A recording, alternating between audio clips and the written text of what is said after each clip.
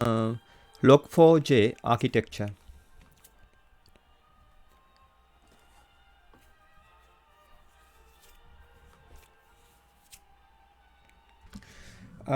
Here you can see the classes which is used by the Log4j here.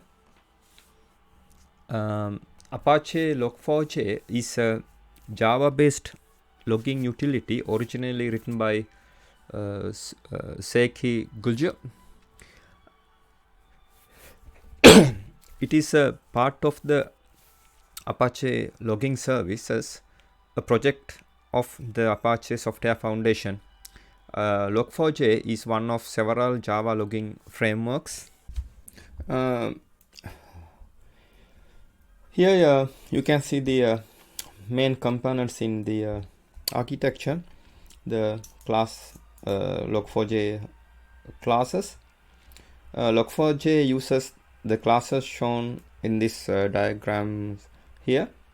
Applications using Log4j 2 API will request a logger with a specific name from the log manager. The log manager will locate the appropriate logger context and then obtain the logger from it.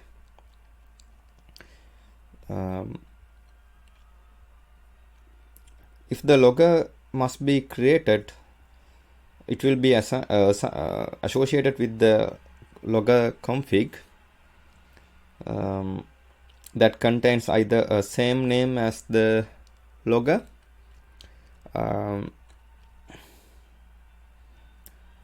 or the name of a parent package or the root LoggerConfig. LoggerConfig objects are created from the logger declarations in the configurations.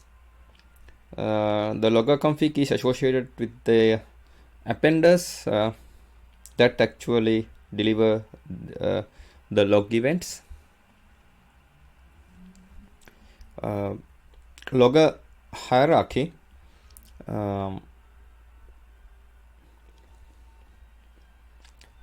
First and foremost advantage of any logger API over plain system.out.println reside in its ability to disable certain log statement while allowing others to print unhindered. This capability assumes that the logging space, that is the space of all possible logging statements, is categorized according to some developer chosen criteria. In Log4j 1.x, the logger hierarchy was maintained through a relationship between loggers. In Log4j 2, this relationship no longer exists. Instead, the hierarchy maintained in the relationship between LoggerConfig objects. Loggers and LoggerConfigs are named entities. Logger names are case sensitive and they follow the hierarchical naming rule. A LoggerConfig named hierarchy, a LoggerConfig is said to be a LoggerConfig is said to be an ancestor of another LoggerConfig if its name followed by a dot is a prefix and descendant logger name. A LoggerConfig is said to be a parent of a child LoggerConfig if there are no ancestors between itself and the descendant LoggerConfig. For example, LoggerConfig named com.foo is a parent of the LoggerConfig name com.foo.bar. Similarly, Java is a parent of java.util, and an ancestor of java.util.vector. This naming scheme should be familiar to most developers. The root config resides at the top of the LoggerConfig hierarchy. It is exceptional in that it always exists and it's part of every hierarchy.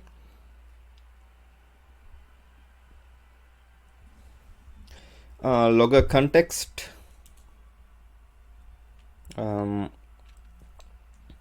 The LoggerContext acts as an anchor point for the logging system. However, it is possible to have multiple active LoggerContext in an application depending on the circumstances. Configuration. Every logger context has an active configuration. Every logger context has an active configuration. The configuration contains all the appenders, context-wide filters, logger configs, and contains the reference to the string substitutor. During reconfiguration, two configuration objects will exist. Once all loggers have been redirected to a new configuration, the old configuration will be stopped and discarded. Logger, as status previously, the loggers are created by calling logmanager.getLogger. The logger itself performs non-direct actions. It simply has a name and associated with the logger context.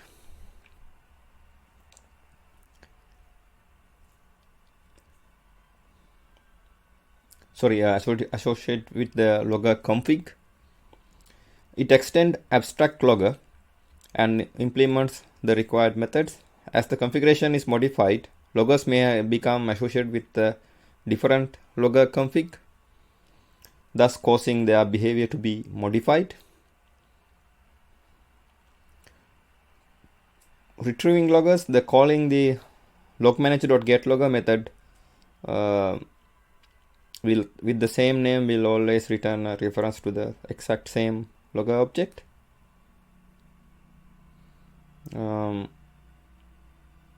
Configuration of the Log4j environment is typically done at the application initialization. The preferred way is by reading the configuration file. Log4j makes it easy to name loggers by software component. This can be accomplished by instantiating a logger in each class with the logger name equal to the fully qualified name of the class. This is useful and straightforward method of defining loggers. As the log output bears the name of the generating logger, this naming strategy makes it easier to identify the origin of a log message. However, this is only one possible, albeit common, strategy for naming loggers. Log4j does not restrict the possible set of loggers. The developer is free to name the loggers as desired. Since naming loggers after their owning class is such a common idiom, the convenience method logmanager.getLogger is provided to automatically use the calling class's fully qualified class name as logger's name. Nevertheless, naming loggers after the class where they are located seems to be best strategy known so far. LoggerConfig. LoggerConfig objects are created when loggers are declared in the logging configuration. The logging config maintains a set of filters that must allow the log event to pass before it will be passed to any appenders.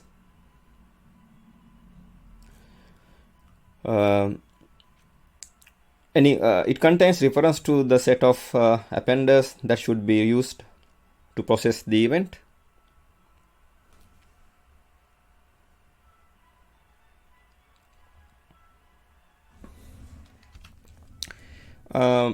Log levels. The logger configs will be assigned to a log level. A set of built-in levels include all, trace, debug, info, warn, error, fatal, and off. The Log4j2 also support custom log levels. Another mechanism for getting the more granularity is to use the markers instead. The off and all levels are not intended to be used on calls to the logging API. Specifying off in the configuration implies no logging events should match, while specifying all would mean all levels match, including custom levels. However, off can be used on logging API calls in special cases where the event should always be logged regardless of the configuration. However, it is generally recommended that a marker with the corresponding global marker filter will be used instead. Log4j 1.x and logback both have the concept of level inheritance. In Log4j, two loggers and LoggerConfig are two different objects, so this concept is implemented differently.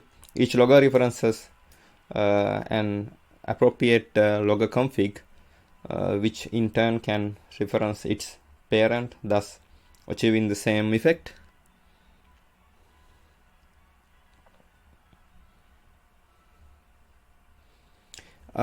Filter. In addition to the automatic log level filtering that takes place as described before, Log4j provides filters that can be applied before control is passed to any log config. After control is passed to a LoggerConfig, but before calling any appenders. After control is passed to a LoggerConfig, but before calling an specific appender, and on each appender,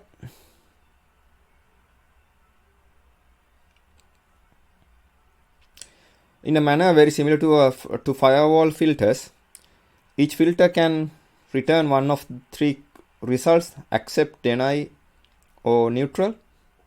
In response, a response of accept means that no other filter should be called and the event should progress.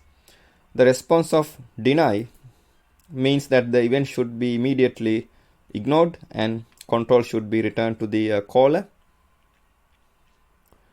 A response of neutral indicates that the event should be passed to other filters. If there are no other filters, the event will be processed. Although an event may be accepted by a filter, the event still might not be logged. This can happen when the event is accepted by pre-LoggerConfig filter, but is then denied by a LoggerConfig filter, or denied by all appenders. Appender. The ability to selectively enable or disable logging requests based on their logger is only part of the picture. Log4j allows logging a request to print to multiple destinations. In Log4j speak, an output destination is called an appender. Currently, appenders exist for the console, files, remote socket servers, Apache Flume, JMS, remote Unix syslog daemons, and various database APIs. More than one appender can be attached to a logger. An appender can be added to a logger by calling add-logger appender method of the current configuration. If the LoggerConfig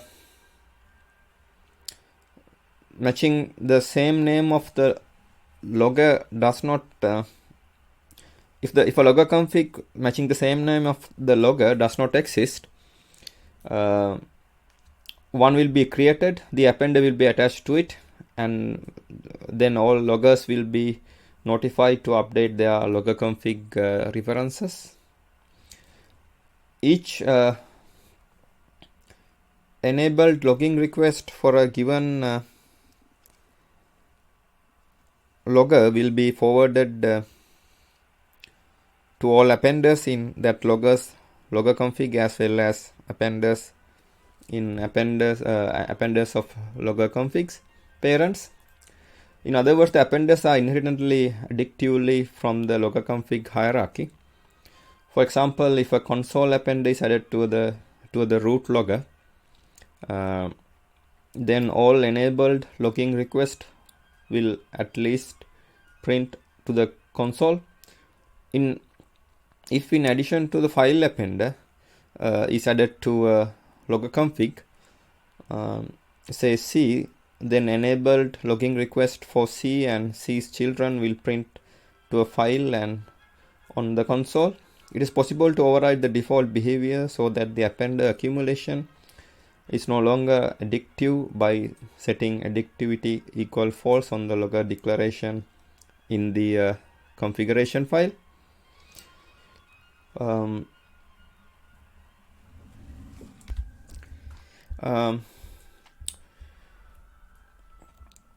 Layout. More often than not, users wish to customize not only the output destination but also the output format. This is accomplished by associating a layout with an appender. The layout is responsible for formatting the log event according to the user's wishes, whereas the appender takes and care of sending a formatted output to its destination. The pattern layout part of the standard Log4j distribution lets the user specify the output format edit according to the conversion pattern similar to the C language printf function. Log4j comes with many different layouts for various use cases such as JSON, XML, HTML, and syslog, including the new RFC 5424 version. Other appenders such as database connectors fill the specific fields instead of particular textual layout. Just as importantly, Log4j will render the content of the log message according to the user specified criteria. For example, if you frequently need to log oranges, an object type used in your current project, then you can create an orange message that accepts an orange instance and pass that to Log4j so that the orange object can be formatted into an appropriate byte array when required. StrSubstitutor, StrSubstitutor, and StrLookup. StrSubstitutor class and StrLookup interface were borrowed from Apache Common Slang and then modified to support evaluating log events. In addition to the interpolator class was borrowed from Apache Commons configuration to allow the StrSubstitutor to evaluate variables that from the multiple StrLookups. It too was modified to support evaluating log event. Together, these provide mechanism to allow the configuration to reference variables coming from system properties, the configuration file, the thread context map, structured data in log event. The variables can either be resolved when the configuration is processed or as each event is processed if the component is capable of handling it. Here the LoggerContext associates with configuration, and here LoggerContext has exactly one configuration, and configuration has exactly one LoggerContext. Configuration aggregates LoggerConfig, Appender, and filter. Here the LoggerConfig aggregates one or more. Configuration aggregates one or more LoggerConfig, and LoggerConfig can have LoggerConfig has only one configuration.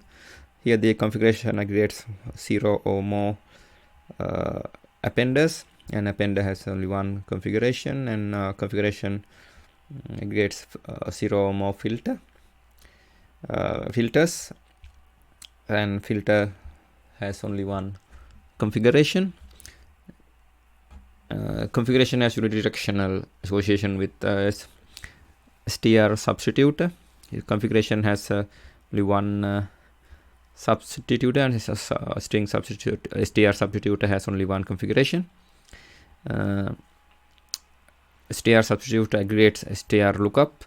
StrSubstitutor has aggregates one or more StrLookups, and StrLookups has only one StrSubstitutor.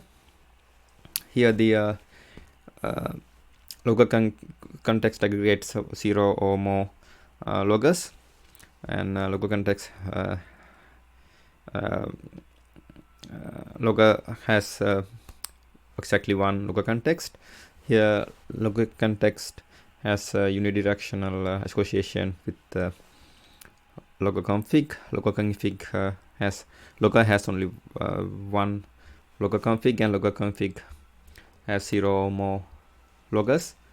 Here the LoggerConfig aggregates 0 or more filters, and filter has only one LoggerConfig, and here LoggerConfig has a unidirectional associated with Appender, and LoggerConfig has 0 or more Appenders, and Appender has 0 or more LoggerConfig. Here the Appender aggregates 0 or more filters, and filter has exactly one Appender. Here the Appender has a unidirectional association with layout, and Appender has 0 or 1 layout, and layout has exactly one Appender.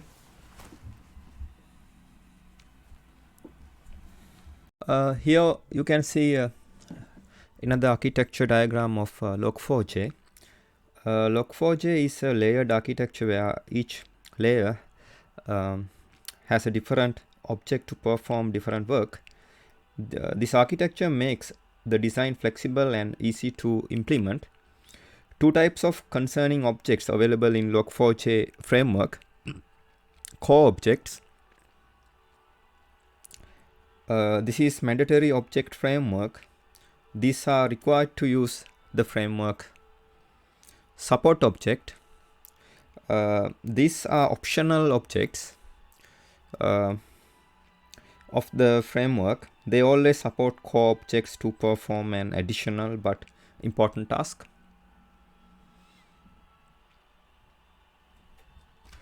Core objects. Core objects include the following type of object.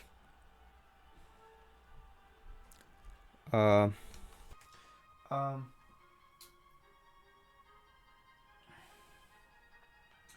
objects include following type of objects: loggers object, layout object, appender object.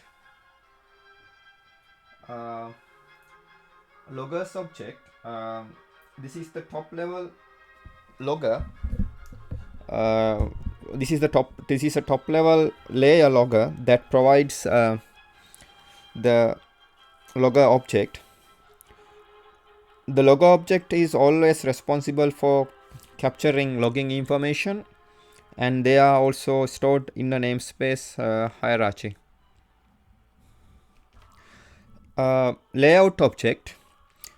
The layout layer provides objects which are used to format logging information in various styles. It provides support to appender object before publishing logging information. Layout objects play an important role in publishing logging information in a way that this is a human readable and usability facility. Reusable facility. The ability to the appender object, the ability to selectively enable or disable registration requests based on your register is only part of the image. Log4j allows registration requests to be printed in multiple destinations. In Log4j, an exit destination is called the appender. Support object. There are some other important objects in the Log4j framework that play a vital role in the logging framework. Some are level object, filter object, object renderer, log manager. Level object, this object defines the granularity and priority of any logging information. There are 7 levels of logging defined within the API: off, debug, error, info, fatal, and all. Filter object, this is used to analyze logging information and making further decisions to check whether that information should be logging or not. If logging information is passed to a particular appender object, all the filter objects compared with that appender need to approve the logging information before it can be distributed to the attached destination. Object renderer, this is specialized in a string representation of a different object passed to the logging framework. It is also used by the layout object to prepare final logging information.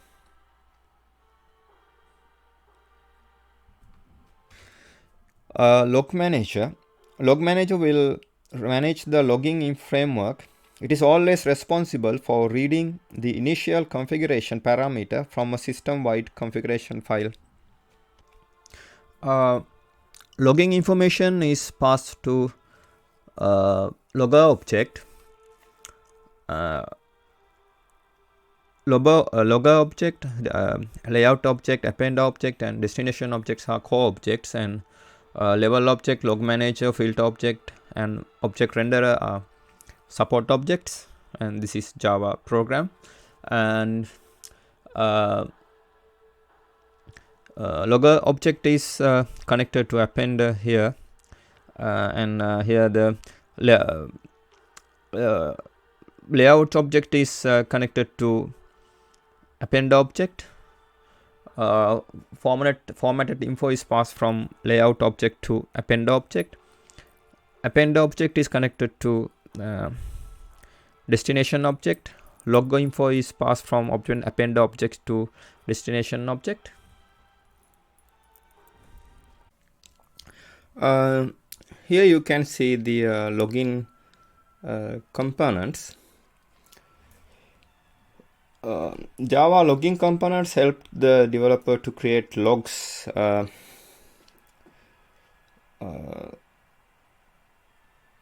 pass the logs to respective destination and maintain and proper format.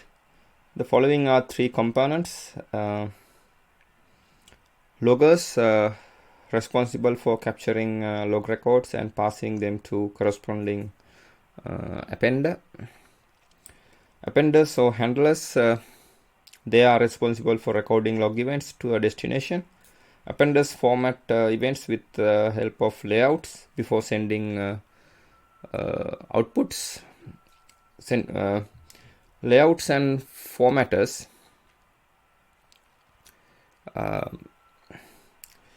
layouts or formatters responsible to determine how data looks when it appears in the log entry.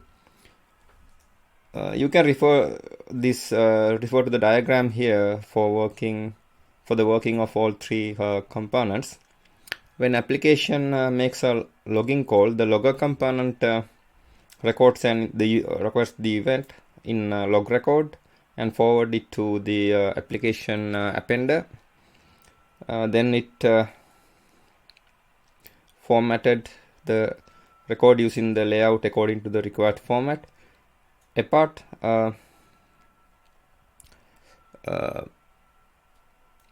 from this, you can also use more than one filters specified to specify which appenders should be used for event. Here the application is connected to the logger. The logger is connected to appender or handler and to filter. Appender or handler is connected to filters here, and the append or handler is connected to the destination. Here you can see logging with Log4j in Java. Log4j is used for logging. Logging is the process of writing log message in any file, database, console, etc., any central place.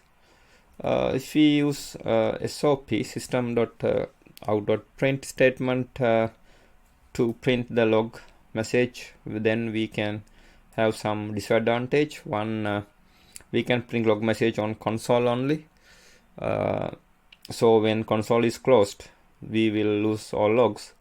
We can't log message at any permanent place. This message will print one by one on console because it is single threaded environment. To overcome these problems, Log4j framework came into the picture. Log4j is an open source framework provided by Apache for only Java projects. Log4j components. Log4j have 3 components mainly, which are following: logger, appender, layout. Logger is the class in apache.log4j package. We have to initialize one logger object for each Java class.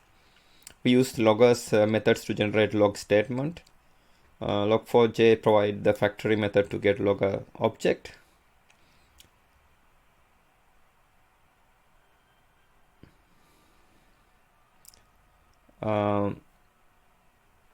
We have totally 5 methods in logger class: 1 info, 2 debug, 3 1, and 4 fatal, and 5 error. It depends on us how to use and when to use these methods. Here methods names are different, but working is the same of all. All will print the message only. Levels is a class in org.apache.log4j package. We can also make custom level by extending level class. Each level has a different priority order, like this: debug, then info, then 1, then error, then fatal. It means the fatal is the highest priority error, like database is closed. Appender is used to write a message into a file or DB or SMTP. Log4j have different types of appender.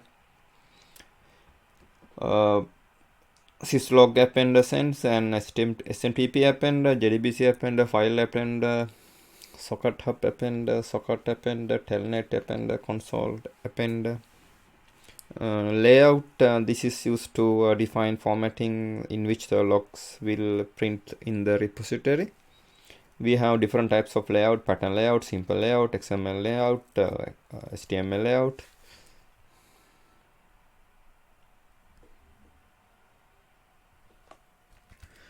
Java application interact with Apache Log4j library and Log4j.properties and logger. Levels are connected to logger. Logger is connected to appender. How to store logs is connected to appender, and here printing logs. Append is connected to layout, and customization is connected to layout, and appender and layout is connected to printing logs, means console, database, and file.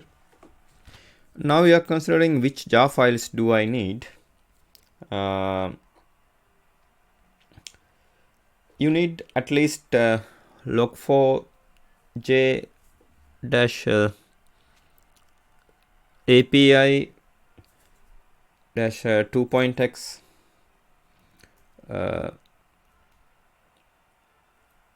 and the log4j dash core dash 2.x jar files.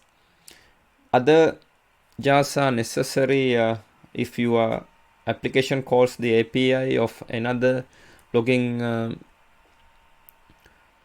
framework and you want to route logging calls to the log4j2 implementation.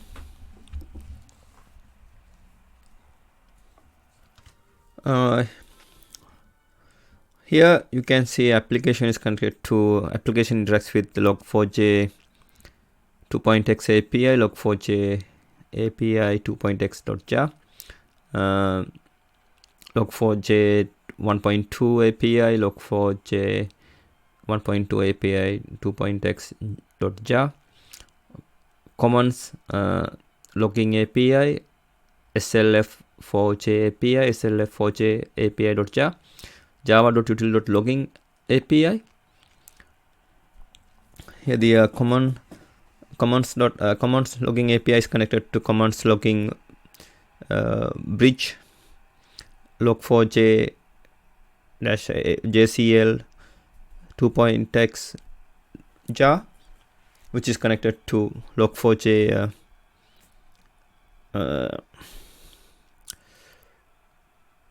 2.x API, log4j API 2.x jar. Here the SLF4j API, SLF4j API.jar is connected to SLF4j bindi ng, log4j SLF4j IMPL 2.x.jar that is connected to log4j 2.x API. Here the log4j util.logging API is connected to Joule adapter log4j Joule 2.x.jar that is connected to log4j 2.x API. And here the log4j 1.2 API, log4j 1.2 API 2.x.jar is connected to log4j 2.x API.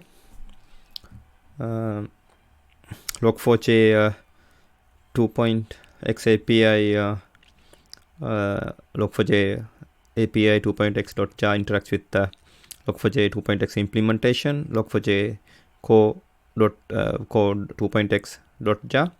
Here the log4j 2.x API, log4j API 2.x jar is connected to log4j 2.x implementation, log4j core 2.x .jar. Here we are considering log4j to SLF4j adapter jar. In which jar files do I need?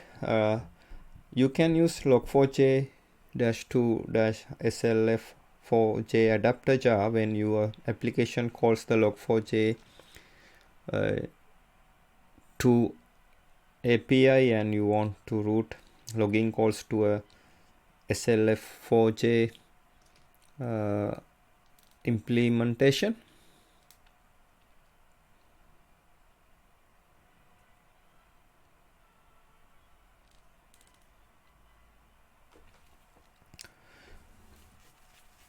Some of the log4j components have features with optional dependencies, the component dependencies, and here the application interacts with log4j 2.x API, log4j API 2.x.jar that is connected to log4j SLF4j bridge, log4j -2 SLF4j -2.x point jar. That is connected to SLF4j API, SLF4j API.jar that is connected to SLF4j implementation. Here you can see Log4j internal flow. If we create logger object in Java application, then the request will be sent to Log4j software about to create logger object. Log4j software will search for log4j.properties /log4j.xml file in a class path. If it is existed, then Log4j software will load and pass Log4j configuration file. Then Log4j software will create a logger object. After creating the logger object,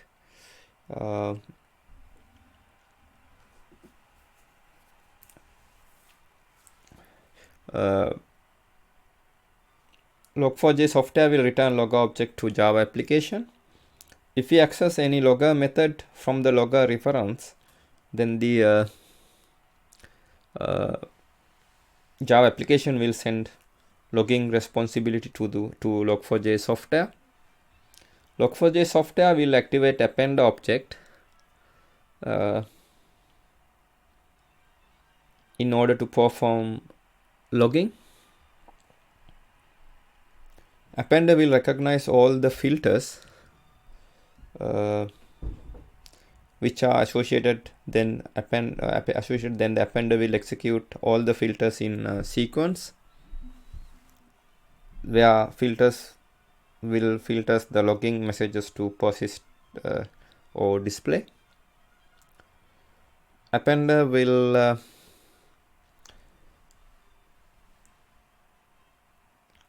activate layout object. It will apply the layout styles on the logging messages. After styling logging messages, Appender will activate object renderer to recognize the destination, sending logging messages to the respective destination.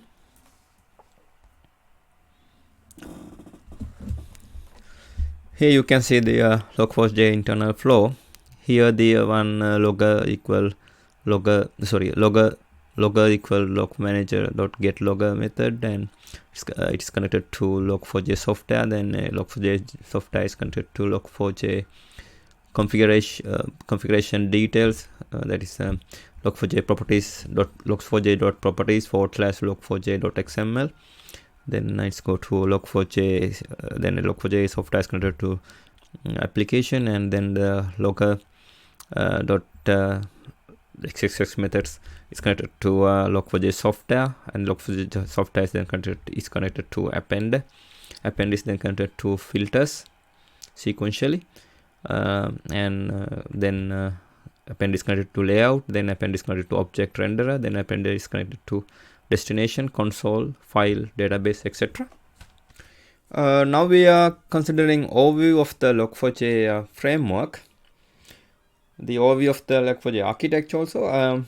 The architecture of the Log4j API is layered. Each layer consists of different objects performing different tasks. Top layer captures the logging information.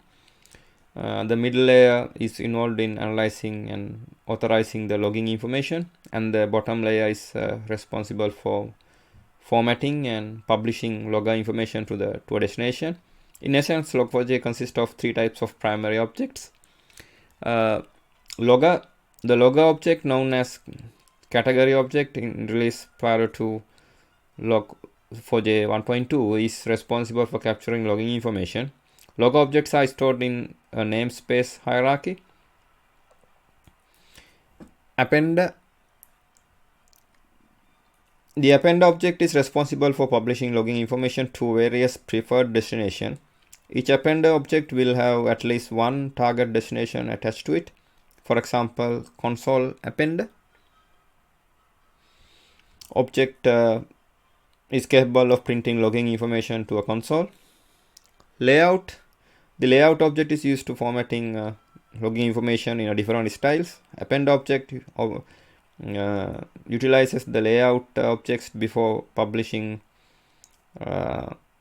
logging information. The layout objects play an important role in publishing logging information in a way that is human readable and reusable. Preceding core objects are central to the architecture of Log4j. Apart from them, there are several auxiliary objects that can plug and play to any layer of API. This object help manage the different logger object active within an application and fine tune the logging process. Next, we will go over the principal auxiliary components in the Log4j framework that play a vital role in the logging framework. The level object, previously referenced as priority object, defines the granularity and the priority of any logging information.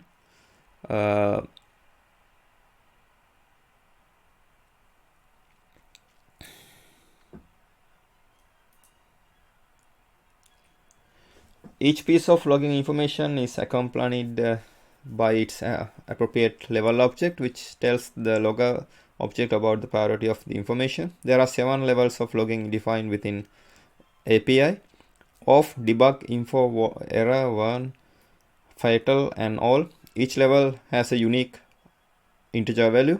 The level values can be arranged in an ascending manner: all, then debug, then info, then warn, then error, then fatal, then off. Where all means most of the logging information will be published, and off means none of the logging information will be published. Filter object is used to analyze logging information and make further decisions whether the information should be logged or not. In the Log4j context, Appender objects can have several filter objects associated with them. If logging information is passed to a particular append object, all the filter objects associated with that appender need to approve the logging information before it can be published to the preferred destination.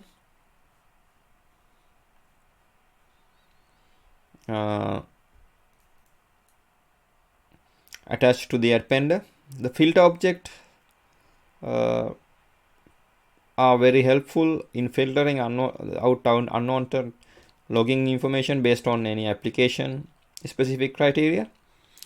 Object renderer. The object renderer object is specialized in providing string representation of different objects passed to the logging framework. More precisely, when application passes a custom object to the logging framework will use the corresponding object renderer to obtain a string representation of the passed object. This is used by the layout objects to prepare the final logging information. Log manager object manages a logging framework. It is responsible for rendering the initial configuration parameter from the system-wide configuration file or a configuration class. Log manager stores in a namespace hierarchy each logger instance created with a namespace within an application. When we try to obtain a reference named logger, log manager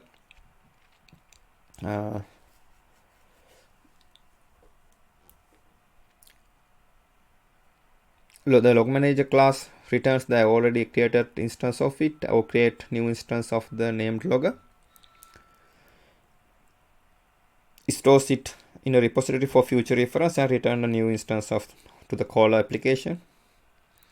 Now that you have seen the Log4j core components, it is time to briefly discuss how they interact with each other. The central part of the Log4j framework is the logger object. An application initiates a named logger instance and passes various logging information to it. The logger object has a designated level object associated with it. The logger object provides several logging methods that are capable of logging information into categorized levels. The logger logs only the messages with the level objects equal to or greater than it is assigned the level object, or else reject the logging request.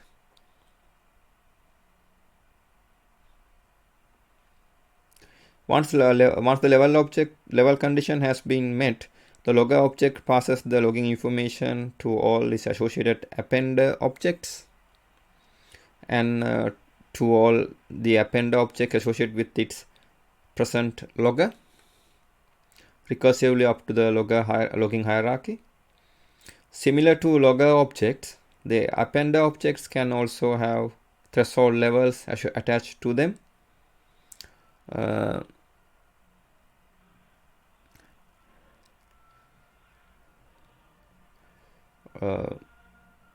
Logging information is validated against the threshold level attached to the appender. If the log message has a level equal to or greater than the threshold level, the logging message is passed to the next stage. The appender object then look for any filter objects associated with them. If there are any, the logging information is passed through the filter objects in a chain.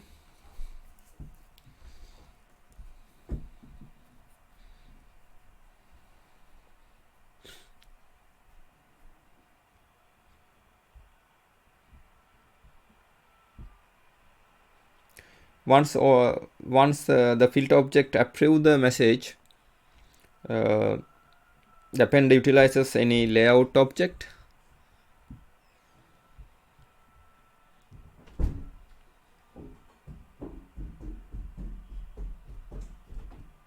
A layout object associated with it to format the message, and finally it publishes the logging information to the preferred destination. This figure depicts the overall of the Log4j logging architecture in a UML sequence diagram.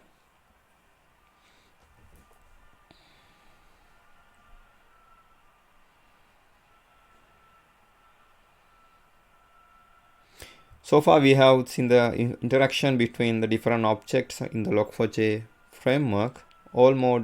All these different objects and their properties are supplied to the Log4j framework in the configuration file. At the startup of any application, this configuration file is supplied to the Log4j framework either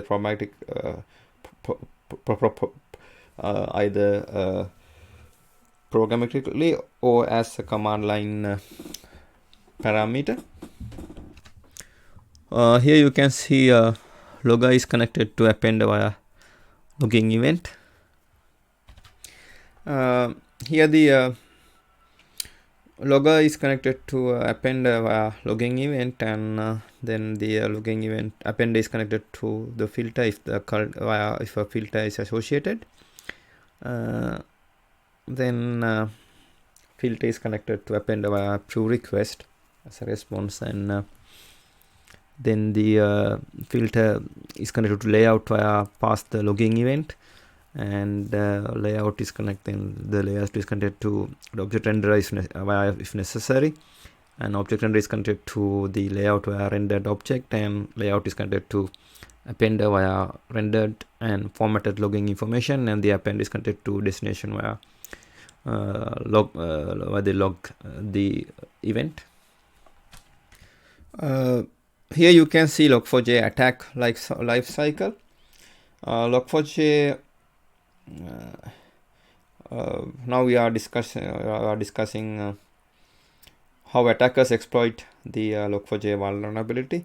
Log4j allows messages to contain HTTP and HTTPS formatted strings through JNDI to the Apache web server. This information is written in a way that is remotely retrieved by a variety of protocols, including LDAP. It then looks up the attacker's server to download any malicious software to verify the input. Here the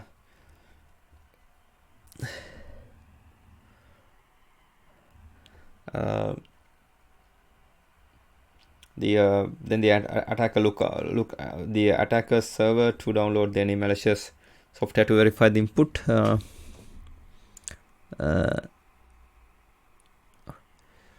And when it comes with the following string in a log message, $, here the JNDI colon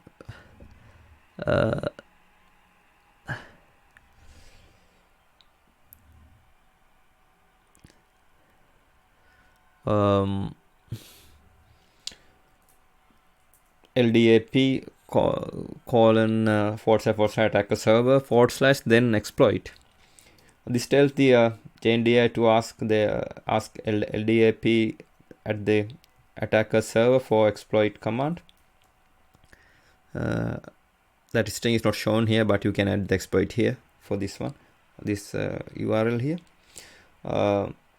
If the LDAP server references HTTP / attack server / exploit as the response, JNDI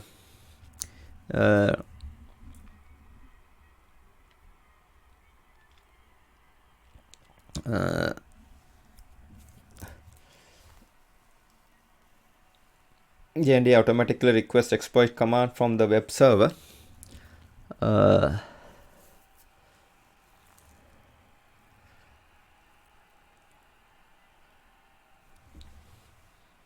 Now you can get a remote code execution RCE in an application that was allowed the attacker to remotely execute malicious code.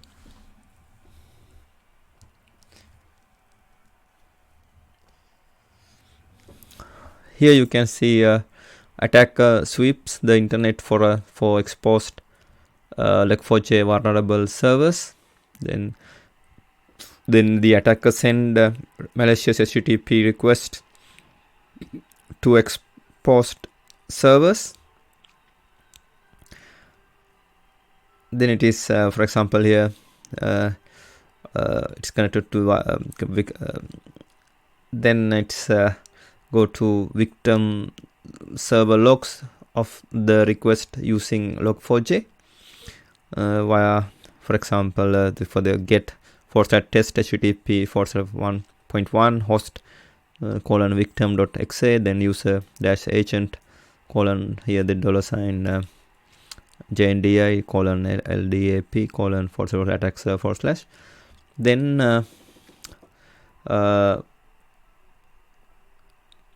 Log4j interpolates the string and queries malicious LDAP server. The Apache Log4j vulnerability is here. Then it's connected to then it goes to LDAP server response with malicious Java class. Here the JNDI LDAP via JNDI LDAP // attack server / then it's then it's going to victim server downloads and execute a malicious payload. Here the call to action, crypto mining, remote shell ransomware, data exfil APTS.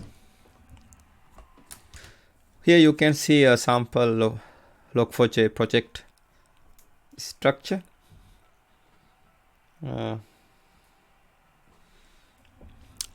Here the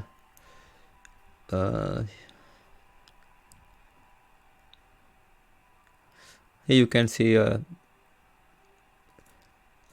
under test-ng all LUR report there are folders, and here the .idea, LUR result, exent reports, Log4j, SRC, target, .git, igno, Everywhere report example.iml, pom.xml, readme.md, and testng.xml.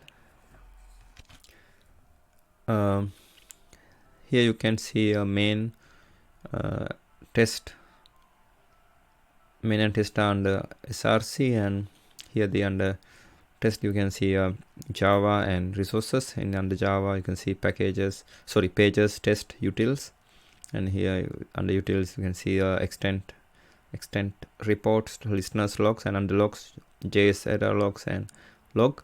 Here the under resources you can see extent.properties, and here you can see log4j log4j2.properties. Here you can see log and log4j.properties here. Now we are focusing on LoggerContext. The LoggerContext acts as the anchor point for the logging system. However, it is possible to have multiple active LoggerContext in an application depending on the circumstances. Here you can see interfaces lifecycle and lifecycle 2. With the lifecycle interface, all proper Java frameworks implement some sort of object lifecycle. In Log4j, the main interface for handling lifecycle context of an object is this one, lifecycle.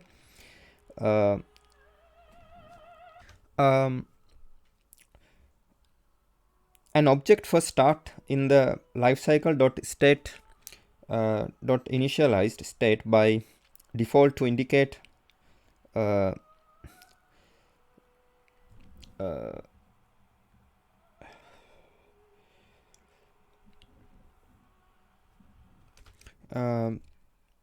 class has been loaded. From here, calling start method will change the state to lifecycle.state.starting. After successfully being started, the state is changed to lifecycle.state.started.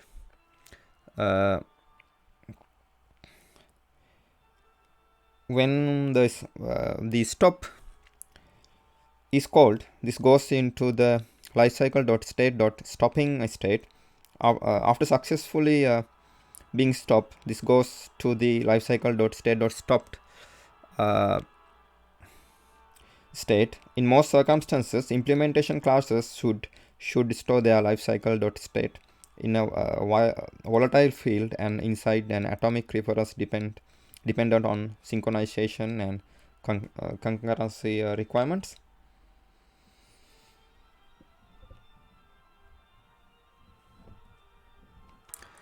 In lifecycle 2, this extend the lifecycle interface. This interface should be merged with the super interface in 3.3 or 3.0. In the stop method blocks until all tasks have been completed execution after a shutdown request or timeout occurs, or the current thread is interrupted, whichever happens first.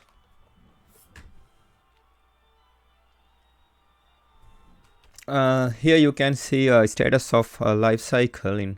This is in enum lifecycle.state.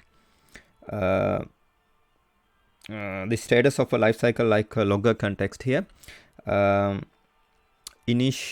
Here you can see initializing object is in its initial state and not yet initialized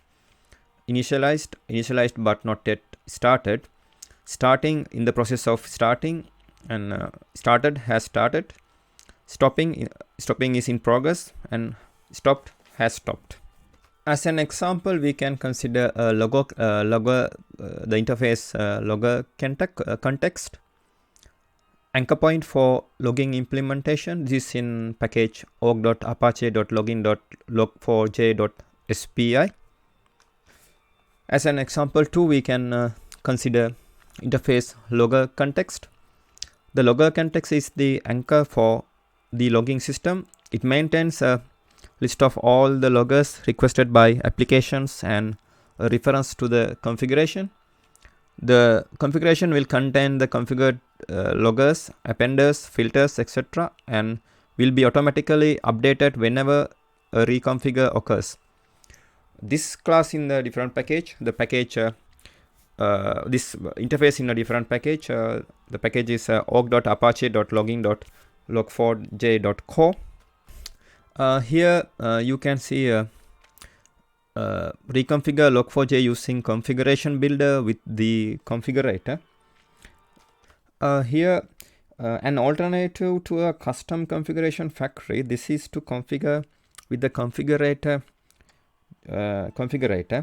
Once the configuration object has been constructed, it can be passed to one of the configurator.initialize methods to set up the log4j configuration. Using configurator in this manner allows an application control over when the log4j is initialized. However, should any logging be attempted before configuration.initialized is called, then the default configuration will be used for those log events. Here you can see class configurator initializes and configure the logging system. This class provides the several ways to construct a logger context using the location of the configuration file, a context name,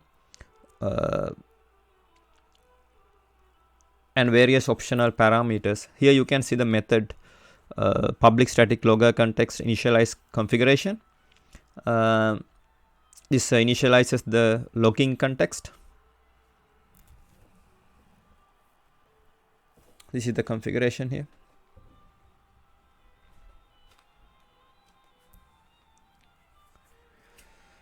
This is in package org.apache.login.log4j.co.config. Here you can see a class log manager, the anchor point for the log4j logging system. The most common usage of this class is to obtain named logger. The method getLogger is provided as the most convenient way to obtain named logger based on the calling class name. This class also provides method for obtaining a named logger that use string.format string object style messages instead of the default type of parameterized messages. These are obtained through the getFormatter logger class family of methods. Other service provider methods are given through the getContext. Here we consider getContext and getFactory family of methods. These methods are not normally useful for typical usage of log4j. Here you can see public static logger context get context boolean. This is the current context. This returns a logger context. Here the parameter current context. If false, the current context appropriate for the caller of this method is returned. For example, in a web application, if the caller is the class in a web/lib webinfo/lib, then one logger context may be returned. And if the caller is a class in the container's class path, then different logger context may be returned. If true, then only a single logger context will be returned.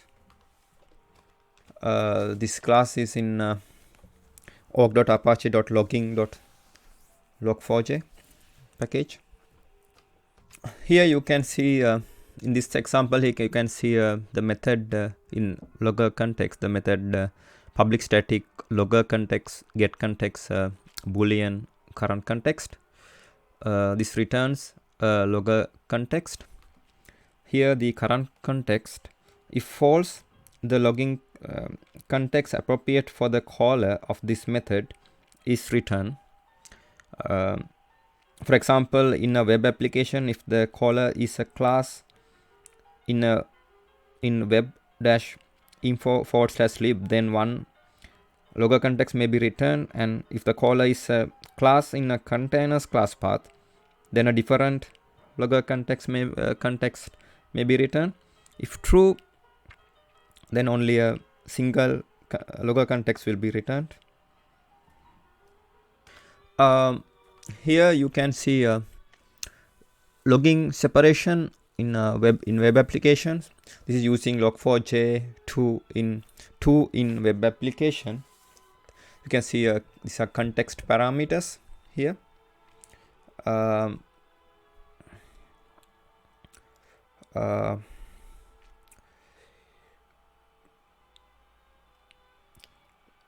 Here Log4j context name, if is Log4j context selector named is true, Log4j context name must be specified or display name must be specified in web.xml.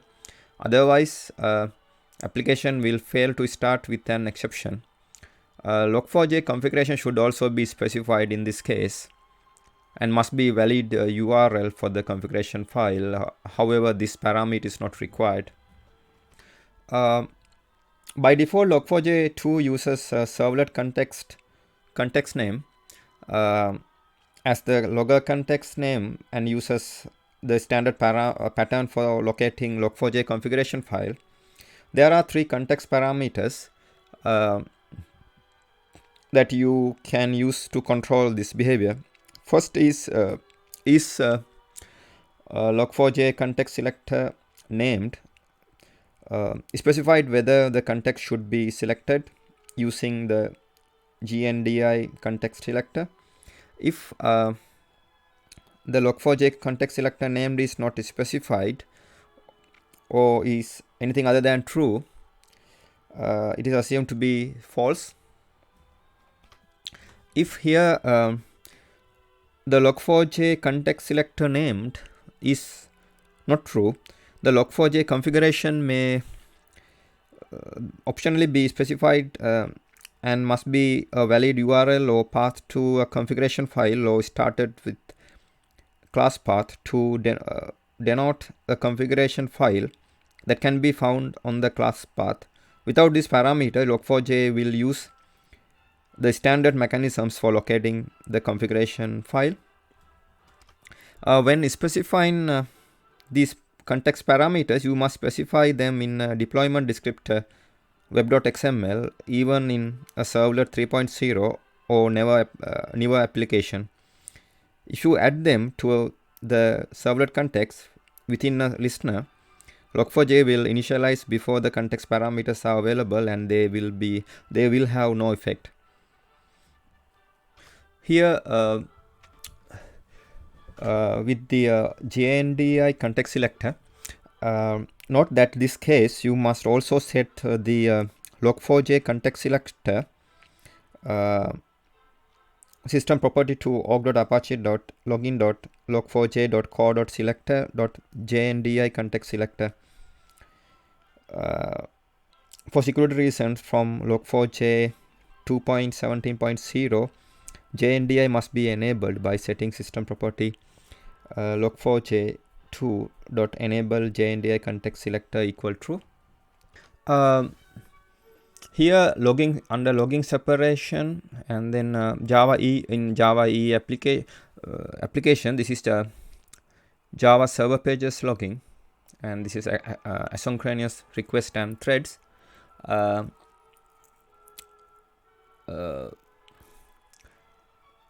The interface Log4j web support.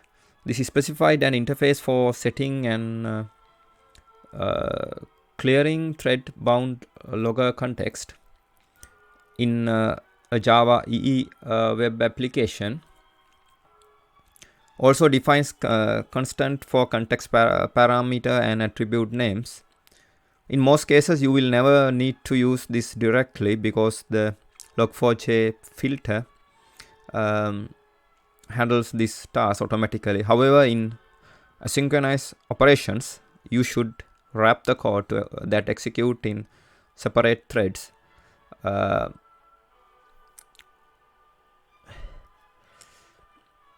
With the set logger context and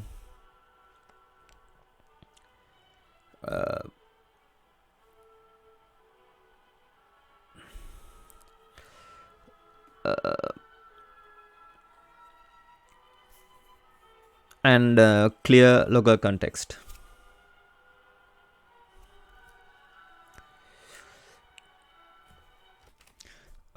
Here the method void set LoggerContext sets the LoggerContext so that code executing afterwards can easily and quickly access loggers via logmanager.setLogger.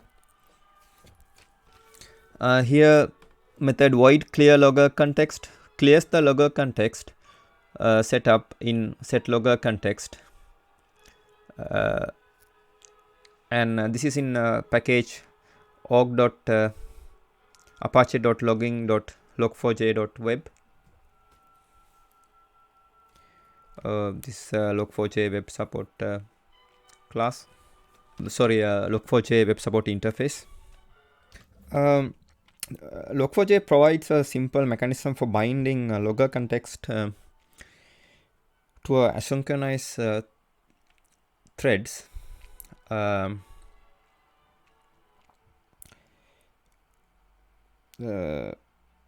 In some special circumstances, the simplest way to do is to wrap the runnable instance that is passed to the async.context start async context start method.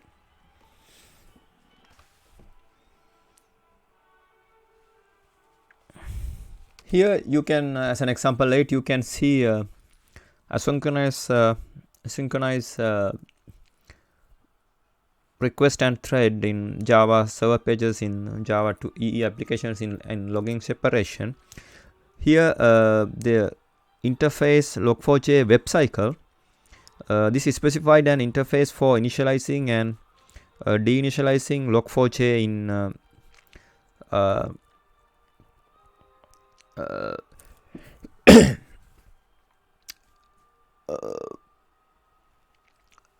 in Java EE web application. The default and only implementation is Log4j web initialize IMPL. The initializer is based on an interface to improve testability. The methods are contained in a package private and sub interface because general application code should not have access to them. This is in package org.apache.logging.log4j.web. Here the method void set LoggerContext set the LoggerContext to so that the code executing afterwards can easily and quickly access loggers via log manager get logger, and here void clear LoggerContext method clears the LoggerContext setup in set LoggerContext. Now we are considering use cases. Standalone application in use cases in logging separation. Standalone applications are usually relatively simple. They are typically have one bundled executable that requires only a single logging configuration. Now we are considering web applications. A typical web application will be packaged as a WAR file and will include all of its dependencies in web-inf/lib, and will have its configuration file located in the class path or in a location configured in web.xml. Now we are considering Java EE applications. A typical web application will be, a Java EE application will consist of one or more WAR files and possible some EJBs, typically all packed in a EAR file. It is desirable to have single configuration that applies to all components in the EAR. The logging classes will generally be placed in a location shared across all the components, and the configuration needs to be shareable. shared web application and REST service containers. In this scenario, there are multiple WAR files deployed in a single container. Each one of the applications should use the same logging configuration and share the same logging implementation across each of the web applications. When writing to files and streams, each of the applications should share them to avoid issues that can occur when multiple components try to write the same files through different web file objects, channels, etc. OSGI applications. An OSGI container physically separates each jar file into its own class loader, thus enforcing modularity in jars as well as providing a standardized ways for jars to share code based on version numbers. Suffice to say, the OSGI framework is beyond scope of this presentation. There are some differences when using Log4j in OSGI container. By default, each jar bundle is scanned for its own Log4j configuration file. Similar to the web application paradigm, every bundle has its own LoggerContext. As this may be undesirable when a global Log4j configuration is wanted, then context selector should be overridden with basic context selector and JNDI context selector. Now we are considering the simple approach in approaches. The simplest approach for separating logging within application is to package each application into its own copy of Log4j and to use the basic context selector. Class basic context selector in package aug.apache.login.log4j.co.selector in module aug.apache.login.log4j.co returns either this thread context or the default LoggerContext.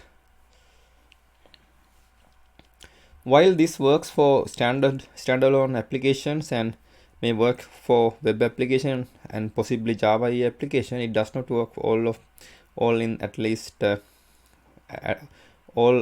the last case.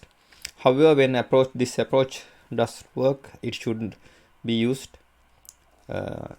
As it is ultimately simplest and most straightforward way of implementing logging. Now we are considering using context selectors. There are a few patterns for achieving a desired state of logging separation using context selectors. Place the logging jars in a container class path and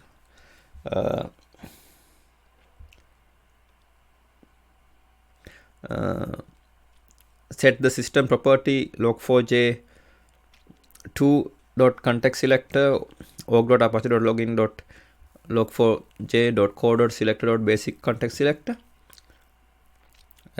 This will create a single LoggerContext using a single configuration that will be shared across all applications. Place the logging jars in a container's class path and use the default class loader context selector. This is step 2.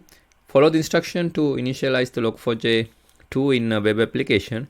Each application can be configured to share the same configuration used at the container and can be individually configured. If status logging is set to debug in the configuration, there will be output from the logging is initialized in the container and then again in each web application.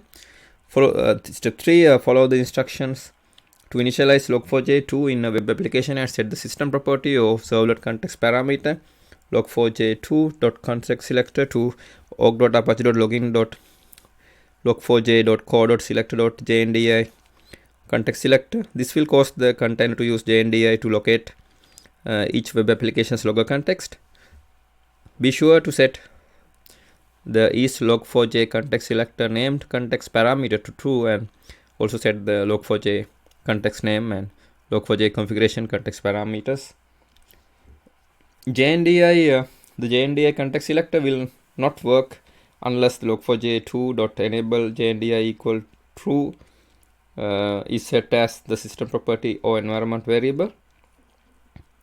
The exact method for setting the system properties depends on the container. For Tomcat, edit $Catalina_home /conf/Catalina.properties. Consult the documentation for other web containers. Now we are considering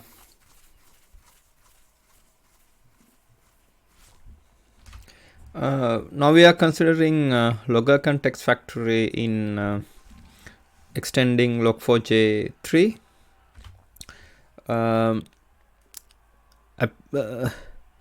Application may change the LoggerContext factory that will be used by here, and the interface LoggerContext factory in package org.apache.login.log4j.spi in module org.apache.login.log4j implemented by factories that create LoggerContext objects. The application may change the LoggerContext factory that will be used by create a binding to the logging information, implement a new LoggerContext factory,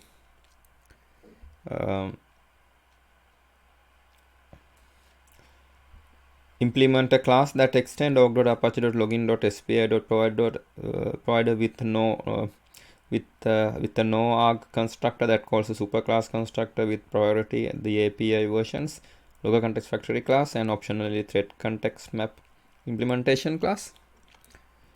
Create the meta -inf/services/org.apache.login.spi.provider file that contains the name of the class that implement org.apache.login.spi.provider.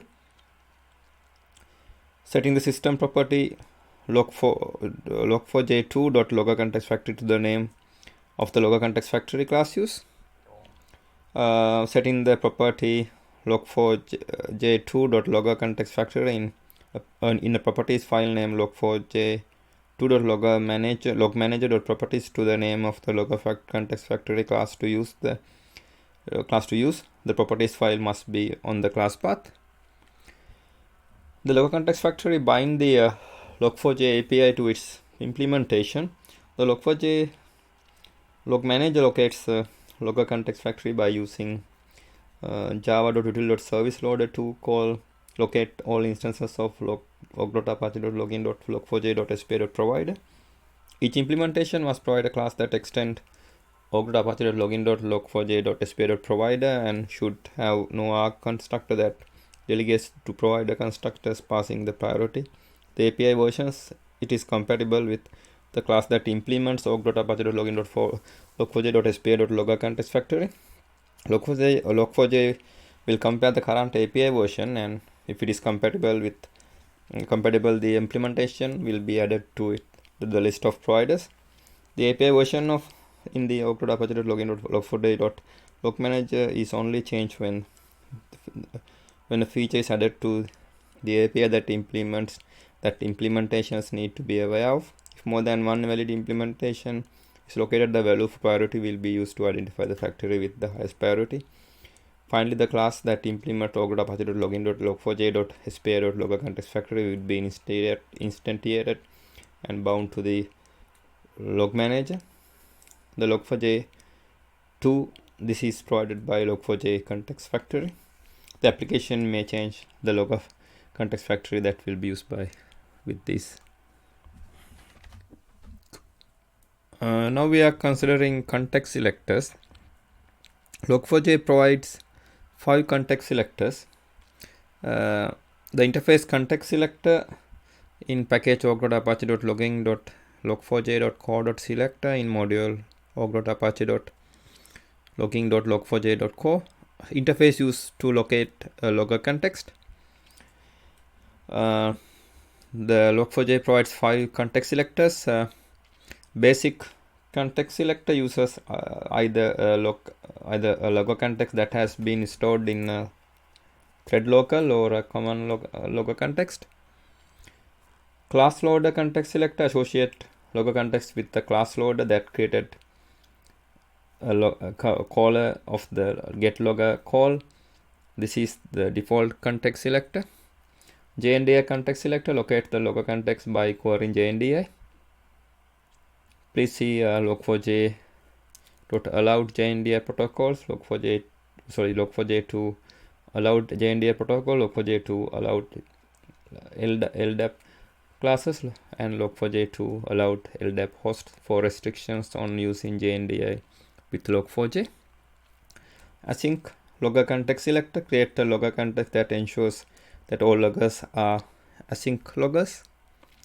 Bundle context selector, associate logger context with the class loader of the bundle that created the caller of the getLogger call.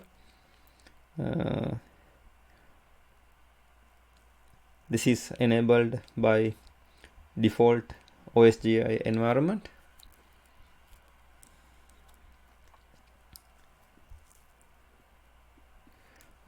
Context selectors are called by Log4j LoggerContext factory. They perform the actual work of locating or creating a logger context, which is the anchor for loggers and their log configuration.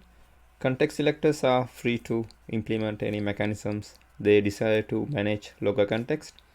The default Log4j context factory check for the presence of injector binding for a context selector. If none are defined, the system property named Log4j context selector is checked. If found, the property is expected to contain the name of the class that implement the context selector to be used. This class is then used for creating context selector instances. Log4j provides five context selectors. Now we are considering context parameters. In a web application, here set the logging context name to my application. By default, the Log4j2 uses servlet context name as the logger context name and uses the standard pattern for locating Log4j configuration file.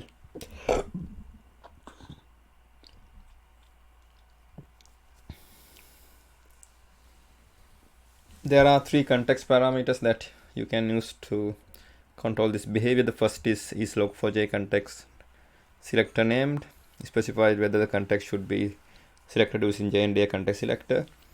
If the Log4j context selector named is not specified or is anything other than true, it is assumed to be false.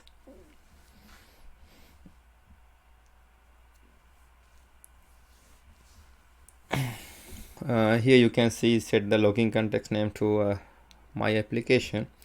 Here set the configuration path file.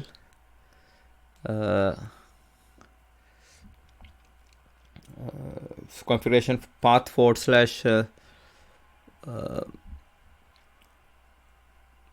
file / URI to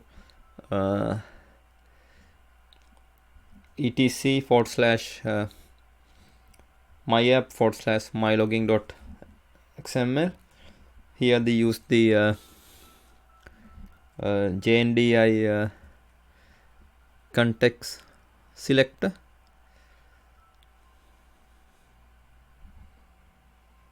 Note that in this case you must also set the Log4j context selector system property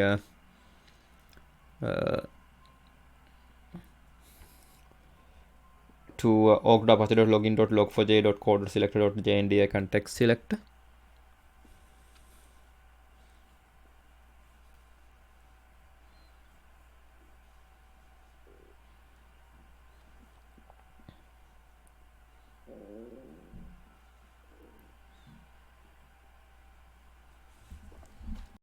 Exception example, we can consider null point exception.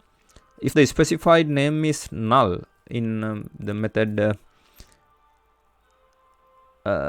public void set name string name in class LoggerContext in package org.apache.login.log4j.co. As another exception example, we can consider this occurred in the Apache in the environment with Apache Log4j 2.0.2. The null point exception in thread main java.lang.exception in initialize error caused by java.lang.class cast exception. org.apache.logging.slf4j LoggerContext cannot be cast to org.apache.logging.log4j core.LoggerContext, etc. Now we are focusing on configuration. Every LoggerContext has an active configuration. The configuration contains all the appenders, context-wide filters, LoggerConfigs, and contains the reference to the StrSubstitutor. During reconfiguration, two configuration objects will exist. Once all loggers have been redirected to the new configuration, the old configuration will be stopped and discarded. Here you can see the DTD for the configuration document supported by the DOM configurator of Log4j version 1.1.3. The XML-based org.apache.log4j.xml.DOM configurator configures the class offers more configuration class offers more flexibility and benefits and drawbacks of the XML-based configuration. This is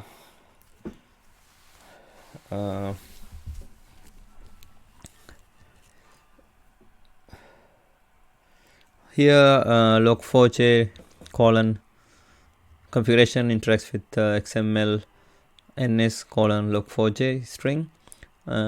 Disable */ enumeration and disable override */ enumeration and debug */ enumeration and config debug */ enumeration and renderer and root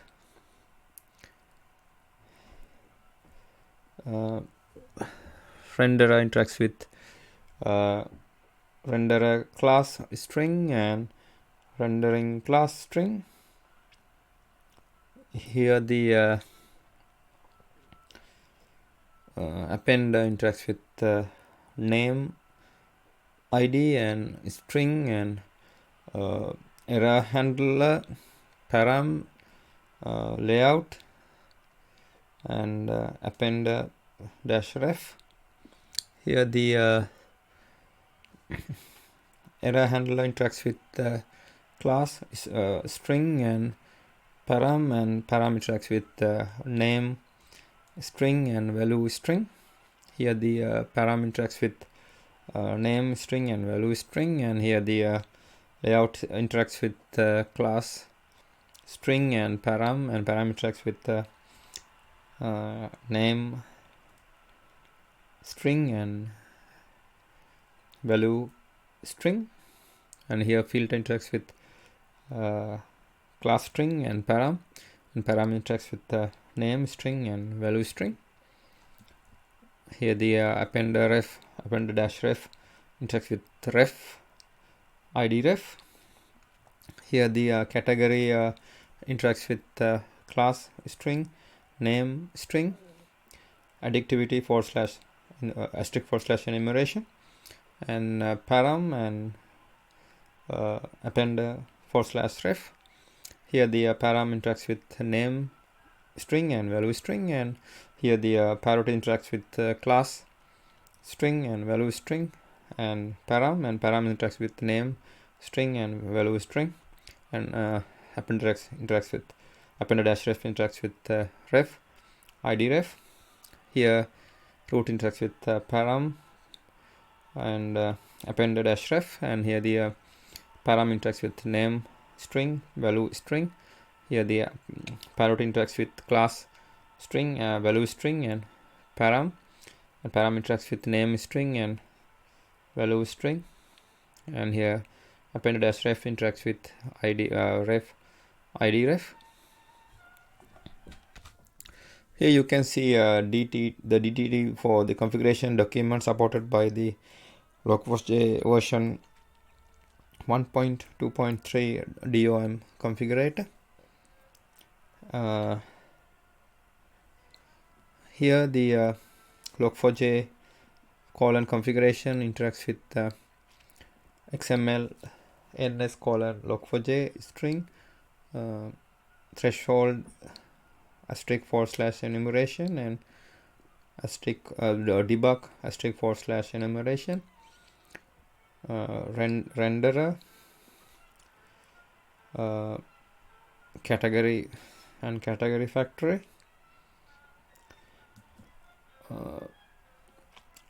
renderer interacts with renderer class string and rendering class string. Here the Appender interacts with name id class string, error handler, and then Appender dash ref. Error handler interacts with class string, param, and param interacts with name string and value, and here root dash ref, and here the logger dash ref interacts with ref id ref. Here the error handler interacts with appender dash ref. It interacts with ref id ref. Here the param interacts with name string and value string. Here the layout interacts with class string, param, and here the filter interacts with class string and param. Here the appender ref interacts with ref id ref. Here the category interacts with class string, name string, additivity /* enumeration, and param and appender dash ref. Here param interacts with name string, value string. Parrot interacts with class string and value string, and param interacts with name string and value string. Here level interacts with class string and value string, and param interacts with name string and value string.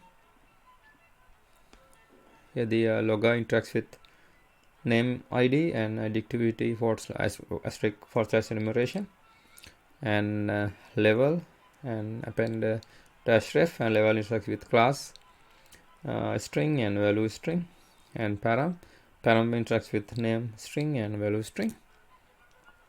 Here the root interacts with the param and appender dash ref. Param interacts with name string and value string. Here the priority interacts with class string, value string, and here param interacts with name string and value string. Here the level interacts with class string and value string, and param interacts with name string and value string. Here appender dash ref interacts with ref. Here the category factory interacts with class string and param interacts with name string and value string. Here you can see Log4j configuration process. Right into the configuration class. Once we have here the Log4j API already provides two classes for configuration: basic configurator, which is capable of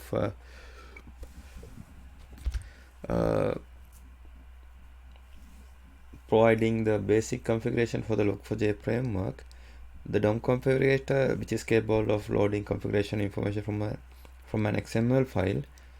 We can write our own configuration class to configure the Log4j framework from the database.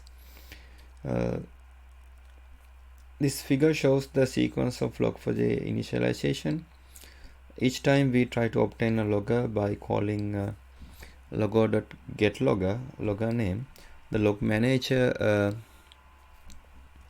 class get initialized. Log manager collects then inspect the system properties snippet to the Log4j from the command line. Remember that this is happening at the class loading time of the log manager in a static block, and this takes place once and only once Log Manager detects the configuration file specified via command line system properties. It then calls the option converter helper class to pass the information contained in the files. The option converter class instantiates an appropriate configurator class and calls the doConfigure method to complete the configuration process.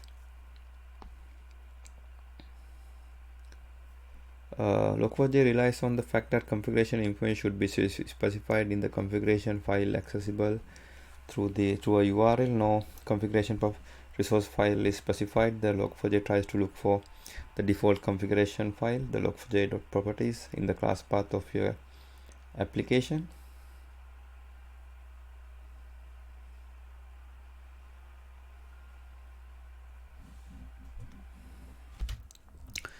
Here the class logger, the core implementation of the logger interface.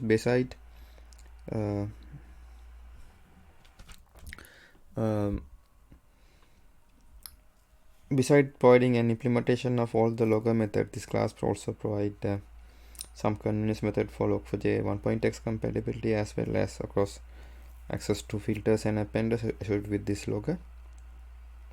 Note that access to this underlying object is provided primarily for use in unit test or bridging legacy Log4j 1.x code.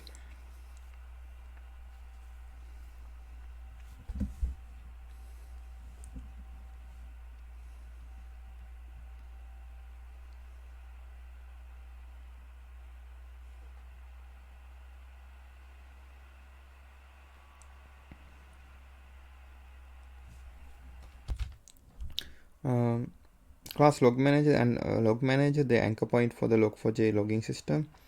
The most common usage of this class is to obtain the named logger. The method getLogger is provided as the most convenient way to obtain the named logger based on the calling class name. This class also provides method for obtaining named loggers that use string.format, string object style messages instead of the default type of parameterless messages. These are obtained through the getFormatterLogger class family of methods. Other service provider methods are given through getContext, getFactory methods family of methods. These methods are not normally useful for typical usage of Log4j.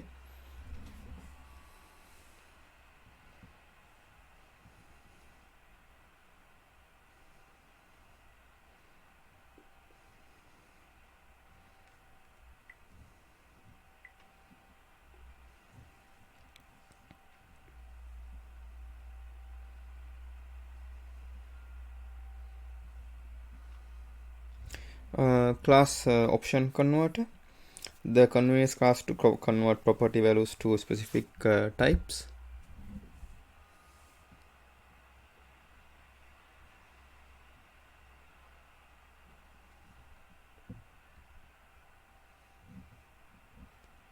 Class configurator initializes and configure the logging system. This class provides several ways to construct a LoggerContext using the location of the configuration file, a context name, and various optional parameters. Here the application is connected to the logger, then logger is connected to the log manager. Here the log manager is connected to the option converter, then the option converter is connected to the configurator. As an example, we can consider interface configuration. Interface that must be implemented to create a configuration. This is in package org.apache.logging.log4j.core.config. As an example 2, we can consider class abstract configuration, the base configuration. Many configuration implementations will extend this class. This in Apache. This is in package org.apache.logging.log4j.core.config. Here you can see initialize Log4j using configuration builder with a custom configuration factory. The interface configuration factory textend configuration interface for building logging configurations. This is in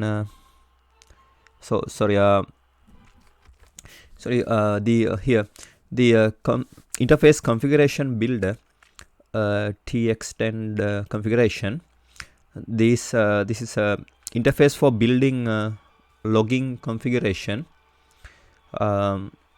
This is in package org.apache.logging.log4j.core.config.builder.api. Here the class configuration factory, the factory class for past configuration object from a configuration file. Configuration factory allows configuration implementation to be dynamically chosen in one of three ways. A system property named Log4j .configuration factory can be set with the name of configuration factory to be used, or set configuration factory. Configuration factory can be called the instance of the configuration factory to be used. This must be called before any other calls to Log4j. A configuration factory implementation can be added to the class path and configured as a plugin in the configuration factory category. The old annotation should be used to configure the factory to be the first one inspected. This class is in package org.apache.logging.log4j.core.config. One way to programming configure Log4j2 is to create custom configuration factory that uses configuration builder here to create configuration. This example overrides get configuration methods to return configurations created by the configuration builder. This will cause the configuration to automatically hooked into Log4j when LoggerContext is created. In this example, because it specifies a supported file type asterisk, it will override any configuration files provided. Here in set, this is a configuration builder. Set configuration sets the name of the configuration. Here set status level sets the level of the status logger. Here in add adds a filter component. Here in this adds an Appender component.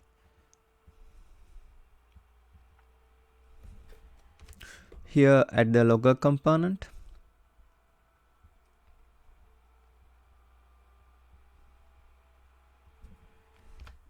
Here too. And here in the build, builds the configuration and optionally initialize it.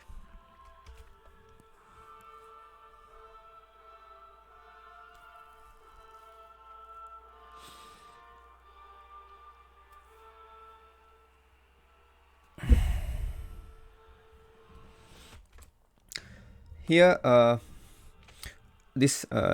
as example 4, we can consider reconfigure Log4j using configuration builder with the configurator. Here the class configurator initializes and configure the logging system. This class provides several ways to construct LoggerContext using the location of configuration file, a context name, and various optional parameters. This is in package org.apache.login.log4j.core.config. Here you can see the configuration builder interface for building logging configurations. Here you can see configuration builder factory this provides methods to create configuration builders. Here the new configuration builder here returns a new default configuration builder to construct Log4j configurations.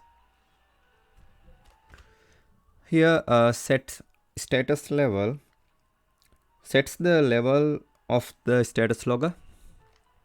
Here set configuration name sets the name of the configuration.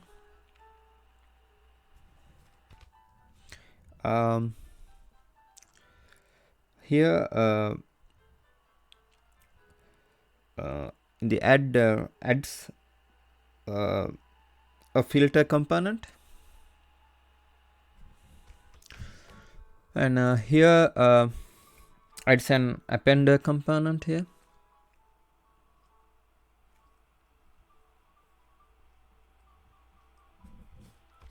Here add the logger component.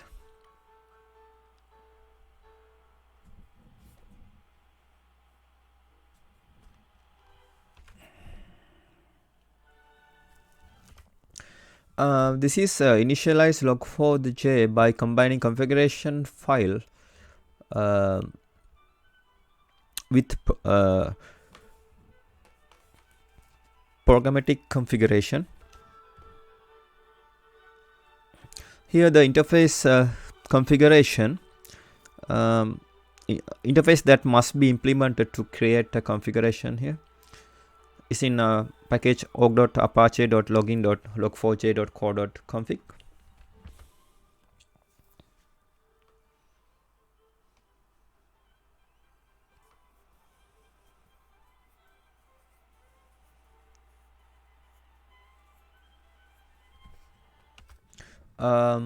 Here in get configuration returns the current configuration.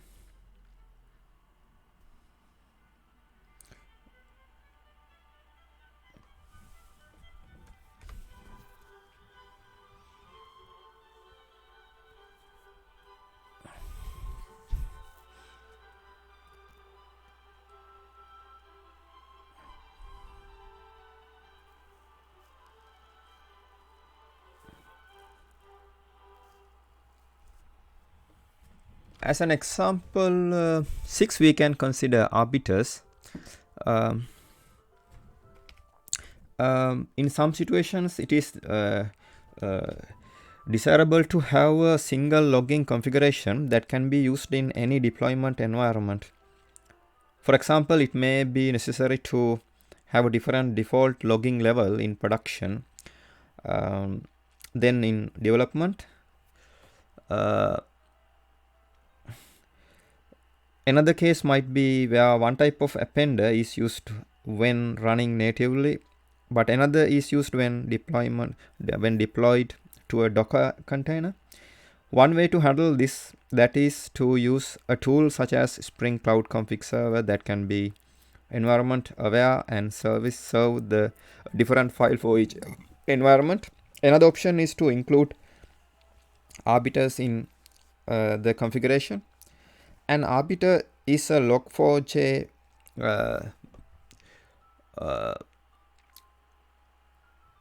plugin that has the job of determining whether other configuration elements should be included in a generated configuration.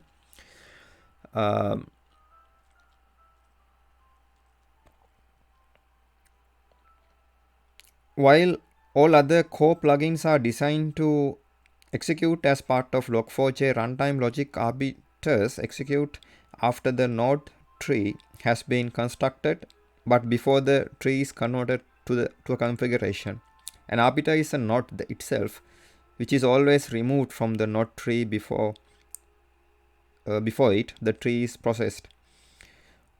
All an arbiter really does is provide a method that returns a Boolean result that determines whether the child nodes of the arbiter should remain in the configuration or be pruned. Arbiters may occur anywhere an element is allowed in the configuration. So an arbiter can encapsulate something as simple as a single property declaration or the whole set of appenders or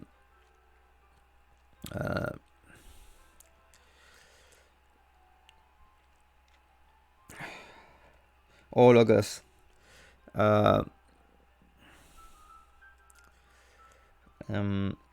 Arbiters may also be nested, although arbiters that are descendant of another arbiter will only be evaluated if the ascender return true. The child elements of an arbiter must be valid elements for whatever element is the parent of the arbiter. This example shows two arbiters configured that will include either a console appender or a list appender, depending on whether the value of environment system property is dev or production prod.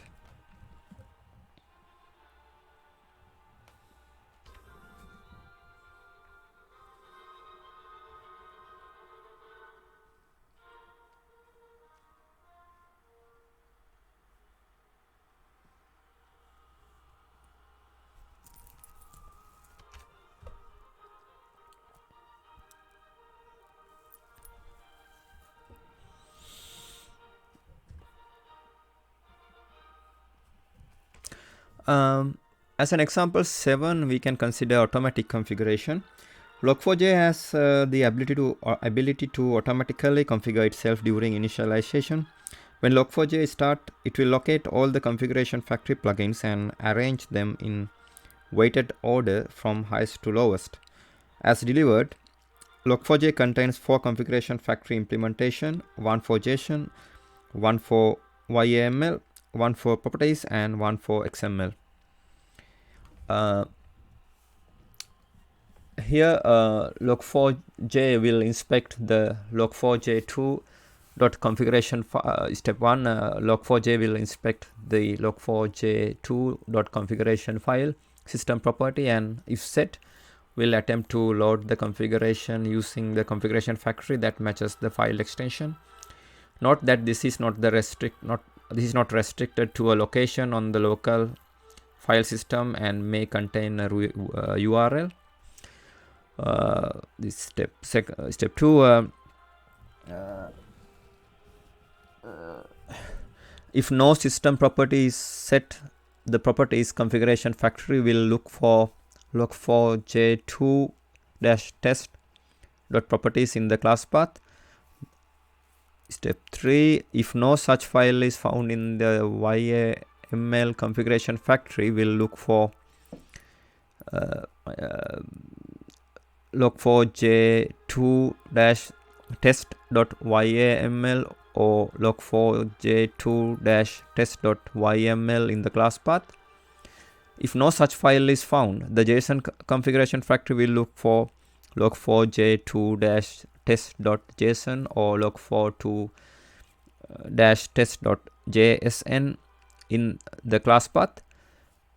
Step 5. If no such file is found, the XML configuration factory will look for log4j2-test.xml in the class path. Step 6. If a test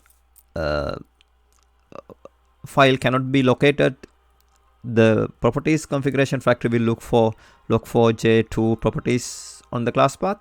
Step 6. If a properties file cannot be located, the YAML configuration factory will look for log4j2.yaml or log4j2.yml on the class path. Step 8. If a YAML file cannot be located in the JSON, the JSON configuration factory will look for log4j2.json or log4j2.jsn in the class path. Step 9. If a JSON file cannot be located in the XML configuration factory, if a JSON file cannot be located, the XML configuration factory will try to locate log4j2.xml on the class path. And step 10. If no configuration file could be located, the default configuration will be used. This will cause logging output to the console. As an example 8, we are Now we are considering configuration with XML. Log4j can be configured using two XML flavors, concise and strict. This is concise. The concise format makes configuration very easy, as element names match the component and they represent. However, it cannot be validated with XML schema. For example, the console appender is configured by declaring an XML element name console under its parent appender's element. However,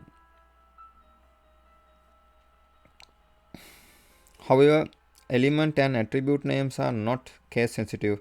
In addition, attributes can either be specific as an XML attribute or as an element that has no attributes and has a text values. And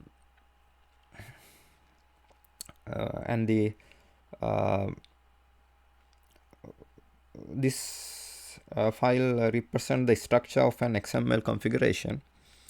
No, but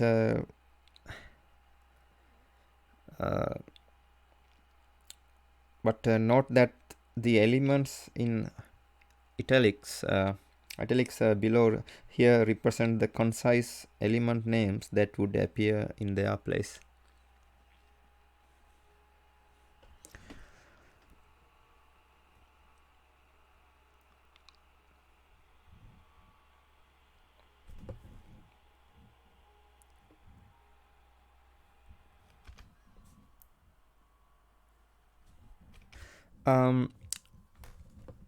This is a strict XML. In addition to console XML format previously, Log4j allows configuration to be specified in a more normal XML manner that can be validated using XML schema. This is accomplished by replacing the friendly element names above here with their object type as shown here. For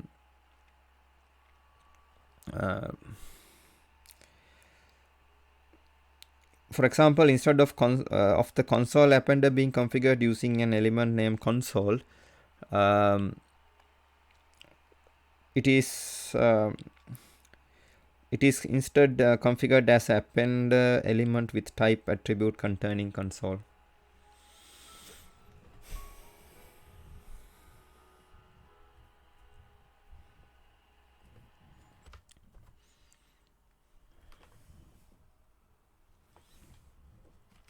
Here you can see the configuration with JSON. In addition to XML, Log4j can be configured using JSON. The JSON format is very similar to concise XML format. Each key represents the name of the plugin.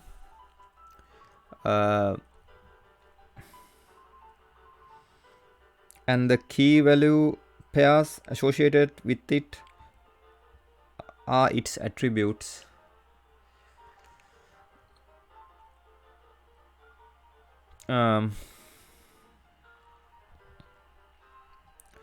Where key contains more than a simple value, it itself will be subordinate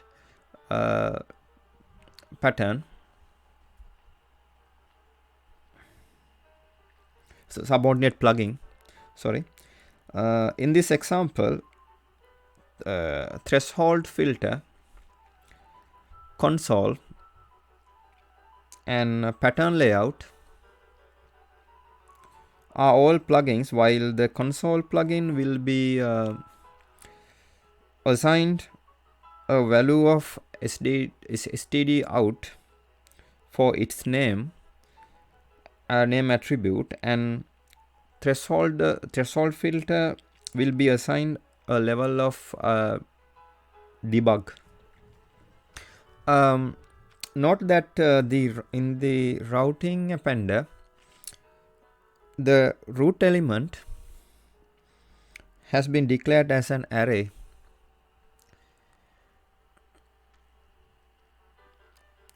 This is valid because each array element will be a route component.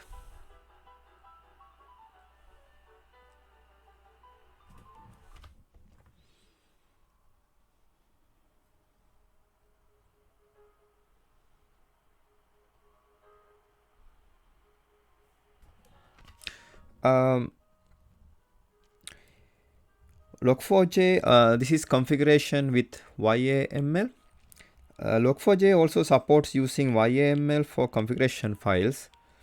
The structure follows the same pattern as both XML and YAML configuration formats. You can see here. And additional runtime dependencies are required for using YAML configuration files.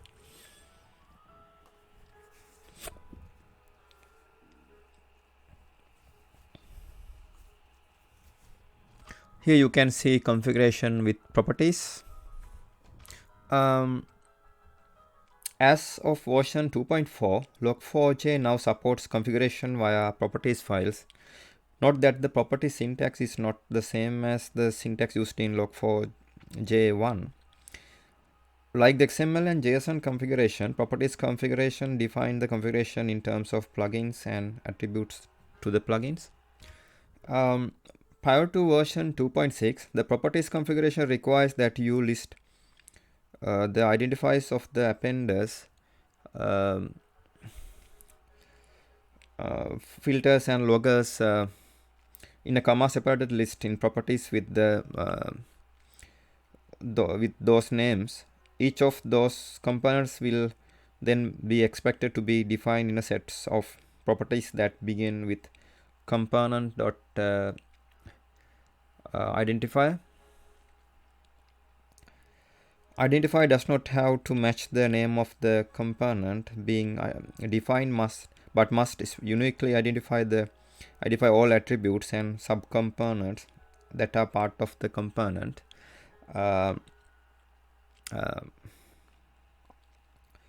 If the list of identifiers is not present, the identifier must not contain each individual component must have a type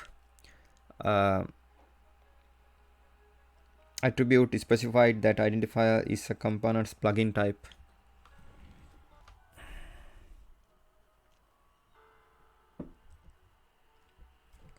As of version 2.6, this list of identifiers is no longer required, as names are inferred upon the first usage. However, if you wish to use more complex identifier, you must still use the list. If the list is present, it will be used. Unlike base component, when creating subcomponents, you cannot specify an element containing a list of identifiers. Instead, you must define a wrapper element with its type. This example demonstrates how the shorthand is expanded when reading properties configuration.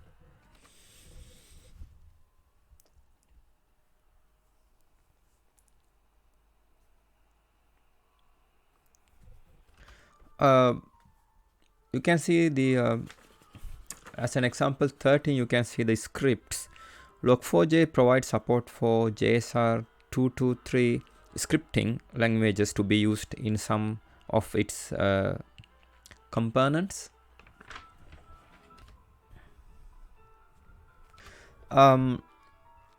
Log4j provides support for JSR 223 scripting languages to be used in some kind of its components. Any language that provides support for JSR 223 scripting engine may be used. A list of languages and bindings for them can be found in at the scripting engine website. However, some of the languages listed there, such as JavaScript, Groovy, and Bean Shell, directly support JSR 223 scripting framework and only require that the jars for that language be installed. As of Log4j 2.17.2, the languages to be supported must be specific as a comma separated list in the Log4j2.script.enable languages system property. the components that support using script to script do so by allowing script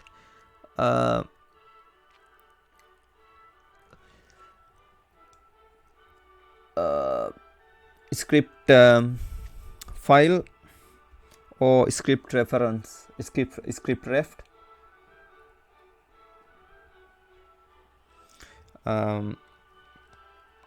element to be configured on them. The script elements contains name for the script, the language of the script, and script text. The script file element contains the name of the script, its location, its language, its char sets, and whether the file should be washed for changes.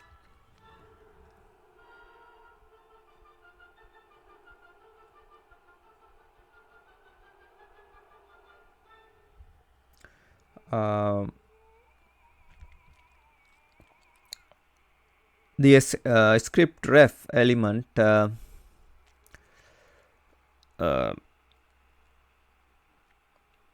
contains the name of the script that is defined in the script configuration element.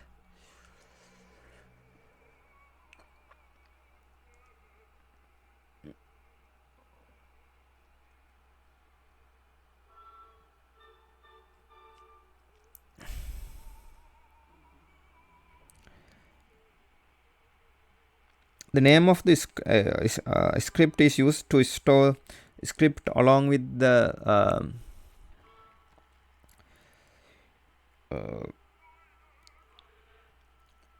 script, its script engine, so it can quickly be located each time the script need to be run. While the name is not configured,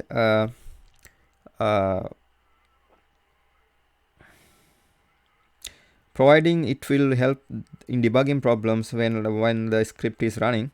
The language must be provided on the script element must specify one of the language names appeared in the configuration status log as described, and in the languages, if the language is not specified on the script element,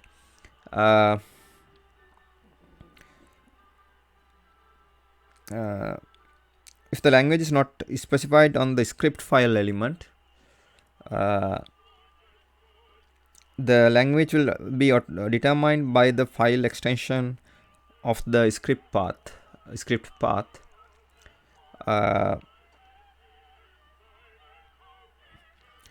If the monitoring is requested, it will only be enabled if the non-zero monitor interval is specified in the configuration element. This interval will be used to check for changes in the file. If the status attributes on the configuration element is set to debug, the list of script engines currently installed and their attributes will be listed. You can see here.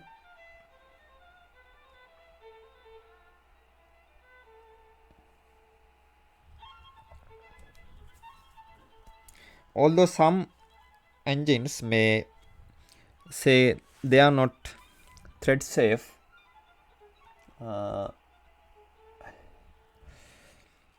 Log4j takes the steps to ensure that the script will run in a thread safe manner if the engine advertises that it is not thread safe.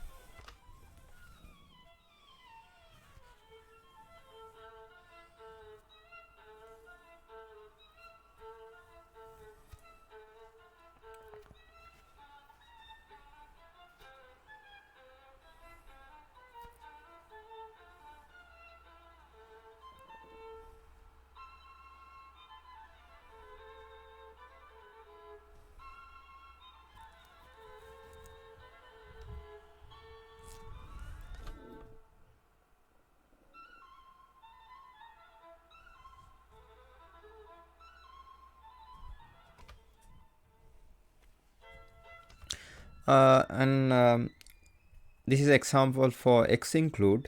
XML configuration file can include other files with XInclude. Here's an example of Log4j 2.xml file here that includes two other files.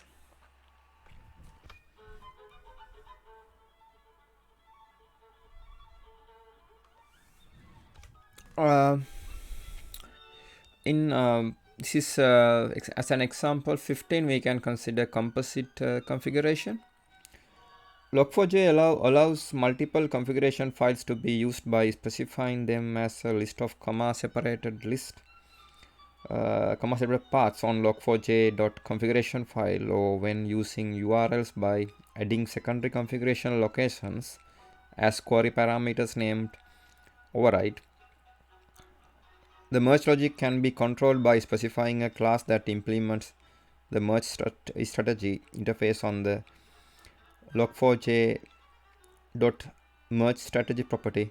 The default merge strategy will merge the files using following rules. Global configuration attributes step 1. The global configuration attributes are aggregated with those in later configuration, replacing those in previous configuration with exceptions. High status will be used. The lowest monitor interval greater than 0 will be used. Packages are joined with comma. Step 2. Properties from all configurations are aggregated. Duplicate properties replace those in previous configuration. Step 3. Filters are aggregated under a composite filter if more than one filter is defined. Since filters are not named, duplicates may be present. Step 4. Scripts and script file references are aggregated. Duplicate definitions replace those in previous configurations. Step 5. Appenders are aggregated. Appenders with the same name are replaced by those in later configurations, including all the appenders subcomponents. Step 6. Loggers are all aggregated. Logger attributes are individually merged with duplicates being replaced by those in later configurations. Appender references on a logger are aggregated with duplicates being replaced by those in later configurations. Filters on a logger are aggregated under a composite filter if more than one filter is defined. Since filters are not named, duplicates may be present. Filters under appender references included or discarded depending on whether their parent appender reference is kept or discarded. As an exception, now we are considering configuration. The configuration of Log4j2 can be accomplished in one of four ways. One, through the configuration file written in XML, JSON, YAML or properties format. Two, programmatically by creating a configuration factory and configuration implementation. Three, programmatically by calling the API exposed in the configuration interface to add component to its default configuration. Four, programmatically by calling methods to internal logger class. Inserting log request into application code requires a fair amount of planning and effort. Observation shows that approximately 4% of the code is dedicated to logging. Sequentially, even moderately sized application will have thousands of logging statements embedded within their code. Given their number, it becomes imperative to manage this log statement without the need to modify them manually. Configuration of Log4j2 can be accomplished in one of the four ways here.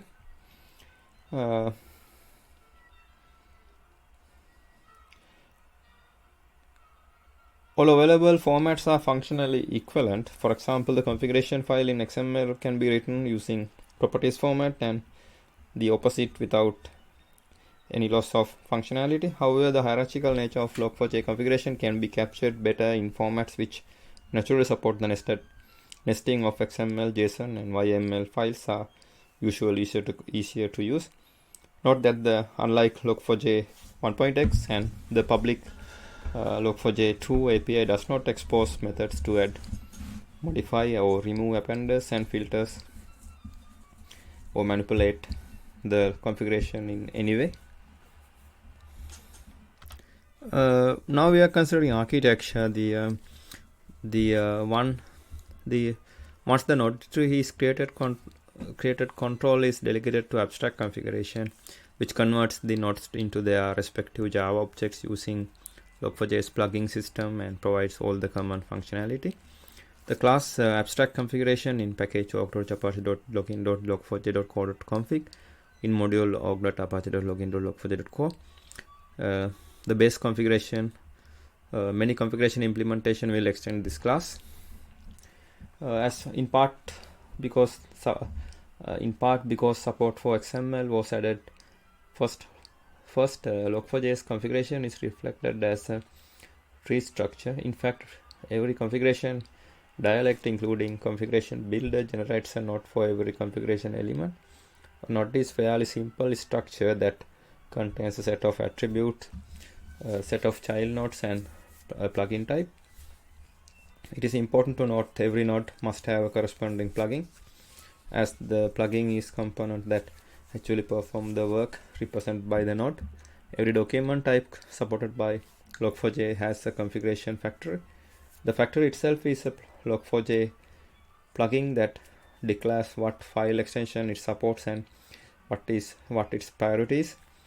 Properties have the highest precedent with a value of 8, followed by YAML, JSON, and XML. When auto configuration is performed, Log4j will call each of these factories in order to determine which, if any, support the specified configuration file format. If one is found, that the factory will create a corresponding configuration object that passes the reference to the configuration data to it. Every configuration implementation, such as XML configuration, YAML configuration, JSON configuration, etc., has the primary task of converting the configuration text into the tree node, typically passing the text with whatever tool is available for that document type. It should be noted that while the most of the supported documents types are inherently tree structured, the Java properties syntax is not. Because of the need to convert the syntax into a node tree, the Java properties syntax used by the Log4j required all properties follow a naming pattern that made the tree structure clear. As a consequence, Java properties format tend to be the more verbose than using different document type. Once the node tree is created, control is delegated to abstract configuration, which converts the nodes into their respective Java objects using Log4j's plugging system and provide all the common functionality. Now we are considering arbiters. This example shows two arbiters configured that will include either a console appender or a list appender, depending on whether the value of the env system property is div or prod. The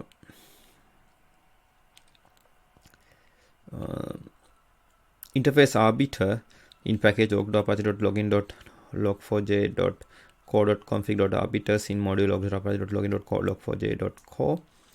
Interface used to check check for portions of the configuration that may be optionally included. Some situations it is desirable to have a single logging configuration that can be used in any deployment environment. For example, it may be necessary to have different default logging level in production than in development. Another case might be where one type of append is used when running natively, but another is used when deployed to a Docker container. One way to handle this is to use the tool such as Spring Cloud Config Server.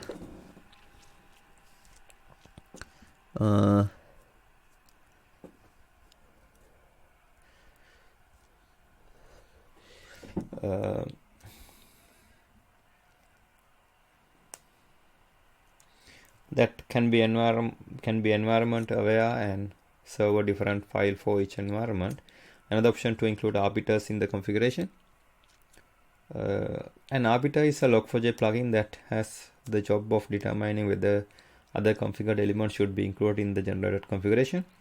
While the other core plugins are designed to execute as part of Log4j's runtime logic arbiters, runtime logic arbiters execute after the node has that node tree that has been constructed, but before tree is converted into configuration.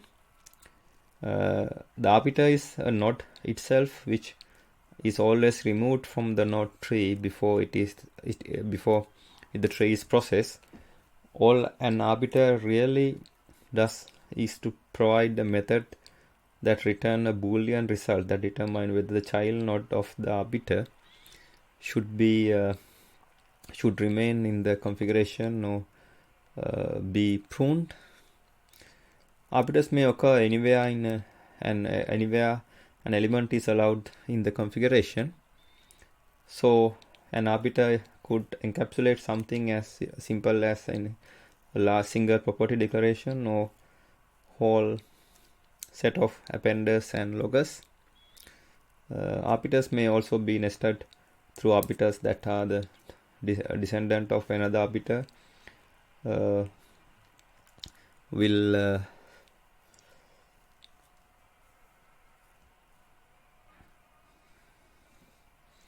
Will only be evaluated if the necessary return true. The child element of an arbiter must be a valid element for whatever element is present, is the parent of the arbiter. This example shows two arbiters configured that will include either a console appender or list appender, depending on whether the value of env system property is div or prod. Arbiters normally act in isolation from other arbiters. That is, the outcome of one arbiter will not impact the any other arbiters. This can be cumbersome when you simply want to use one of the set of choices.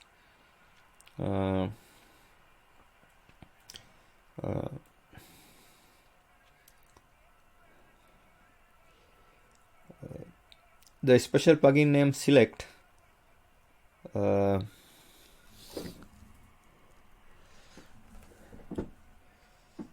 be used in this case. Each element under select is required to be an arbiter. The first arbiter that returns a true value will be the one used, while others are ignored.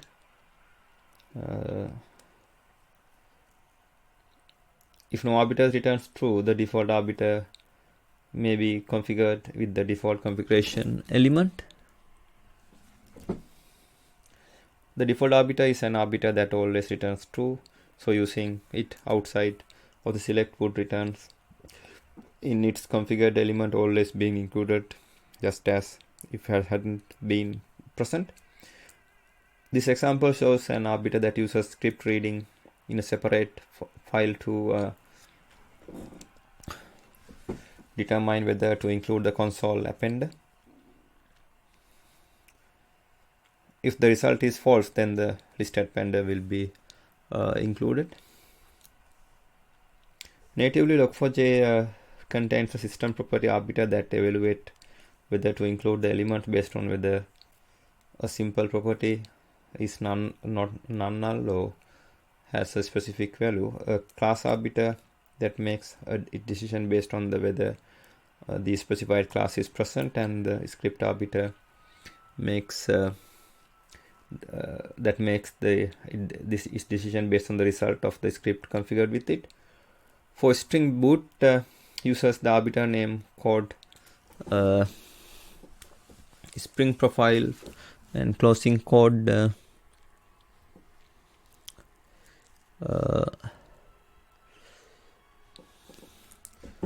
has been provided. The specified profiles are evaluated by springs code environment.accepts profile method closing close method.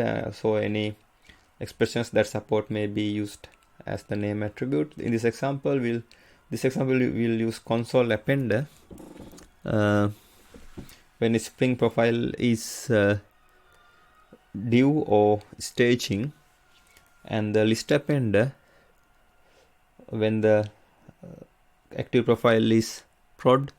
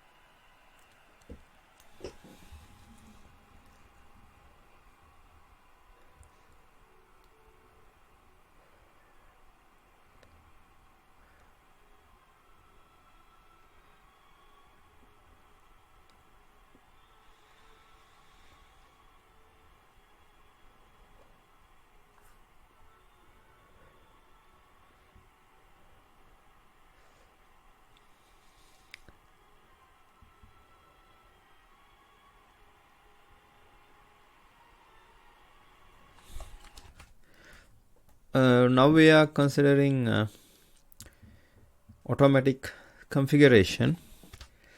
An example application named MyApp that uses Log4j can be used to illustrate how this is done. Log4j has ability to automatically configure itself during initialization. When the Log4j start, it will locate all the configuration factory plugins and arrange them in a weighted order from highest to lowest. As deliver Log4j contains 4 configuration factory implementation: one for JSON, one for YAML, and one for properties, and one for XML. Log4j will inspect log4j.configurable file system property. If it's set, it will attempt to load the configuration using the configuration factory that matches the file extension. Note that this is not restricted to a location on the local file system and may contain a URL. 2. If no system property is set, the properties configuration factory will look for log4j2-test.properties in the class path. 3. If no such file is found in the YAML configuration factory, it will look for log4j2-test.yml or log4j2-test.yml in the class path. 4. If no such file is found in the JSON configuration factory, we'll look for log4j2-test.json or log4j2-test.json in the class path. If no such file is found in the XML configuration factory, it will will look for log4j2-test.xml in the class path. If 6, if a test file cannot be located in the properties configuration factory, we'll look for log4j2.properties on the class path. 7, if a properties file cannot be located in the YAML configuration factory, we'll look for log4j2.yml or log4j2.yml on the class path. If YAML cannot be located in the JSON factory, we'll look for log4j2.json or log4j2.json on the class path. If a JSON file cannot be located in the XML configuration factory, we'll try to locate log4j2.xml on the class path. If no configuration file can be located, default configuration will be used. This will cause logging output to go to the console. An example application named MyApp that uses Log4j can be used to illustrate how this is done. MyApp begins by importing Log4j related classes. Then it defines static logger variable within the app, within the with the name my app, which happens to be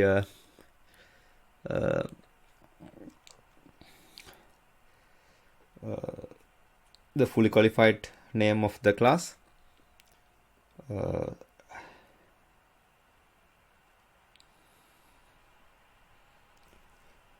My app uses the bar class defined in the package com.foo.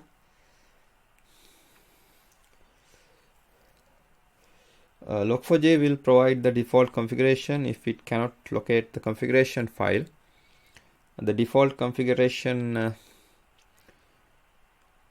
provided in the default configuration class will set up a console appender attached to the root logger.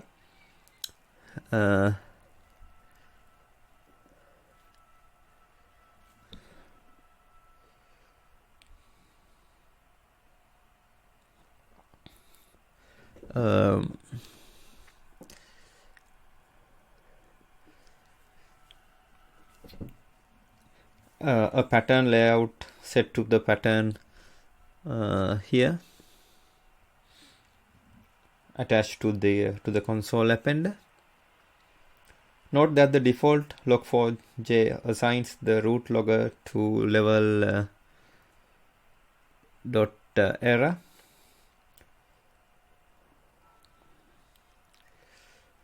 The output of my app would be similar to so here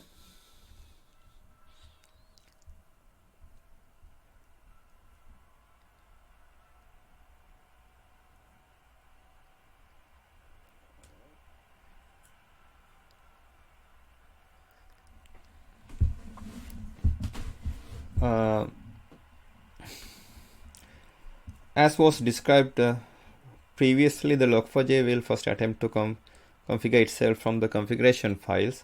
The configuration equivalent to the default would like here. Once the file above is placed into the class path as log4j 2.xml, you will get the result identical to those listed above. Changing the root level to the trace will result in the result similar to here. Note that the status logging is disabled when the default configuration is used.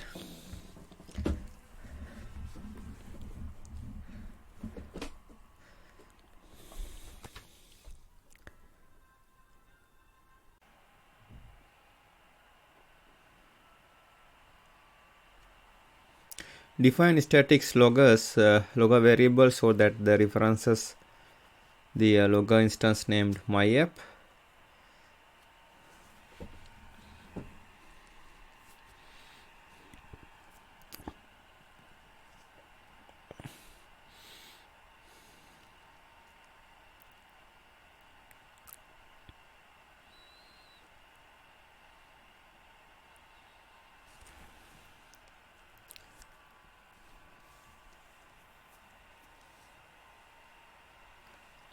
Set up a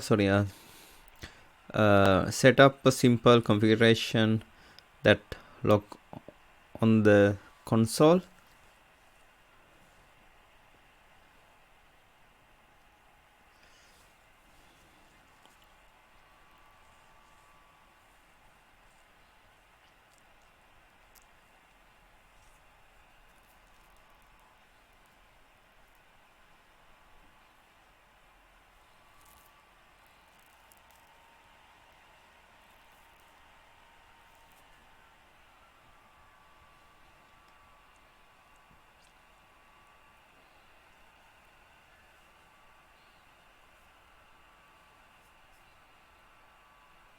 sorry, it's here.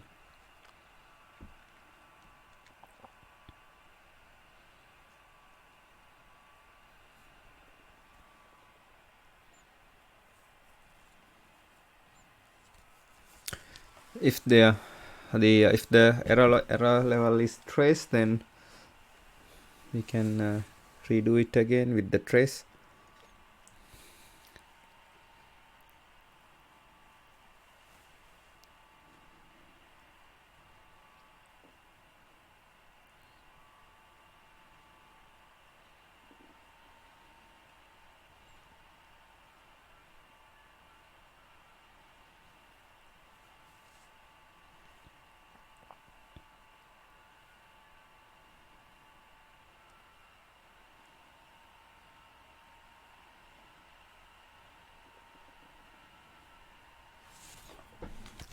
Now we are considering configuration from a URI.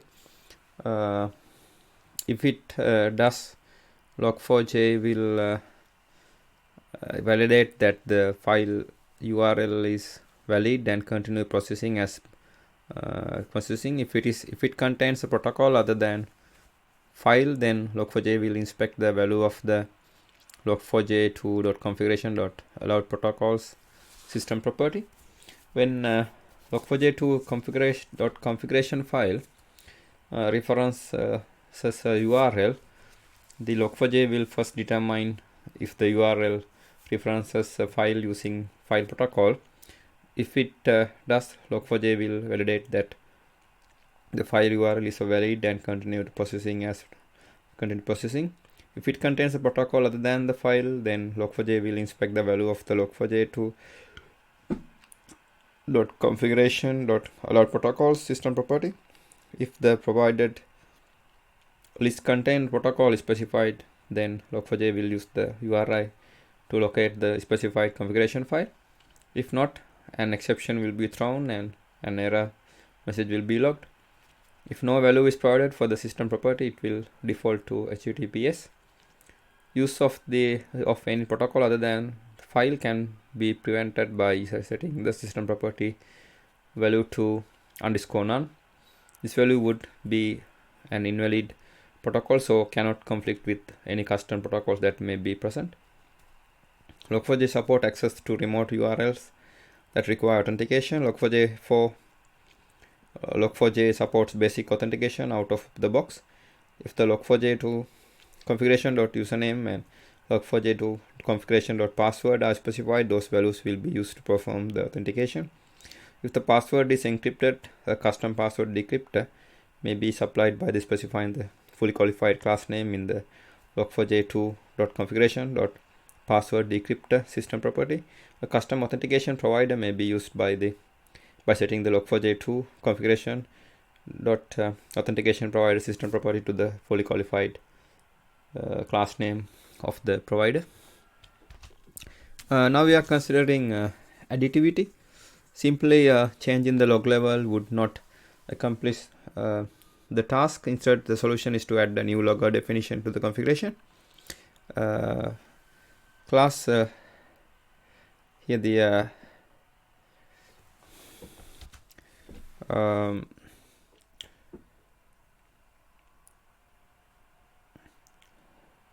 perhaps it is decided to eliminate all the trace outputs from everything except com.foo.bar. Simply changing the log level would not be accomplished this task. Instead, solution is to add the new logger definition to the configuration. With this configuration, all log events from the com.foo.bar will be recorded, while only error events will be recorded from all other components.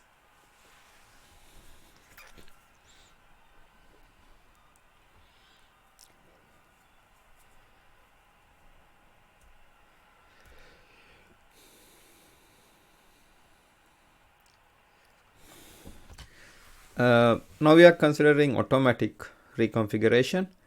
The minimum interval is 5 seconds. The interface the method configuration build t set monitor interval string interval second in interface configuration build t extend configuration in package log4j.login.log4j.co.config.builder.api in module log.apache.login.log4j.co. That method this method sets the interval at which the configuration file should be checked for changes. When configured from a file, Log4j has the ability to automatically detect changes to the configuration file and reconfigure itself. If the monitor interval attribute specified on the configuration element and is set to non-zero value, then the file will be checked the next time the log event is evaluated and or logged and the monitor interval has elapsed since the last check. The example here shows how to configure the attribute so that the configuration file will be checked for any changes only after at least 30 seconds have elapsed. The minimum interval is 5 seconds.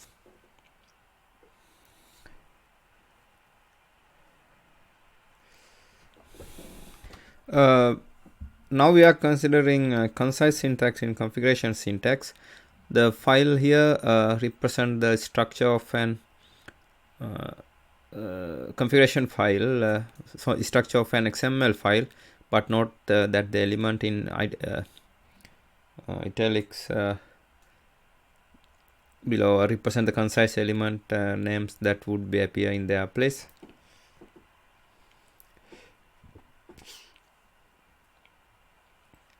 The concise format makes configuration very easy as the element names match the components they represent. However, it can be validated with an XML schema. For example, the console appender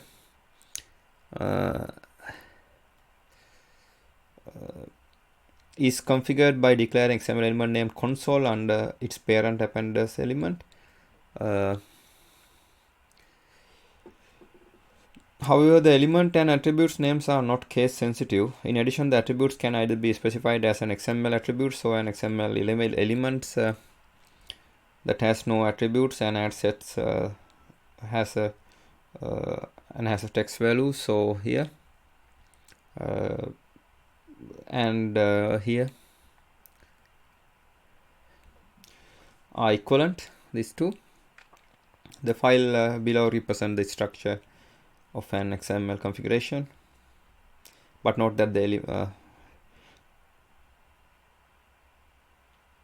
see the many example on here. The these appends, you can see here appenders and logger declarations.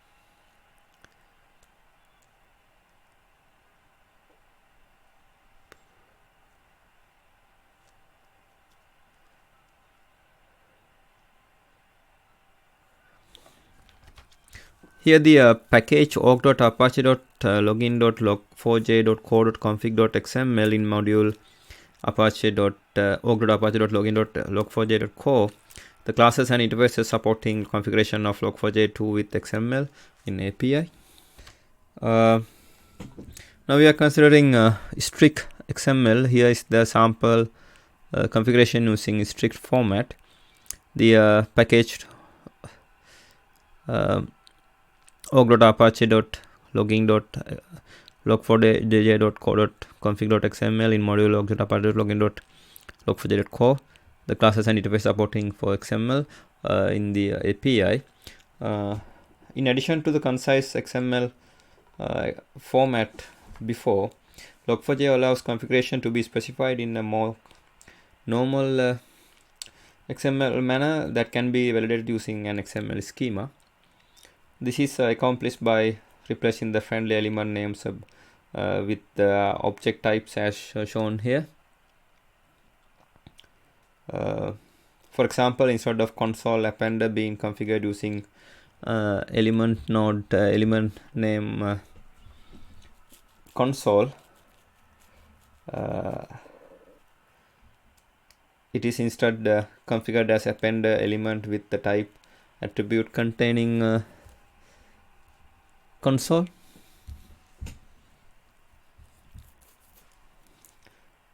Here is a sample configuration using a strict format.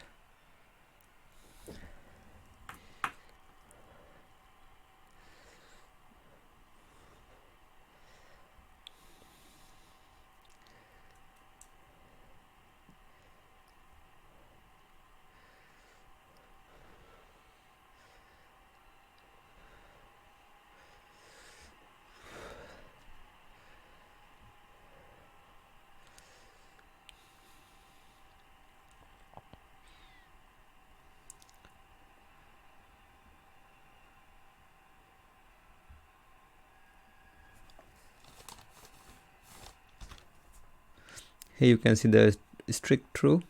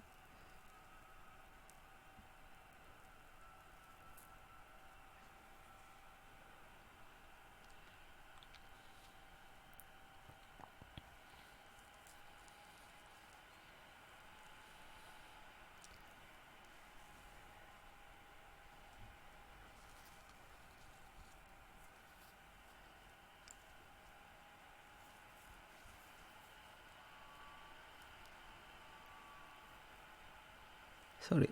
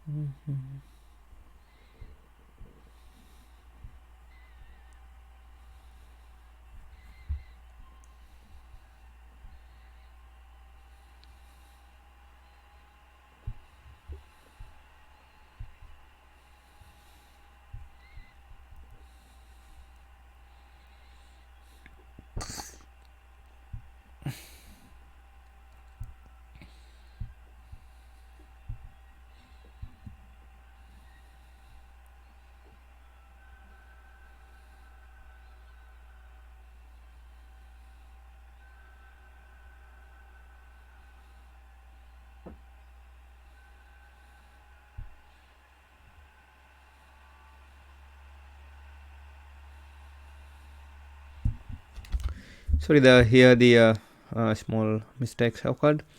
Here the root level, and now it's calling for here, and this is the filter. Now we are considering configuration with JSON. In this example here, the threshold filter console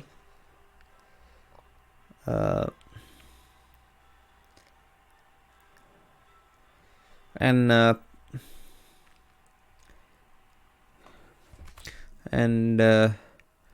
pattern layout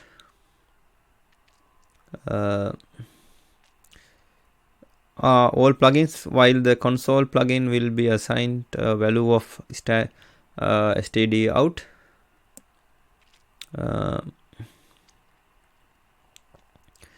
For its name attribute, and the threshold filter will be assigned to a level of debug.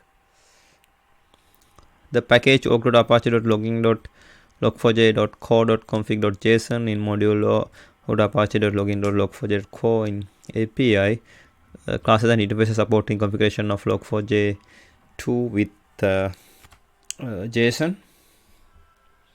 In addition to XML, Log4j can be configured using JSON. The JSON format is very similar to console to the concise XML format. Each key represents a name of a plugin and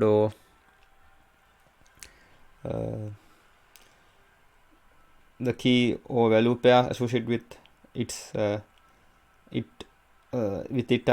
attribute. Where the key contains more than one simple value of it itself will be an subordinate plugin.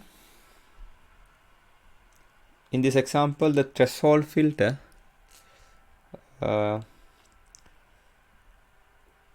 console and the pattern layout are all plugins, while the console plugin will be assigned the value std out for its name attribute, and the threshold filter will be assigned a level of debug. Note that the routing appender note that in the routing appender the root element has been declared as an array.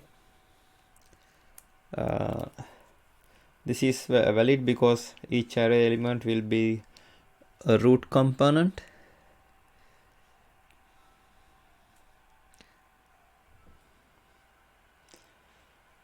This won't work for elements such as appenders and filters, where each element has a different name in the concise format.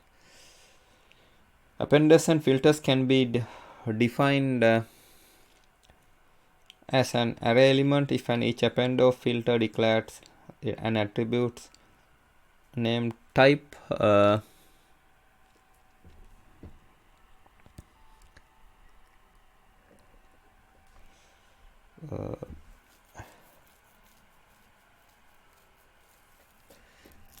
Here the type that contains the type of the appender. For this example, we'll state this as well as how to declare multiple loggers as an array.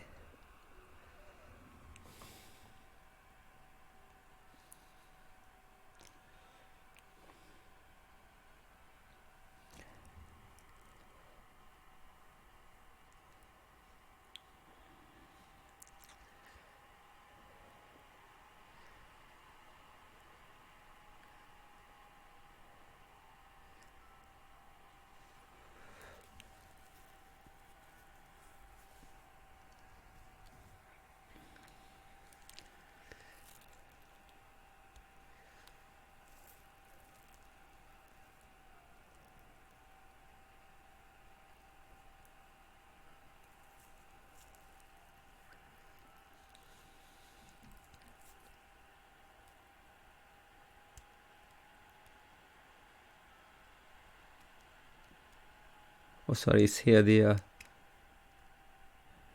out is there.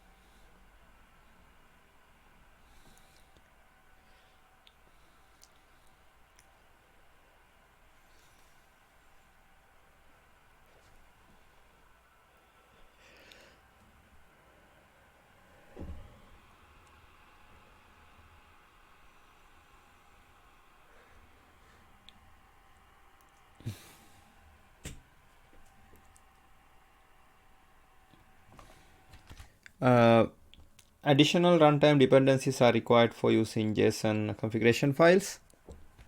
Now we are considering configuration with YAML, for example. Package in API package apache.login.log4j.co.config.yaml in package in module apache.login.log4j.co classes and interfaces supporting configuration of Log4j2 with YAML.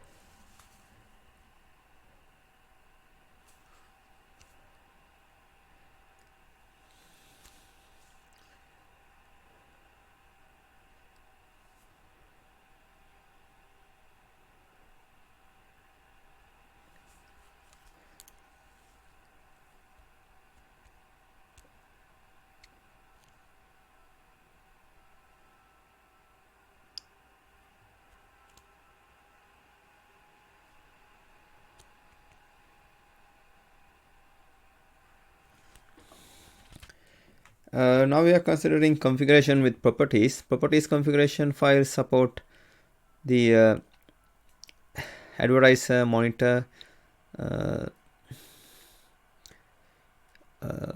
monitor interval,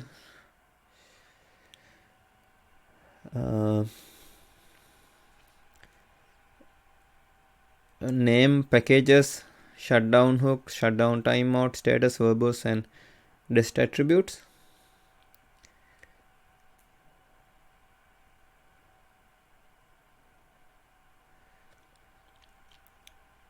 The package apache.login.log4j.co.config.properties in module apache.login.log4j.co configuring in API configuration using properties file.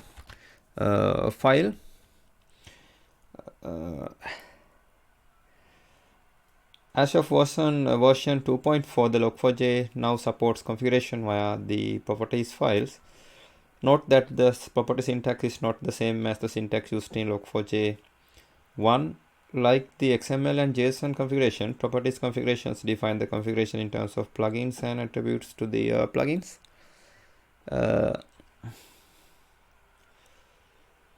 Prior to version 2.6, the properties configuration requires that you list the identifiers of the appenders, filters, and loggers in a comma separated list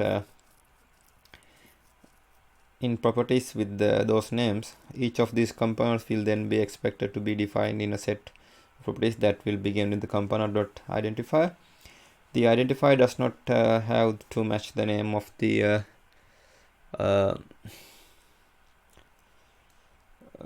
component being defined, but must uniquely identify the attributes and subcomponents that are part of the component. If the list identifies is not present, the identifier must not contain dot. Each individual component must have a type attribute specified that identifies the component's plugin type. As of version 2.6, this list of identifiers is no longer required as the names are inferred upon the first usage. However, if you wish to use the more complex identifiers, you must still use the list. If the list is present, it will be used. Unlike the base component, when creating subcomponent, you cannot specify an element containing a list of identifiers. Instead, you must define a wrapper element with its type as shown in the policies definition in the rolling appender.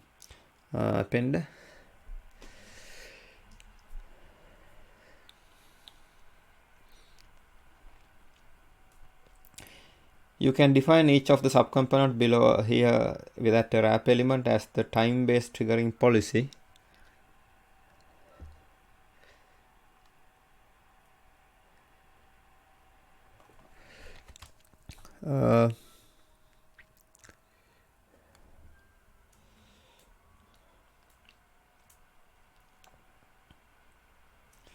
And the size-based triggering policy.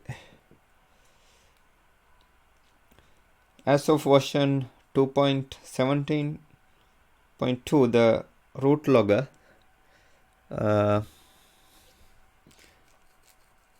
and logger.key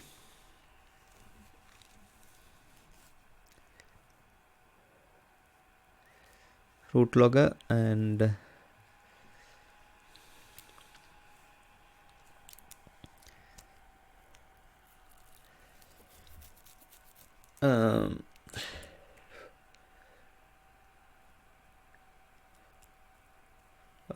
and the logger key properties can be specified to set the level and 0 or more appenders refs to create that for that logger. Level and appenders refs are separated by comma.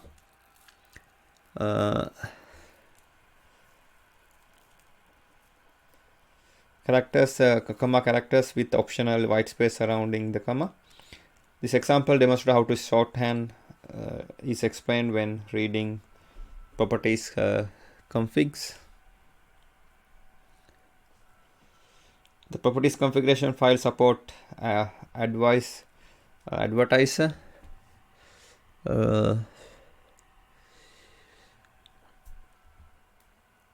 Monitor interval, name, packages, shutdown hook, shutdown timeout, status, verbose, and rest attributes.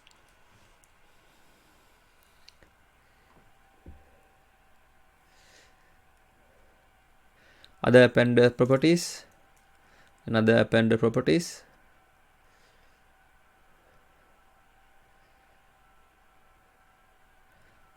Is equivalent to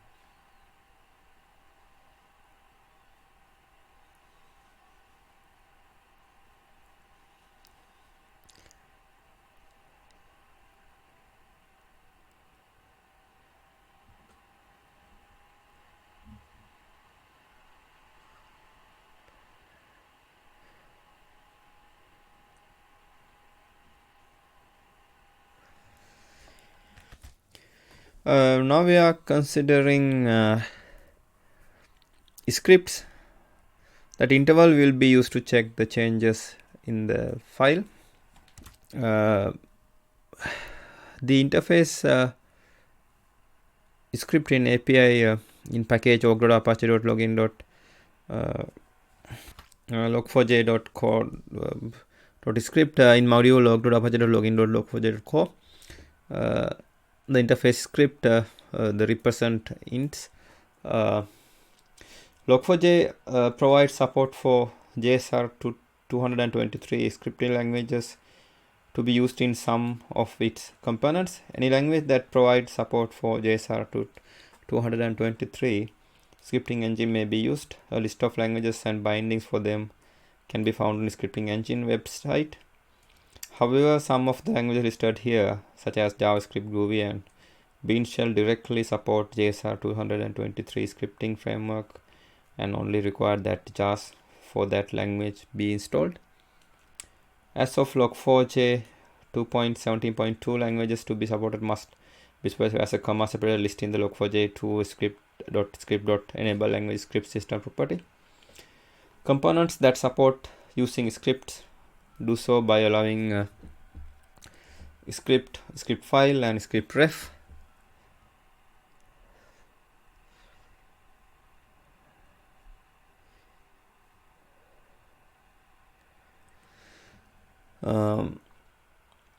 To be configured on them. The script element contains the name for the script, the language for the script, and the script text. The script file element contains the name of the script, its location, its language, and its jar set, whether the file should be watched for changes. The script ref element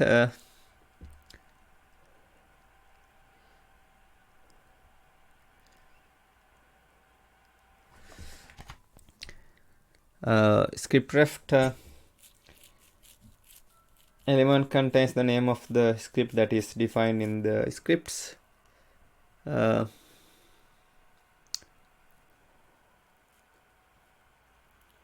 Configuration element. The name of the script is used to store the script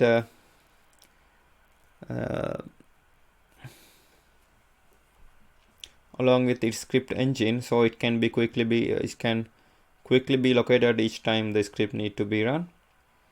While the name is not required, providing it will be help in the debugging problems when the script is running. The language must be provided on the script element and must specify one of the language name that appeared in the configuration status log. If the language is not specified on the script file element, the language will be determined by the file extension of the script path. If the file monitoring is requested, it will only be enabled if non-zero monitor interval is specified on the configuration element. That interval will be used to check for the changes in the file.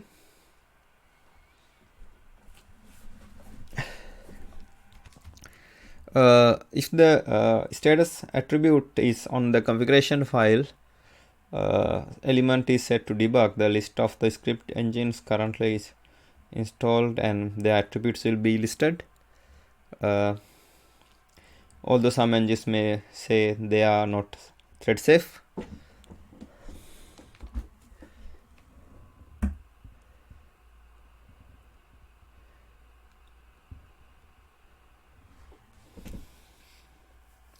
Log4j makes steps to ensure that the script will run on a thread safe manner if the engine advertises that it is not thread safe.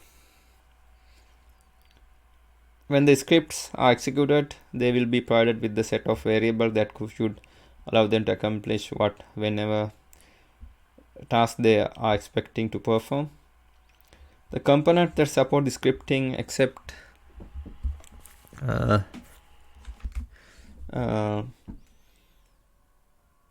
components that support scripting expect a return value to be passed back to the calling Java code.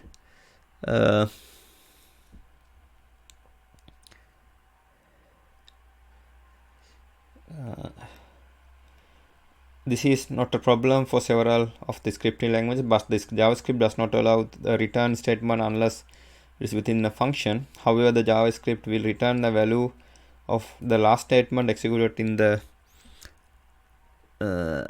script.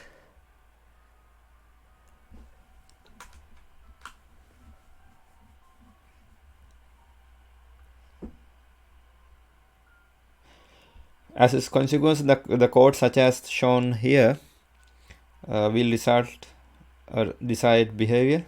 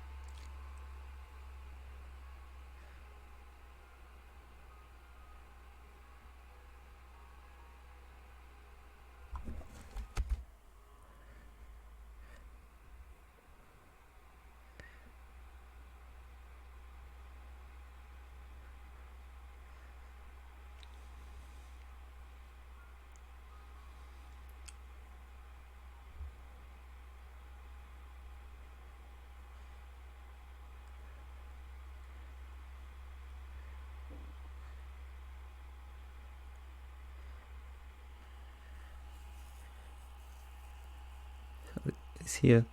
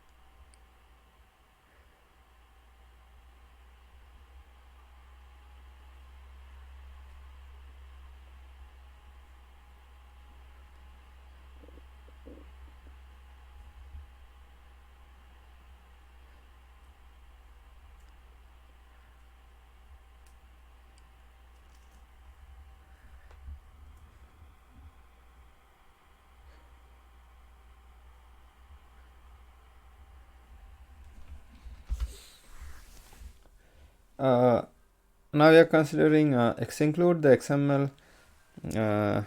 Here the log4j2.xml The configuration files can be included either other files with X include. Here's an example of log4j 2.xml file that includes two other files. Here the log4j 2xml, and here the log4j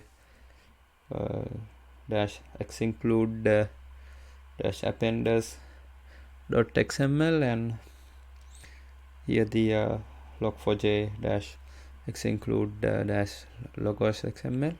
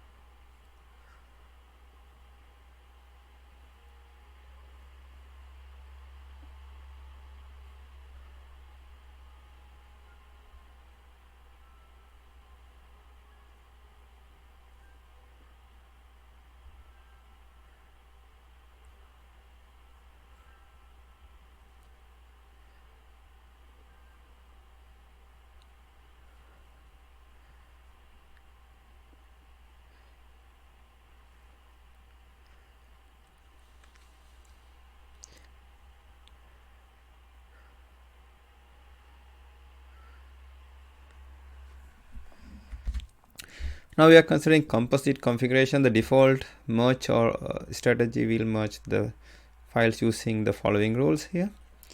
The log4j allows multiple configuration files to be used by specifying them as a list of comma separated file paths on a log4j.configuration file, or when using URLs by adding secondary configuration locations as the query parameter name override. The merge logic can be controlled by specifying a class that implements the merge strategy interface on the log4j merge strategy property. The default merge strategy will merge the file using following rules. 1. The global configuration attributes are aggregated with those in later configuration, replacing those in previous configurations, and the exception that the highest status level and lowest mounted interval greater than 0 will be used. 2. Properties from all configurations are aggregated. Duplicate properties replace those in previous configurations. Filters are aggregated under a composite filter. If more than one filter is defined, since filters are not named, duplicates may be present. Scripts and script file references are aggregated. Duplicate definitions replace those in previous configurations. 5. Appenders are aggregated. Appenders with same name are replaced by those in later configuration, including all of the appenders subcomponents. 6. Loggers are all aggregated. Logger attributes are individually arranged with duplicates being replaced by those in later configurations. Appender references on loggers are aggregated with duplicates being replaced by those in the later configurations. Filters on the loggers are aggregated under composite filters if more than one filter is defined. Since filters are not named, duplicates may be present. Filters under appender references included or discarded depending on whether they are present. The apparent appender reference is kept or discarded. Now we are considering status messages. Troubleshooting tip for the impact the following configuration has the status attribute set to debug. The package org.apache.logging.log4j.co.config.status in module log.apache.logging.log4j.co in the API. The configuration classes for status loggers. Status messages from log4j 2.9 onward, log4j2 will print all internal logging to the console if the system property log4j2.debug is either defined empty or its value equal to true, ignoring case. Prior to log4j 2.9, there are two places where internal logging can be controlled. Before the configuration is found, the status logger level can be controlled with the system property log4j.simple log.status logger.level.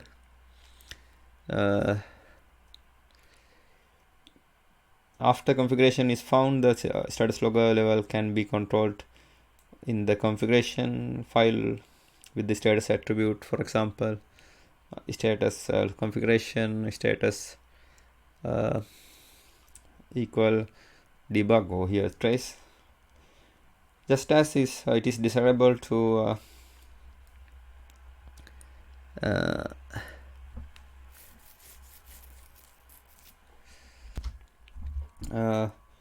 just as it is desirable to able to diagnose problems in application, it's frequently necessary to be able to diagnose problem with the logging configuration knowing the configured components.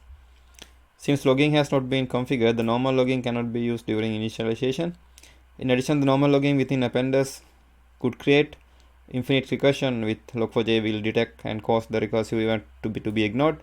To accommodate this need, Log4j 2 API includes status logger.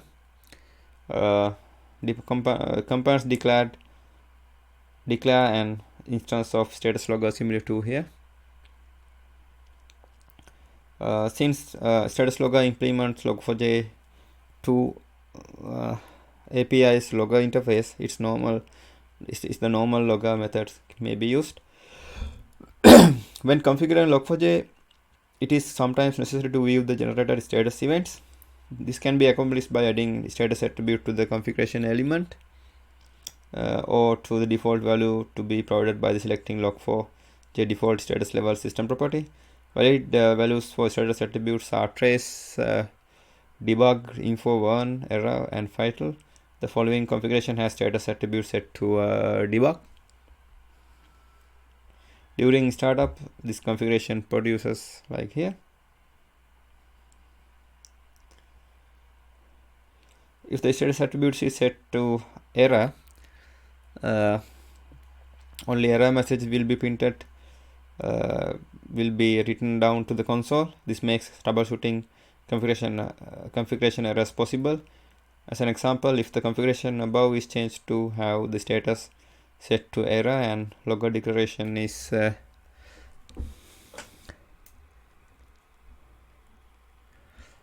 here, this like this, and this and the following error message will be produced here.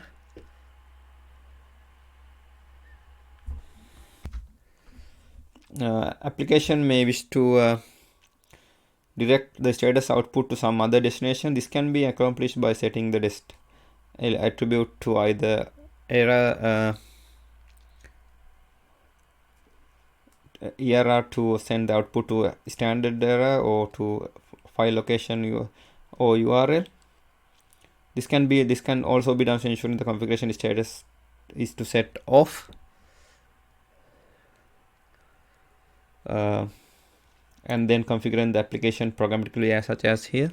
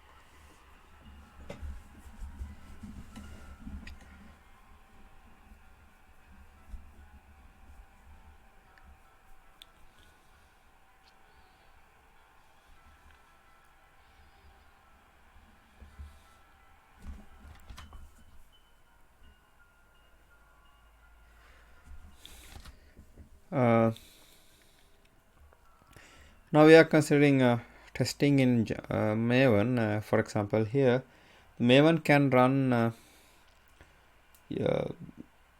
unit and functional test during the build cycle. By default, any files placed in src /test resources are automatically copied to the target /test classes and are included in the class path during execution of any test. As such, the placing a log4j 2-test.xml into this directory will cause it to be used instead of a log4j2 XML or log4j2.json might be present. Thus, a different log configuration can be used during test than what is used in production. Second approach, which is extensively used by log4j2, is to set the log4j.configuration file property in a method annotated with at before class in the JUnit test class. This will allow an arbitrary named file to be used during the test. Third, also used extensively by log4j2, is to use the LoggerContext rule. JUnit test rule which provide additional convenience method for testing. This requires adding the log4j-core log4 and test-jar dependency to a test scope dependencies, for example here.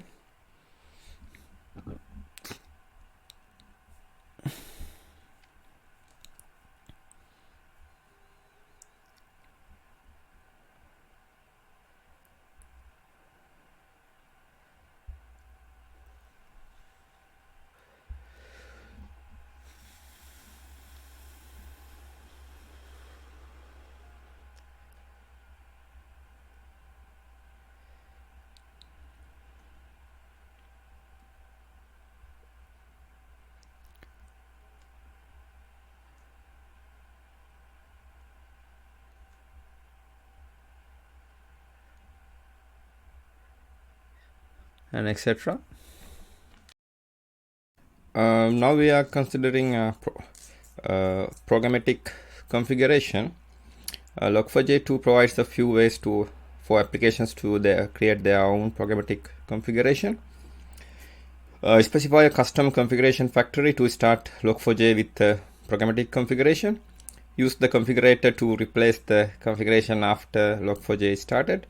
Initialize log4j with a combination of a configuration file and programmatic configuration.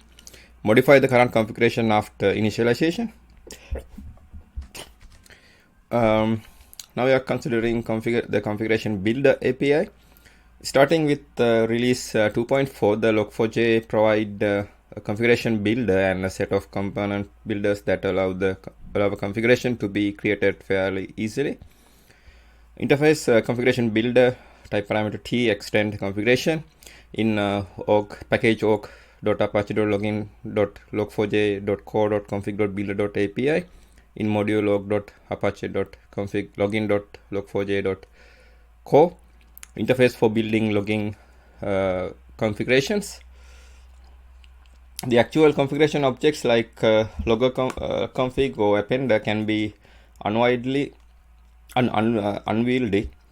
They require a lot of knowledge about log4j internals, which make them difficult to work with if all you want is to create a configuration. The configuration builder API in the org.apache.login.log4j.core.config.builder.api package allows users to create configurations in code by constructing component definitions.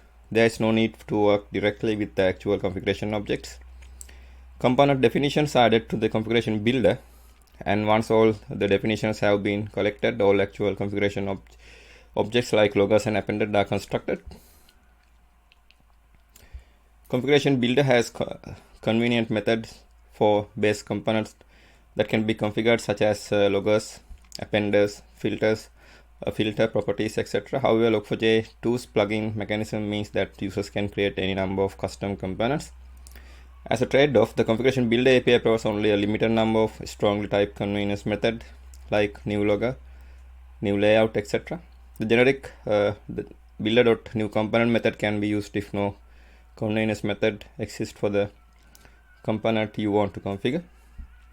For example, the builder does not know what subcomponent can be configured on a specific component, such as rolling file appenders versus the routing appender.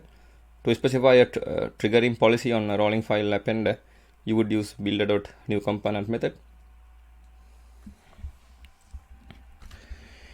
Now we are considering understanding configuration factory. Here's how Log4j finds the available configuration factories. The class configuration factory in package org.apache.login.log4j.co.config in module log4j.login.log4j.co. Factory class for past configuration objects from a configuration file. Configuration factory allows the configuration implementation to be dynamically chosen if one of three ways. One system property named log4j.configuration factory can be set with the name of the configuration factory to be used. Two, an injector binding for configuration factory may be registered. 3, the configuration factory implementation can be added to the class path and configured as a plugin in the configuration factory category. The order annotation should be used to configure the factory to be the first one inspected. See the XML configuration factory for an example. During initialization, Log4j 2 will search for available configuration factories and then select one to use. The selected configuration factory creates the configuration that Log4j will use. Here is how Log4j find available configuration factories. A system property named log4j2.configuration factory can be set with the name of the configuration factory to be used. Configuration factory set configuration factory can be called with the instance of the configuration factory to be used. This must be called before any other calls to Log4j. 3, the configuration factory implementation can be added to the class path and configured as a plugin in the configuration factory category. The @order annotation can be used to specify the relative priority when the multiple applicable configuration factories are found. Configuration factories have the concept of support types, which basically maps to the file extension of the configuration file that the configuration factory can handle. If a configuration factory, if a configuration file location is specified, configuration factories whose supported types does not include asterisk or the matching file extension will not be used. Now we are considering initialize Log4j using configuration builder with the custom configuration factory. In the example here, because it's specified support of asterisk, it will override any configuration files provided.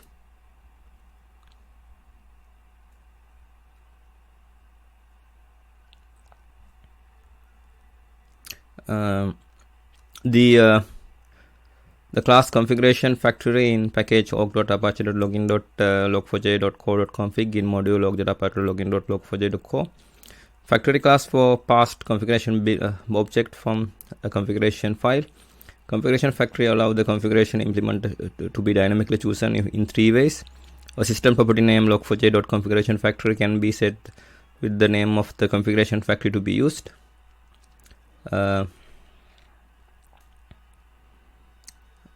Injector binding for configuration factory may be used. A configuration factory implementation can be added to the class path and configured as a plugin in the configuration factory category. The order annotation should be used to configure the factory to be the first one inspected. One way to programmatically configure Log4j 2 is to create a custom configuration factory that uses configuration builder to create a configuration. This example overrides get configuration method to return configuration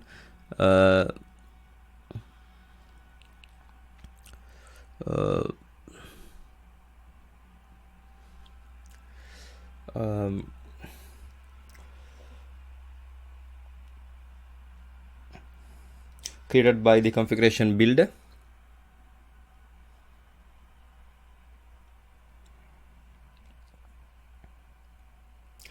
This will cause the configuration to automatically be hooked into Log4j when the LoggerContext is created.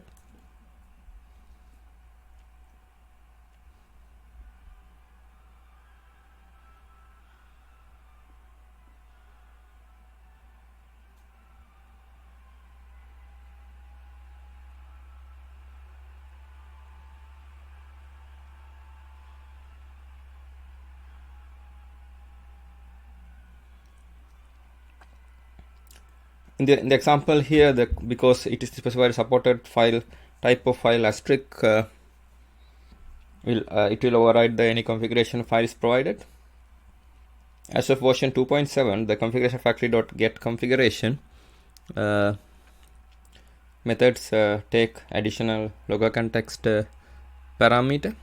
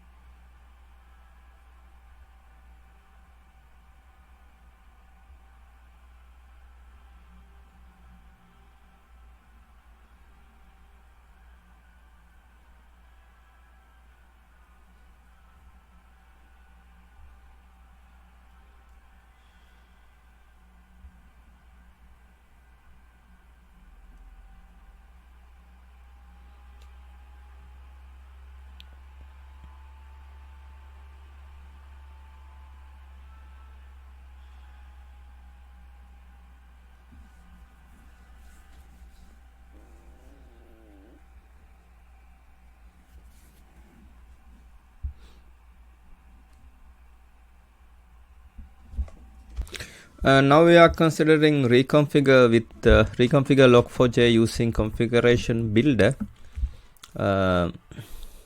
with the configurator.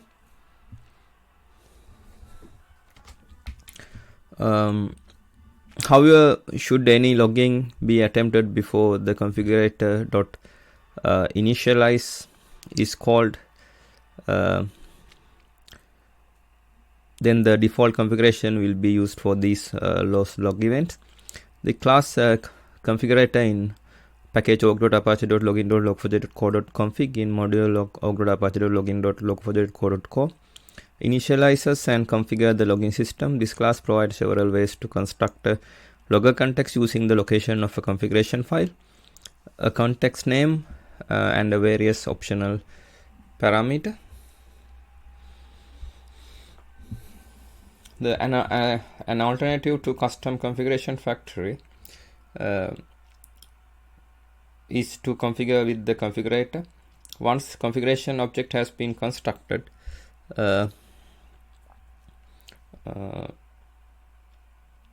it can be passed to the one of the configurator to initialize.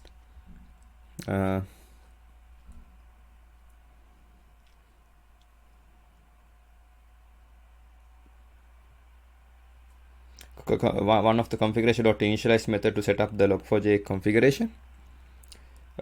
Using configurator in this manner allows the application control over the log4j is initialized, over when log4j is initialized. However, should any logging be attempted before configurator.initialize method is called, then the default configuration will be used for these log events.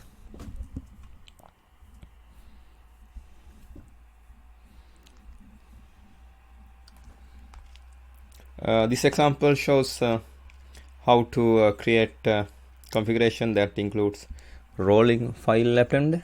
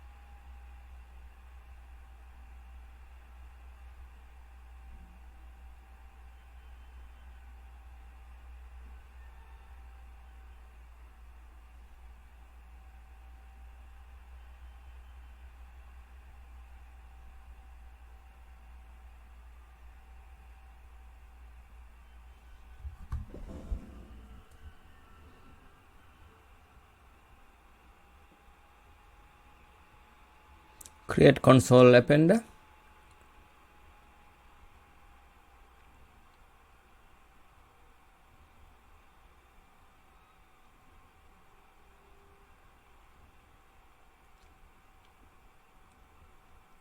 Create a rolling file appender.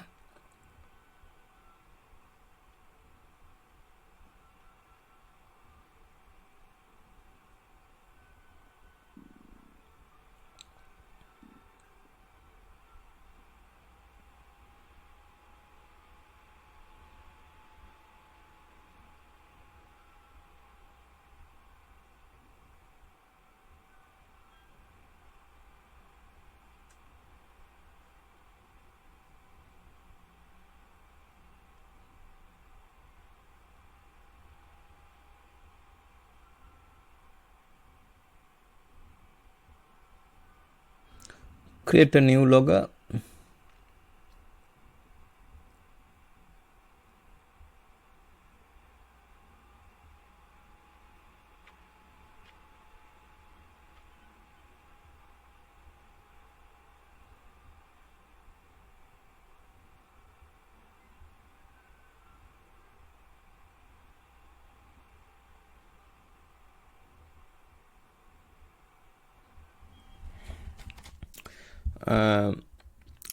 Now we are considering initialize log4j by combining configuration file with the programmatic configuration.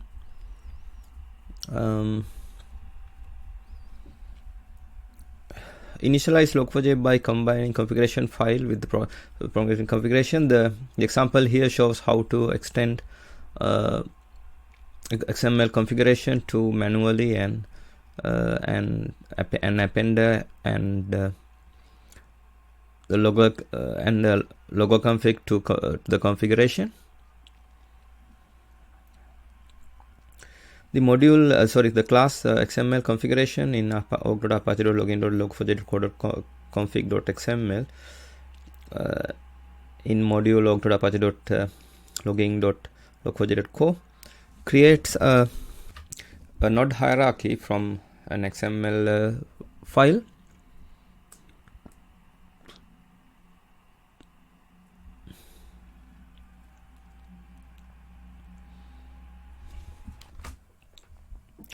Sometimes you want to configure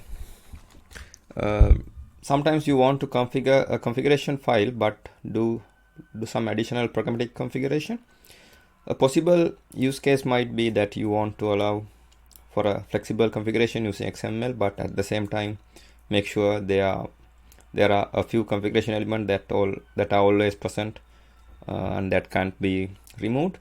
The easiest way to achieve this is to extend one of the standard configuration classes, XML configuration, JSON configuration, and then create a new configuration factory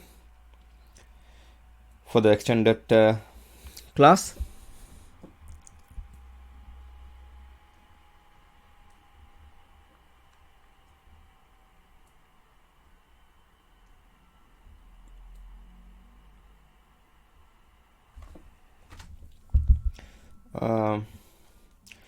After the standard configuration completes, the custom configuration can be added to it. Example here shows how to extend XML configuration to manually add an appender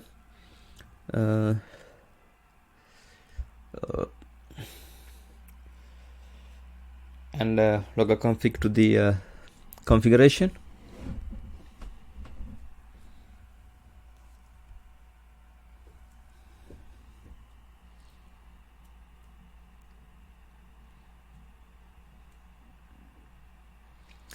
Valid file extensions for XML files.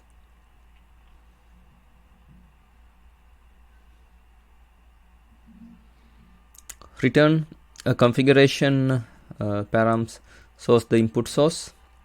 Return the configuration.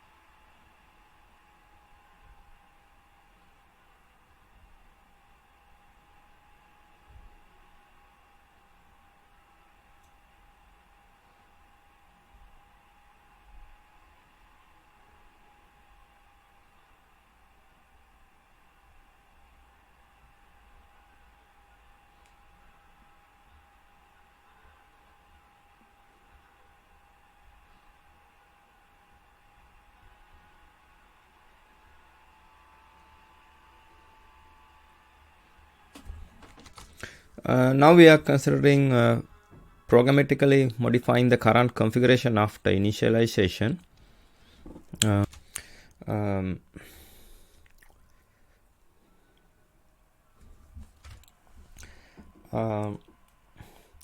Applications sometimes have the need to customize logging separate from the actual configuration.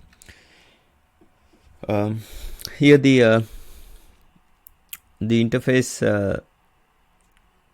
configuration, and here you can see the method add append void add appender in interface configuration in package org.apache.login.log4j.co.config and in module org.apache.login for log4j.co and here you can see add logger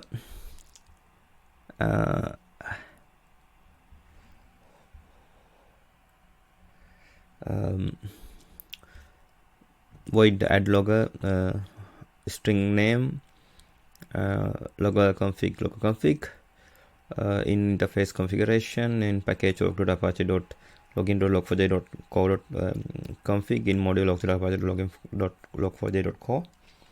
Applications sometimes have the need to customize logging separate from the actual configuration. Log4j allows this although it suffers from new limitations, from a few limitations. 1, the configuration file is changed, the configuration will be loaded and the manual changes will be lost. To the modification to the running configuration required that all the methods being called add appender, add logger be synchronized. As such, the recommended approach for customizing configuration is to extend one of the standard configuration classes, override the setup method to first do the super.setup and super.setup method, and then add the custom appenders, filters and LoggerConfig to the configuration before it is registered for use. This example adds an appender and a new LoggerConfig using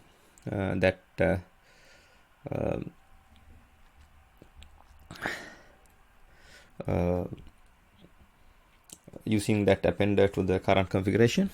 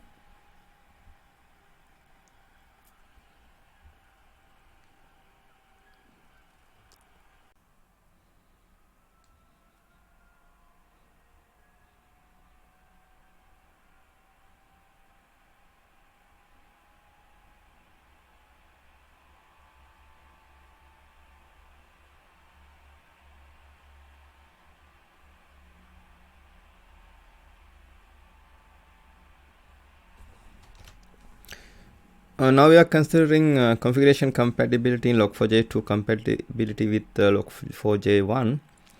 As support for Log4j1 is an experimental feature, one of the following steps must be taken to enable it. Log4j2 provides experimental support for Log4j1 configuration files. Configuration of the appenders, layouts and filters that were provided in the Log4j1 distribution will be redirected to their Log4j2 counterparts as an exception of the implemented rewrite policies. This means that although while the behavior of these components will be similar, they may not be exactly the same. For example, XML generated by the XML layout may not be exactly match the XML generated by the Log4j1 XML layout. In addition, Log4j2 supports custom Log4j1 appenders, filters, layouts with some constraints. Since the original Log4j1 component may not be present in Log4j2, custom components that extend them will fail.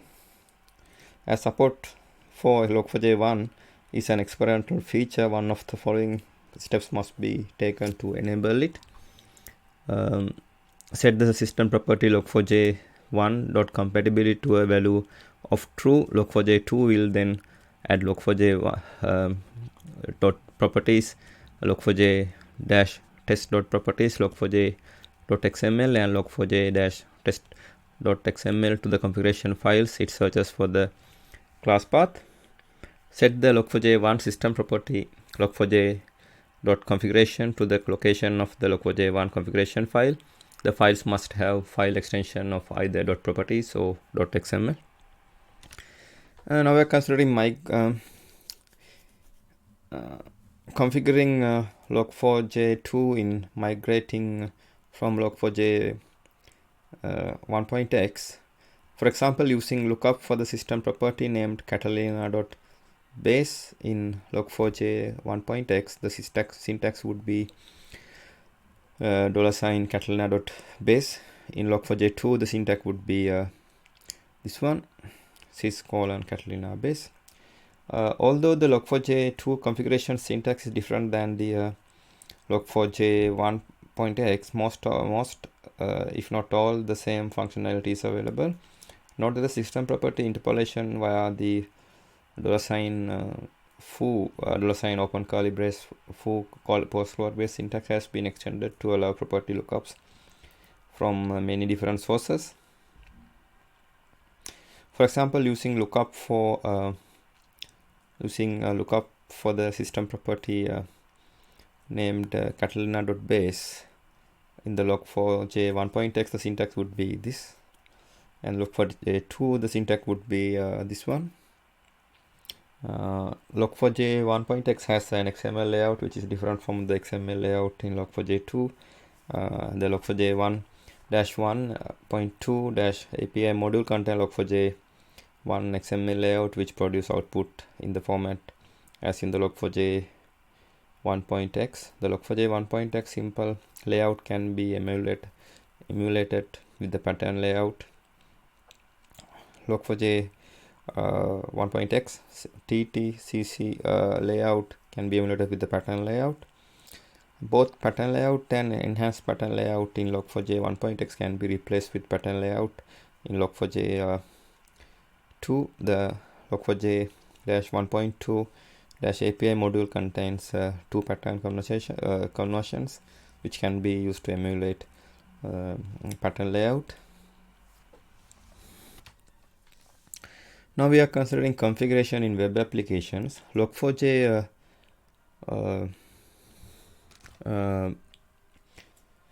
allows configuration file to be specified in the web.xml using log4j configuration context parameter. Log4j will search for configuration files by if a location is provided, it will be searched for as a servlet context source. For example, if log4j configuration contains logging.xml, then log4j will look for the file that name in the root directory of the web application. If no location is defined in our log4j, it will search for a file that starts with log4j2 in the web-inf directory. If more than one file is found, if a file start with log4j-name is present, where the name is the name of the web application, then it will be used. Otherwise, the first file will be used. The normal search sequence using class path and file URLs will be used to locate configuration file. Using web application information during the configuration, you may want to use the information about web application during configuration. For example, you could embed the web application's context path in the name of a rolling file appender. Now we are considering configuration in garbage-free steady-state logging. To avoid causing memory leak, Log4j will not use the thread locals when it detects that it is used in the web application, when the Java x.servlet.servlet class is in the class path, or when the system property Log4j2 is isWeb is set to true. Is a web app is set to true. The public static void public static boolean is web app in class constants in package org.apache.login.log4j.util in module org.apache.login for login.log4j. True if we think we are running in a web container based on the boolean value of the system property log4j2 is log4j2.is.webapp, or if the system property is not set, whether the Java x.servlet.servlet class is present in the class path.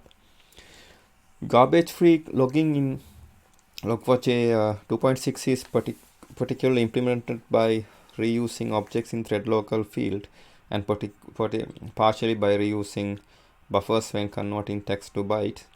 Thread local fields holding -JDK classes can cause memory leaks in the web applications when the application server thread pool continues to reference this field after web application is undeployed. To avoid causing memory leaks, Log4j will not use these thread locals when it detects that it is used in the web application, when the javax.server class is in the class path, or when the system property log4j2.isWeb app is set to true. Some garbage reducing functionality does not rely on the thread locals and is enabled by default for all applications.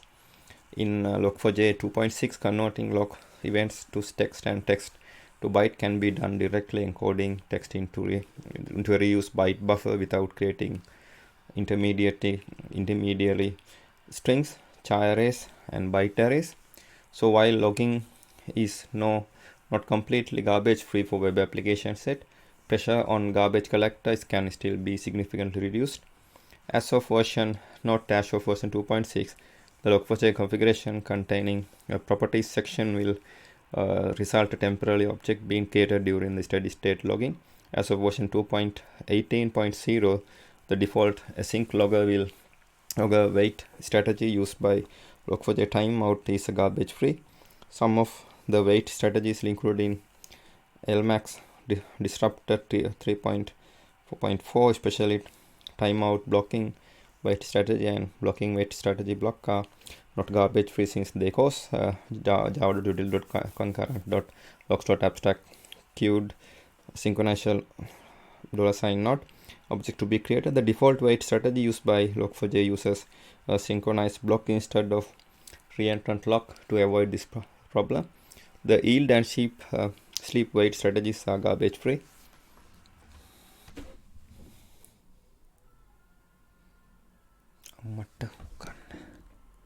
Now we are considering remotely editing the Log4j configuration in client UI in JMX. The screenshot below here shows the configuration edit panel in JConsole. The client UI also contains a simple editor that can be used to remotely change the Log4j configuration. The screenshot here shows the configuration edit panel in JConsole. Configuration edit panel provides two ways to modify the Log4j configuration: specifying a different configuration location URI or modifying the configuration XML directly in the editor panel. If you specify a different configuration location URI, click the reconfigure from the location button. The specified resource must exist and be readable by the application, or an error will occur and the configuration will not change. If an error occurred while processing the content of the specified resource, Log4j will keep its original configuration, but the editor panel will show the content of the file you specified. The text area showing the content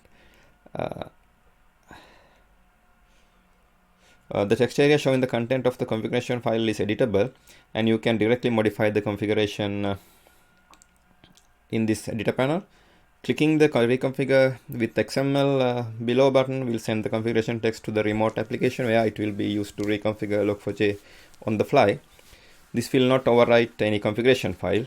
Reconfiguring with the text from the editor happens in memory only, and text is not permanently stored anywhere.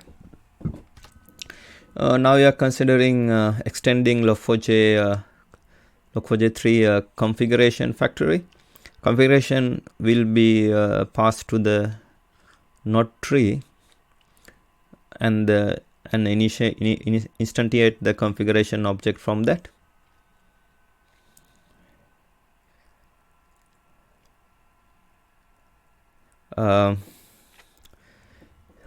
The class configuration factory in package org.apache.login.log4j.co.config in module log.apache.login.log4j.co. Factory class for passed configuration object from the configuration file. Configuration factory allows the configuration implementation to be dynamically chosen in one of three ways. A system property named log4j.configuration factory can be set with the name of the configuration factory to be used. 2. The injector bindy for configuration factory may be registered. 3. The configuration factory implementation can be added to the class path and configured as a plugin in the configuration factory.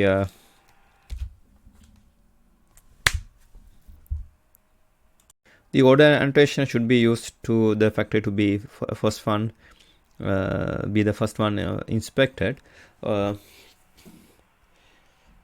Modifying the way in which the logging can be configured is usually one of the areas of the most interest. The primary method for doing is by implementing or extending a configuration factory. Log4j provides two ways of adding new configuration factories. First, by defining the system property named log4j.configuration-factory to the name of the class that should be searched first for a configuration. Second method is defining configuration factory as a plugin. All the configuration factories are then passed in order. Each factory is called on its get supported types method to determine file extension it supports. If a configuration file is located with one of the specified file extensions, then the control is passed to that configuration factory to load the configuration and create the configuration object. Most configuration extend the abstract configuration class. This class expects that the subclass will process the configuration file and create hierarchy of nodes object. Each node is very simple, and in that it consists the name of the node and the name value pair associated with the node, the plugin type of the node, and the list of all of its child nodes. Configuration will then pass to the node tree and instantiate the configuration object from that. Valid extension for XML files. Return configuration, param LoggerContext, the LoggerContext, param source, the input source, return configuration. Returns the file suffixes for XML files and return the array of file extensions. Now we are considering defining custom log levels in custom log levels. This example shows the configuration that defines some custom log levels and uses custom log level to filter log events sent to the console.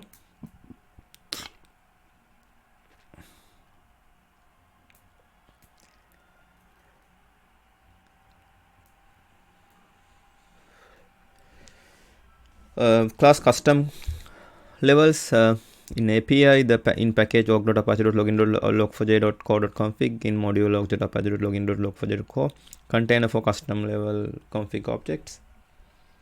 The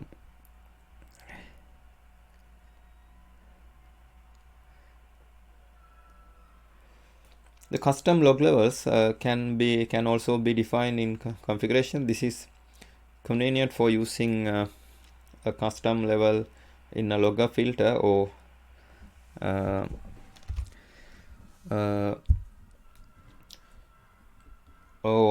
appender filter.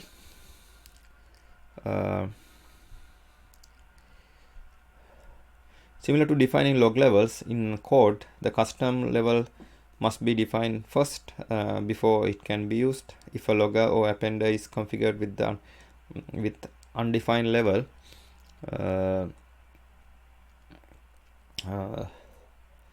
that logger or appender will be invalid and will not pass any log events.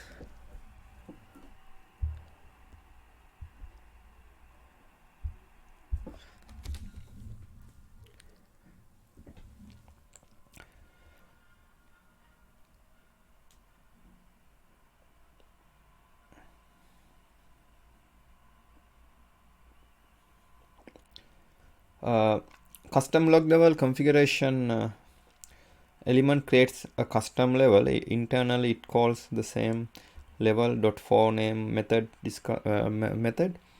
The parameter name its type is string. The name of the custom level. Note that the level names are case sensitive. Convention is to use all uppercase names.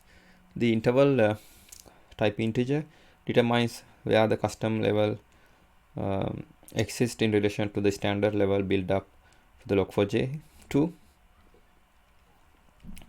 This example shows a configuration that defines some custom levels and uses a custom log level to filter log events sent to the console.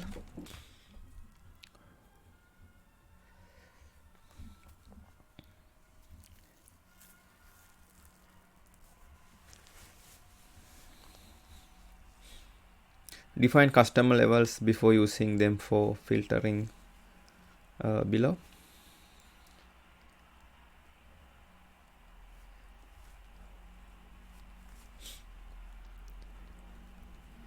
Only events at diag level or more specific are sent to the console.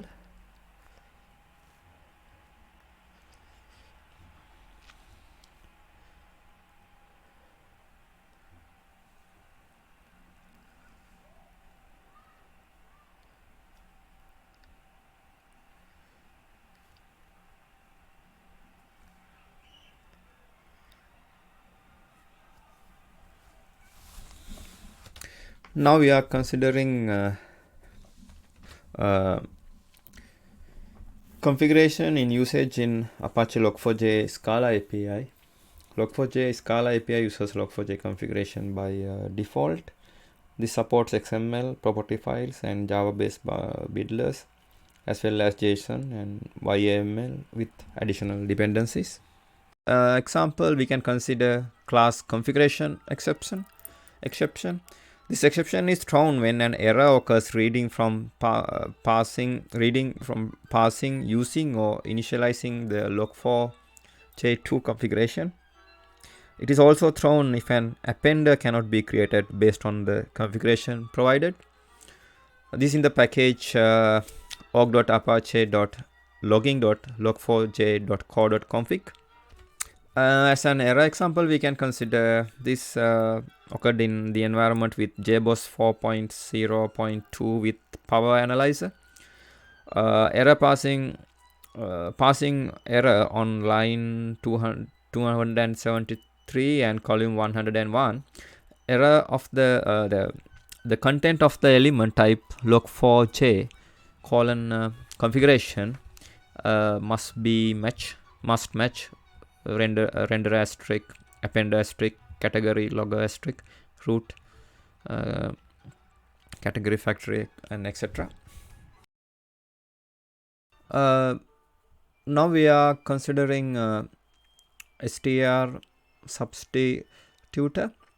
Substitutes variables with a string by values. As an example, we can consider class StrSubstitutor here. This is the main class we are referring actually. Substitutes variables within a string by values. This is in package org.apache.logging.log4j.core.lookup. The simplest example is to use this class to replace Java system properties, for example here and here. The method public static string replace system properties object here source. This is deprecated, and this replaces all the occurrences of variables in the given source object with their matching values from system properties. The typical usage of this class follows the following pattern. First, an instance is created and initialized with the map that contains values for available variables. Here, if the prefix and or suffix for variables should be used other than the default ones,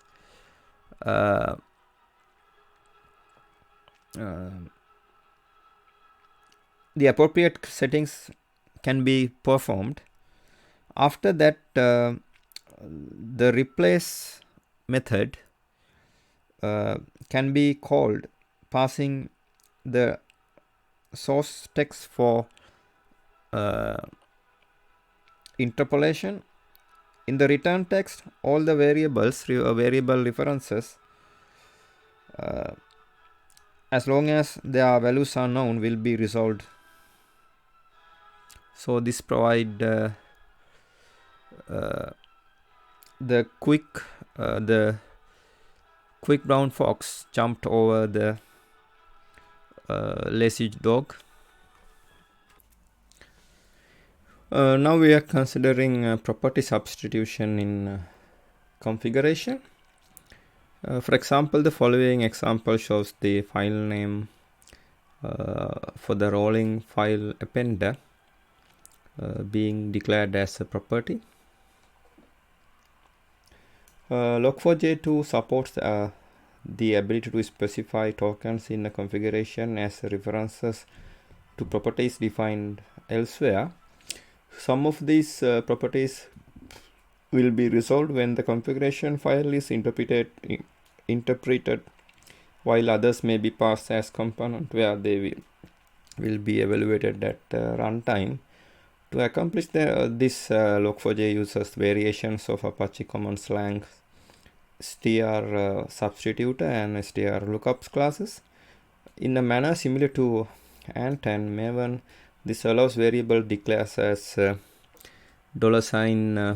open curly brace name, closing curly brace to be resolved using properties declared in the configuration itself. For example, the following example shows the file name for the rolling appender. Rolling file appender being declared as a property.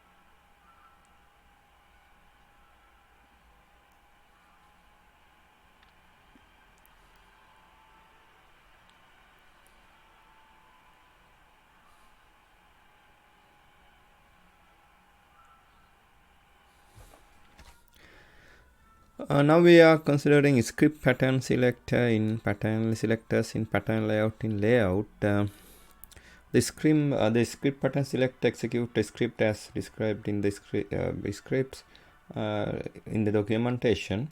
The script is passed all properties configured in the properties section of the configuration. The string StrSubstitutor used by the configuration in the substitutor variables and the log events in the log event variable and is expected to return the value of pattern match key should be used or null if the pattern should be used.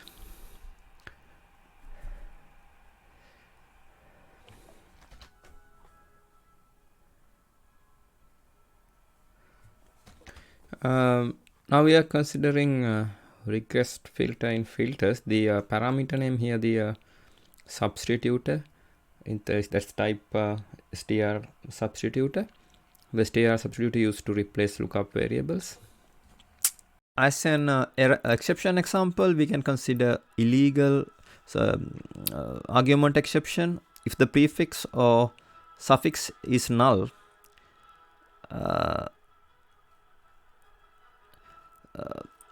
in the method public string substitutor map string value map string prefix string suffix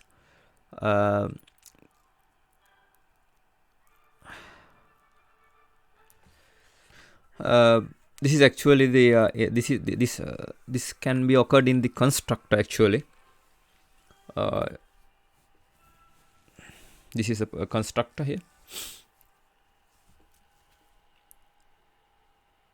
This string substitutor is a constructor. As an error example, we can consider this occurred in the environment with Log4j2 and Apache Camel. Error invalid date format now : YYY mmdd-hh mmss using default java.lang.illegal argument exception, illegal pattern, character n, and etc. Then org.apache.login.log4j.co.lookup.str.substitutor.resolve variable, etc. Now we are focusing on StrLookup. Lookup a string key to a string value. The interface StrLookup. Lookup a string key to a string value. This is in package org.apache.logging.log4j.co.lookup.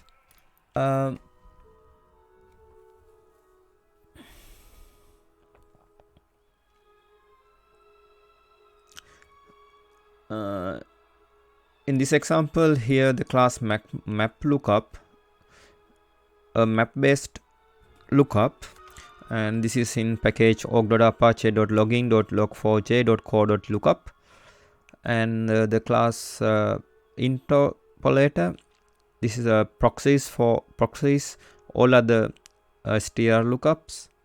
This is in package org.apache.login.log4j.co.lookup. Here in the constructor, construct an interpolator using a given StrLookup.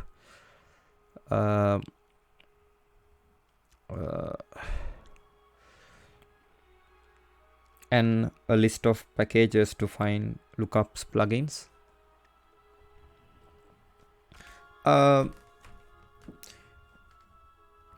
Here we are considering context map lookup. In this example, the application would store the current user's logging ID in the thread context map with the key logging ID. In context map lookup, the context map lookups allows application to store data in the Log4j thread context map and then retrieve the values in the Log4j configuration. During the initial configuration processing, the first $sign will be removed here. The pattern layout supports the interpolation with lookups and will then resolve the variable for each event. Not the pattern $sign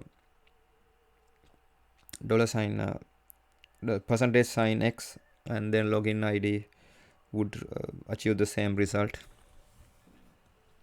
As an example we can consider Kubernetes lookups.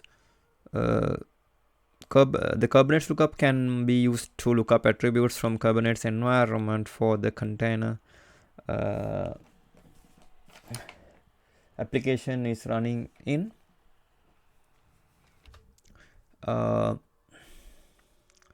Here account name, service account name, cluster name, the name of the cluster the application is deploying, container ID, the full ID assigned to the container, container name, the name assigned to the container, host, the name assigned to the host operating system, labels, all labels formatted in a list,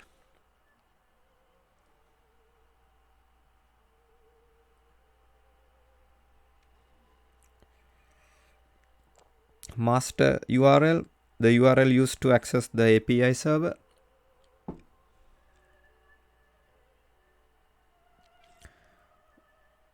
namespace ID, the ID of the namespace the various Kubernetes components are located within, namespace name, the namespace the various Kubernetes components are located within, pod ID, the pod's ID IP number,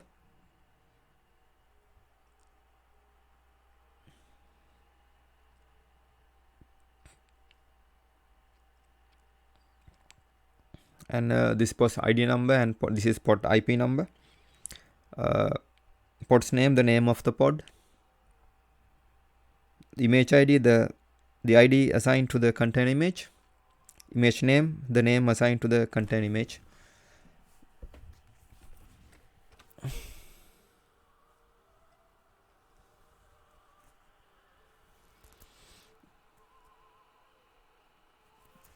Here we are considering lookups. Lookups provide a way to add values to the Log4j configuration at arbitrary places. They are a particular type of plugin that implement StrLookup interface.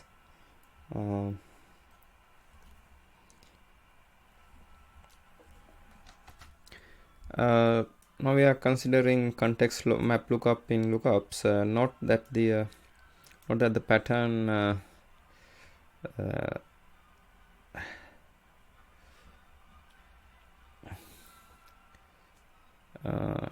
here $x logging ID here would achieve the same result like here. The context map lookup allows application to store data in a Log4j thread context map, then retrieve the values in the Log4j configuration. In the example here, the application would store the current user's logging ID in the thread context map with the key logging ID. During the initial configuration process, in the first $sign will be removed. The pattern layout supports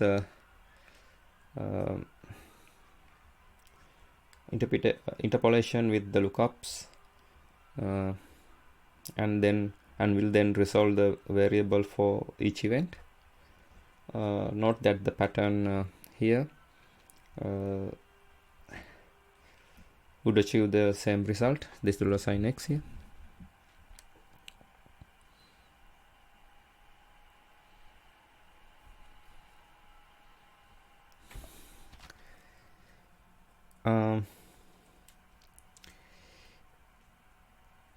Now we are considering date lookup. The current date or the date associated with the current log event will be formatted as specified here. The class simple date format in java.text, the simple date format is a concrete class for formatting and passing dates in a local sensitive manner. It allows for formatting date to text, passing text to date, and the normalization. The class date lookup in package org.apache.login.log4j.co.lookup in module org.apache.login.log4j.co formats the current date or the date in the log event. The key is used as a format string following the java.text.simple date format date and time pattern strings in the API. The date lookup is somewhat unusual from the other lookups, as it doesn't use the key to locate the item. Instead, the key can be used to specify date format string that is valid for a simple date format. The current date or the date associated with the current log event will be formatted as specified here.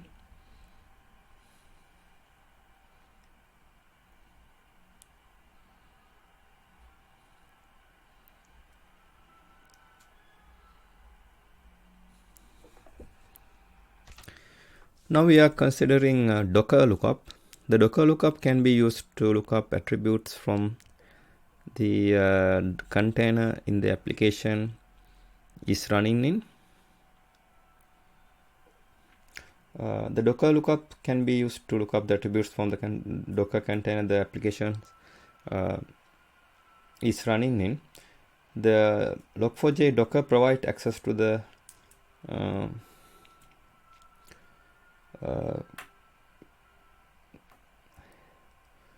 attributes. Container, here the container ID, the full ID assigned to the container. Here the container name, the name assigned to the container. Here the image name, the name assigned to the image.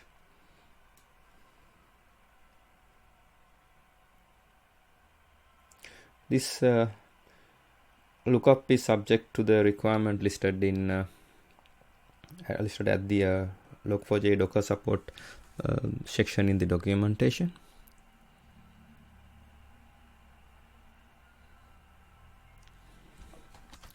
Now we are considering environment lookup. The example here includes the name of the currently logged in user in the application log. The class environment lookup in package org.apache.login.log4j.co.lookup in module log.apache.login.log4j.co looks up keys from the environment variables in the API. Environment lookups allow system to configure environment variables either in global files such as /etc/profile or in a startup script for applications, and they retrieve those variables from within the logging configuration. The example here includes the name of the currently logged in user in the application log. This lookup also support the default value syntax. In the example here, when the user environment variable is undefined, the default value jdoi is used here.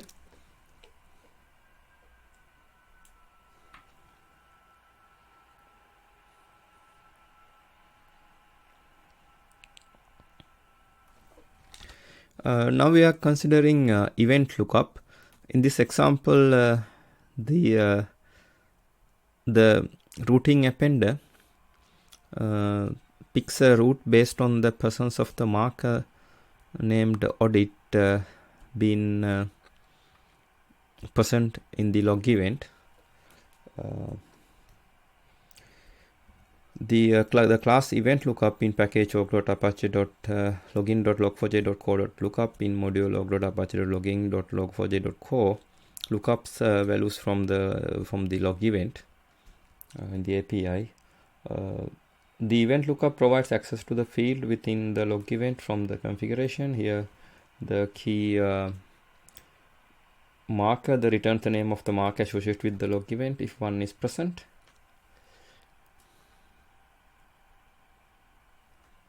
In this example, the routing appender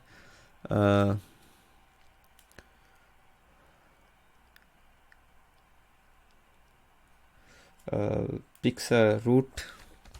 In this example, the routing appender picks a route based on the presence of a marker named audit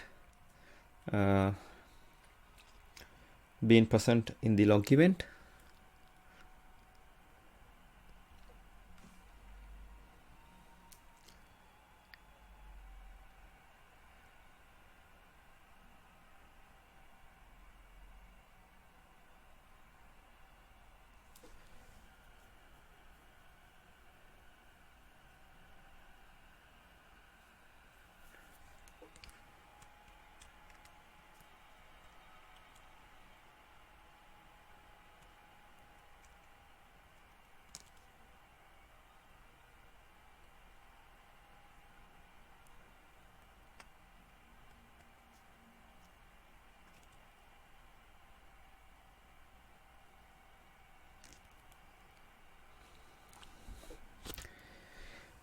Now we are considering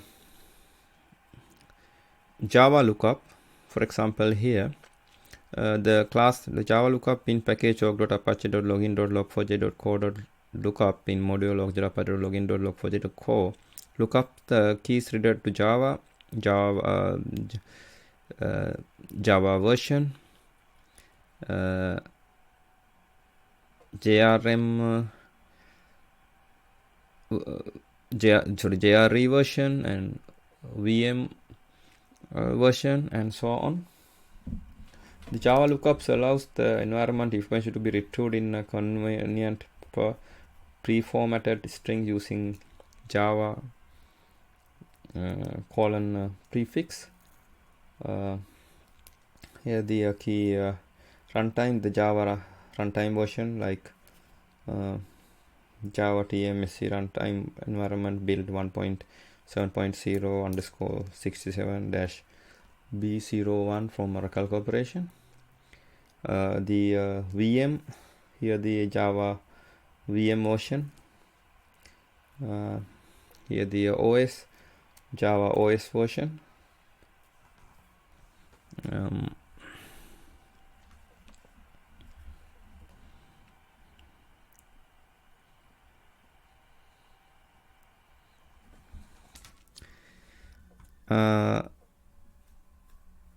Now we are considering JNDI lookup. When using LDAP, only references to the local host name or IP address are supported along with any host or IP addresses listed in the Log4j 2.allowed LDAP host property.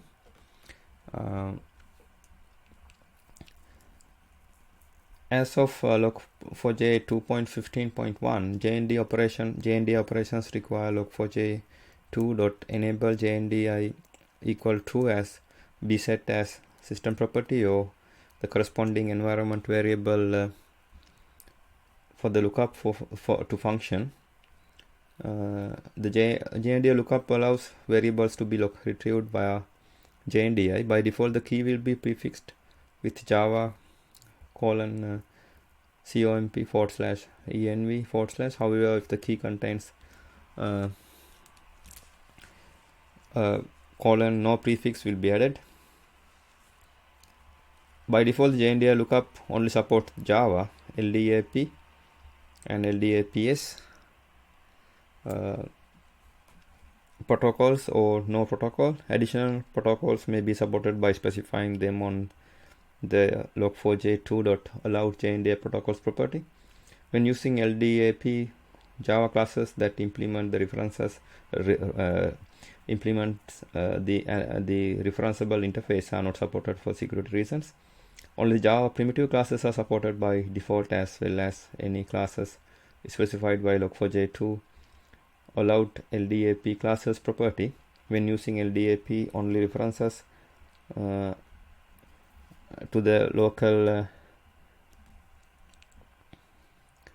hostname or IP address are supported along with any host or IP addresses listed in the Log4j 2.allowed LDAP host property. Java's JNDI module is not available on Android.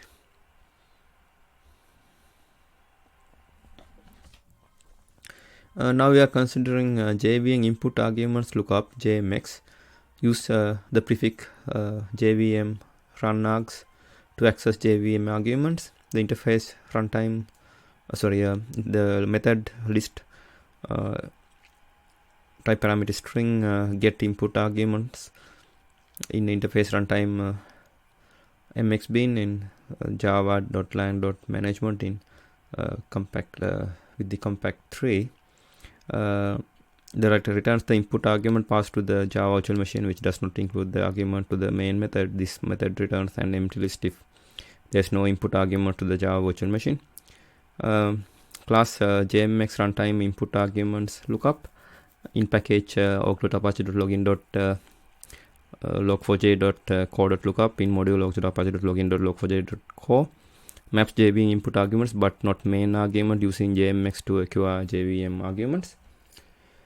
The maps JVM inputs arguments but not the main arguments using JMX to acquire the JVM argument. Use the prefix JVM run args to access JVM argument. The Java's JMX module is not available on Android or on Google App Engine. Now we are considering Kubernetes lookup. Here's the example usage. The Kubernetes lookup can be used to look up attribute from Kubernetes environment for the container the application is running in. Log4j Kubernetes provide access to the following access to the container attributes.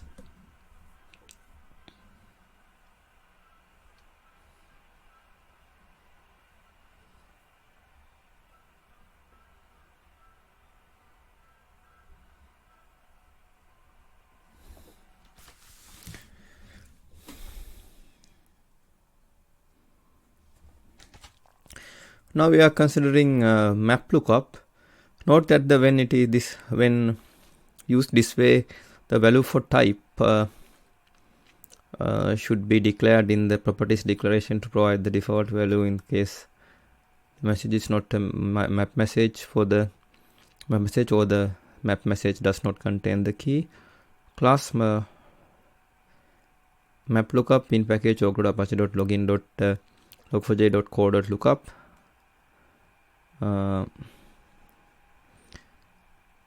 Module in module log.apache.login.log4j.co. A map based lookup. A map lookup serves several properties. One, they provide the base for properties declared in the configuration file. Two, the retrieve values from the map messages in the log events. Three, the retrieve values set with the map lookup dot set main argument string. The first item simply means the map lookup is used to substitute properties that are defined in the name defined in the configuration file. These variables are specified without a prefix. For example, $ open curly brace name, close curly brace name, close curly brace. The second usage allows the value from the current map message if one part of the current log event to be substituted. In the example here, the routing appender will use the different ruling file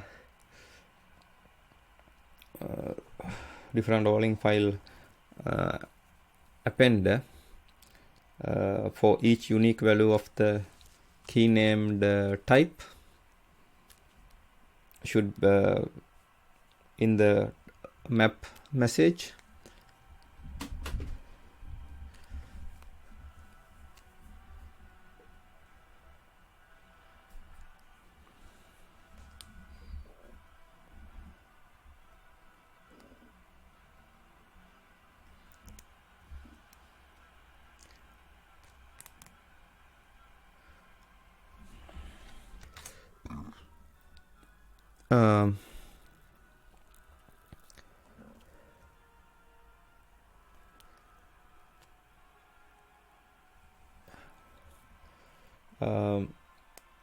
Note that when used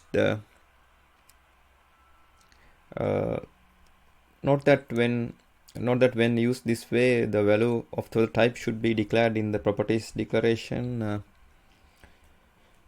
to provide the value default value in case the message is not map message or the map message does not contain the key.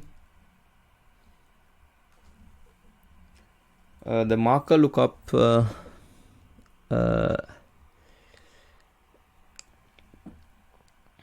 allows you to use the markers in interesting configuration like routing appender. Consider the following YAML, this YAML configuration and code that logs to different files on the markers.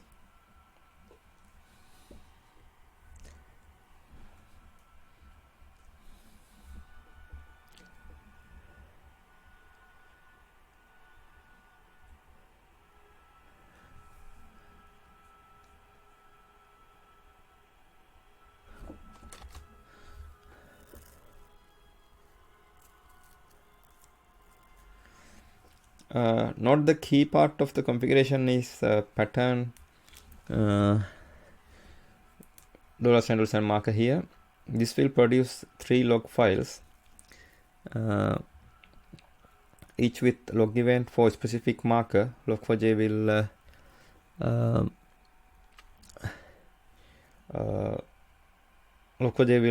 route the log event with SQL marker to SQL .log.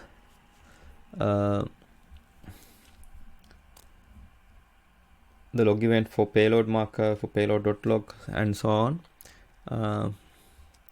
You can use notation $ marker colon name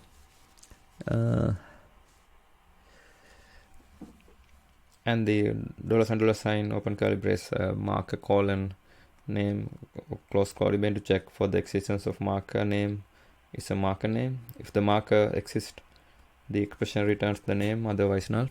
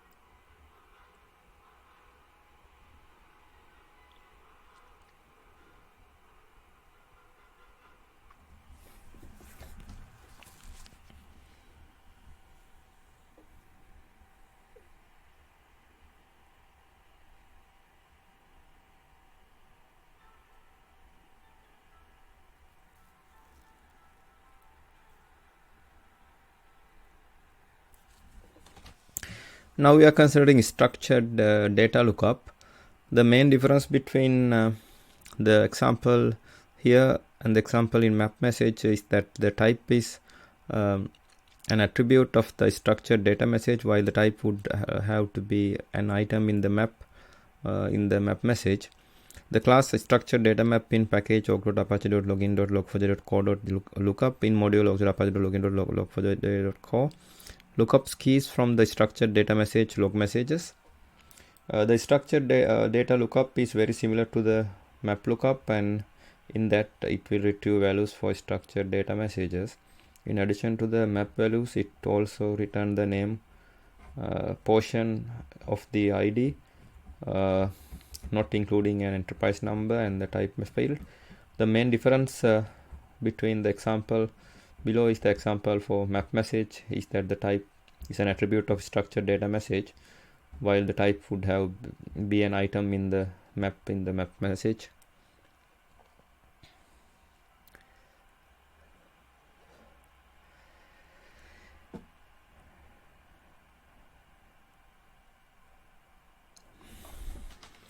Now we are considering Spring Boot lookup. The Spring Boot lookup requires log4j spring-boot jar to be included as a dependency. The Spring Boot lookup retrieves the values of the Spring properties from the Spring configuration, as well as values of the active and default profiles.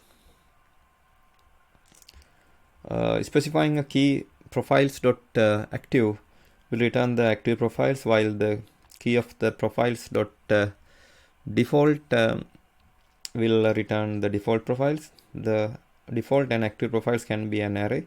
If more than one profile is present, they will be returned as a comma separated list. To retrieve single item from the array, append open square bracket and then open curly brace, index, close curly brace and close square bracket to the key. For example, to return the first active profile in the list, specify here the profiles active here 0. This lookup will return null values until Spring Boot initializes application logging. The Spring Boot lookup requires log4j-spring-boot jar be included as a dependency. This lookup requires log4j-spring-cloud-client be included in the application.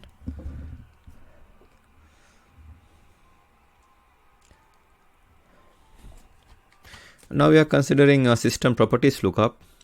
Class system properties lookup in package log.apache.login.log4j.lookup in module log.apache.login.log4j.co looks up the keys from the system properties.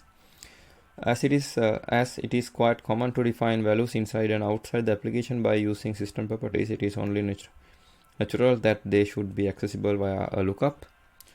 As system properties are often defined outside the application, it would be quite common to see something like this. This lookup support the default value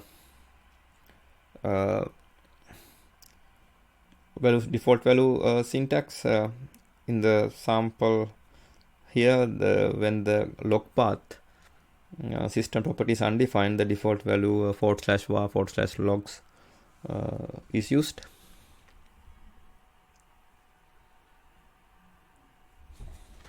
Now we are considering upper lookup. Presumably the value will be the result of the nested lookup.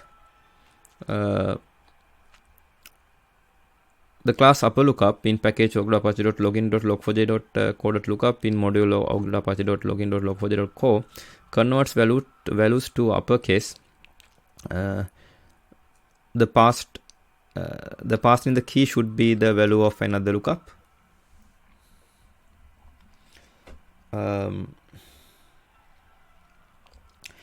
The lower lookup converts the passed in argument to uppercase. Presumably the value will be the result of a nested lookup.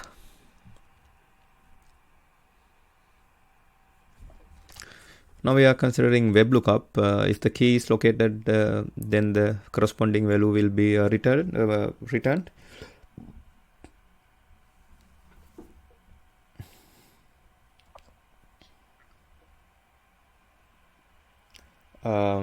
The web lookup allows application to retrieve variables that are associated with the servlet context. In addition to being able to retrieve various fields in servlet context, the web lookup supports lookup variables stored as attributes or configured as an initialization parameters. Here the key root dir returns the result of calling get real path with value of /. Any other key name specified will first be checked to see if a server context attributes exist in that name, and then will be checked to see if an initialization parameter of that name exists. If the key is located in the corresponding value, if the key is located, then the corresponding value will be returned. Now we are considering request lookups and asynchronous calls. During this task execution, the lookups will be set up properly. The servlet 3 supports asynchronous calls.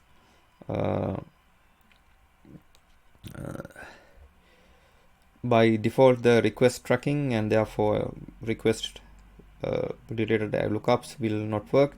To make it work, you can extract the server context attribute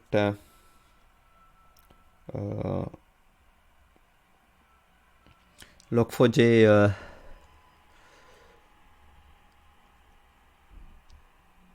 dot request executor, which is a by consumer servlet request runnable, and call it passing the correct request and task to execute synchronously. During this task, the execution lookups will be set up properly.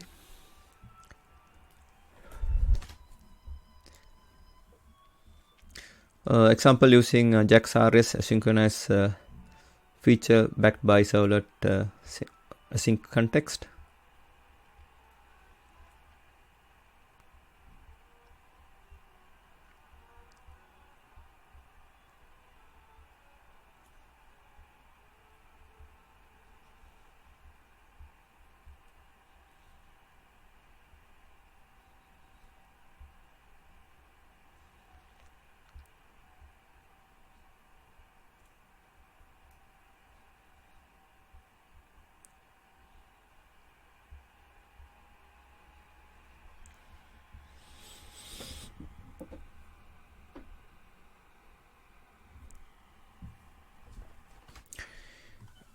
Now we are considering enabling message pattern lookups in configuration. The message is processed by default without using lookups. For example, if you define here, then the logger.info here will output this one here instead of foo_bar.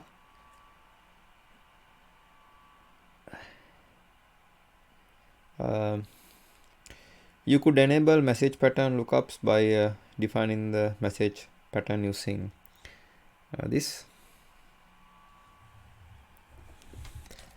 Now we are considering lookup variables with multiple leading $sign here one characters. An interesting feature for STR lookup processing is that when a variable reference is declared with multiple $sign characters, each time the variable is resolved, the leading $sign is simply removed. The previous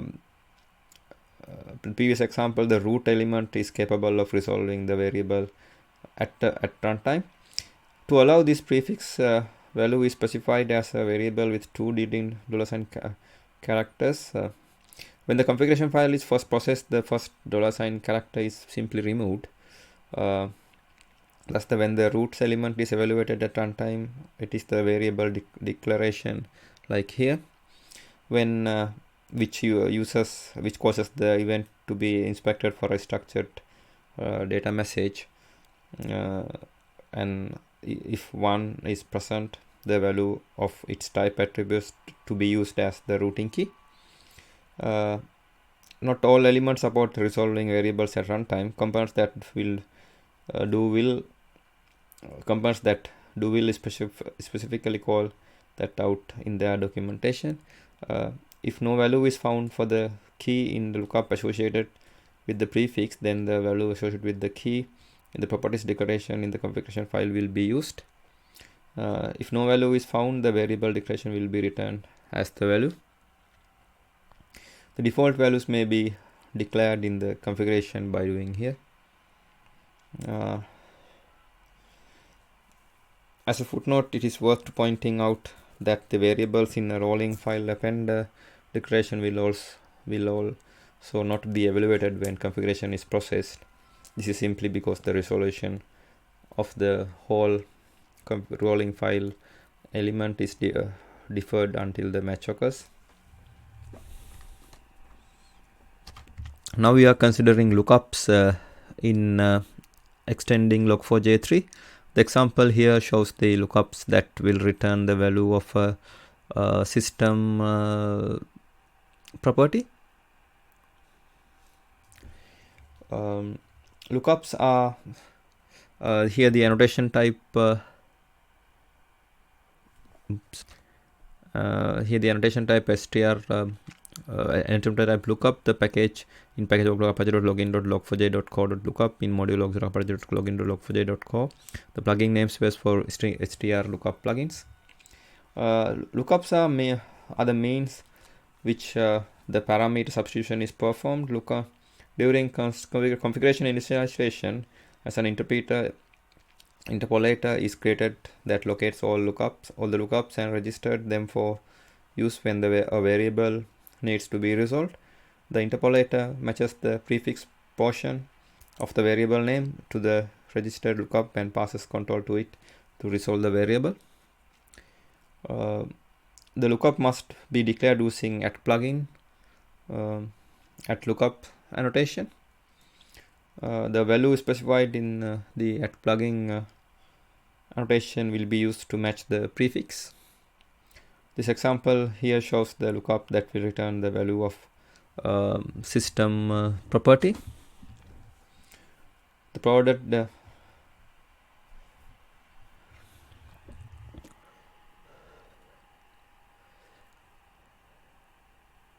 here the lookup the value for a key @param key, the key to be looked up and may be null. The return value for the key here, and here the lookup for the value for key using the data in the log event.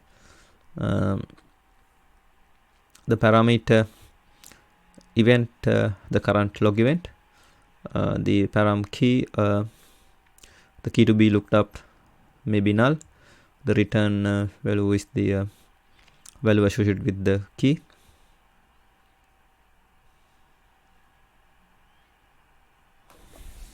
Now we are considering lookups in plugins. Lookups are the perhaps the simplest plugin at all. They must declare their type as lookup on the plugin annotation and must implement the StrLookup interface. The interface is StrLookup. The package log.apache.login.log4j.co.lookup and in module log.apache.login.log4j.co. The lookup a string key to a string value.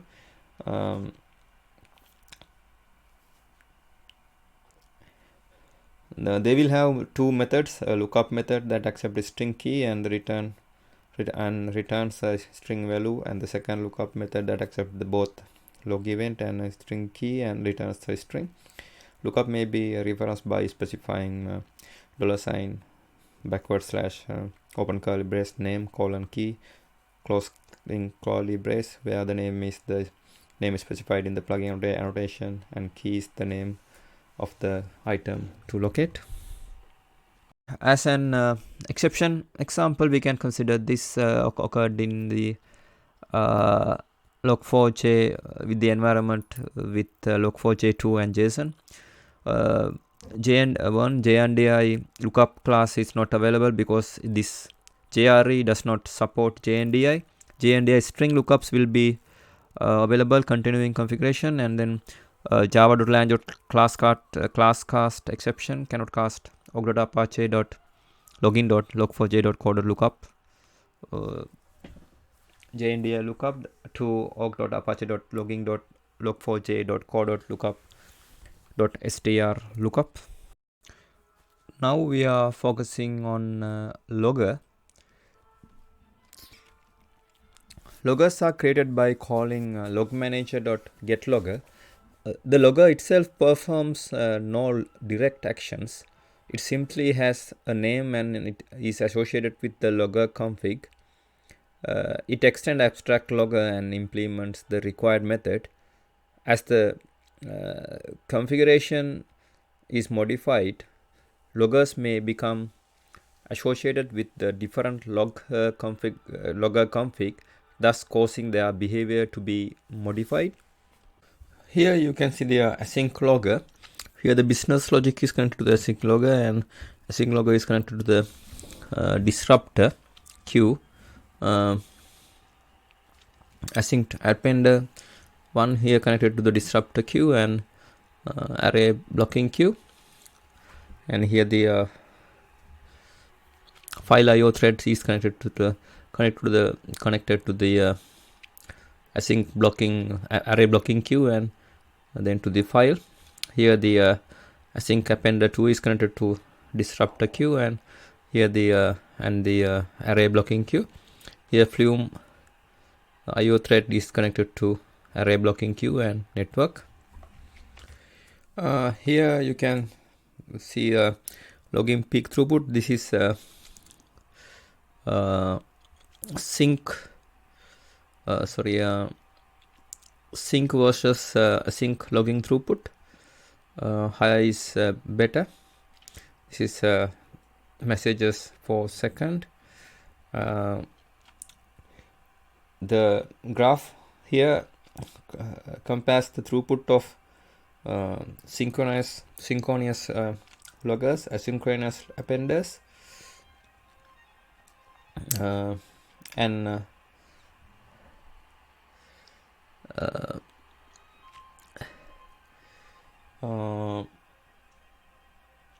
asynchronous loggers.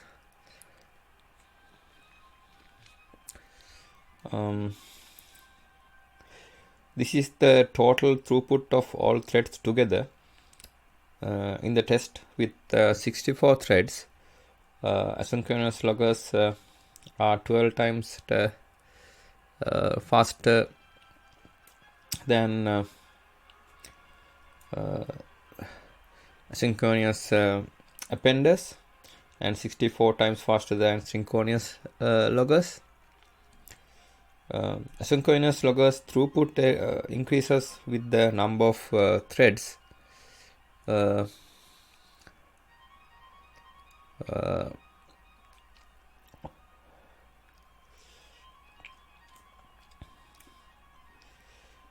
Whereas both synchronous loggers and asynchronous appenders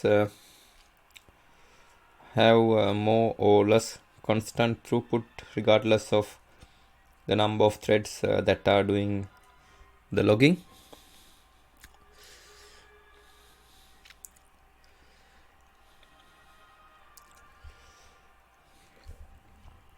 Here you can see the sync and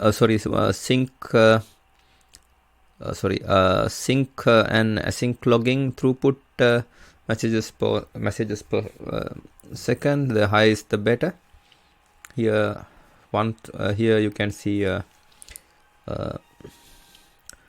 log4 in log4j2 loggers all async here. Here the log4j2 async appender, and here the log4j2 sync. It is this is JDK 1.7.0_06 64-bit on Solaris 10 4-core Xeon X5570 dual CPU at 2.93 GHz with hyperthreading switched on, 16 virtual cores. This is 1 thread, 2 thread, 4 thread, 8 thread, 16, 32 and 64 threads. Here you can see the asynchronous throughput comparison with other logging packages. Here the async logging throughput, messages per second, higher is the better. We also compared the peak throughput of asynchronous loggers to the synchronous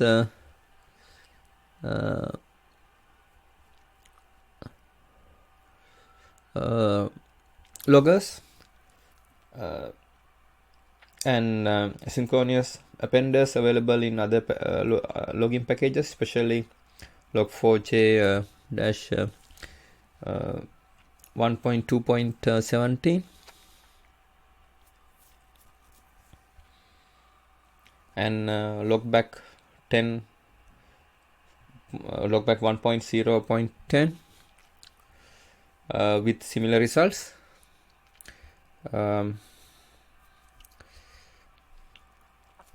For asynchronous appenders,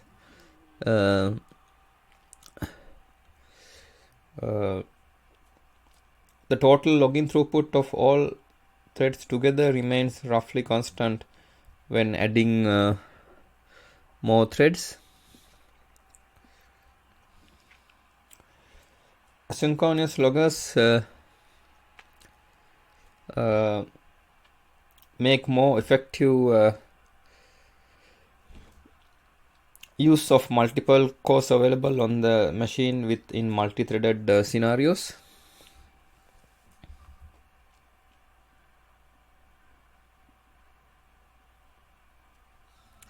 Here the JDK 1.7.0_06 64-bit on Solaris 10 4-core Xeon X5570 dual CPU at 2.93 GHz with hyperthreading switched on, 16 virtual cores here. Here you can see in blue color here the Log4j2 loggers all async.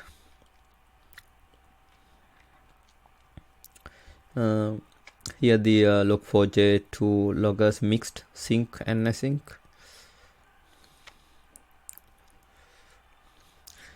Here the Log4j2 async appender.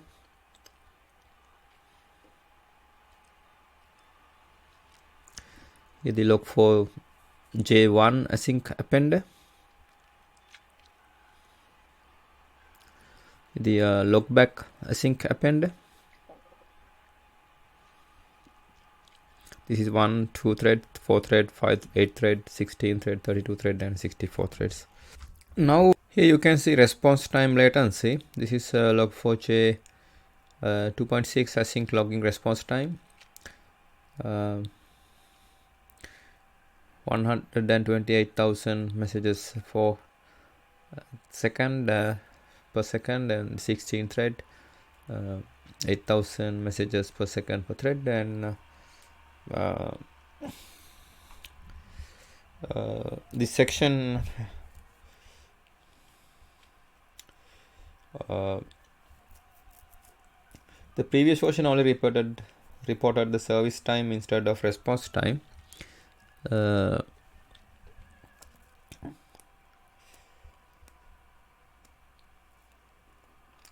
previous version reported average latency, which does not make sense since the latency is not a normal distribution. Finally, the previous version only reported the maximum latency up to 10%, 99.99 of the measurement, which does not tell you bad the worst 0.01% were. In this is unfortunately because the outliners all that matters when it comes to response time. From the recent release, we will try to do better and report response time latency across the full range of percentages, including all outliners. Response time is how long it takes to log a message under a certain load. What is often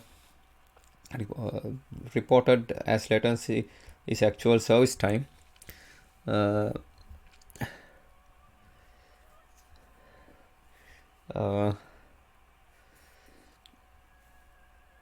How long it took to perform the operation. This hides the fact that the single spike of service time adds queuing to delay for many of the subsequent operations. Service time is easy to measure and often look good on paper, but it is relevant for users since it omits the time spent waiting for a service. For this reason, we report response time, service time plus wait time. The response time test results below were all derived from the running response time tests class, which can be found in the Log4j 2 unit test source directory. If you want to run this test yourself, here are command line options. We use the -xms1g -xms1g prevent heap resizing during the test, and -log4j context selector equal log.apache.login.log4j.co.async async context selector space async logger.wait strategy equal busy syspin. To use async loggers, a busy spin wait strategy reduces some jitter. Class mode -log4j2 dot enable threshold thread locals equal false log4j2 dot enable direct dot encoders equal false. Garbage free mode d log4j2 dot enable dot thread locals equal true d log4j2 dot enable dot direct dot encoder equal true. And there are other options likewise. The graph below graph here compares the response time latency of the array blocking queue based on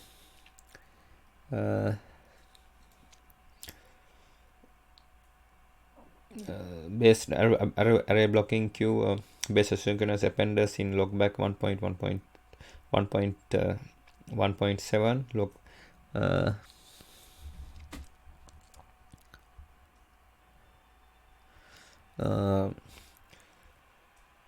log4j 1.2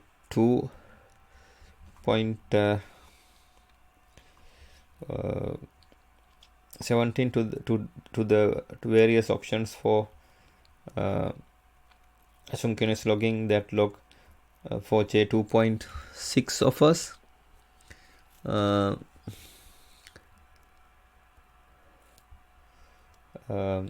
Under a workload of 128,000 messages per second using 16 threads, each logging at a rate of 8,000 messages per second, we see that logback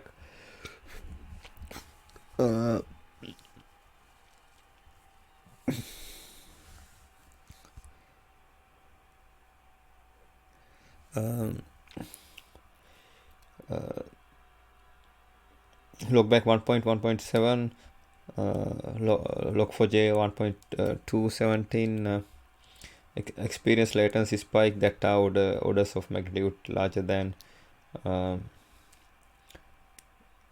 log4j2.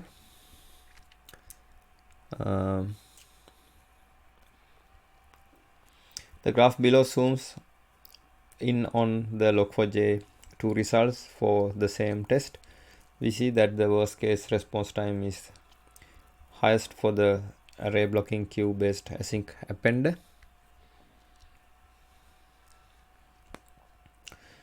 Garbage free sync Garbage free async loggers have the best response time behavior. Here you can see classic async loggers, and here garbage free async loggers. Here you can see the Log4j 2.6 all logger async classic, and here the mixed sync and async classic and garbage free. Here the Log4j 2.6 async appender. Here the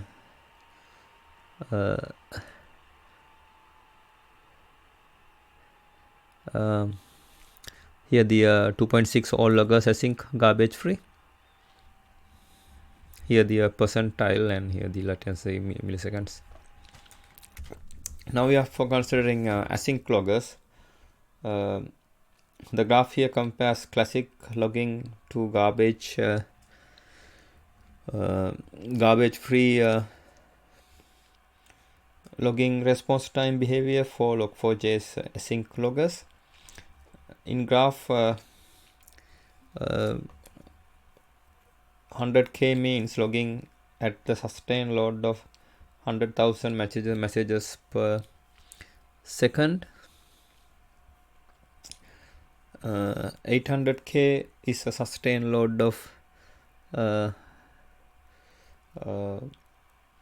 800,000 messages per second. The classic classic mode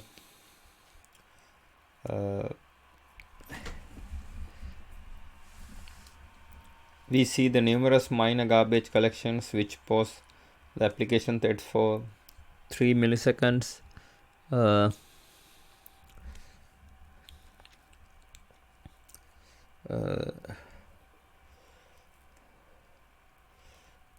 or more. This quickly adapts the response time delays of almost 10 milliseconds. As you can see in the graph, the increase of load shift of the curve to the left, there are more spikes. This makes sense.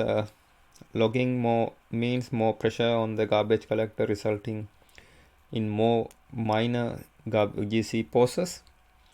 We experimented with a little with reducing the load to 50,000 or even 5,000 messages per second, but this did not eliminate the 3 millisecond pauses.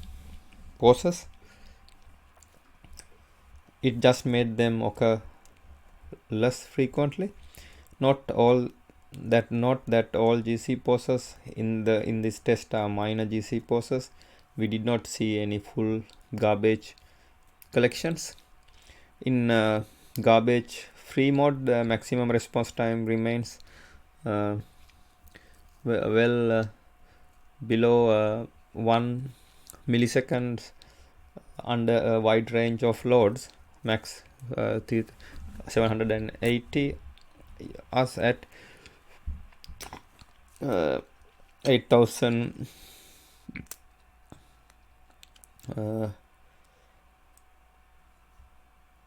8,000 messages per second, and max 407 as at 600,000 messages per second with the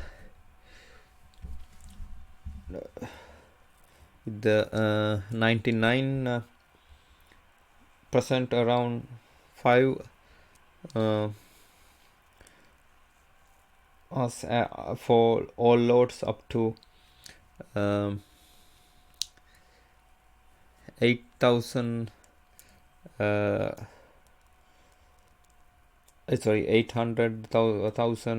messages per second. Increasing or decreasing the load does not change the response time behavior.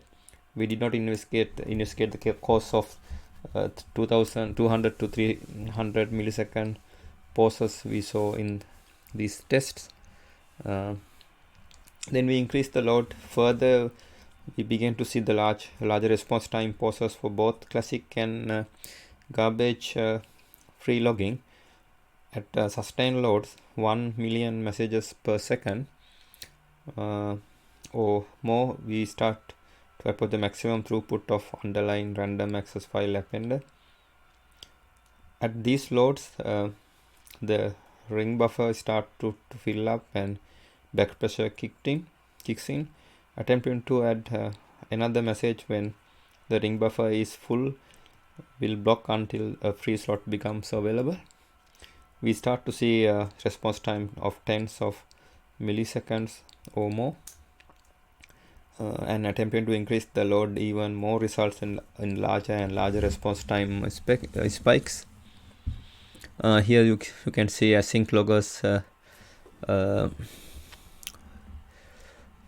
classic versus garbage free response time. Lower is better here. Here you can see classic 100k.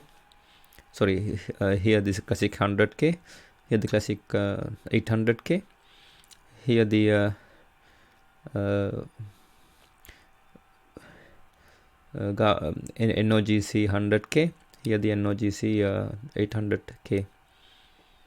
Here percentile and here latency milliseconds. Here you can see a classic, and here you can see a garbage free. Now we are considering synchronous file logging.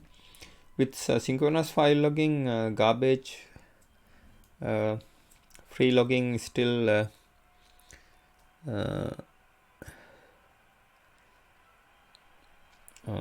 better than classic logging, but the difference is less pronounced. At the workload of 100,000 messages per second, classic logging max response time was time over 2 milliseconds, where garbage free logging was a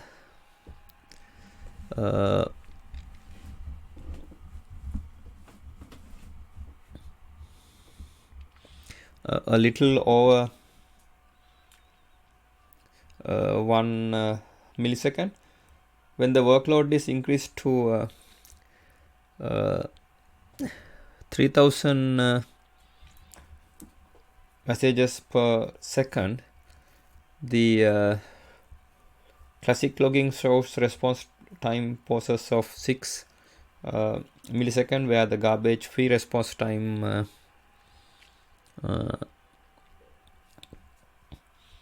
were less than 3 milliseconds. It may be possible to improve on this. We did not investigate further yet.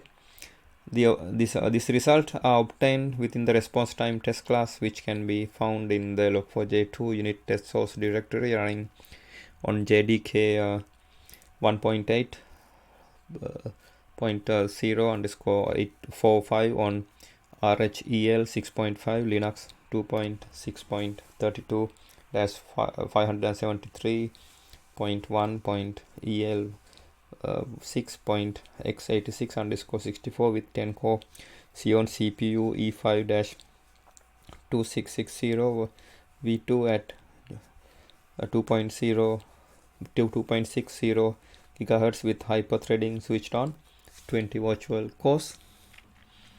Here you can see the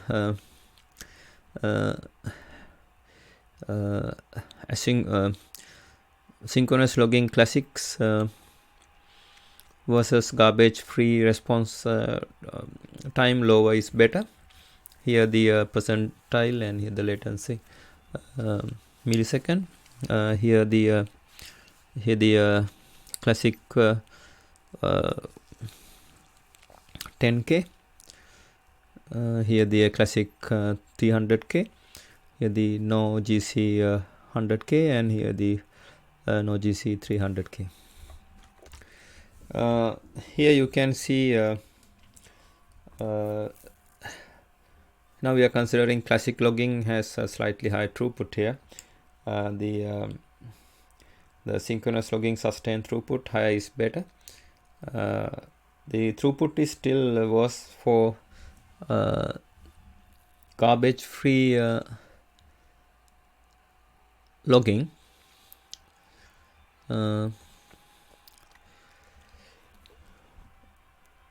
compared to classic logging.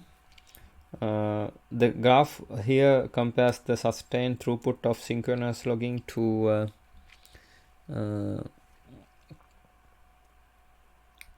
a file with the Log4j 2.6 in garbage free mode, classic mode, and Log4j 2.5. The result here are obtained with the JMH Java benchmark harness.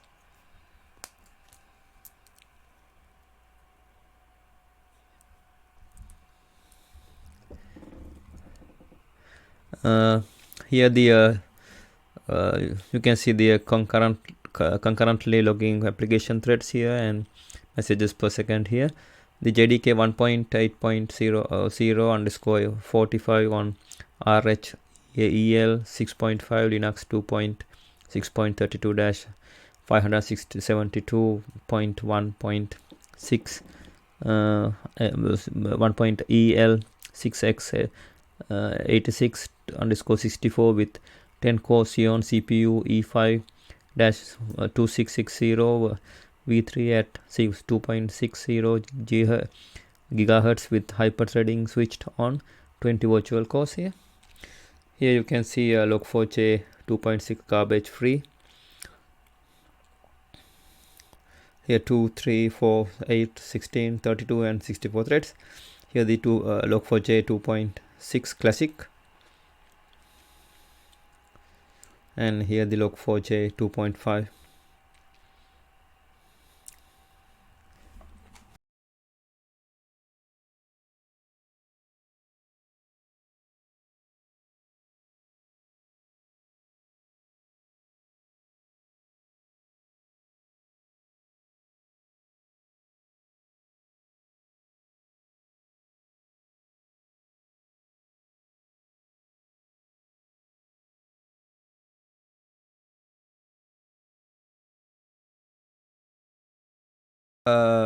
As an example, we can consider interface logger.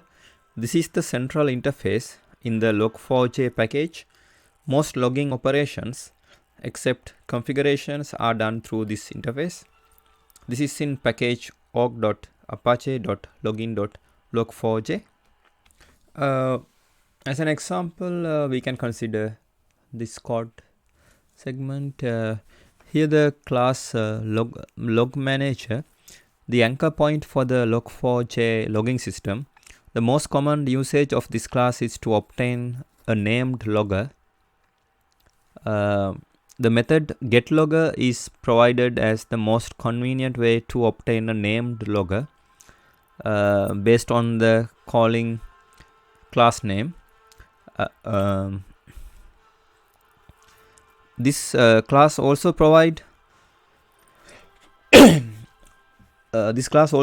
method for obtaining loggers that use string.format string objects style messages instead of the default type of parameterized messages. These are obtained through the getFormatter logger class family of methods. Other service provider methods are given through the getContext and getFactory family methods. These methods are not normally useful for typical usage of Log4j. The public static logger getLogger, this method here the public static logger getLogger string name. This returns a logger with the specified name of the class here.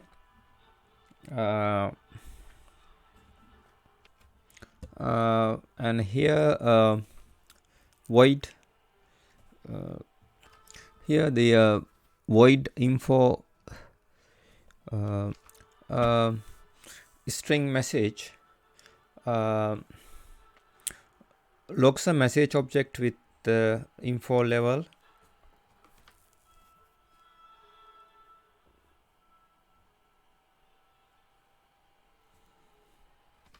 As an example 3, we can consider void this trace method, void trace marker.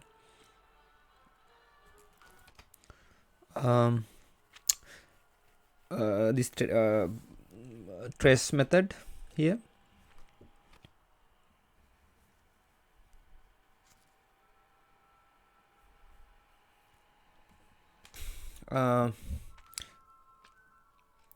Here, since 2.4 methods have been added to the logger interface to support lambda expressions. New methods allow client code to lazily log messages without explicitly checking if the requested log level is enabled. With Java 8, you can see the effect with lambda expression here. Here, with Java 8 style optimization, no need to explicitly check the log level, and here the lambda expression is not evaluated if the trace level is not enabled. As an example 4, you can see this logger configuration, and here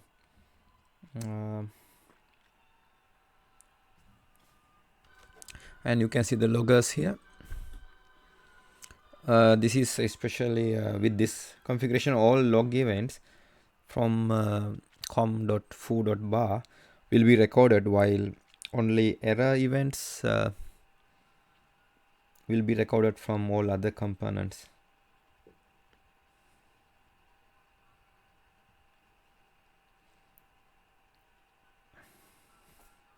So here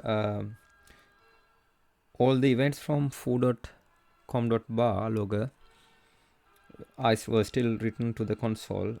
This is because the logger for com.foo.bar did not have any appenders configured, while its parent did.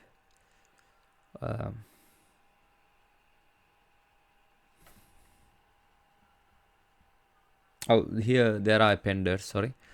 And notice that without additivity part here, notice that the trace messages from foo.com.bar appear twice without this part. This is because the appender associated with the logger com.foo.bar is first used, which writes the first instance to the console. Next, the parent of foo.com.bar, which in this case the root logger is reference. This event is then passed to this appender, which is also write to the console, resulting second instance. This is known as additivity. While additivity can be quite convenient feature, in many cases this behavior is considered undesirable, so it is possible to disable it by setting the additivity attribute here. Additivity attribute on the logger to false. Once this event reaches a logger with this additivity set to false, the event will not be passed to any of its parents loggers here, regardless of the additivity setting.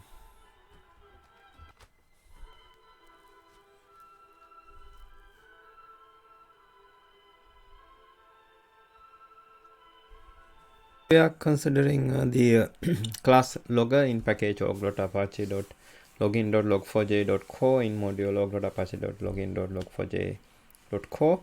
The core implementation of the logger interface, beside providing an implementation of all the logger methods, this class also provides some convenience methods for log4j 1.x compatibility, as well as access to the filters and appenders associated with this logger. Note that the access to this underlying object is provided primarily for use in unit test or bridging legacy log4j 1.x code. Future version of this class may or may not include various methods that are noted as not being part of the public API. log-free asynchronous loggers for low latency logging. Asynchronous logging can improve your application's performance by executing the IO operations in a separate thread. Log4j 2 makes a number of improvements in this area. Asynchronous loggers are new addition in Log4j 2. The aim is to return from the call to logger.log to the application as soon as possible. You can choose between making all loggers asynchronous or using mixture of synchronous and asynchronous loggers.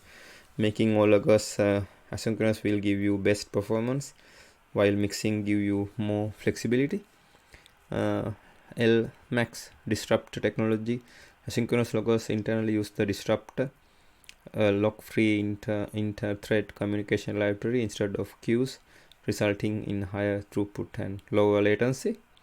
As part of the work for async loggers, asynchronous appenders have been enhanced to flush to disk at the end of a batch. When the queue is empty, this produces the same result as configuring intermediate flush equal true, that is, all received log event are always available on disk. That is more efficient because it does not need to touch the disk on each and every log event. Async appenders use array blocking queue internally and do not need the disruptor jar on the class path.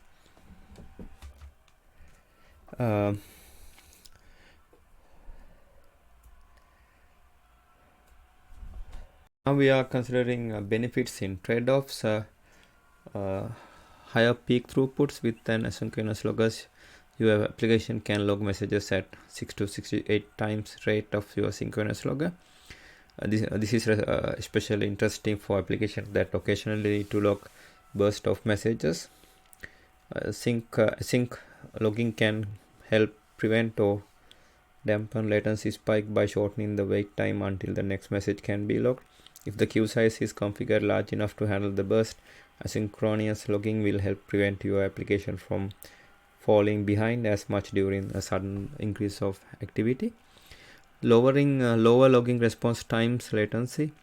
Response time latency is the time it takes for a call to the logger.log to return under a given workload. Asynchronous loggers have consistently lower latency than synchronous logger or even queue-based synchronous appenders. There are drawbacks also in some in error handling and in with some mutable messages and etc. Now we are considering making all loggers asynchronous. A configuration that does not require location might look like the class async LoggerContext selector in package org.apache.login.log4j.core.async and in module org.apache.login.log4j.core.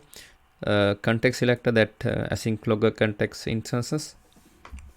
Context selector that manage async LoggerContext instances. Log4j 2.9 and higher require disruptor to 3.3.4.jar or higher on the class path prior to log.4j 2.9. Disruptor 3.0.0.jar or higher was required. This is the simplest to configure and gives the best performance. To make the local loggers asynchronous, add the disruptor jar to the class path and set the system property log4j 2.context selector to org.apache.login.log4j2core.async LoggerContext selector or org.apache.login.log4j.core.async.basic async LoggerContext selector. By default, location is not passed to the IO thread by asynchronous loggers. If one of your layout or custom filters needs location information, you need to set include location equal true in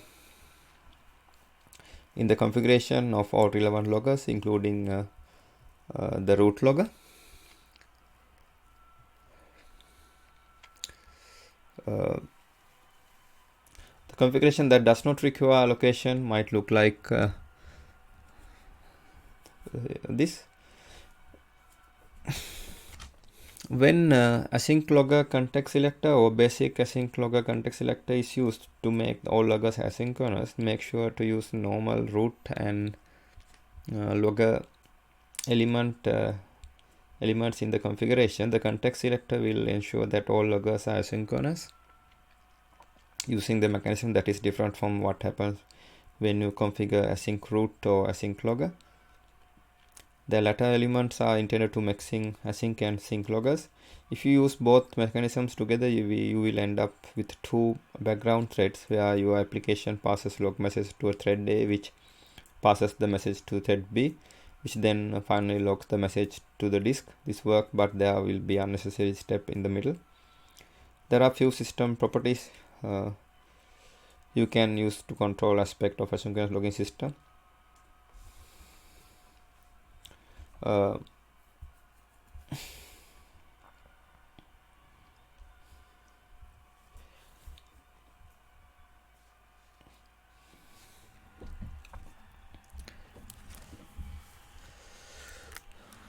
Don't forget to set the system property or to make all loggers asynchronous.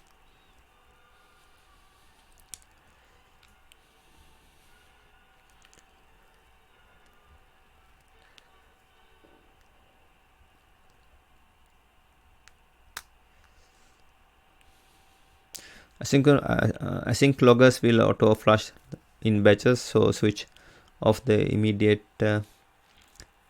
flush.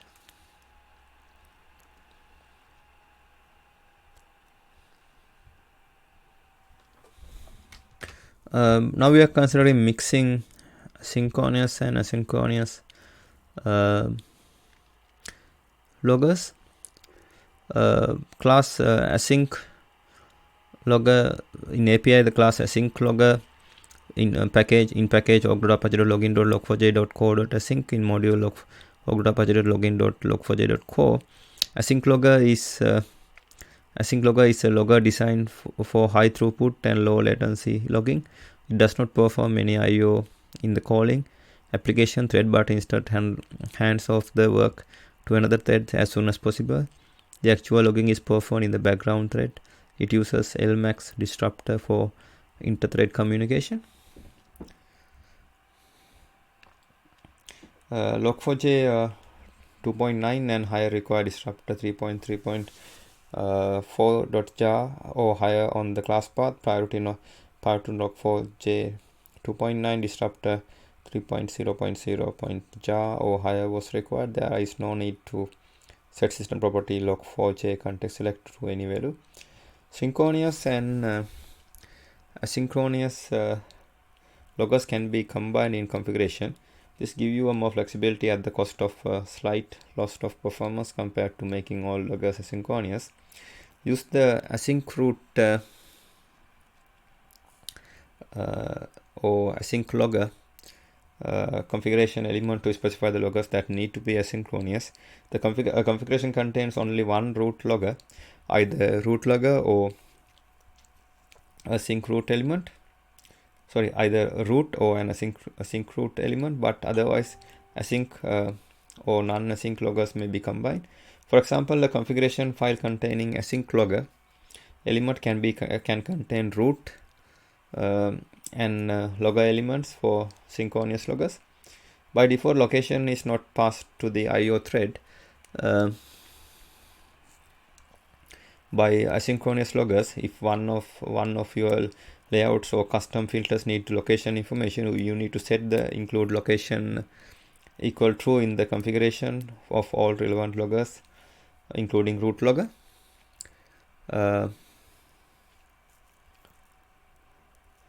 Configuration that makes asynchronous loggers might look like this. There are few system properties you can use to control the aspect of asynchronous logging system. No need to set a system property log4j2 context selector to any value when using async logger or async root.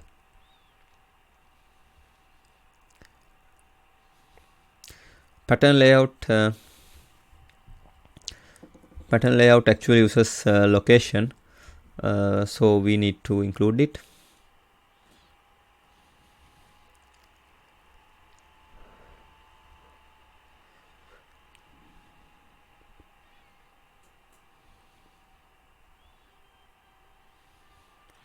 Async loggers will auto flush in batches, so switch off the immediate flush.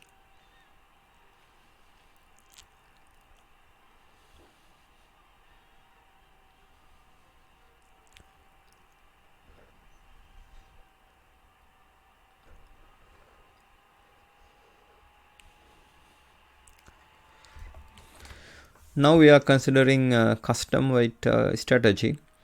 A configuration that configure custom weight strategy can look as follows. The interface async weight strategy factory in package og.apache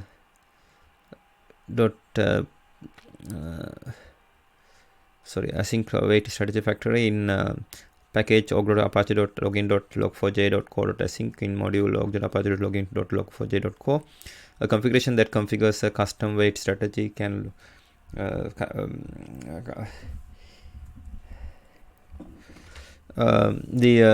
interface async weight strategy factory. This interface allows users to configure custom disruptor weight strategy used for async loggers and async logger configs. The system properties mentioned before allow only choice from among fixed set of predefined weight strategies. There may be classes where you want to configure the custom weight strategy that is not in the list.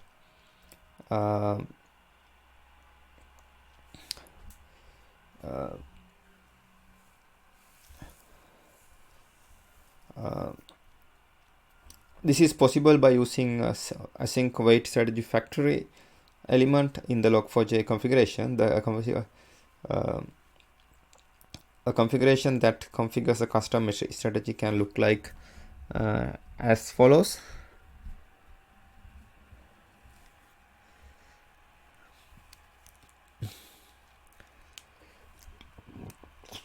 The specified class must implement the og.apache.login.log4j.co.async weight strategy interface, which is defined as follows here. The specified class must also have a public no argument constructor. Log4j will instantiate an instance of the specified factory class and use this factory to create the weight strategy used by the all async loggers. Weight strategy related system properties ties are ignored if the async weight strategy factory is configured.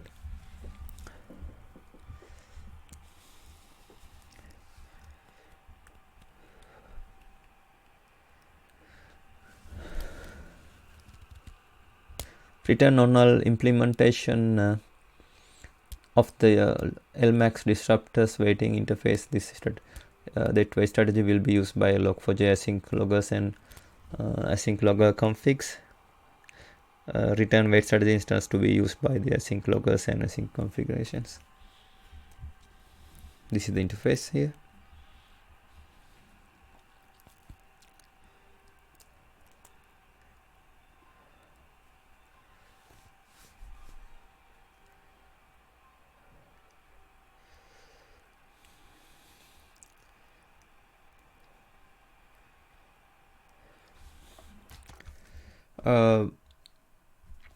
Location.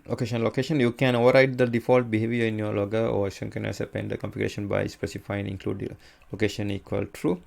One of the layout is if one of the layout is configured with the location related attribute like HTML, location info or one of the patterns, Log4j will take a snapshot of the stack and work the stack trace to find the location information. If the location is if they are in the pattern, This is an expensive operation, 1.3 to 5 times far slower for synchronous loggers, as synchronous loggers wait as long as possible before they take this stack snapshot. If no location is required, the snap should never be taken. However, synchronous loggers need to take this decision before passing the log message to another thread. The location information will be lost after that point. The performance impact of taking a stack trace snapshot even higher for synchronous loggers. Logging with location is 30 to 100 times slower than without location. For this reason, asynchronous loggers and synchronous log appenders do not include location information by default. You can override this default behavior in your logger and asynchronous appender configuration by specifying include location equal true. Now we are considering overview in Log4j 2 API. The hello world.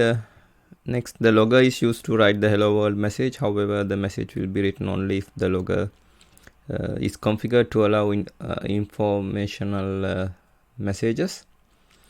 The interface logger in package org.apache.login.log4j in module log.apache.login.log4j in Log4j 2 API.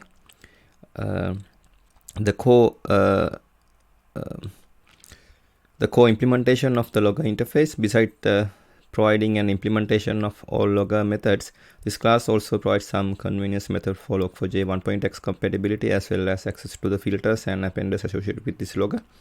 Note that the access to this underlying object is provided primarily for use in unit test or bridging legacy log for Log4j 1.x code. Future version of this class may or may not include the various methods that are noted as not being part of the public API.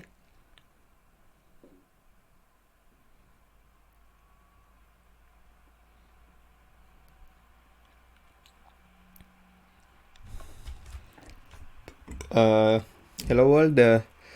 No introduction would be complete without customary hello world example. Here is ours. First, a logger with the name hello world is obtained from the log manager. Next, the logger is used to write the hello world message. However, the message will be written only if the logger is configured to allow internal messages. The output from the call to logger.info method will vary significantly depending on the configuration used. Now we are considering log builder in Log4j 2 API. In order to make the logger cleaner, a builder pattern has been introduced, has been added to the API using the builder syntax. Here they would be handled as here. The interface log builder in org.apache.logging.log4j in Log4j 2 API. The interface for constructing log events before logging them. Instances of log builders should only be created by calling the logger methods that return a log builder.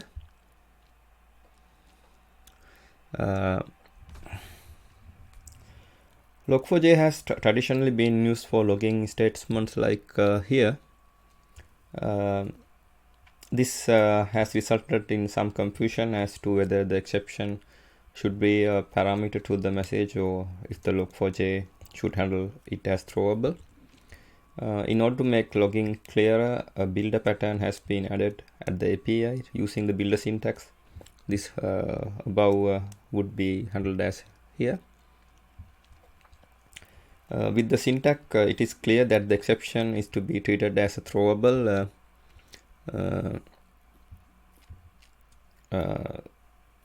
by Log4j. The logger class now returns a log builder when any of at trace, at debug, at info, at warn, at error, at fatal, always, or at level methods are called. The log builder then allows a marker, throwable, and or location to be added to the event before it is logged. A call to the log method always causes a log event to be finalized and sent. A logging statement with the marker throwable at location would like here.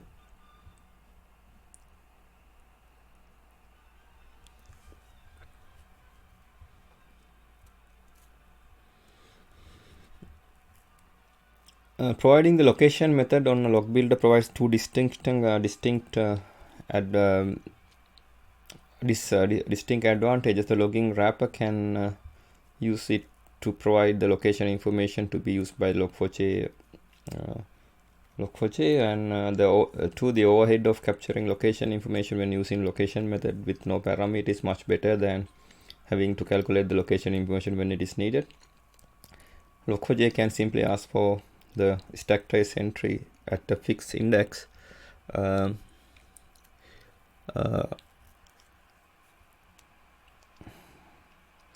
Simply ask for the stack trace entry at the fixed index instead of having to work the stack trace to determine the calling class.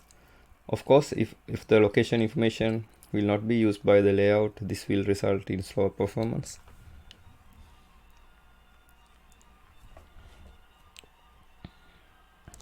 Now we are considering flow tracing in Log4j 2 API. Throwing is not present since the no exception are explicitly thrown, no handled. The interface,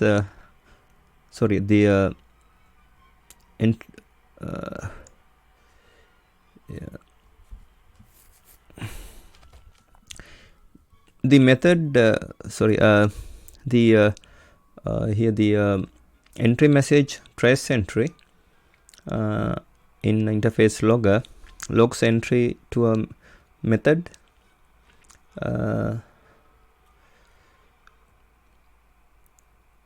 here the logs an entry to a method used only when the method in question has no parameter or parameter should not be logged.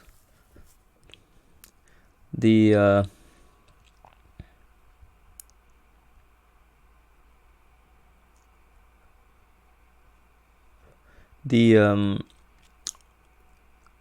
void trace exit logs exit from a method used for methods that do not return anything.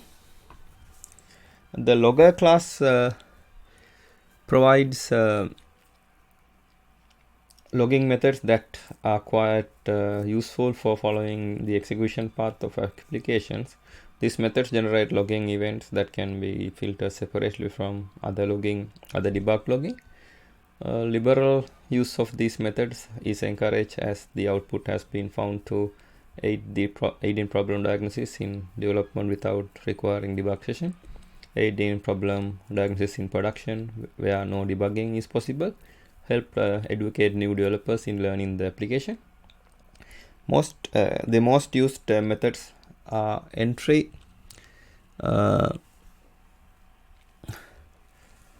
or trace entry,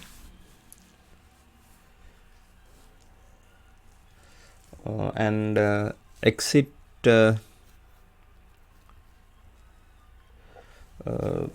or trace exit.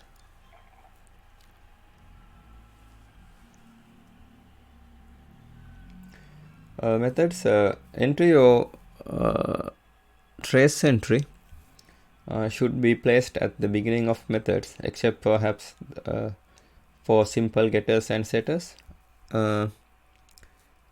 Entry method can be called passing from 0 to 4 parameters. Typically, these will be parameters passed to the method. Trace entry can be passed a format string and a variable list of parameter or a message. The entry and trace entry methods log with the level of trace and uses a marker with the name of enter, or enter, which is also flow marker, and all message strings will begin with the event, and even if a format string or message is used. The main difference between entry and trace entry methods is that the entry method accepts a variable list of object where presumably the each is a method parameter. The trace entry methods accept a format string followed by a variable list of object presumably included in the string format. It is possible to have single method that includes both of these, as it would be ambiguous whether the first string is a parameter or a format string. Exit and trace exit method should be placed before any return statement or as the last statement of method without a return. Exit and trace exit can be called with or without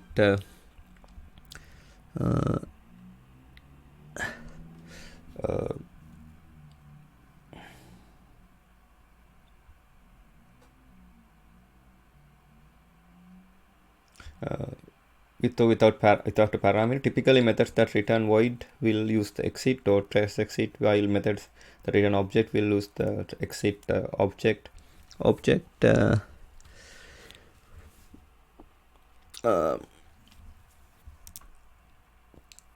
or trace exit object new some message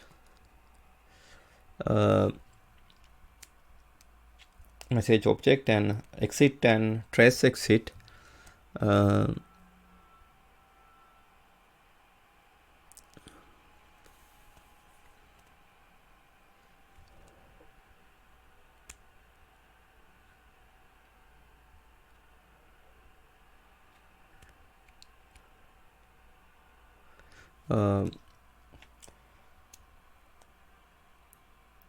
methods log with the level of trace and use the marker with the name exit, which is also flow marker, and all message strings will begin with the exit even if a format string or message is used.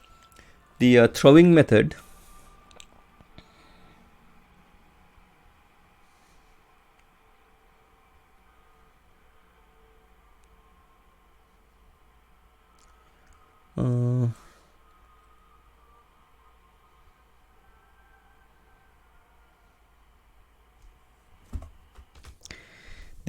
throwing method can be used by an application when it's throwing an exception that is unlikely to be handled.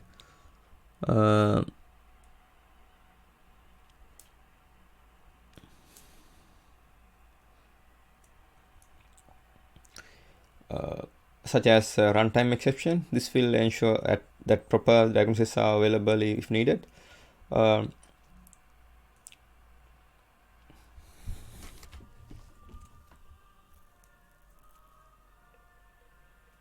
The logging event guaranteed will have a level of error and will have the associated marker with the name of throwing, which also an exception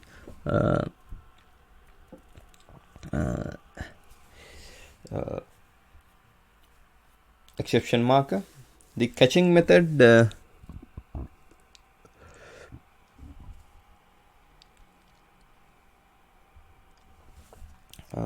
can be used an application when it catches an exception that it is not going to rethrow either explicitly or attached to another exception. The logging event guaranteed that the guaranteed will have the error and will have the associated marker with the name of catching, which is also an exception marker. This following example shows the simple application using these methods and in a fairly typical manner. Throwing is not present since no exception are explicitly thrown and not handled. Test application uses the preceding service to generate logging events. The configuration below will cause all outputs to be routed to the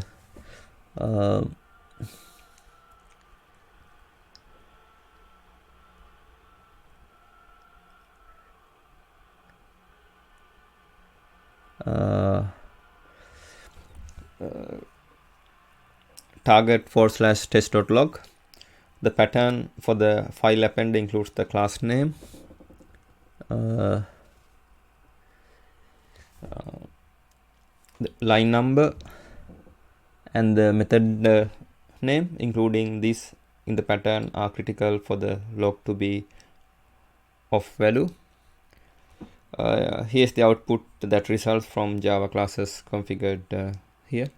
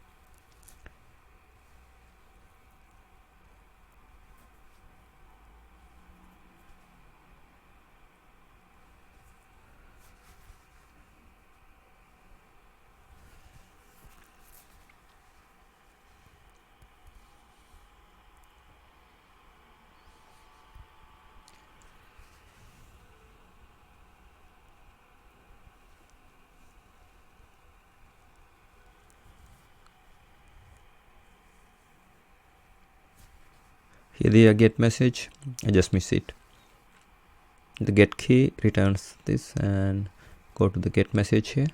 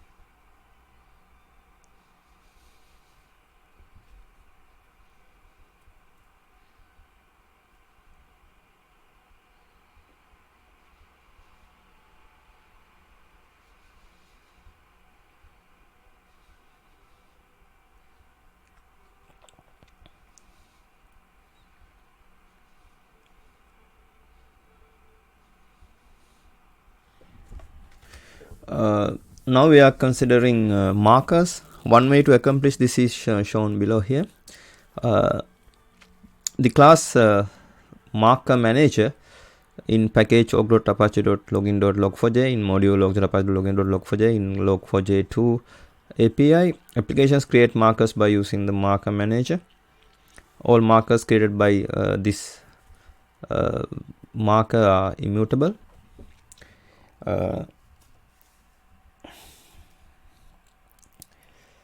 One of the primary purposes of logging framework is to provide the means of generate debugging and diagnosing information only when it is needed, and to allow filtering of that information so that it does not overwhelm the system or individuals who need to make use of it. As an example, the application decides to log its entry, exit, and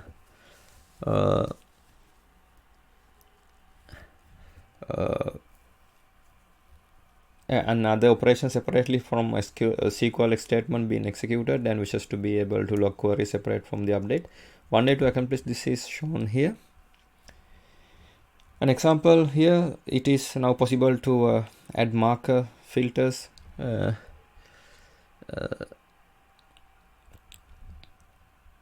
only allow SQL update operations to be logged, all SQL updates to be logged, or to log everything in my app.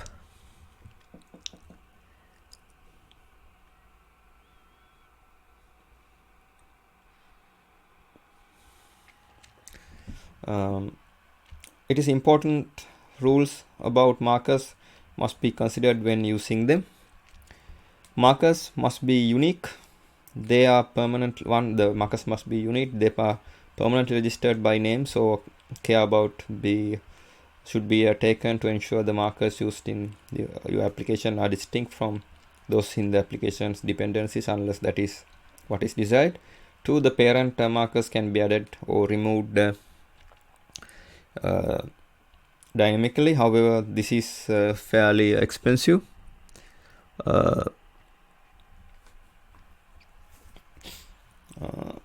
Instead, it is recommended that the parents be identified when obtaining the marker for the first time, as shown in this example. Specifically, set method replaces all the markers in a single operation, while add and remove act on only a single marker at a time. 3. Evaluating markers with multiple ancestors are much more expensive than markers with no parents. For example, in a set of tests to evaluate whether the marker itself, evaluate whether a marker matched its grandparent took 3 times longer than evaluating marker itself. So even then, though evaluating markers is inexpensive compared to resolving callers, class name, or line number.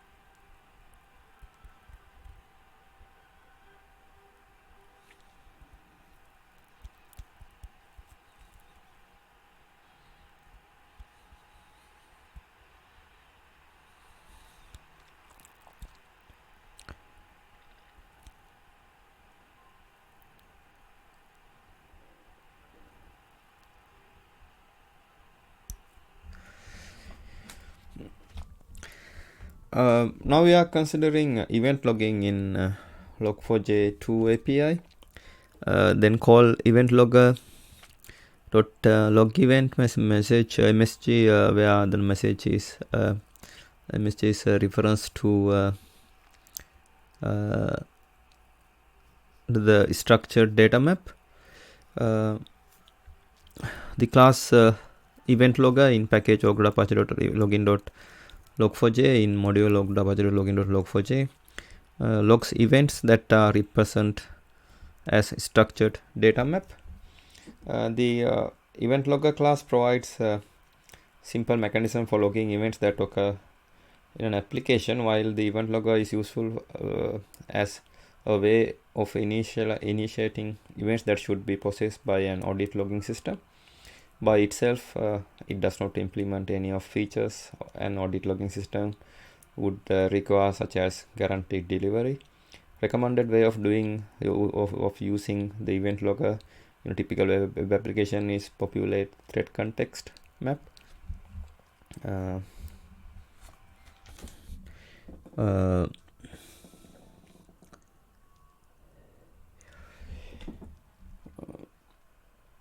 Map with data that is used that is related to the entire lifespan of the request, such as user's ID and user's IP address and product name, etc. This can easily be done in servlet filter, where thread context map can also be cleared at the end of the request.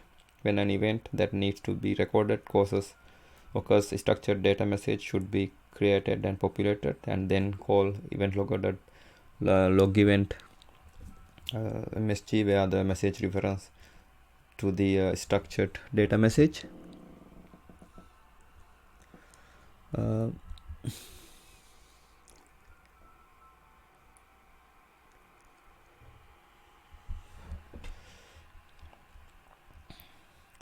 Sample class that uses event logger here. The event logger class uses a logger named event logger. Event logger uses a log level of off as default to indicate that it cannot be filtered. This event can be formatted for printing using structured data layout.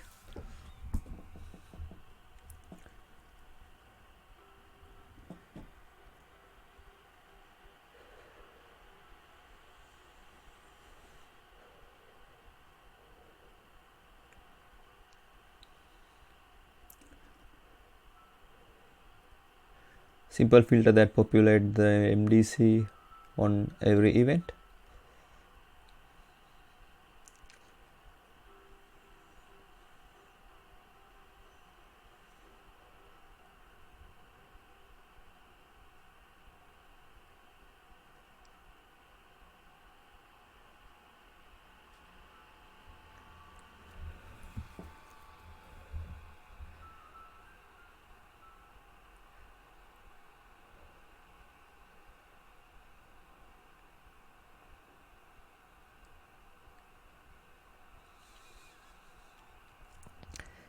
Something should set this after authentication completes.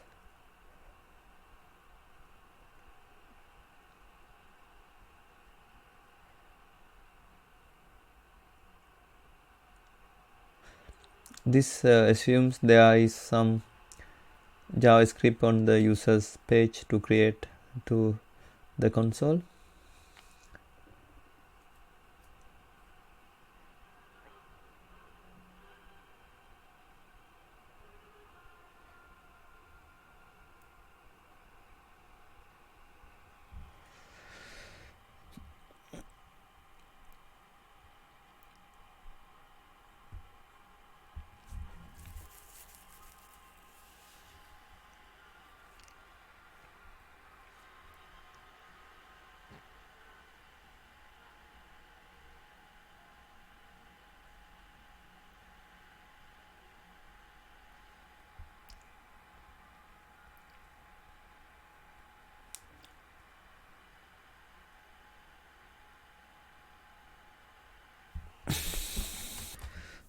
Now we are considering messages. This way, the way this could be accomplished by doing here.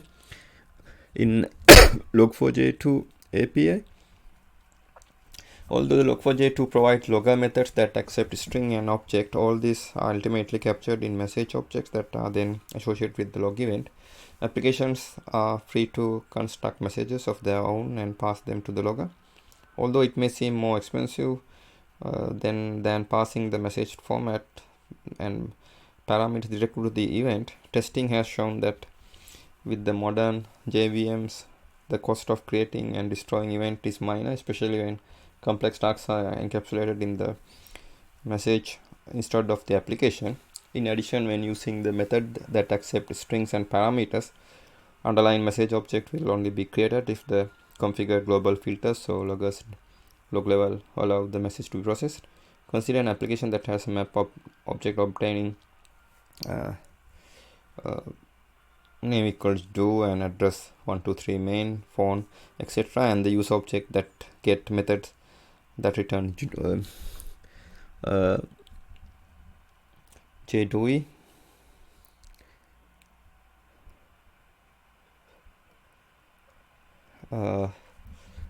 The developer would like to add the informational message that return user JDOI has logged in using ID JDOI. The way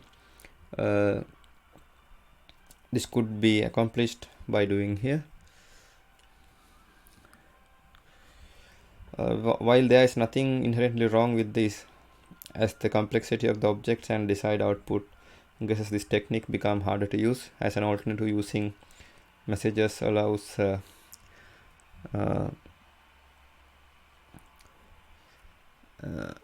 here in this alternative, the formatting is delegated to login message objects get formatted message method. Although this is an alternative, new object is created, none of the method of the object passed to the logged in message is invoked until the logged in message is formatted. This is especially useful when an object's toString method does not produce the information you would like to appear in the log.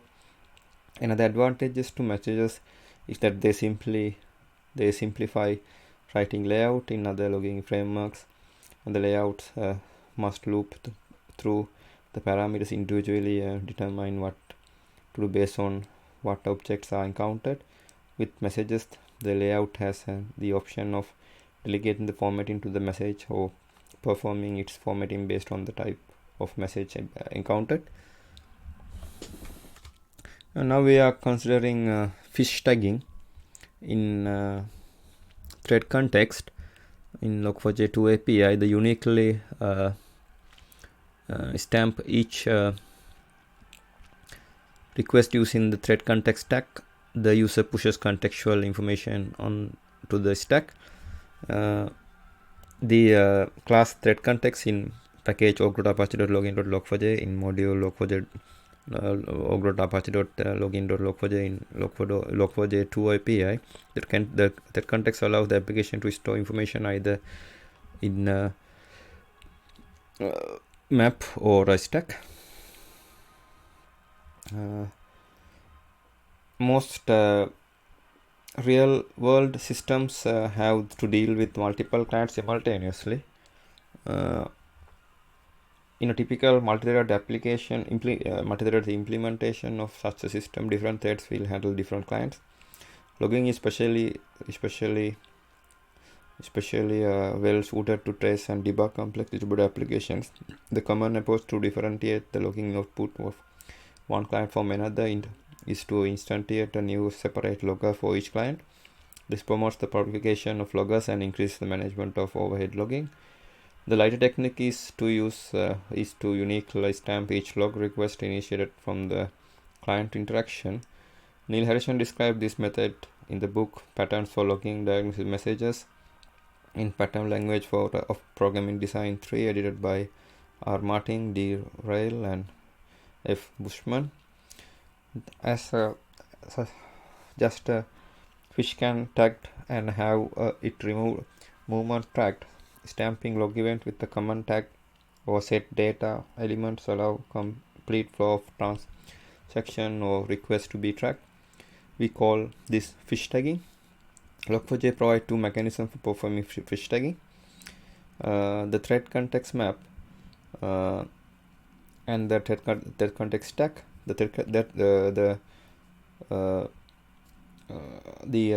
thread context map allows any number of items to be added and identified using key value pairs. The thread context stack allows one or more items to be pushed on a stack and then identified by their order in the stack or by the data itself. Since key value pairs are more flexible, the thread context map is recommended when data items may be added during the processing of the request or when there are more than one or two items. The uniquely stamp each request using thread context stack. The user pushes contextual information onto the stack.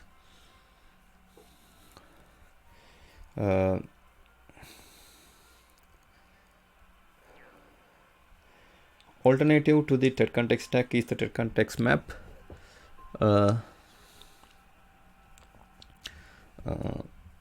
In this case, attributes are associated with the request processing, associated with the request being processed and adding at the beginning and removed at the end of, as follows here.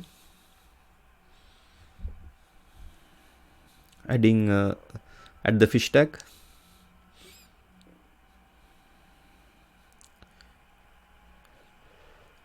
at the fish tag,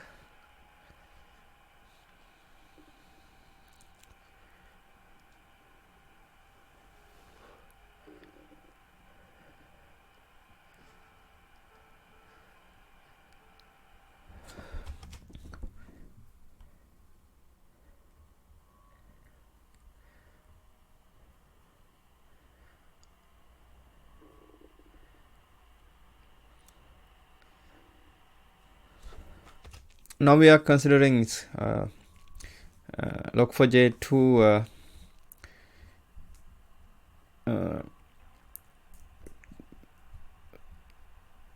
Scala API and requirements. The Log4j Scala 2 has a companion Log4j Scala project that contains a Scala wrapper for Log4j API. The Log4j2 Scala API is dependent on the Scala 2 API, Scala runtime library, and the reflection. It's currently supports Scala 2.10, 2.11, 2.12, 2.13. Scala 3 support has been recently added. Here you can see the example. The output from the call to logger.info will vary significantly depending on the configuration.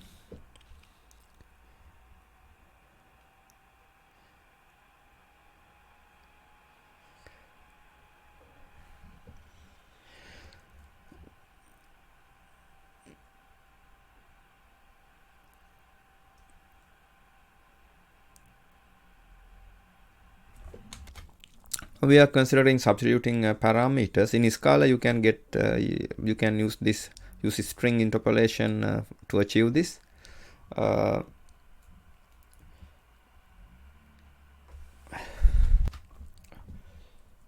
Frequently the purpose of logging is to provide information about what is happening in the system, which requires including information about object being manipulated. In Scala you can get string interpolation to achieve this. Since the Scala logger is implemented with macros, the string construction and method invocation will only occur when debug logging is enabled. Now we are considering logger names. In this scheme, the logger name hierarchy is represented by dot character in the logger name. The most logging implementation used the hierarchical scheme for matching logger names with the logging configuration. In this scheme, the logger name hierarchy is represented by dot character in the logger name in a fashion very similar to the hierarchy used for Java or Scala package names. The logging trait will automatically name the logger accordingly accordingly to the class it is being used. Now we are considering configuring loggers. In configuration, the main differences between root logger and other loggers are here. The understanding of how loggers work in Log4j is critical before you trying to configure them.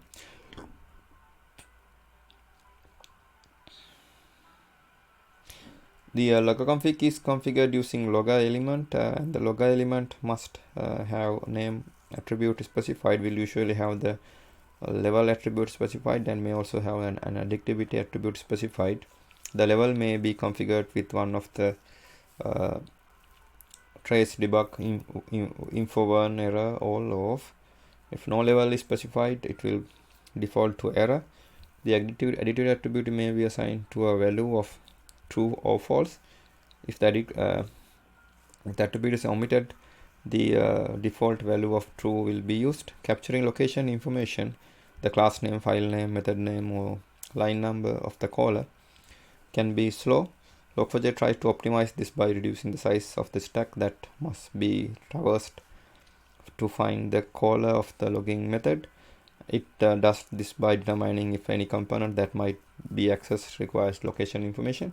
This can cause performance issues if a logger is configured at a level like trace or debug with the expectation that most logs will be filtered on an appender reference or appender, as Log4j will calculate the location information even though the log event is going to be discarded. To disable this behavior, include location attribute can be set to false on the LoggerConfig. This will cause Log4j to defer calculating the location information until absolutely necessary. A LoggerConfig including the root LoggerConfig can be configured with properties that will be added to the properties copied from the context map. These properties can be referred from the appenders, filters, layout, etc., just as if they were part of the context map. Properties can be contain variables that will be resolved either when the configuration is passed or dynamically when each event is logged. The LoggerConfig may also be configured with one or more appender f element. Each appender f reference will become associated with the specific LoggerConfig.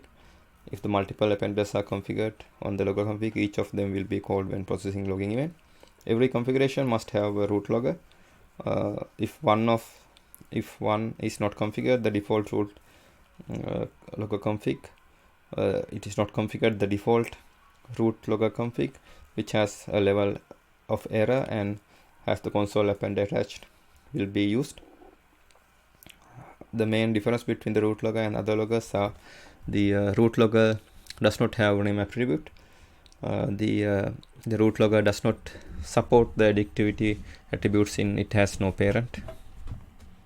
We are considering static versus non-static loggers in usage. Generally, it is better to declare loggers as static. As with any variable in Java, loggers may be declared as static variables or class name variables. However, there are few factors to consider when to declare a logger as static versus non-static. Generally, it is better to declare loggers as static.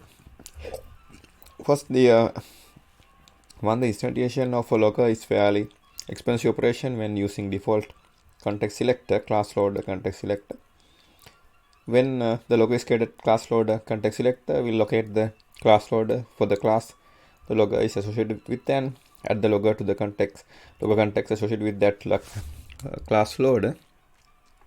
Once the logger is created, it will not be deleted until logger context it is associated with is deleted. Typically, this will only happen when the application is shut down or undeployed. Each call to get a logger with the same logger name will return the same logger instance. Thus, there is a very little difference between a static and non-static logger. There is no behavioral difference between static and non-static logger. Both will have the logger name assigned when they are created, which usually will be the name of the class they associated with.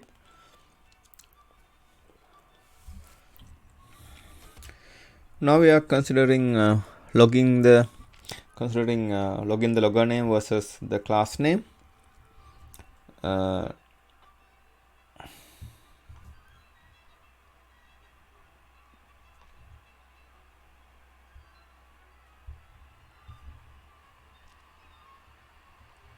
In the second and fourth marker named class is passed. A logger name is a logger of a logger name of a logger is specified when the logger is created. When a log method is called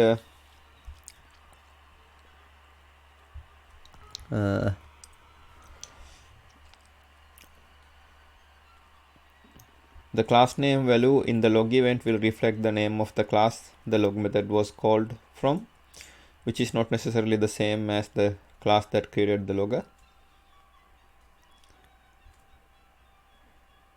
The following example illustrates this here. The base class creates the static logger and a logger variable that is initialized as that same logger.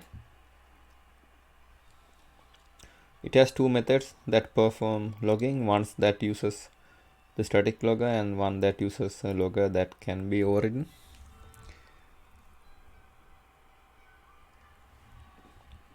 The name of this logger will be org.apache.logging.parent.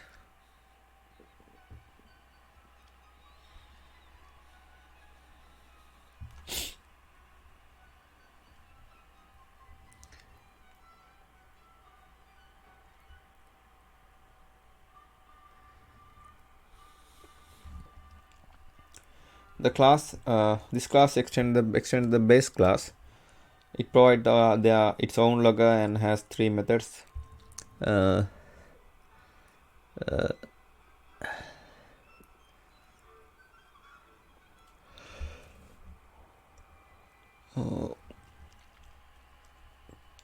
that uses the logger in this class.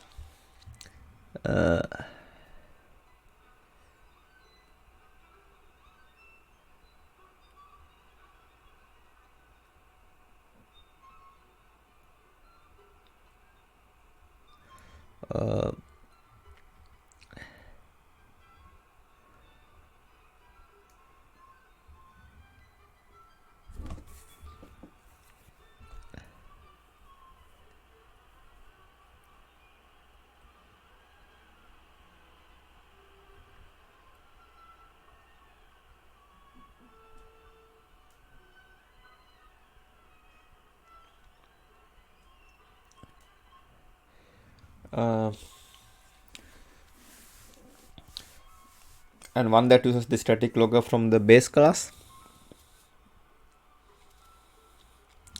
And the one that where the logger may be set either parent or child.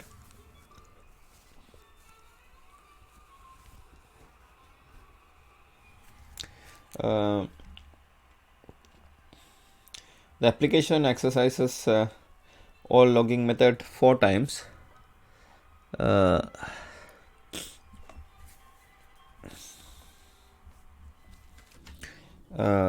First 2 times logger in the base class is set to static logger.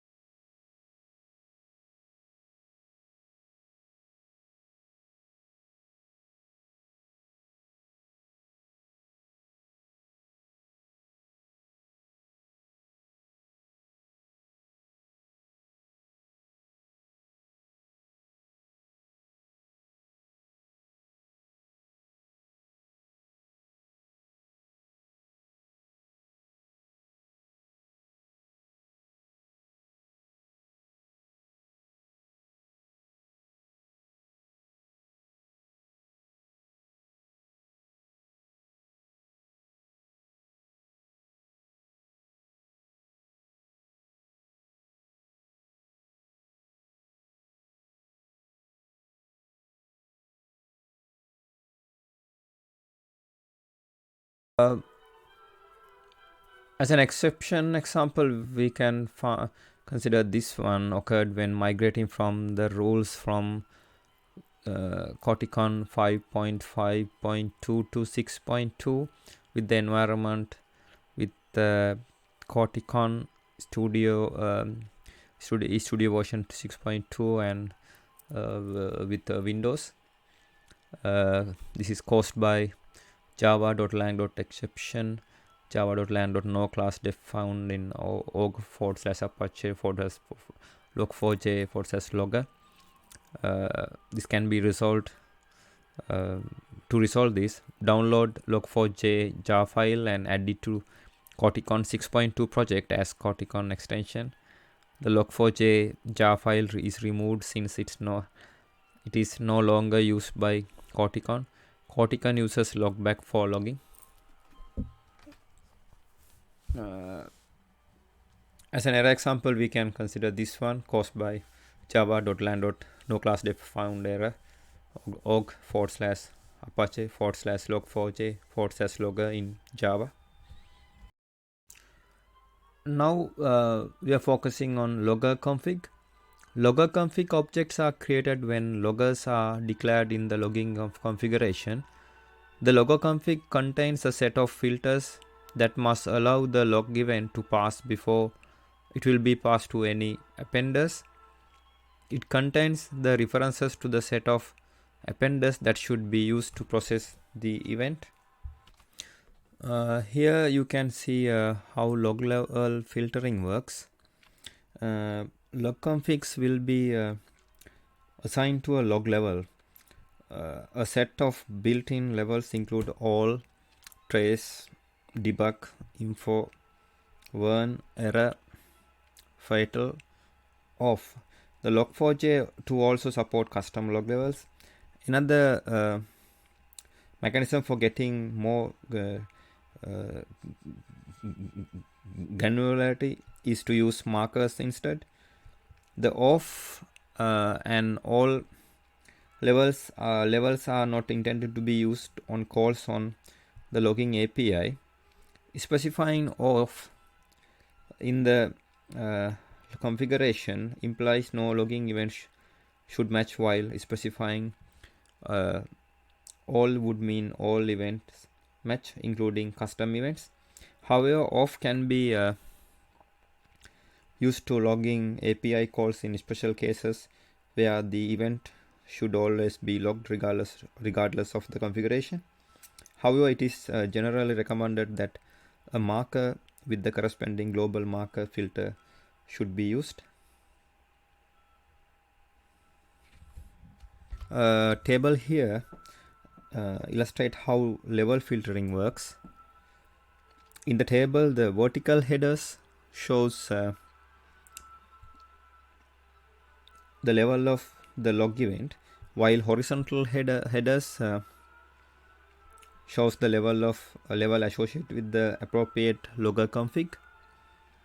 The intersection identifies whether the log event would be allowed to pass for further processing yes here for further processing yes, or discarded no here. Here all means all events should be logged. Here trace means the fine-grained debug message, typically capturing the flow through the application.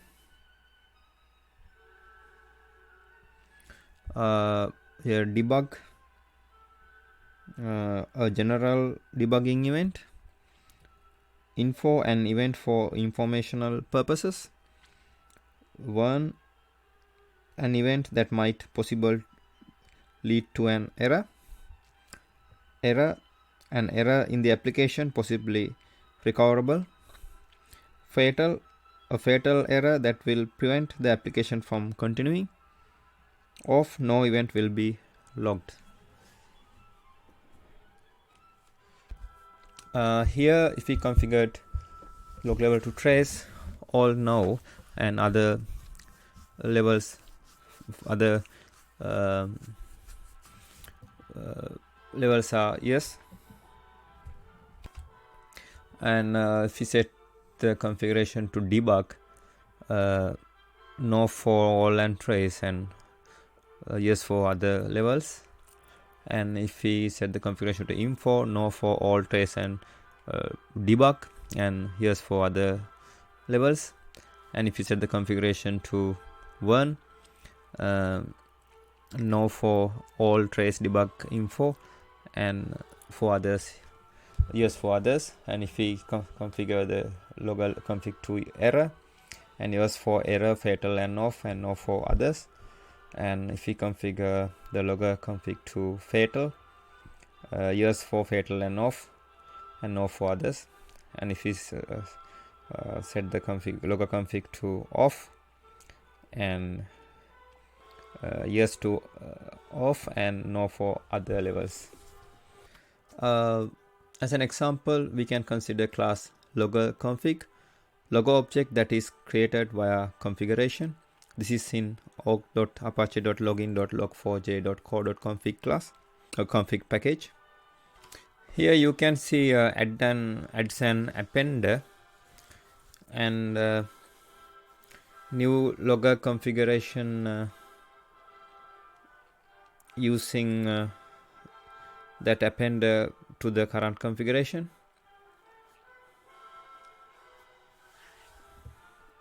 Here LoggerConfig logger objects that is created via configuration. This is in class org.apache.login.log4j.core.config in package. Here the public static LoggerConfig create logger string additivity org.apache.login.log4j.level level and string logger name and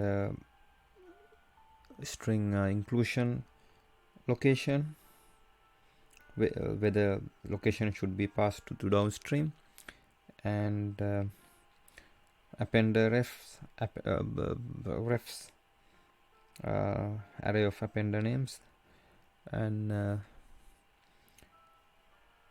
properties to pass to the logger is an array, and at plugin configuration config here, and filter. This method is deprecated in 2.7. Use create logger with the boolean value here, boolean for additivity. This add appender method adds an appender to the LoggerConfig. This is appender, and this is level, and this is filter. So here in the context, the add logger adds a logger, and this is the name, and this is the logger configuration, LoggerConfig. So here update loggers causes all loggers to be updated against the specified configuration. Here you can see LoggerConfig is configured using the logger element here, and loggers are here, and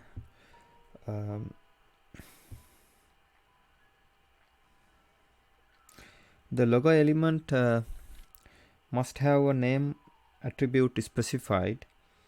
You will usually have a level attribute specified, and may also have additivity attribute specified. The level may be configured with one of trace, debug, info, warn, error, all, or off. If no level is specified, it will be default to error. The additivity attributes may be assigned to a value of true or false. If the attribute is omitted, the default value of the true will be used.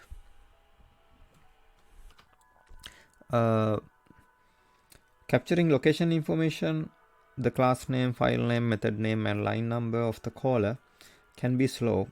Log4j tries to optimize this by reducing the size of the stack that must be traversed to find the caller of the login method. It does this by determining if the component that might be accessed required location information. It can cause performance issues if a logger is configured at the level like trace or debug within the expectation that most logs will be filtered on an appender reference. So appender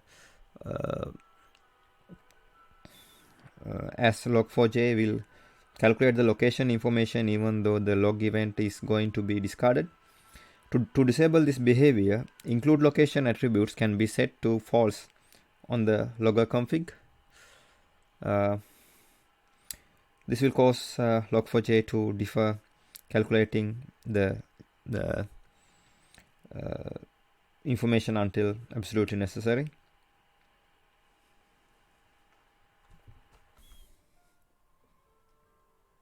A LoggerConfig including root LoggerConfig can be configured with properties that will be added to the properties copied from the thread context map. These properties can be referred from appenders, filters, layout, etc. just as if they were part of thread context map. The properties can contain variables that will be resolved either when the configuration is passed or dynamically when each event is logged. A LoggerConfig may also be configured with one or more appender ref elements. Each appender referenced will be associated with the specified LoggerConfig. If multiple appenders are configured on the LoggerConfig, each of them be called when processing logging events. Every configuration must have a root logger. If one is not configured, the default root LoggerConfig, which has the level of error and has a console appender attached, will be used. The main differences between root logger and other loggers are: root logger does not have a name attribute. The root logger does not support the additivity attribute since it has no parent.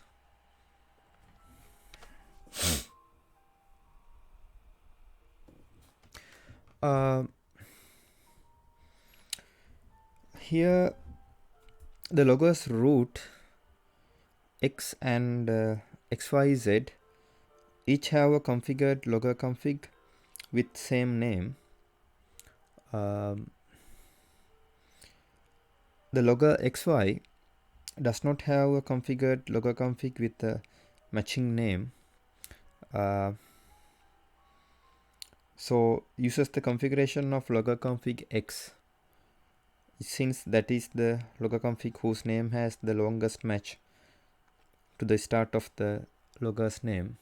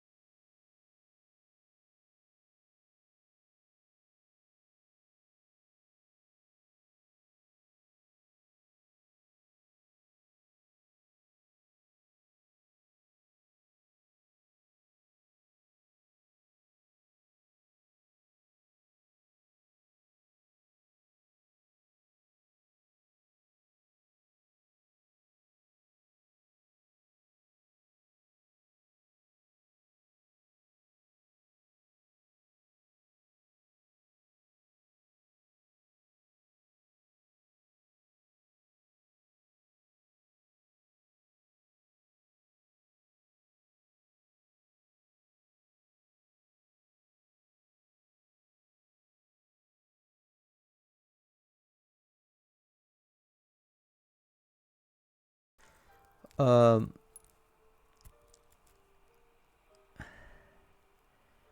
as an error example, we can consider this one, C:/ program files /java /jdk 1.0 8.0 underscore 231 /bin /java.exe d log4j1 the dot compatibility equal true, trace status logger default configuration stopping root LoggerConfig, etc.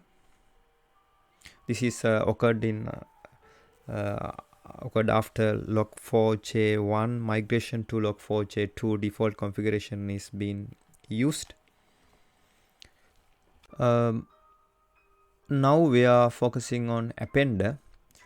Appenders are responsible for delivering log events to their destination. Every appender must implement the appender interface. Most appenders will extend abstract appender, which adds lifecycle and filterable support. Lifecycle allows components to finish initialization after configuration has completed and to perform cleanup during shutdown. Filterable allows the component to have filters attached to it, which are evaluated during event processing. Considering Log4j appenders, sustained throughput is better. This is on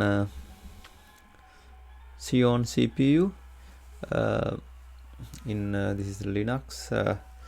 Assuming which Log4j appender to use, assuming you selected Log4j2 as your login frameworks, next you may be interested in learning what performance trade-offs are selecting a specific Log4j2 configuration. For example, there are 3 appenders for logging to a file,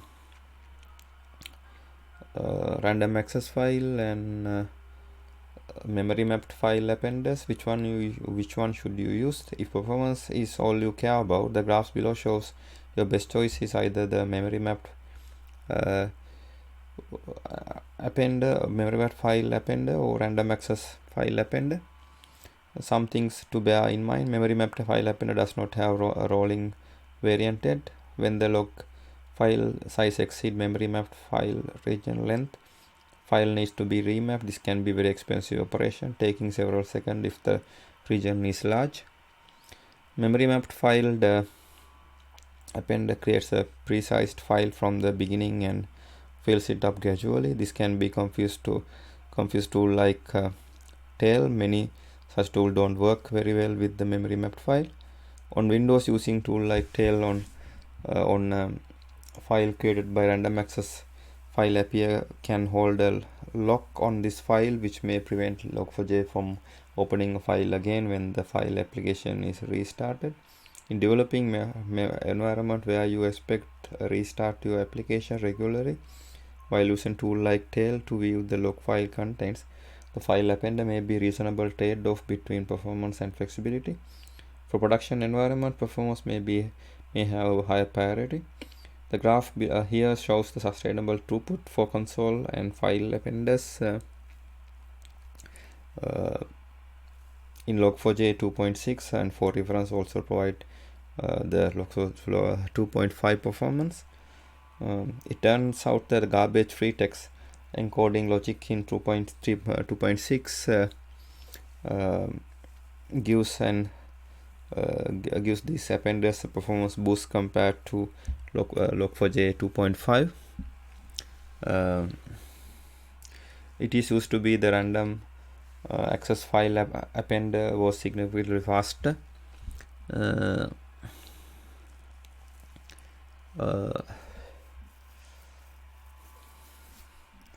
Especially in multi-threaded scenarios, but with 2.6 the release of file appender performance has improved and performance difference between these two appenders are similar.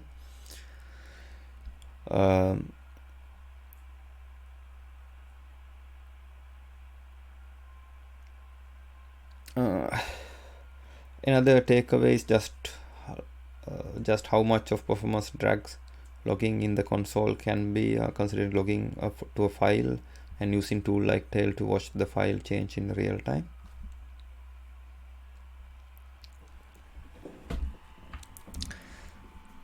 Here we are using here JDK 1.0 8.0 underscore 45 on RHEL 6.5, Linux 2.6.32 dash 573.1.1 EL6 underscore x86 underscore 64 with 10 core Xeon CPU ES-2660 V3 at 2.6 GHz with hyper-threading switched on 20 virtual cores. Here you can see the message per second, and here these are the thread 1, 2, 4, 8, 16, 32 and 64. This is console 2.5 here. Sorry, console 2.5 here.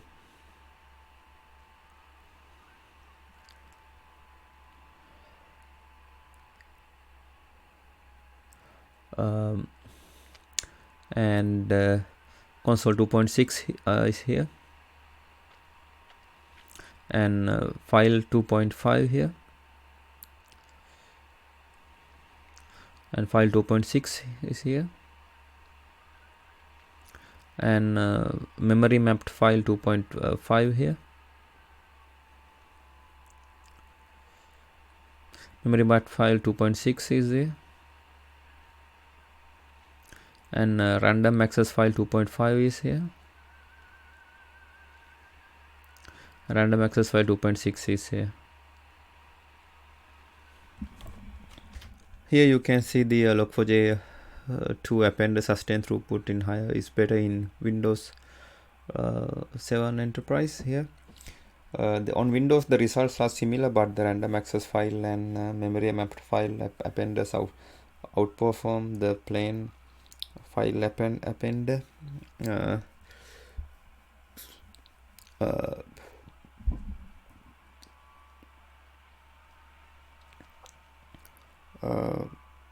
In multi-threaded scenarios, absolute numbers are higher in Windows, and we don't know why, but it looks like Windows handles the log contents better than Linux.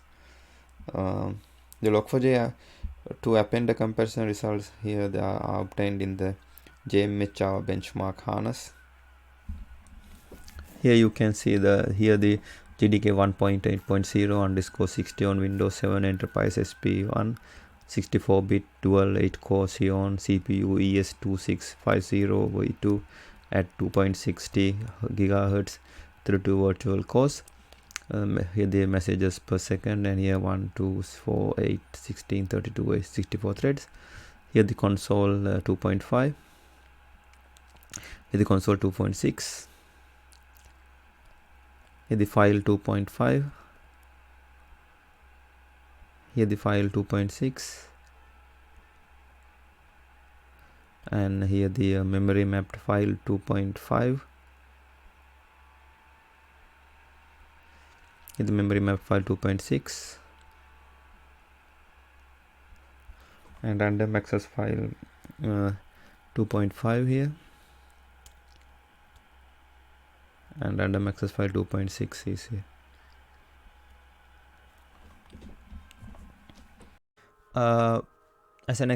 We can consider interface appender. Appends log events. An appender can contain a layout if applicable, as well as an error handler.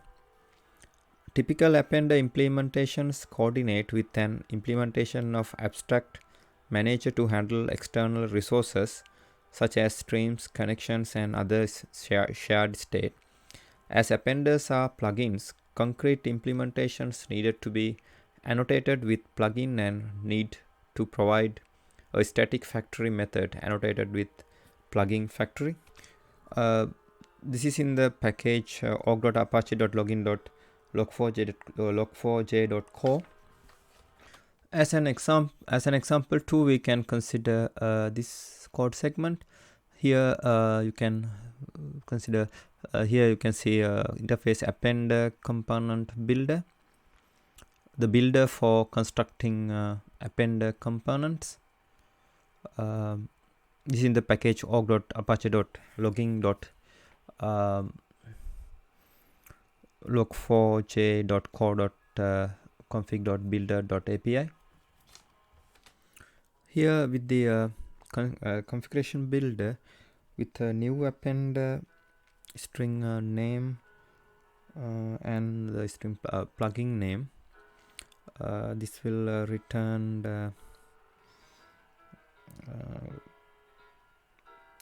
a builder for creating appenders, appender component builder. With add attributes, it adds an boolean attribute. This is a key and this is value. With add here, adds a layout to the appender component.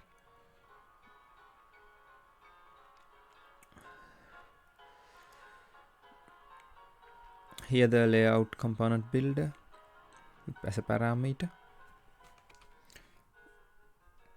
Here in configuration builder is the method new layout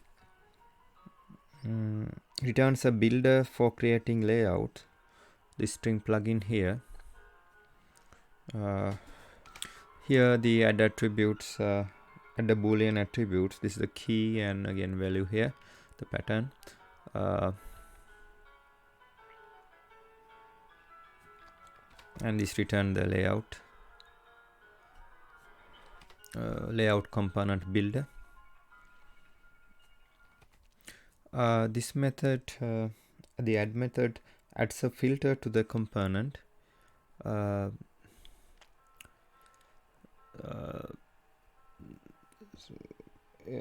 So it this is the filter component builder here as a parameter. Here the new filter method returns a builder for creating filters. This is a filter component builder, and this is the plugin name. This is on match filter.result.deny, and this is on what happened on mismatch filter.result.neutral, and this is the attributes. Adds attribute boolean attributes. It's a key and this is the value. This will add the appender configure appender component builder to the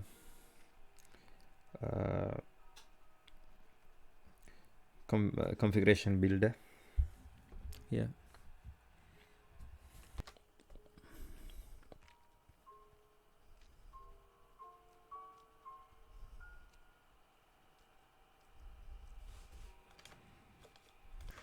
Here you can see in this code segment, this is a file appender. This is a file appender. This is in package org.apache.login.log4j.co.appender. In this code, this adds an appender and a new LoggerConfig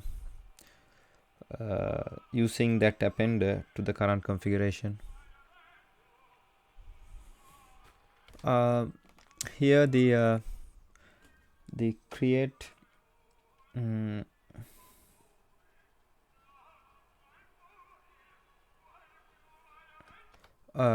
here the create appender.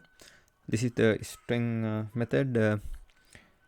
This is string file name, and then append, and this is the file name and path of the file, and this is true if the file should be appended to, false if it should be overwritten. Default is true here, and this is locking, true if the file should be locked, the default is false. This is name of the appender, and this is immediate flush, true if the content should be flushed on every write, false otherwise. This is ignore exceptions. If true, the default exceptions encountered when appending events are locked, otherwise they are propagated to the caller. Buffered IO, true if the IO should be buffered, false otherwise. Buffer size str, buffer size for the buffered IO. Layout, the layout used to format the event.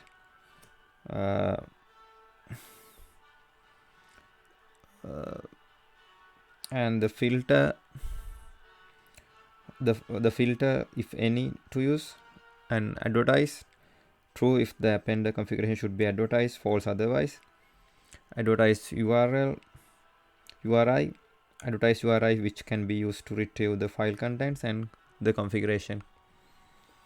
And this method is deprecated. You can use new builder method instead.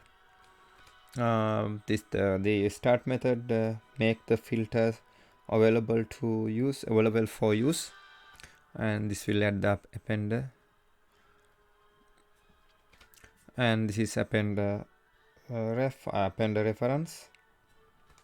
Here this create appender reference. This will create an appender reference. This is ref, the name of the appender, and this is the level 2 filter against, and this is the filters to use.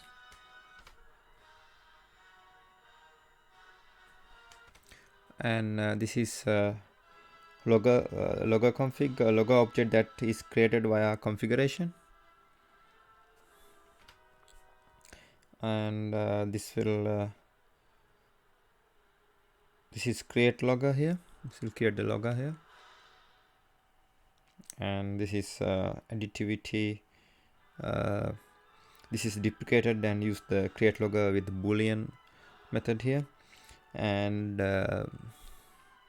this is log level, and this is logger name.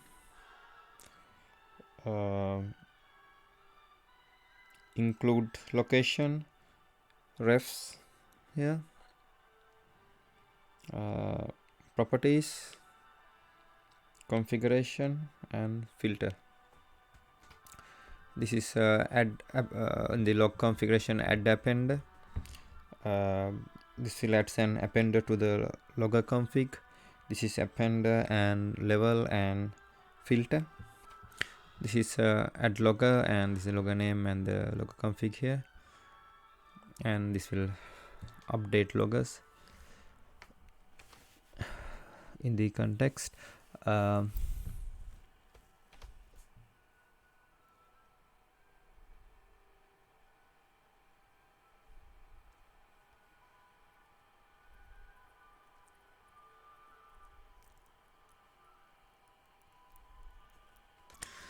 Here you can see writer appender appends log events to a writer. This is in package org.apache.login.log4j.co.appender. So for any given writer, like a print writer, you tell log4j to append events to that writer by creating writer appender and updating the log4j configuration.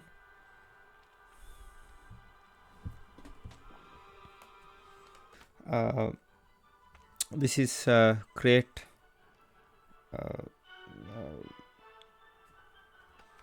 appender, creates a writer appender. This is the layout and filter, the target writer, and this is follow. If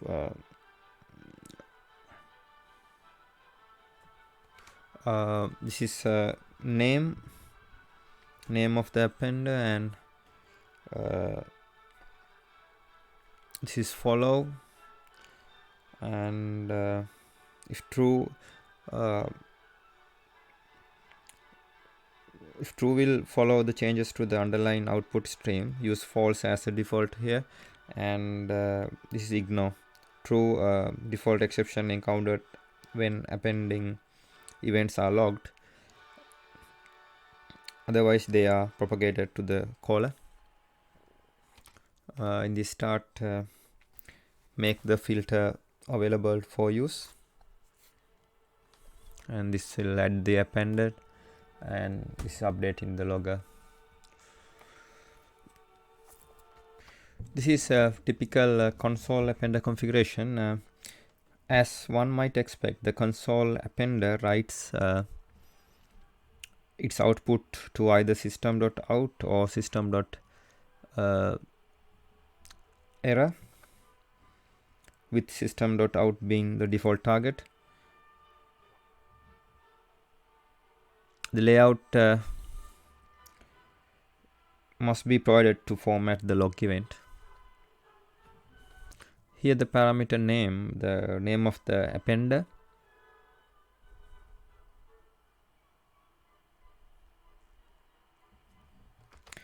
this is the target string, either system_out or system_error.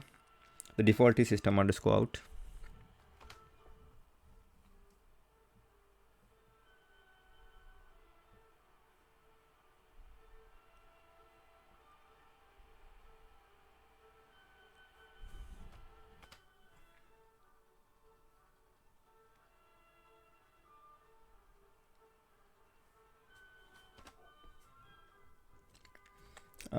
File appender.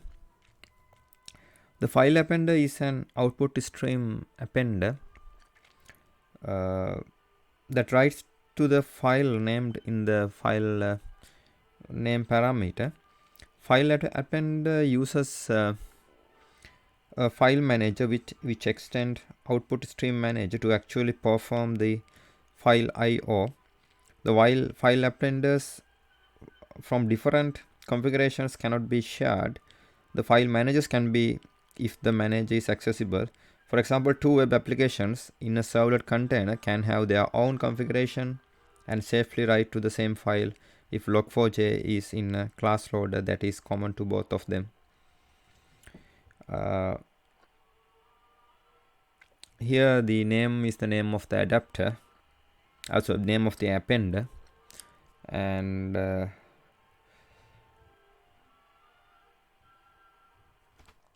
here the file name, the name of the file to write to. If the file or any of its parent directories does not exist, they will be created.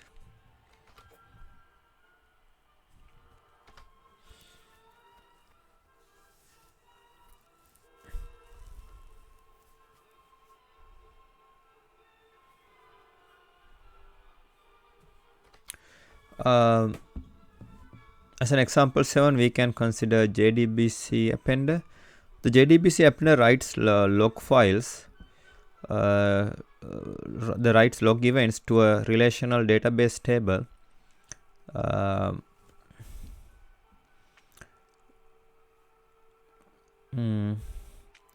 Using the standard JDBC. It can be configured to obtain JDBC connections using JNDI data source or a custom factory method. The JDBC appender configured with data source requires a JNDI support.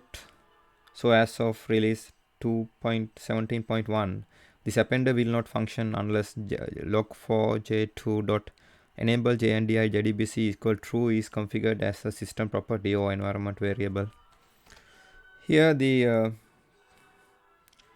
parameter name is required and the name of the appender. Here the table name required, the name of the database table to insert log events into.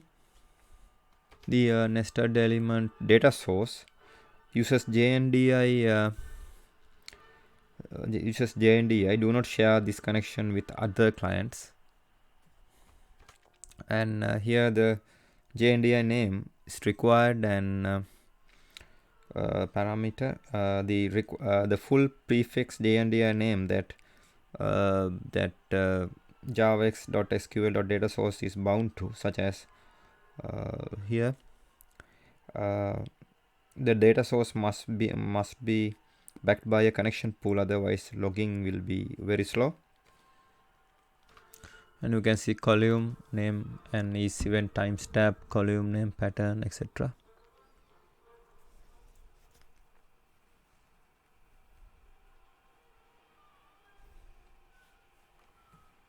Now we are considering appending log events to writers and output streams programmatically in programmatic configuration. Given any writer,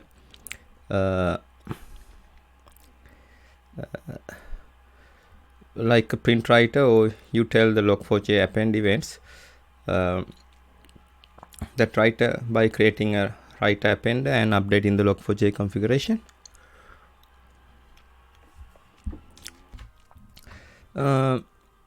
The module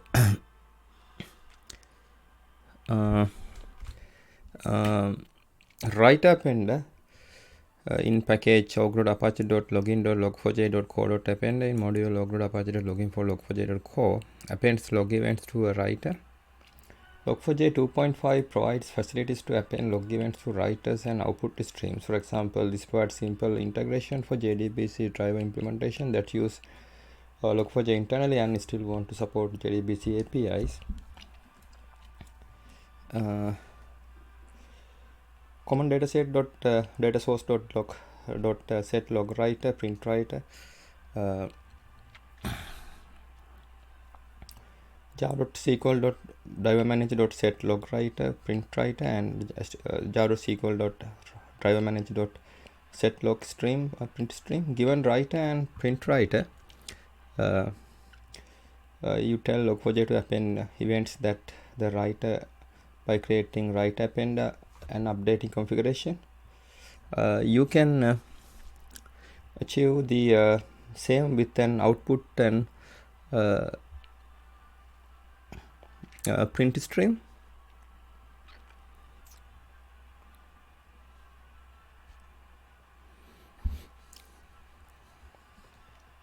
Different use of output stream appender and output stream appender instead of writer appender.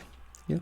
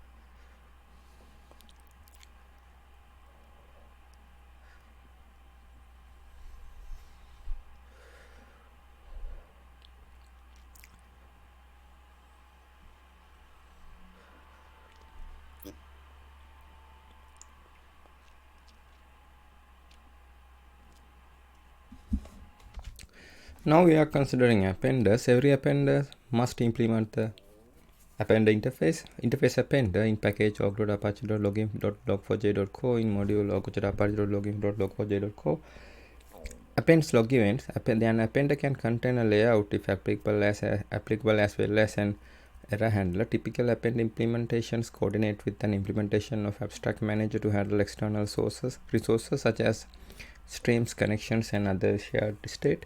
As appenders are plugins, concrete implementations need to be annotated with plugin and need to provide a static factory method annotated with plugin factory. Appenders are responsible for delivering log events to their destination. Every appender must implement the appender interface. Most appenders will extend abstract appender which add lifecycle and filterable support. Lifecycle allows component to initialize for finish initialization after configuration has completed and to perform cleanup during shutdown. Filterable allows the component to have filters attached to it which are evaluated during event processing. Appenders usually are not responsible for writing the event data to the target destination. In most cases, delegate responsibility for formatting the event to a layout. Some appenders wrap other appenders there so that they can modify the log event, handle the failure in an appender, route the event to subordinate appender based on the advanced filter criteria, or provide similar functionality that does not directly format the event for VB. Appenders always have a name so that they can be referred as loggers. Now we are considering async appenders. In appenders, to override the full default blocking queue factor, specify the plugin inside the async element. The class sync appender in package org.apache.login.log4j.co.appender in module log.apache.login.log4j.co appends to one or more appenders asynchronously.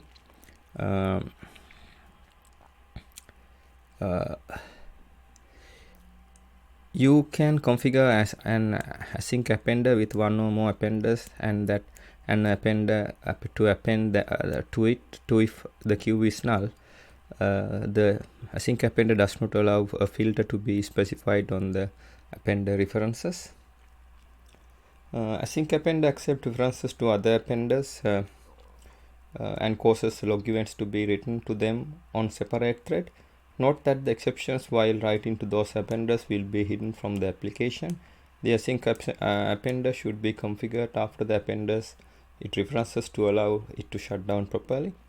By default, the async appender uses java.util.concurrent.array blocking queue, which does not require any external libraries. Note that the multi-threaded application should exercise care when using appender such as blocking queue is susceptible to log contention, and other tests showed performance may become worse when more threads are logging concurrently. Consider using log-free async loggers for optimal performance.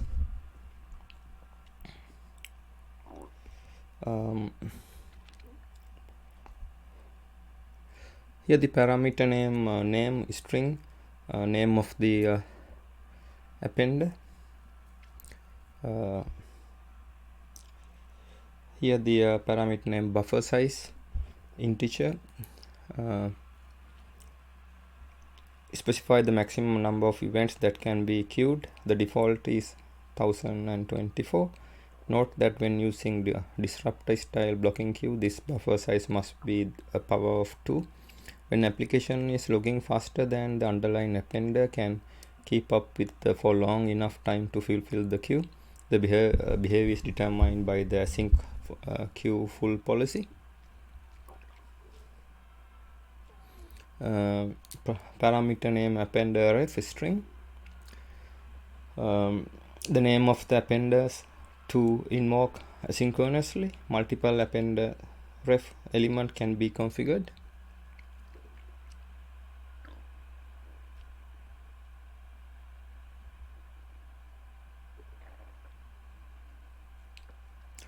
There are also a few system properties that can be used to maintain application throughput even when the underlying appender cannot keep up with the logging rate and the queue is filled up.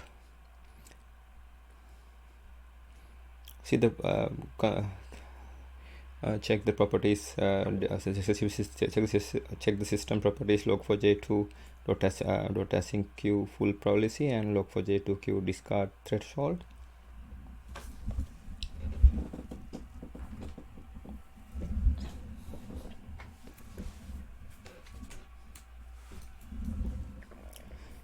Typical async appender configuration might look like here. Oh, sorry.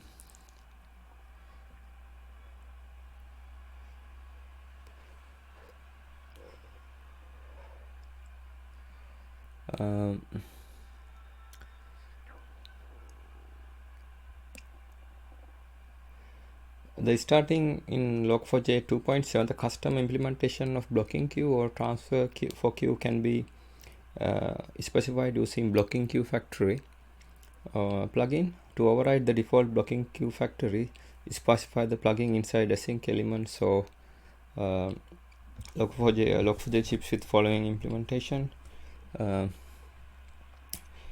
blocking plugin name, arrow blocking queue, disruptor blocking queue, JCT tools blocking queue, and link transfer queue. Here, this the link transfer queue. This uses the Java. This uses the new in Java 7 implementation link transfer queue. Note that this queue does not use the buffer size configuration attribute from async appender, as link transfer queue does not support the maximum capacity.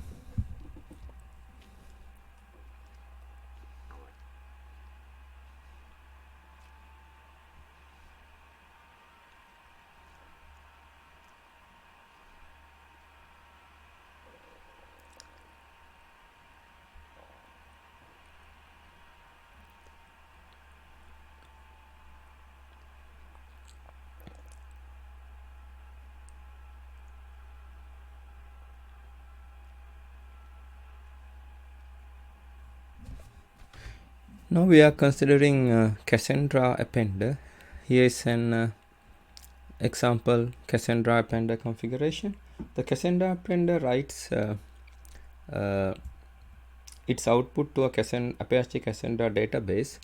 The key space and table must be configured ahead of time, and the columns of that table are mapped in the configuration file. Each column can specify either string layout,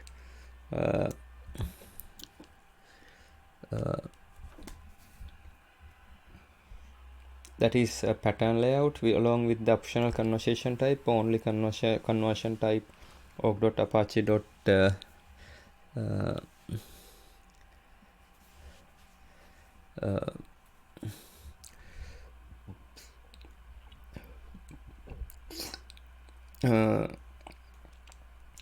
login.log4j.spi.thread context type, or log4j.login.log4j.spi.thread context stack to store the MDC or NDC in a map or list column respectively. A conversation type compatible with java.util.date will use the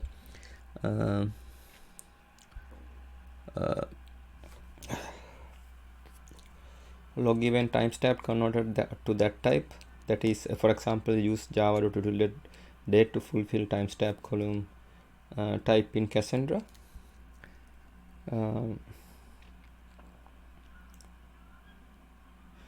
Here the parameter type name string, the name of the appender,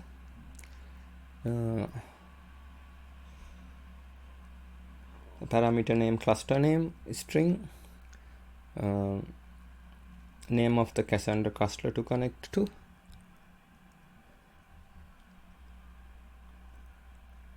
parameter name key space string, name of the key space containing the table that log messages will be returned to,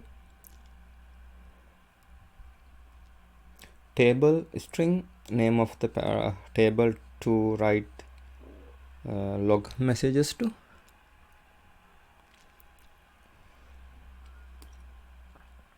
buffer size int, the number of log messages to buffer or batch before writing. The default is by default no buffering is done. Batch boolean whether or not to batch statement to write log messages to Cassandra. By default this is false.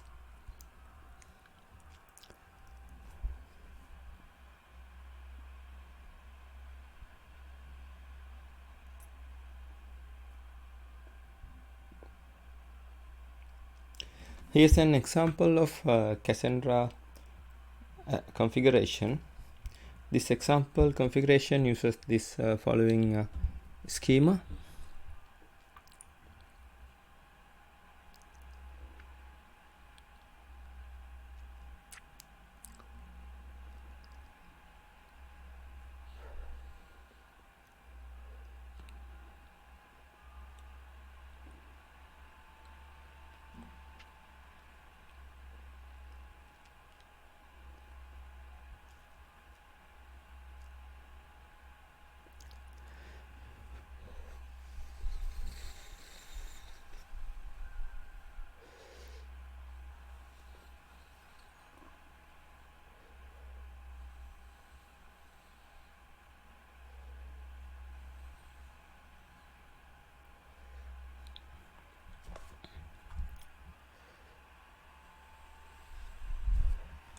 Now we are considering console appender. Typical console configuration might look like here. The class console appender in package org.apache.login.log4j.co.appender in module log.apache.login.log4j.co. Append log event to system.out or system.error using the layout specified by the user. The default target is system.out. As might expect, the console appender writes its output to either system.out or system.error, with system.out being the default target. The layout must be provided to format the log event.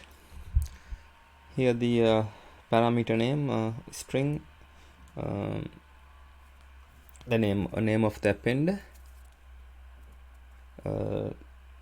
target string, the either system underscore out or system underscore error. The default is system underscore out.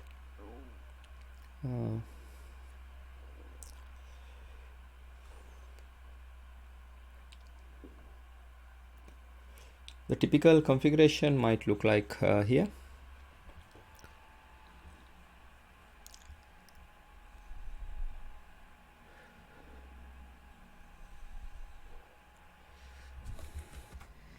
Now we are considering failed or failover appender.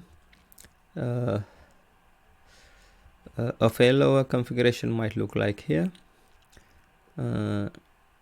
Class failover appender in package log.apache.login.log4j.co.appender in module log.apache.login.log4j.co.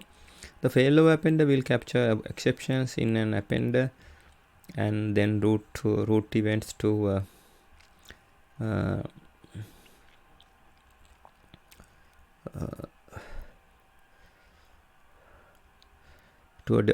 events to a different appender. Hopefully it is obvious that the appender must be configured to not suppress exception for failover appender to work. The failover appender wraps a set of appenders. If the primary appender fails, the secondary appender will be tried in order until one succeed, or there are more secondaries to try. The failover appender parameters, the name string, name of the appender, primary string, and the name of the primary appender to use. The failover configuration might look like here.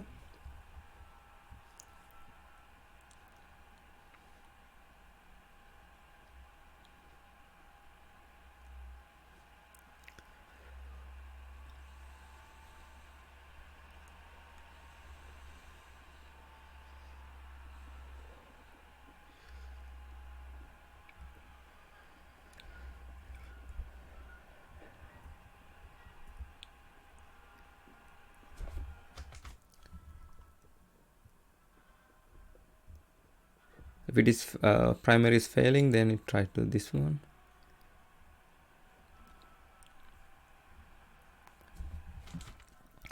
Now we are considering file appender. Here is a sample file configuration. Class file appender in package log.apache.login.log4j.co.appender in module log.apache.login.log4j.co file appender. The file appender is an output stream appender that writes to file name in the file name parameter. The file append uses the file manager, which extends the output stream manager to actually perform the I/O. While file appenders from different configuration cannot be shared, the file managers can be if the manager is accessible. For example, two web applications in a servlet container can have their own configuration and safely write to the same file if Log4j is in a class loader. That is common to both of them. Parameter names, here the name string, the name of the appender,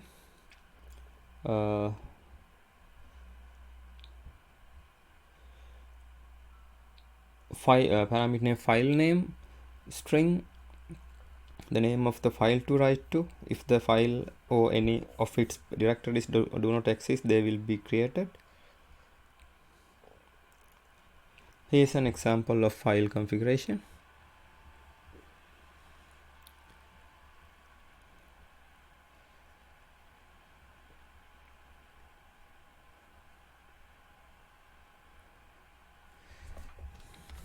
Now we are considering Flume appender.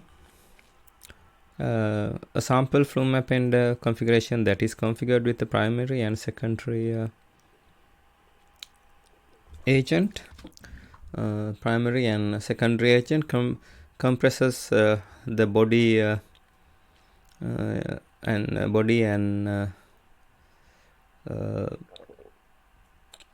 formats the body using RFC 5424 layout.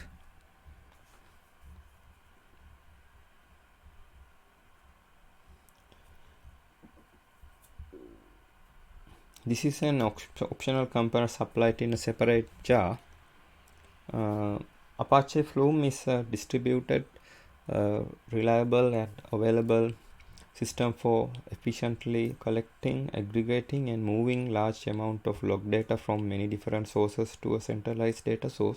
The Flume appender takes log event and sends them to a Flume agent as serialized env element for consumption. Flume appender supports three modes of operation. One, it acts as a remote Flume client which sends the Flume event via Evro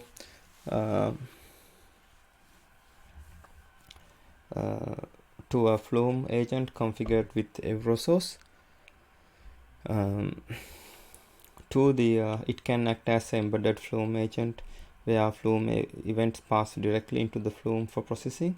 Or three, it can persist events to a local Berkeley DB data store and asynchronously send the event to Flume, similar to the embedded Flume agent but without most of the Flume dependencies.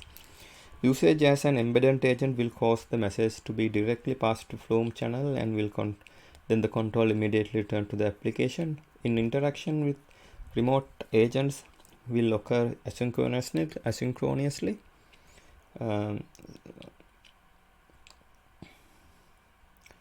Setting the type attribute to embedded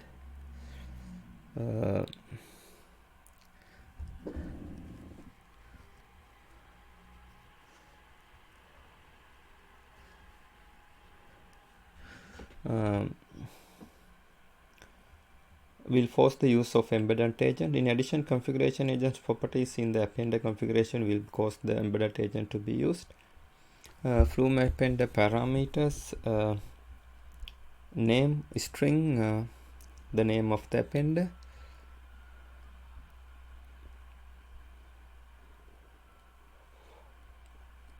here the compress, the boolean when set to true, the message body will be compressed using gzip. A sample Flume Appender configuration that is configured with the primary and secondary agent compresses the body and the format the body using RFC 5424 layout. A sample Flume Appender configuration that is configured with the primary and secondary agent compresses the body, formats the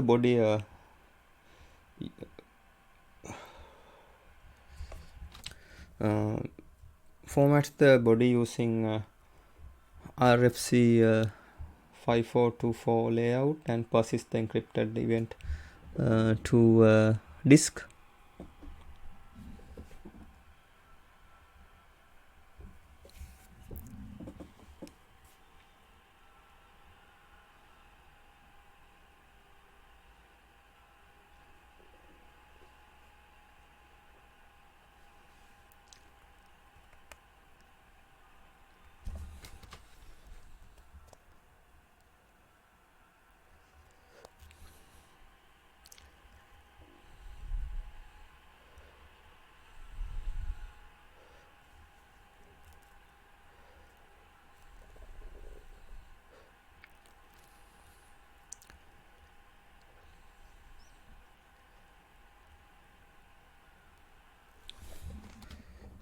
Now we are considering JDBC appender. Here are a couple of sample configuration for the JDBC appender, as well as sample factory implementation that uses common pooling and common DBCP to pool database connections.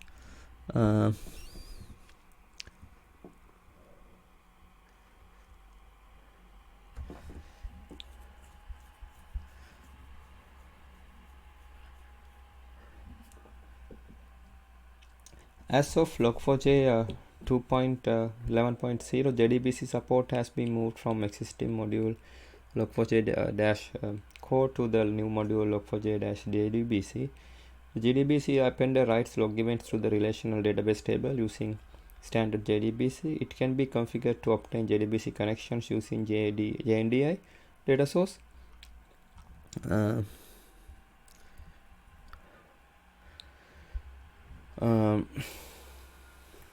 Or custom factory method.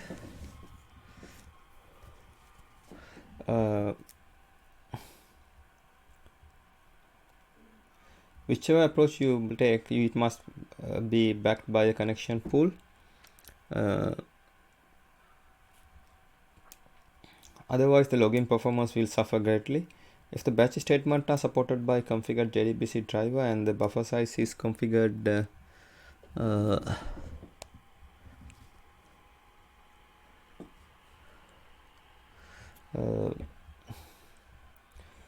configured to be positive number, then the log event will be batched. Note that the Log4j 2.8, as of Log4j 2.8, there are two ways to configure log event in column making: original column config,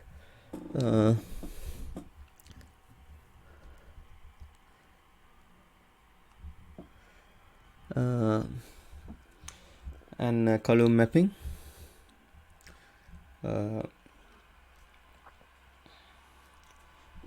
Column mapping plugin that uses Log4j's built-in type conversion to allow for more data types. This is same plugin as the Cassandra appender. To get off the ground quickly during development, an alternative to using a connection source based on JNDI is to use the non-pooling driver manager connection source. This connection source uses JDBC connection string, username and password.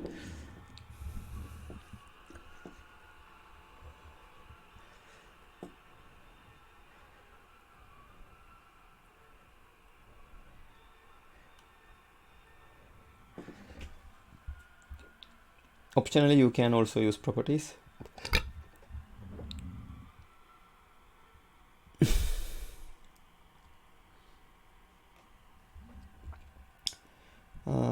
Parameters, JDBC appender parameters.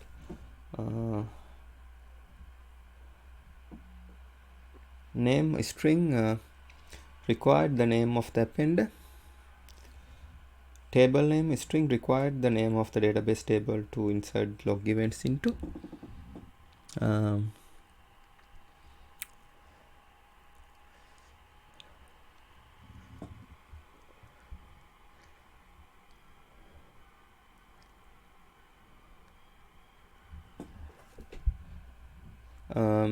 Ignore exception boolean default is true, causing exception encountered while appending events to be internally logged and then ignored.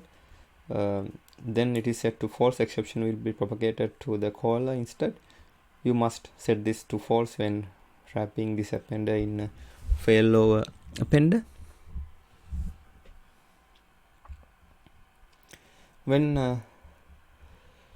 When configuring JDBC appender, you must specify connection source implementation from the appender get JDBC connections. You must use exactly one of the nested element, data source, connection factory, driver manager,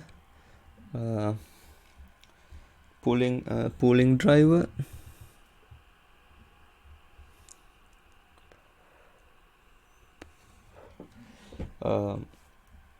the parameter name JNDI name string required the full prefix JNDI name that javax.sql.data source is bound to, such as java:/comp/env/jdbc/logging data source.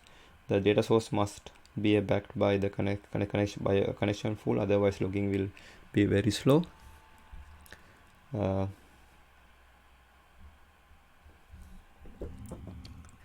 Parameter class required a full qualified class name of a class containing static factory method for obtaining JDBC connections.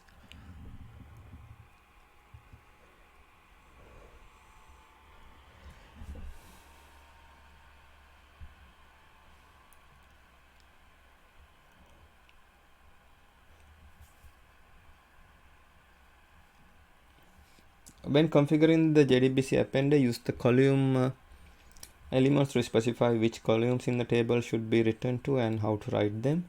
The JDBC append uses this information to formulate prepared statement. The JDBC append uses this information to formulate prepared statement to insert record within a SQL injection vulnerability.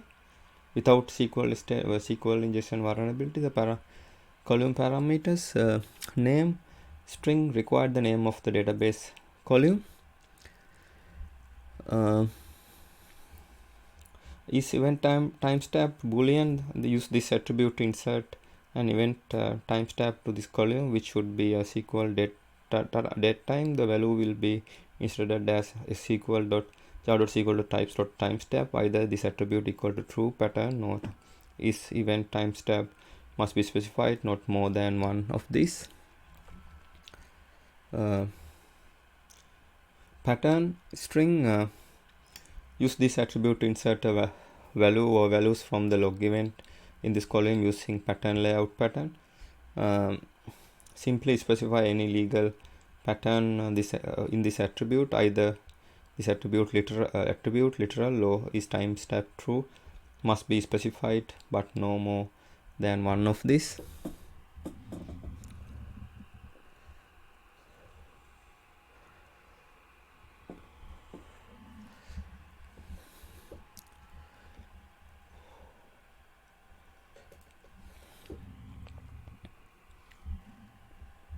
Here the column mapping parameters name string required name of the database column.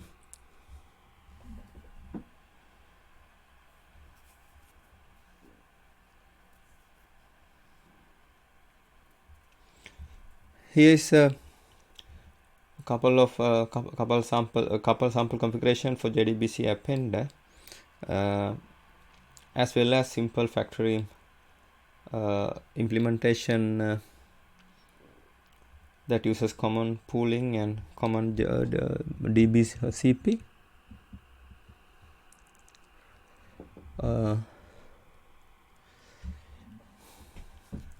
pool database connections.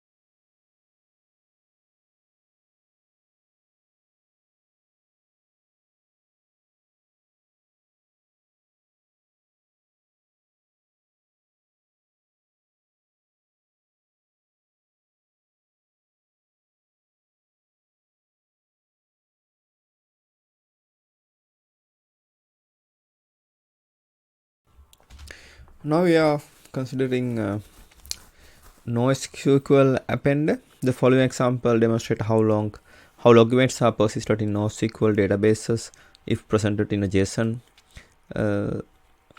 format. The class NoSQL Appender in package org.apache.login.log4j.co.append.NoSQL in module org.apache.login.log4j.co. This appender writes logging events to a NoSQL database using configured NoSQL provider. It requires implementation of NoSQL object, NoSQL connection, and NoSQL provider to know how to write events to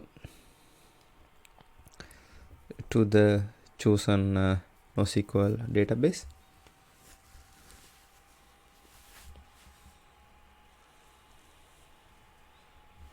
NoSQL Appender writes log events to NoSQL database using an internal lightweight provider interface. Provider implementations currently exist for MongoDB and Apache CouchDB, and writing custom provider is quite simple. To specify which NoSQL provider to use by specifying appropriate configuration element within NoSQL element, the types currently supported are MongoDB and CouchDB. To create your own custom provider, read the Java doc for NoSQL provider, NoSQL connection, and NoSQL object classes, and the documentation about creating Log4j plugins. We recommend you to review the source code for the MongoDB and CouchDB providers as a guide for creating your own provider.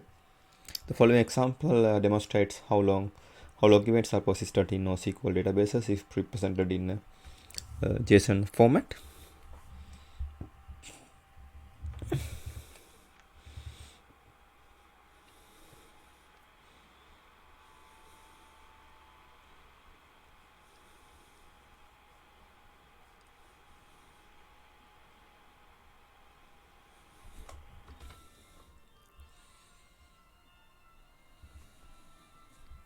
SQL Appender MongoDB. We provide the following MongoDB modules added in 2.11.0. The Log4j-MongoDB3 defines the configuration element MongoDB3 matching the MongoDB driver version 3. Added in 2.14.0, Log4j-MongoDB4 defines the configuration element MongoDB4 matching the MongoDB driver version 4. We no longer provide modules Log4j-MongoDB and Log4j-MongoDB2. Now we are considering NoSQL Appender MongoDB3. Here are a few sample configuration for NoSQL Appender and MongoDB3 provider.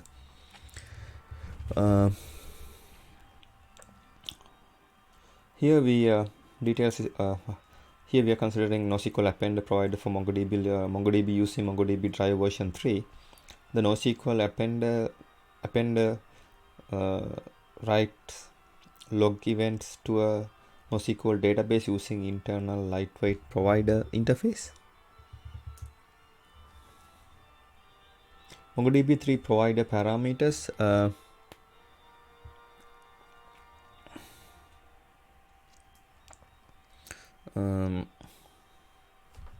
Database name, string.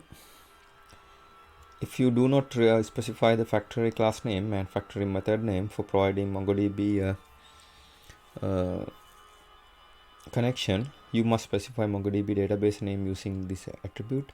You must also specify a username and password.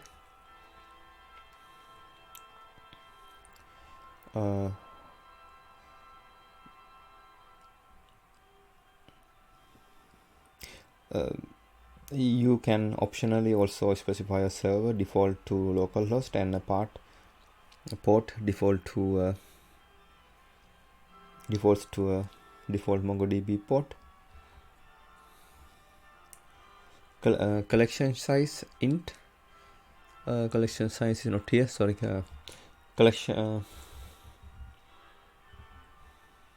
Collection name is string. Required the name of the MongoDB collection to insert the events into. Server String this see the documentation for attribute database name.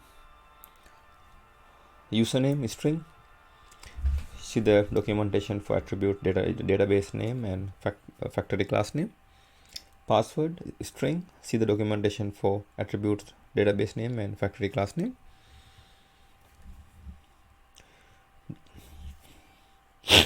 This appender is a map message aware. Here are some sample configuration for NoSQL appender and MongoDB provider.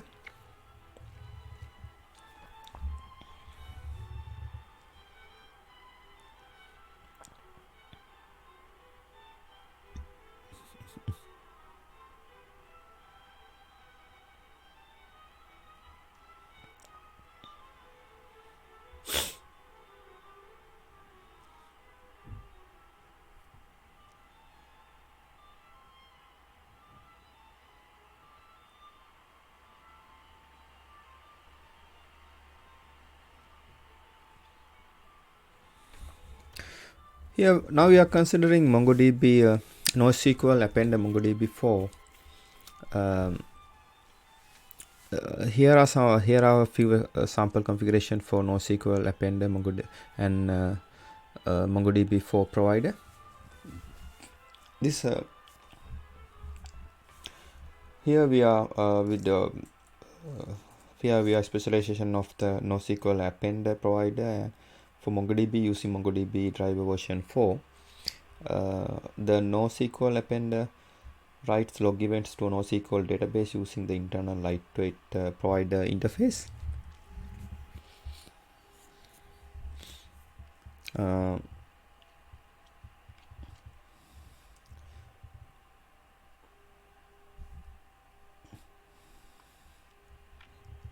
MongoDB 3 provider, MongoDB 3 provider parameters, connection, string,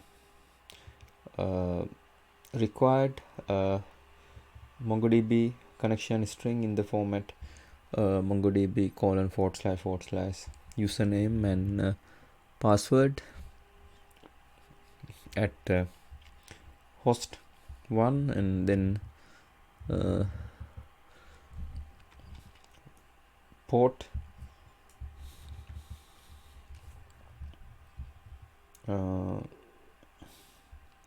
port 1 and then again host 2 if there are, and then port 2, etc. Then / then database, then collection if there are option we can put it here.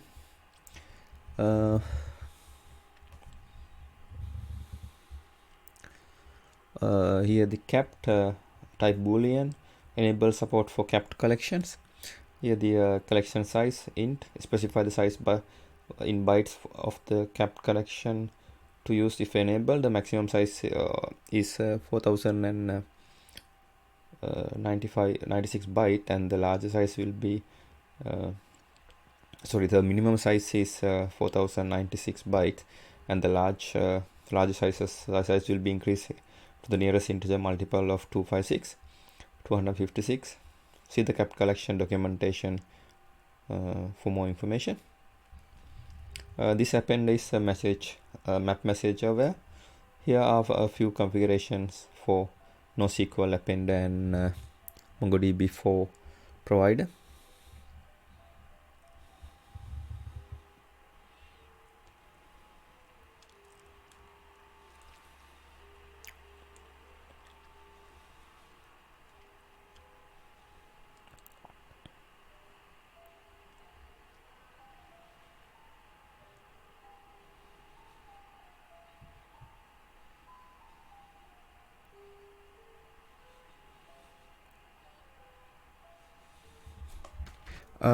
Now we are considering NoSQL appender CouchDB.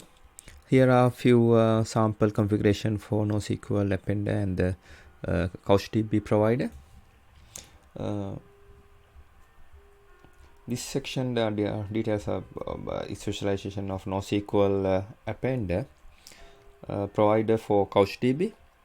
The NoSQL appender writes the log events to the NoSQL database using the internal lightweight provider interface. CouchDB provider parameters: database name is string, type is string, and if you do not specify factory class name and factory method name for providing a CouchDB connection, you must specify a CouchDB database name using this attribute. You must also specify a username and password. You can optionally also specify protocol, default to HTTP, server default to localhost, and port default to 80 for HTTP and 443 for HTTPS. Protocol string must either be HTTP or HTTPS. See the documentation for attribute database name. Server string, see the documentation for attribute database name. Username string, see the documentation for attribute database name. Password string, see the documentation for attribute database name. Here are a few configurations for NoSQL Appender and CouchDB provider.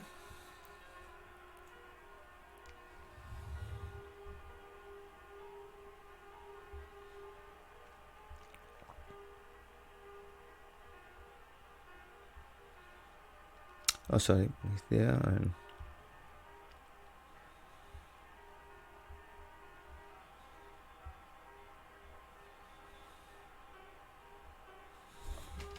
And now we are considering output stream appender. The output stream appender provides the base for many of the other appender providers. Based on many other appenders such as file and socket appender that write the event to the database stream. It cannot be directly configured. Support for immediate flush and buffering is provided by the output stream appender. The class output stream appender in package login.apache.login.log4j.co.appender in module log.apache.login.log4j.co appends log events to a given output stream using layout. The output stream appender uses output stream manager to handle the actual I/O, allowing stream to be shared by appenders in multiple configurations. Now we are considering random access file appender.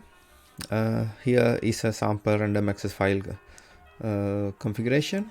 The class random access file appender in package login.apache.login.log4j.co.appender in module log.apache.login.log4j.co, the file appender.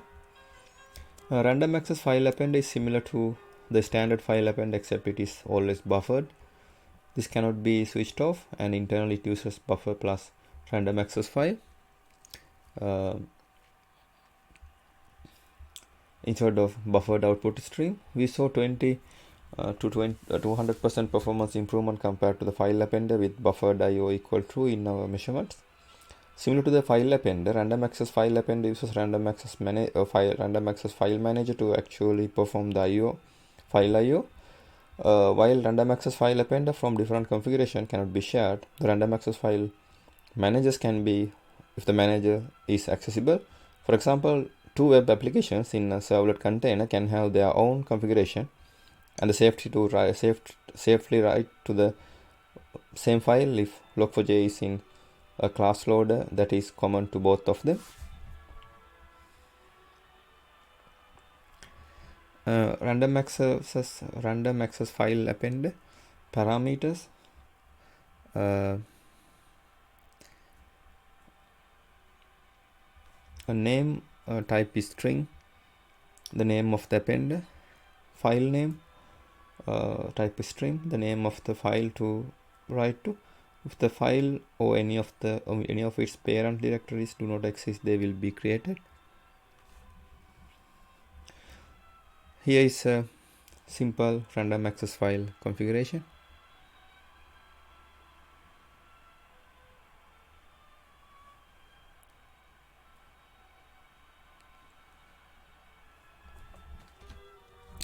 Now we are considering rewrite appender. The following configuration shows read appender configured to add a product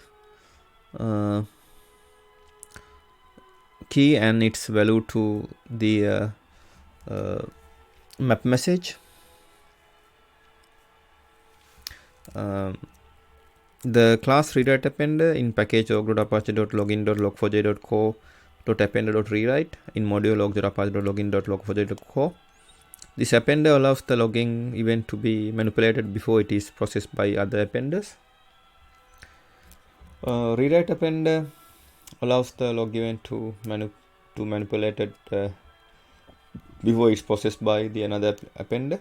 This can be used to mask sensitive information such as password or to inject information into each event. The rewrite appender must be configured with the rewrite policy. The rewrite appender should be configured after any appenders. It references to allow it to shut down properly.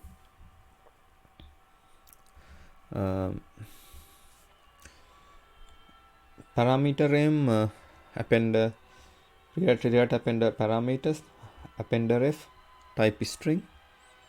The name of the appenders to call after the log event has been manipulated. Multiple appender f elements can be configured.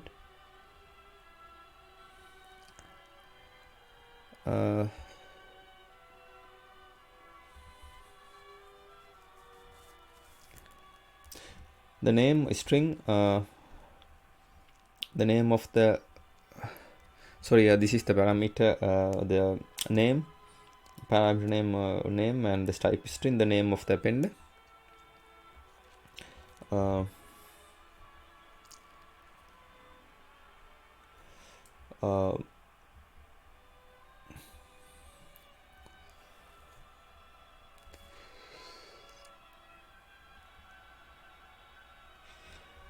Rewrite policy is an interface that allows implementations to inspect and possibly modify log event before they are passed to appender.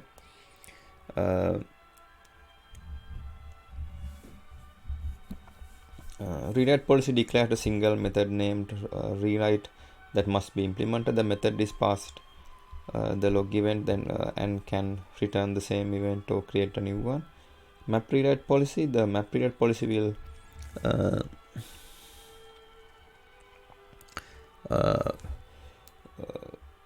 will evaluate log events that contain a map message and will add or update elements of the map. The parameter name mode, type string, add or update. The following configuration shows the rewrite appender configured to add product key and its value to the map message.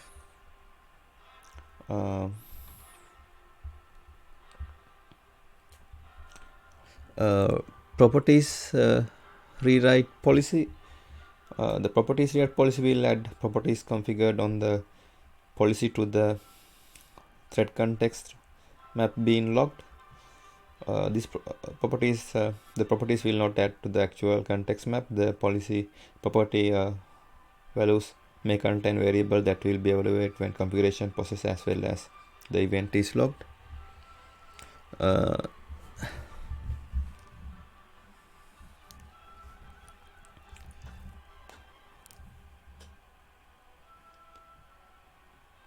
The following configuration shows rewrite appender configured to add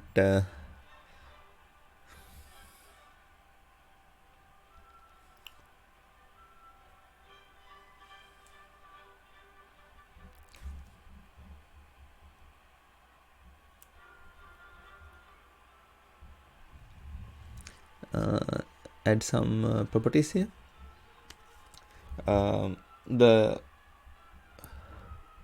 The logger name level rewrite policy.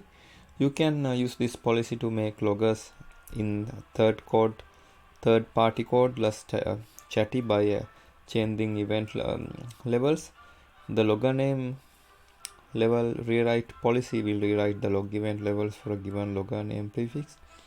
You configure a logger name level rewrite policy with the logger name prefix and a pairs of levels, where the pair defines a source level and a target level. Parameter name logger, type string, a logger name used as a prefix to test each event's logger name. This configuration shows a rewrite appender configured to map level info to debug and a level 1 to info for all loggers that start with com.foo.bar.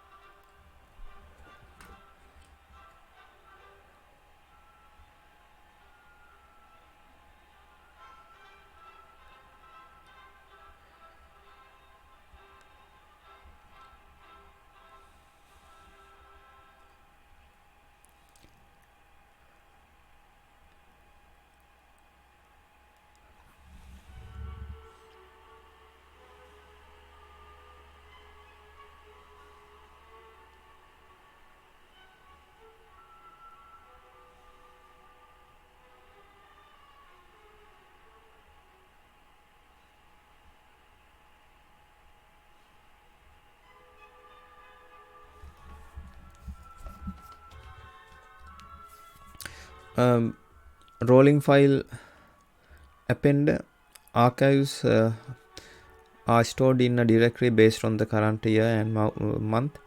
All files under the base directory that match the /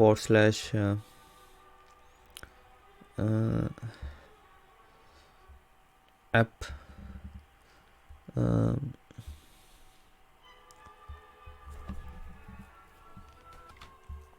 archives are stored in a directory based on the current year and month. All files are under the base directory that match the / app-log.gs glob and are 60 days old or older are deleted at rollover time. The class rolling file appender in package org.apache.login.log4j.co.appender in module org.apache.login.log4j.co, an appender that writes to files and can roll over at intervals.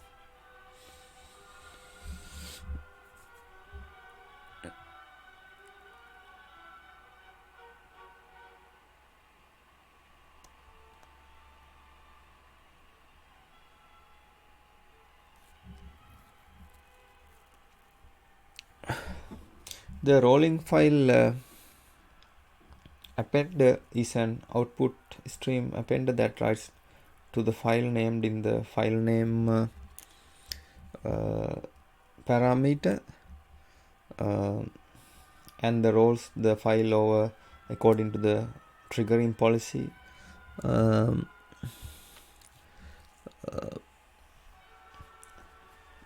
the rollover policy.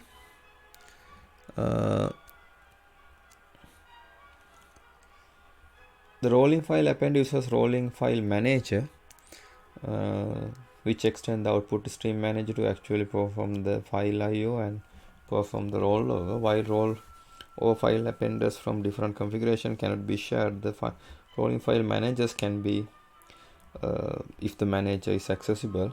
For example, two web applications in a servlet container can have their own configuration and safely write to the same file if the Log4j is in the class loader that is common to both of them. Rolling file append requires a triggering policy and rollover strategy. Triggering policy determines if a rollover should be performed, while the rollover strategy defines how the rollover should be done.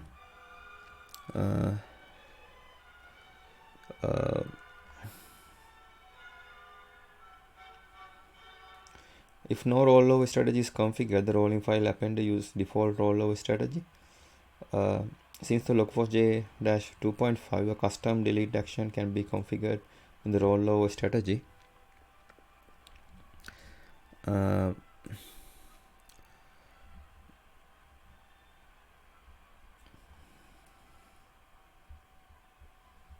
to run at rollover. Since 2.8, if no file name is configured, then the direct write rollover strategy will be used instead of default rollover strategy. Since Log4j-2.9, the custom POSIX file attribute view action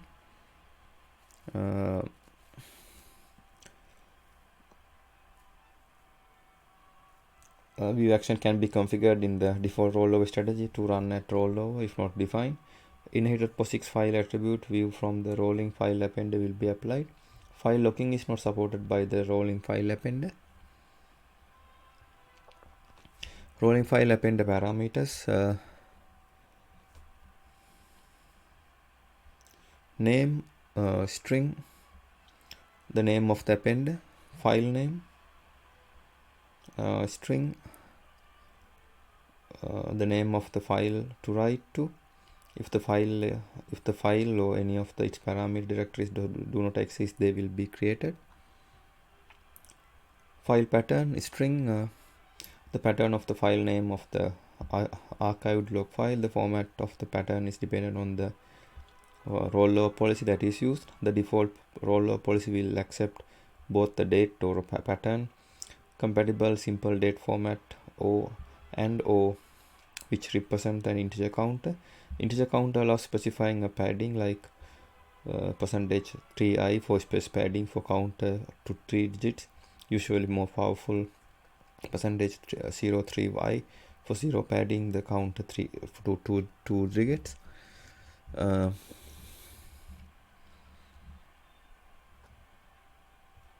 The pattern also support interpolation at runtime, so that any of the lookups such as date lookup can be included in the pattern.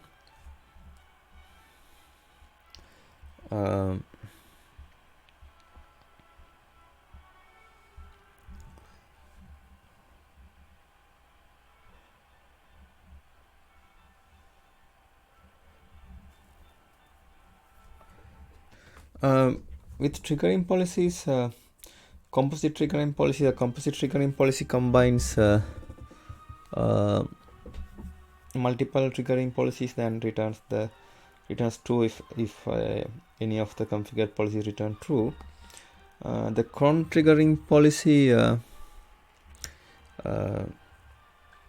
triggers rollover based on the cron expression. If the policy is controlled by a timer and is asynchronous to process log events, so it is possible that the log events from the previous or next time period may be appear at the beginning or end of the log file. The file pattern attribute of the appender should contain timestamp, otherwise the target file will be overwritten on each rollover.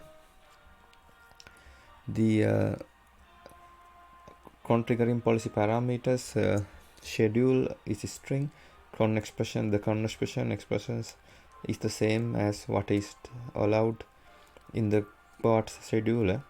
See the cron expression for a full description of the expression.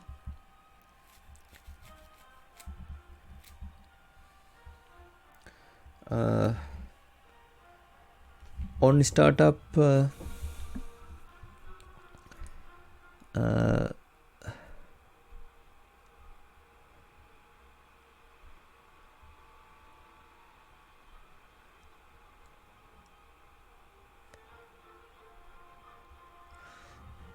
this on startup triggering policy. On startup trigger policy causes a rollover if the log file is older than the current JVM start time and the minimum file size is met or exceeded.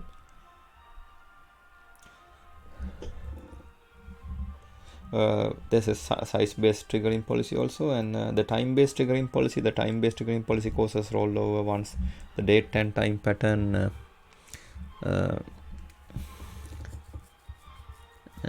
this is size-based triggering policy. The size-based triggering policy causes rollover once the file has reached the specific size. The size can be specified in bytes with the suffix KB, MB, GB or TB. The time-based triggering policy causes rollover once the date or time pattern no longer applied to achieve file. rollover strategy is a default rollover strategy. The default rollover strategy accepts both date and time pattern and an integer from the file pattern attribute is specified on the rolling file append itself. If the date and time pattern is present, it will be replaced with the time with the current date and time values. If the pattern contains an integer, it will be incremented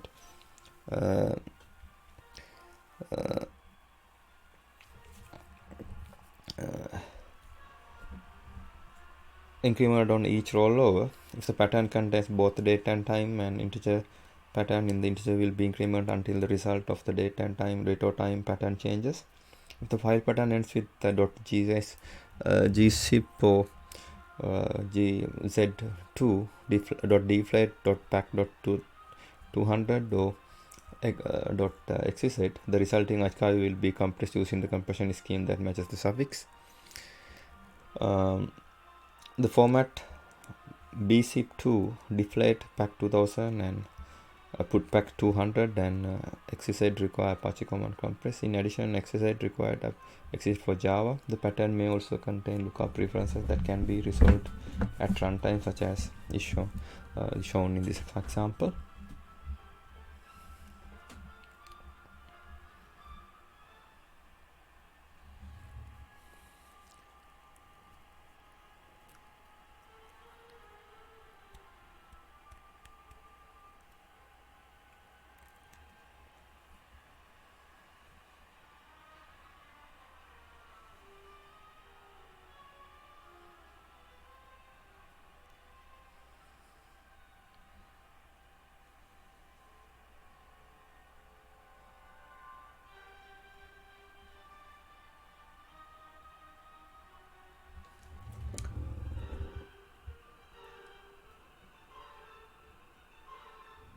There's another direct write rollover strategy.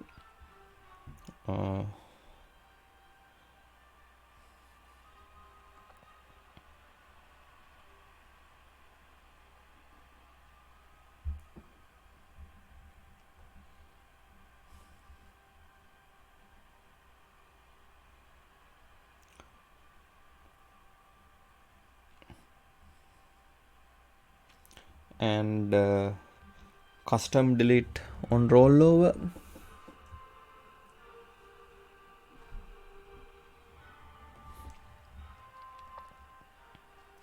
Delete if file name.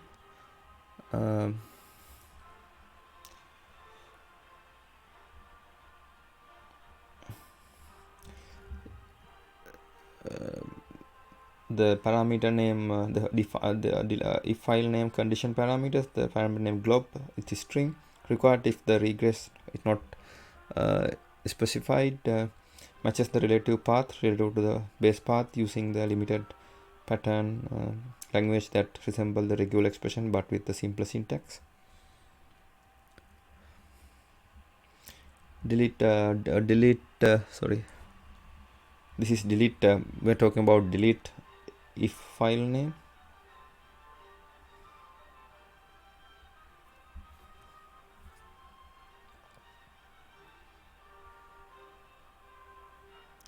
Below is a simple sample configuration that uses a rolling file appender with the cron triggering policy configured to trigger every day at midnight. Archives are stored in a directory based on the current year and month. All files under the base directory that matches the app dash then .log.gs glob and are 60 days old or older are deleted at rollover time. Here is an example sample configuration that uses rolling file appender with both the time and the size based triggering policies.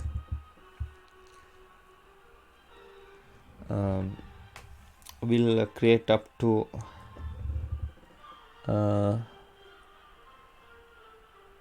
100 archives.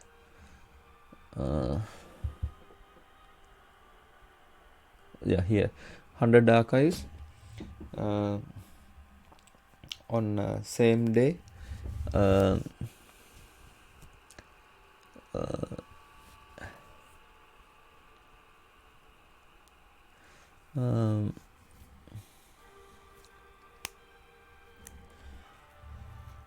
One to 100 that are stored in a directory based on the current year and the month. Year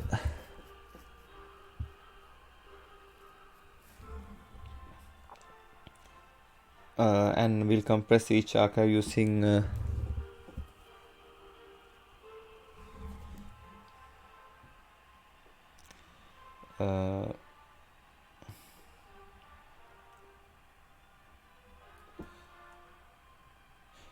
gzip and we'll roll over every hour.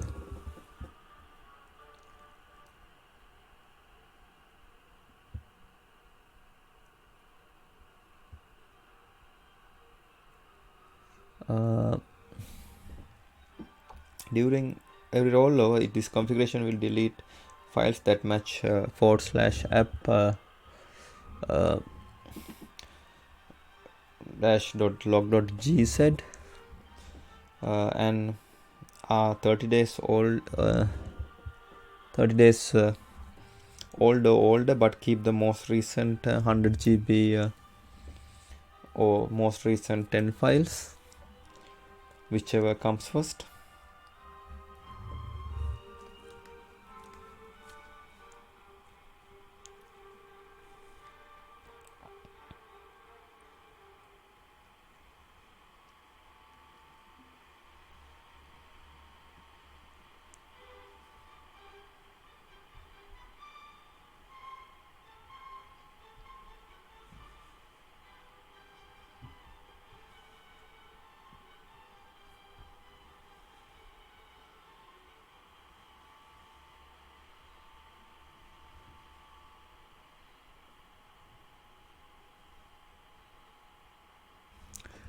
Nested condition timer. The inner condition is only evaluated on files for which the outer conditions are true.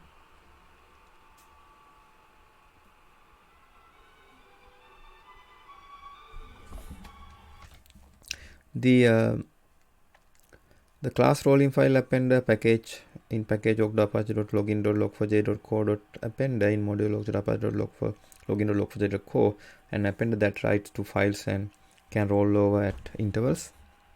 Now we are considering rolling random access file appender. Below here is a simple sample configuration that uses rolling random file appender with both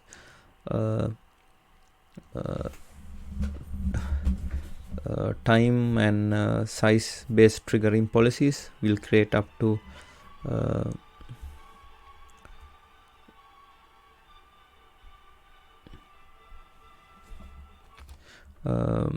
7 archives on the same day, 1 to 7, that are stored in the directory based on the current year and the month, and we'll compress each archive using gzip. The rolling random access file appender is similar to the standard rolling file appender, except it is always buffered with this cannot be switched off, and Intel uses buffer plus random access file instead of buffer output file string. We saw 20 to 200% performance improvement compared to the rolling appender with buffered IO equal true with in our measurements. Rolling random access file appender writes to the file named in the file name appender and rolls the file over according the triggering policy and the rolling policy. Similar to the rolling file appender, the rolling file random access file appender uses rolling random access file manager to actually perform the IO and perform the rollover.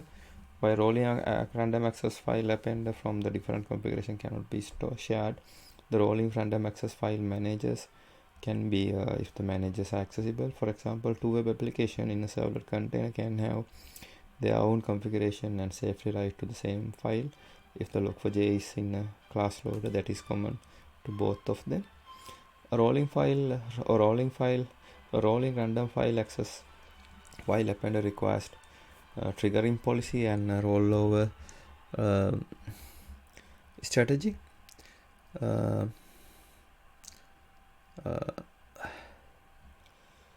The triggering policy determines if the rollover should be performed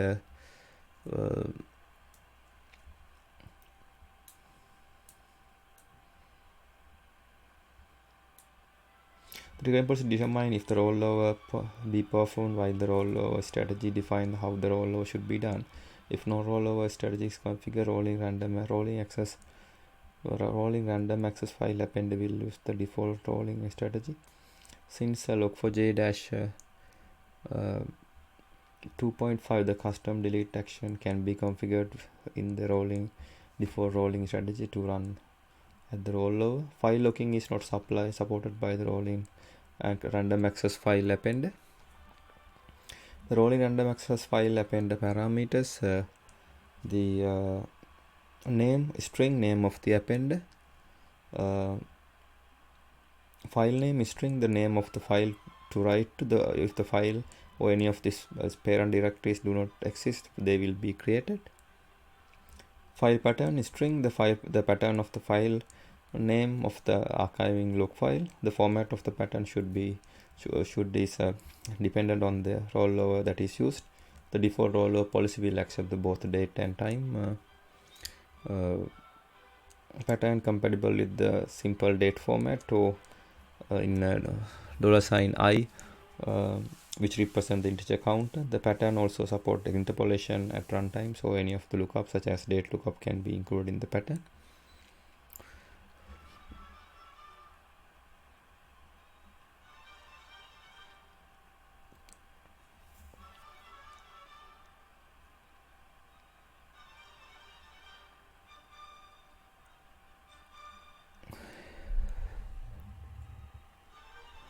See the class rolling random access file appender in package log4j.code appender in module log4j.login.log4j.co, an appender that writes random access files and can roll over at intervals. Here is a sample configuration that uses rolling random access file appender with both time and size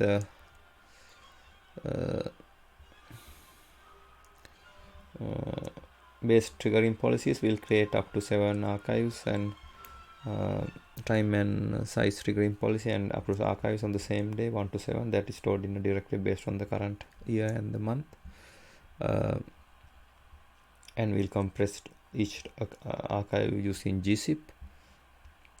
This example here the shows a rollover strategy that is the rollover strategy that keep 20 files before removing them.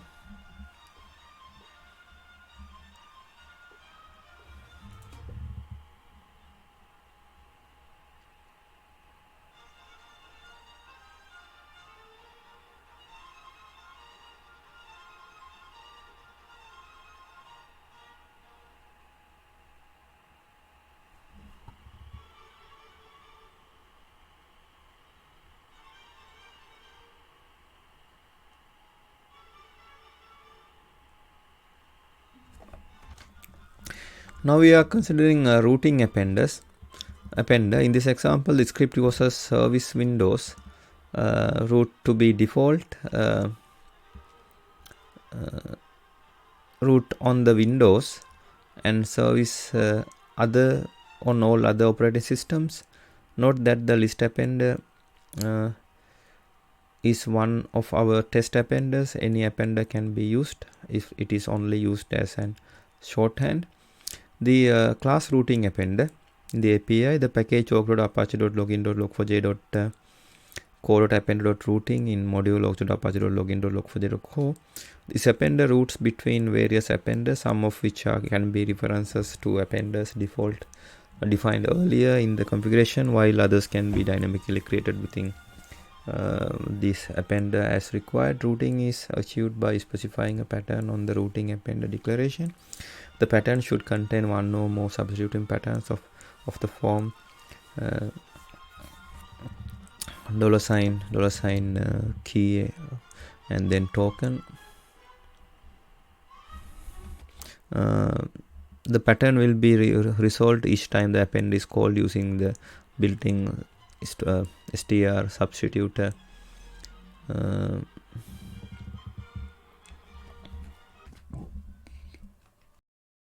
And StrLookup file lookup matches the specific key. The routing append evaluates log events and then routes them to the subnet appender.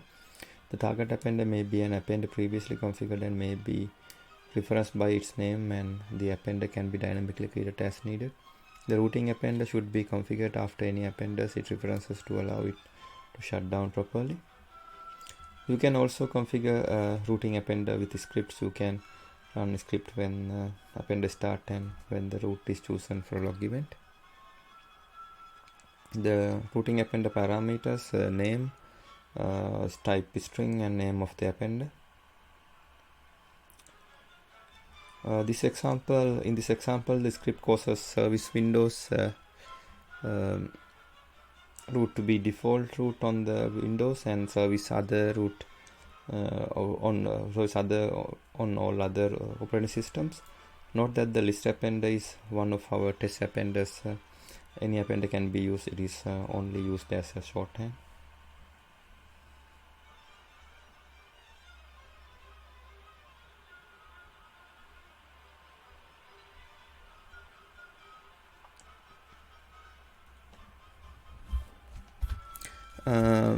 The roots elements here accept a single attribute named pattern. The pattern is evaluated against all the registered lookups and the result is used to select the root. Each root may be configured with the key. If the key matches the result of the evaluation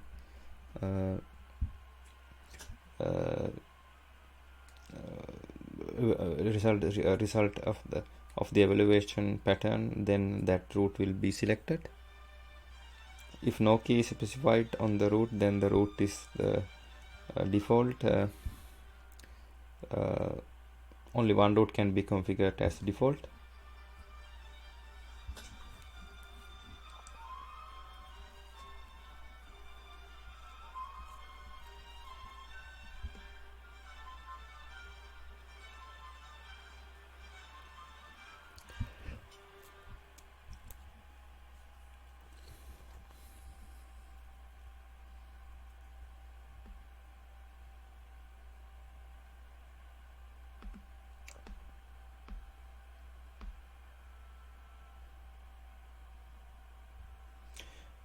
You can also include the purge policy. The routing appender can be configured with the purge policy whose support is to stop and remove dormant appenders that have been dynamically created by the routing appender.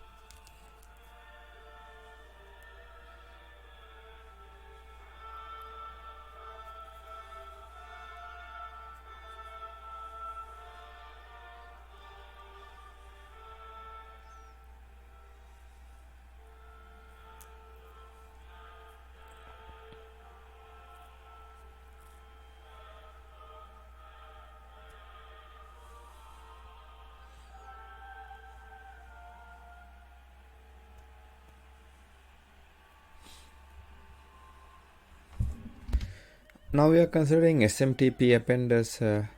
As with other appenders, the formatting can be controlled by specifying a layout for the appender.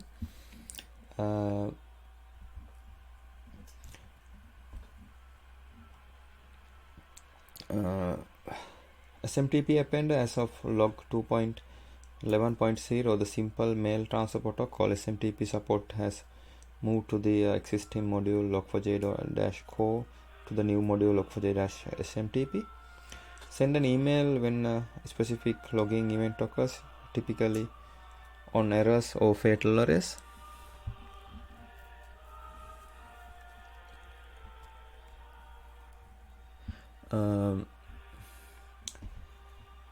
The number of logging events delivered to this email depend on the value of the buffer size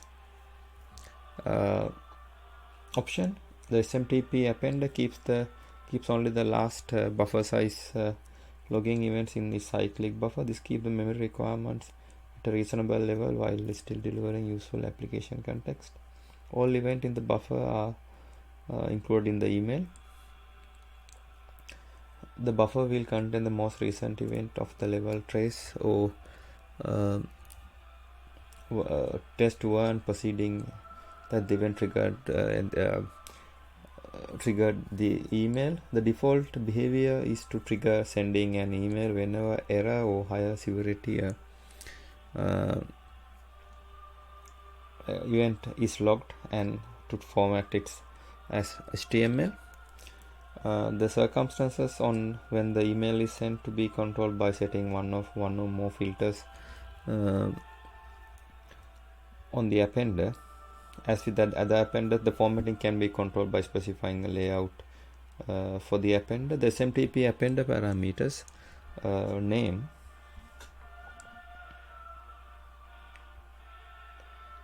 the type is string and name of the appender, subject type is string, then subject of the mail message. 2, this type is string and the comma separated list of the recipient email address. From the string, the email address of the sender. SMTP host, the string SMTP host name to send to. This parameter is required. SMTP port integer, SMTP port to send to. Buffer size 50. Buffer size the integer, the maximum number of log events to be buffered for inclusion in the message. Default to 512.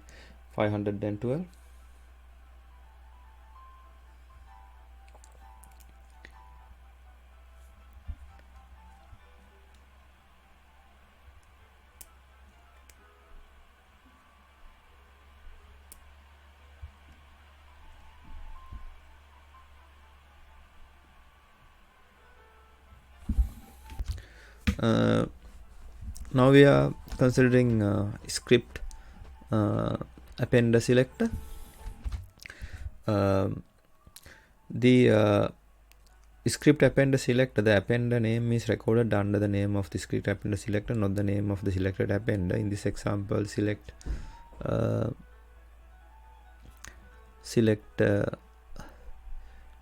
it. When the configuration is built, the script appender selector appender calls a script plugin to compute the appender name. The Log4j then creates one of the appender names listed under the appender set using the name of the script appender selector. After configuration, the Log4j ignores the script appender selector.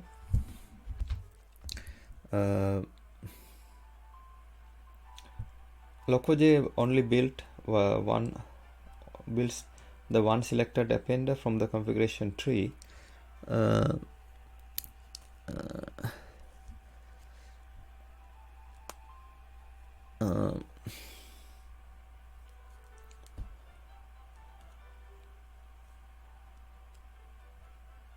And ignores after appender set child nodes.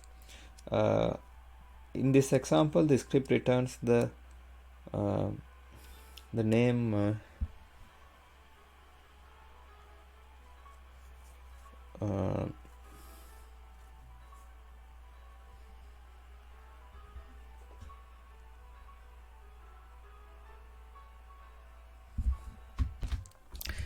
script return the name, the list 2, and the appender name is recorded under the name of the script appender selector.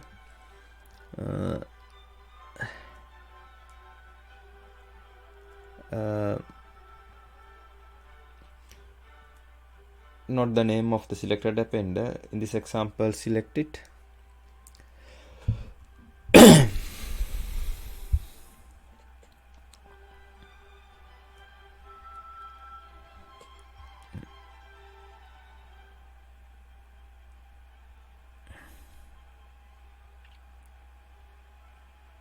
Oh, one of this one, no other one.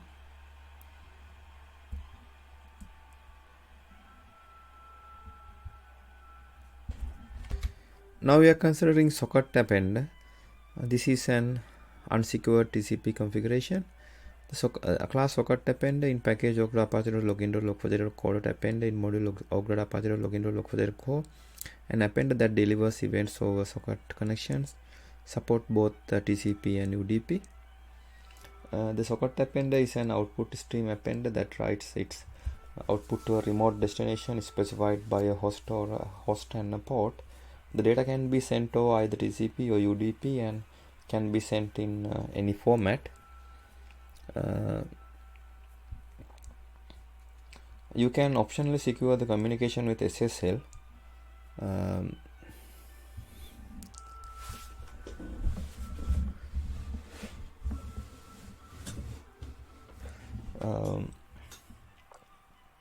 Note that the TCP and SSL variant writes the socket as an stream and do not expect response from target destination due to the limitation of TCP protocol. That means that when the target server closes this connection, some log events may continue to appear to succeed until a close connection exception is raised, causing those events to be lost. If the guaranteed delivery is required in a protocol, that required acknowledgement must be used.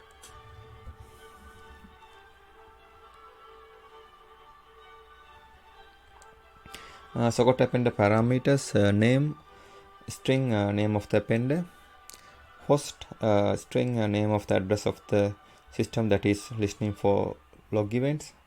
The parameter is required. Port, integer, the port of the host that is listening for log event. This parameter must be specified. If the host name resolve to multiple IP addresses, and TCP and SSL variant will fail over the next IP address when the connection is lost.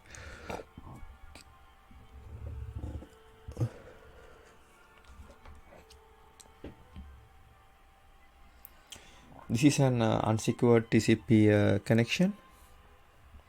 This is a secured SSL configuration.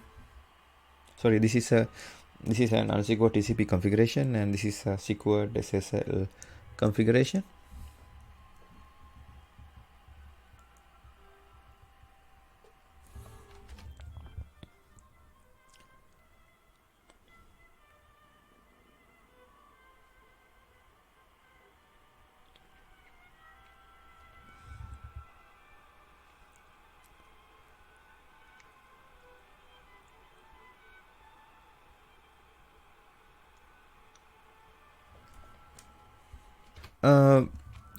This is an now we are considering SSL. This is an example.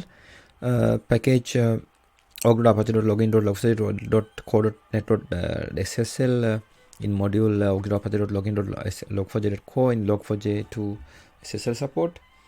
The several appenders can be configured to used either in plain network connection or a secure socket layer SSL connection. This connection. This section, here now we document the SSL connection. The SSL configuration parameters: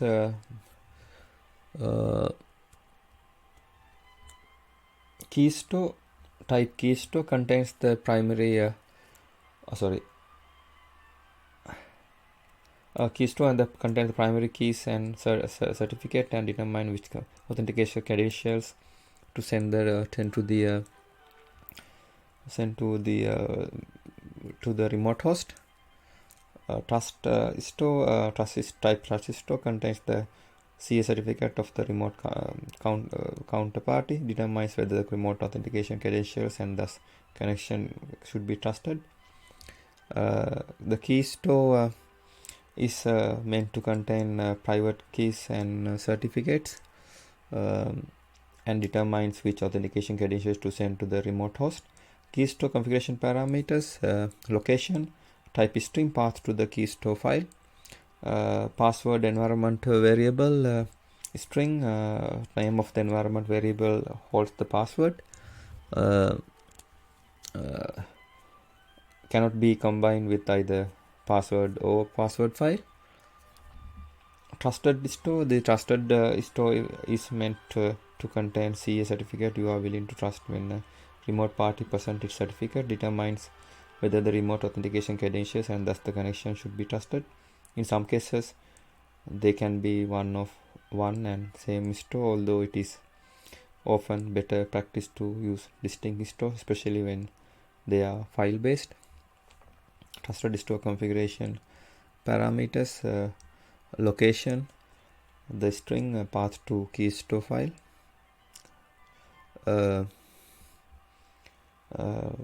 parameter name, password file, type string, the path to the file that hold the password cannot be combined with either password or password environment variable. This is an example here.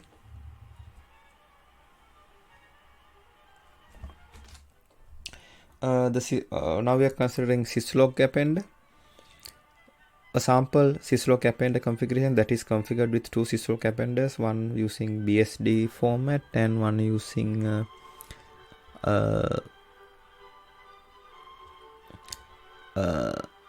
RFC 5424 format. The class syslog appender in package login.log4j.co.appender in module log4j.login.log4j.co.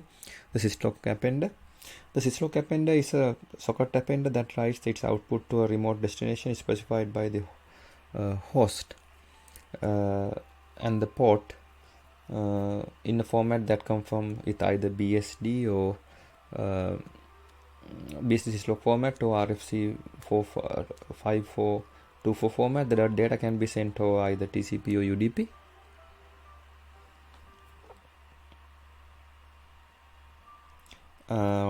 Syslog appender parameters, name,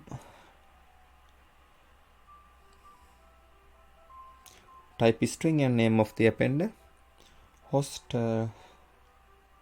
type string and the name of or address of the system that is listening for log events. This parameter is required. Port,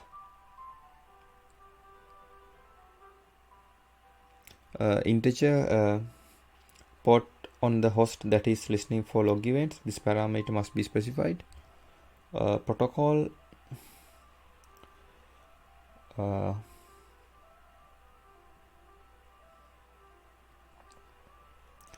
type string and UDP or TCP or UDP. This parameter is required.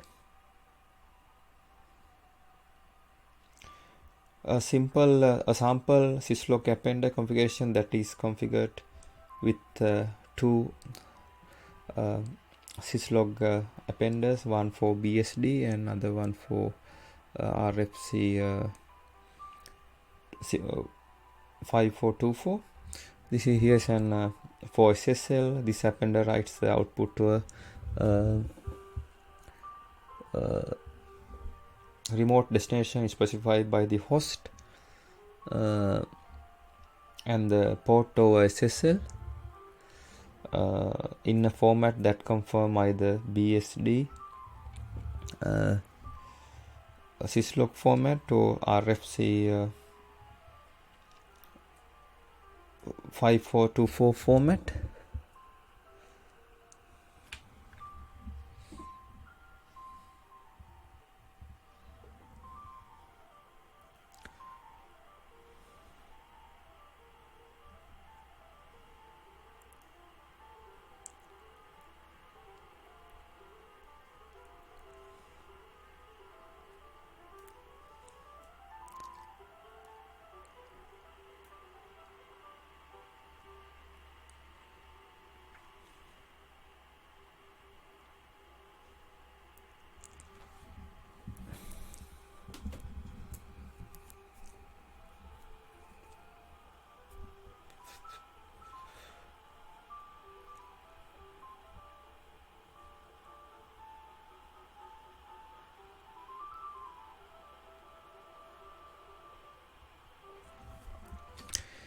Now we are considering JROMQ appender. This is a simple JROMQ configuration. As of Log4j 2.11.0, JROMQ and ZeroMQ and JROMQ or JROMQ support has moved from existing module Log4j-core to the new module Log4j-JROMQ. The ZeroMQ appender uses JROMQ library to send log event to one or more ZeroMQ endpoints. This is a sample JROMQ configuration.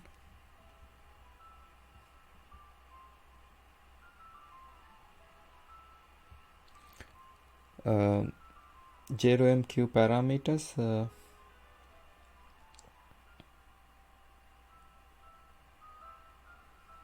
A name, a string, name of the appender required.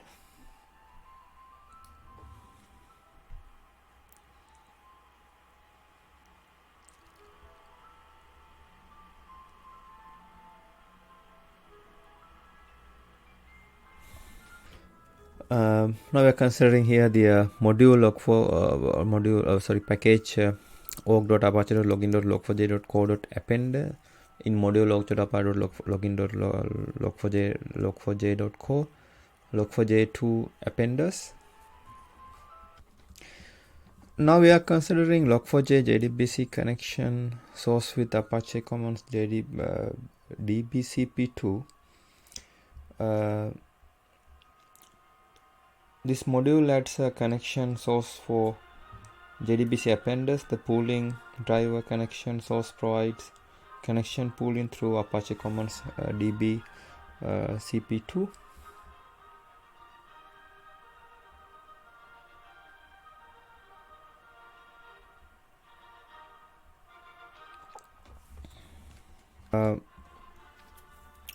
With the requirements, this module was introduced in Log4j. With regard, we are considering Apache Commons DBCP2. This module is introduced in Log4j 2.11.0 and requires Apache Commons DBCP2 to provide connection pooling. Some features may require optional dependencies. These dependencies are specified in the documentation for those features. Some Log4j features required external dependencies. See the dependency tree for the exact list of Java files needed for these features.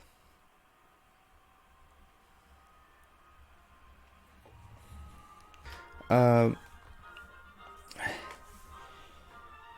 we are considering Apache Log4j ZeroMQ using JROMQ module. As of Log4j 2.11.0, ZeroMQ using JROMQ support has been moved from existing module to module core Log4j-core to new module Log4j-JROMQ.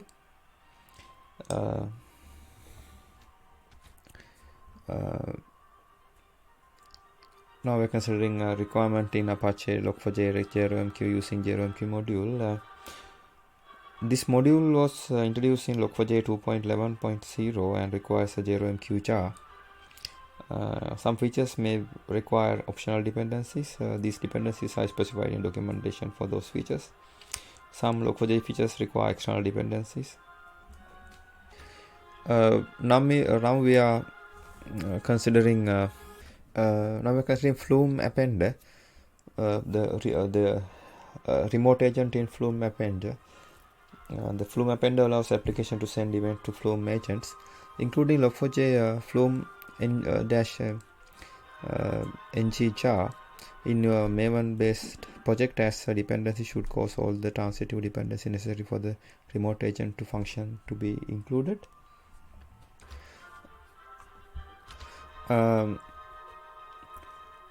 we're considering persistent agent. The persistent agent uses Barclay DB. The following dependency should be added to your pom.xml in addition to the log4j-flume.ng dependency.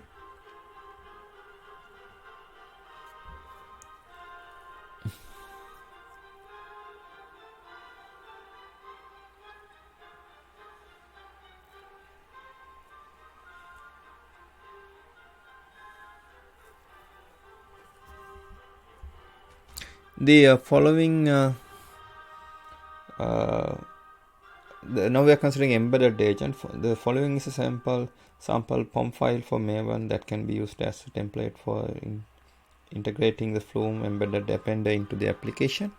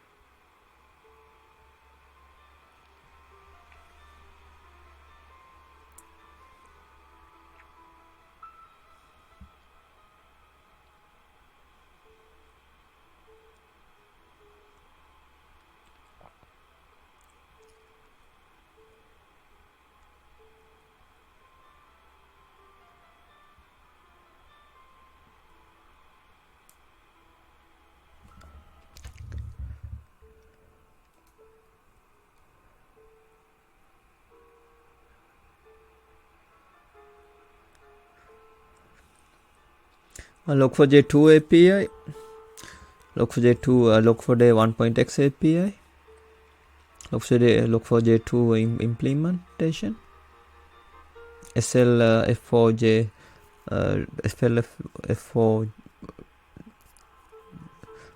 SLF4j2 Log4j2 binding, SLF4j API, SLF4j extensions, common logging to Log4j to binding, Euro transport protocol required for Flume, hardcore Hadoop core required by embedded Flume agent, Flume file channel required by embedded Flume agent.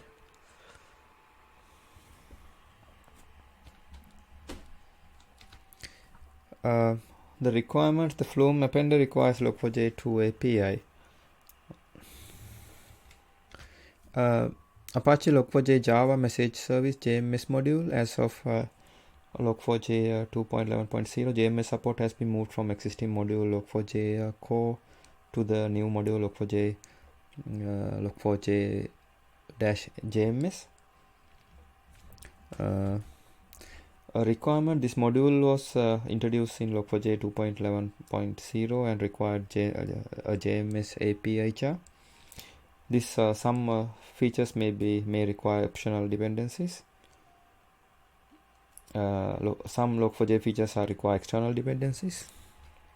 Now we are considering CouchDB Appender. The CouchDB the Apache CouchDB is support through Light Couch driver.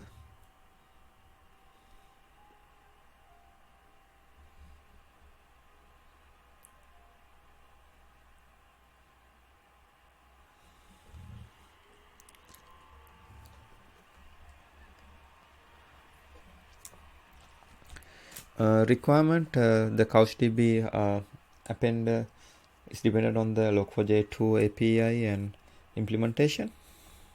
The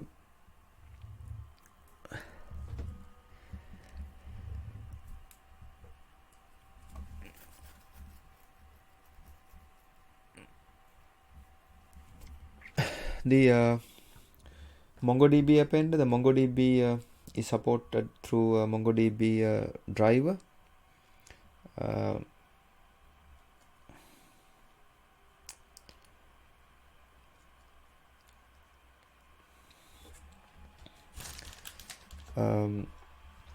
The requirements: the MongoDB Append is dependent on the Log4j2 API and implementation. MongoDB Appender. The MongoDB is supported through MongoDB Java MongoDB driver.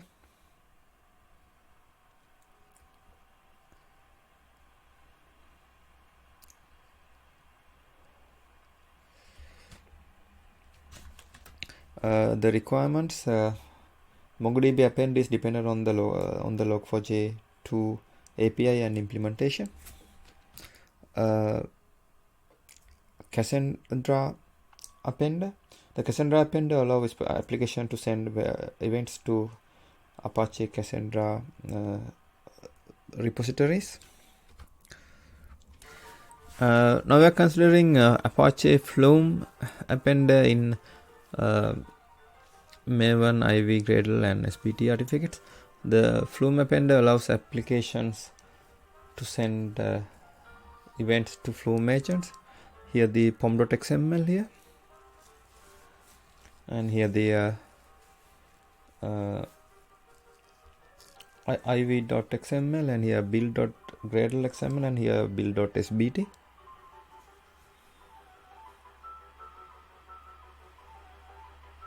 This is iv.xml. Here the build.gradle. Here the build.sbt.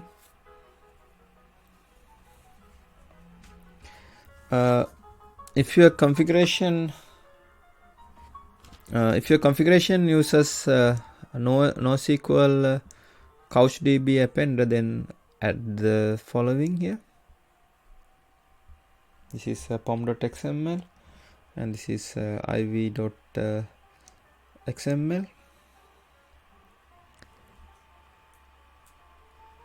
Here the build.gradle.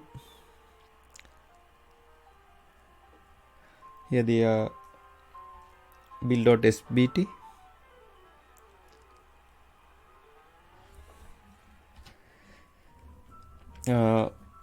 Cassandra, if your configuration uses Cassandra appender, then add the following. This is pom.xml. Here the iv.xml. Here the gradle, build.gradle, and here the build.sbt. Now we are considering supported appenders in supported components in Log4j 2, compatibility with Log4j 1, async appender, console appender, daily rolling file appender, null appender, rewrite appender, limited rolling file appender, and syslog appender. Here now we are considering configuring simple configuration using console appender in configure Log4j 2 and from migrating from Log4j 1.x. Here the Log4j 1.x XML configuration here. This is log4j.xml.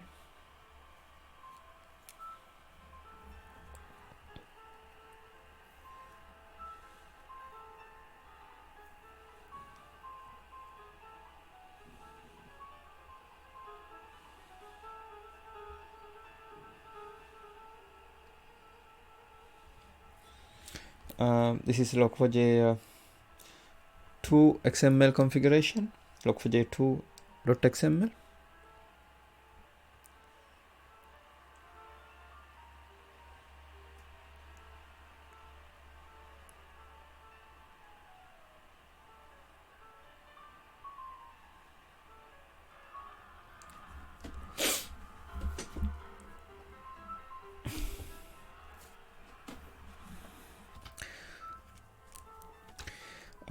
Now we are considering simple configuration using file appender.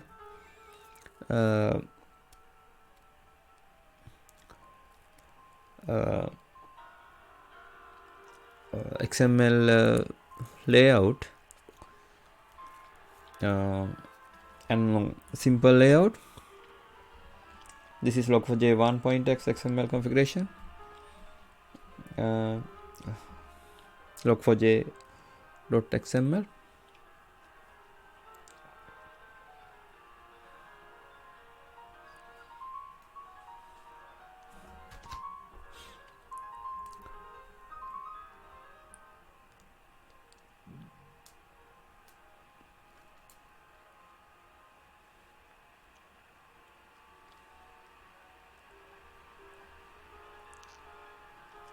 This is Log4j 2 XML configuration.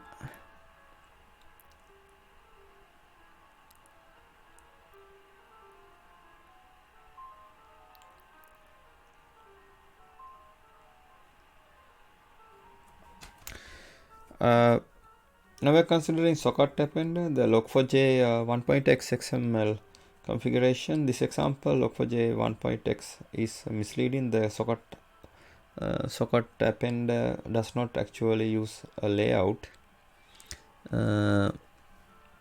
Configuring one will have no effect. Log4j .xml, this one.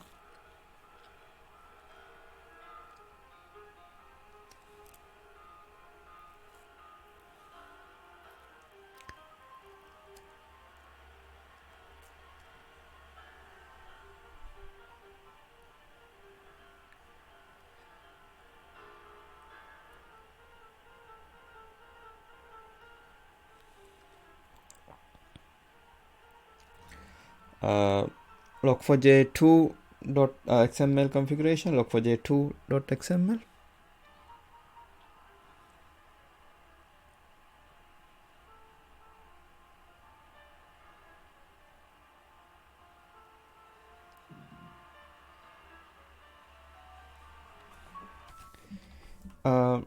Here async appender and you consider now async appender TTCC layout. Here the Log4j 1.x XML configuration using async appender. This is Log4j XML, Log4j.xml.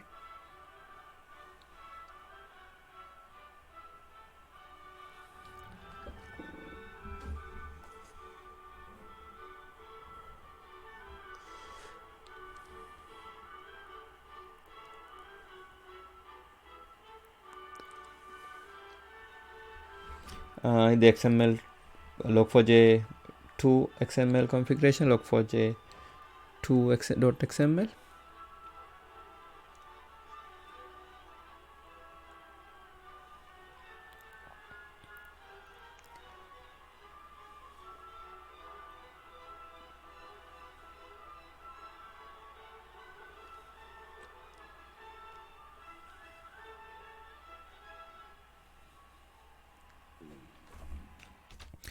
Now we are considering async append with console and file.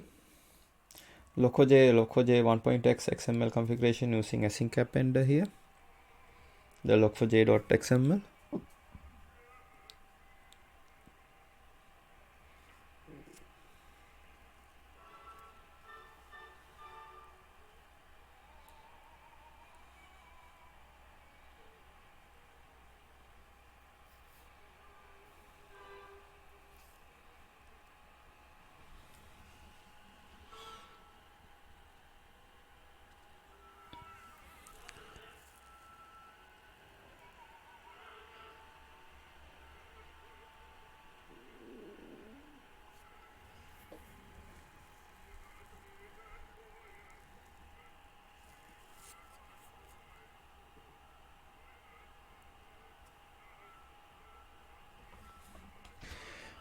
Now we are considering configuring appenders in configuration. An append is configured either using specific appender plugin name or with an appender element and appender type and the type attribute contained in the appender plugin's name. In addition, each appender must have a name attribute specified with a value that is unique with that set of appenders. The name will be used by loggers to reference the appender as described in the previous section. Most appenders also support a layout to be configured, which again may be specified either using specific layout plugin's name as the element or with layout as the element name along with the type attribute that contains the layout plugin's name. The various appenders will contain other attributes or elements that are required for them to function properly. Here we are considering using the servlet appender in web applications and JSPs. For example, here The Log4j provides a servlet appender that uses the servlet context as a log target. For example,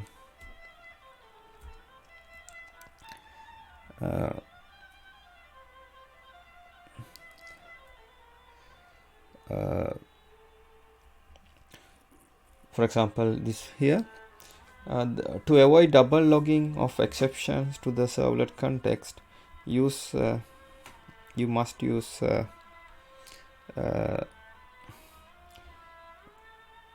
this part percentage sign ex none here in your pattern layout.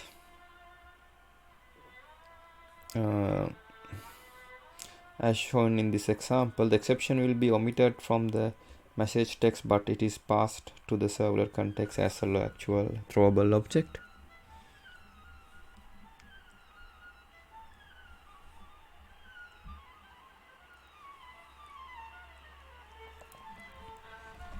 Now we are considering supported appenders in garbage-free steady logging.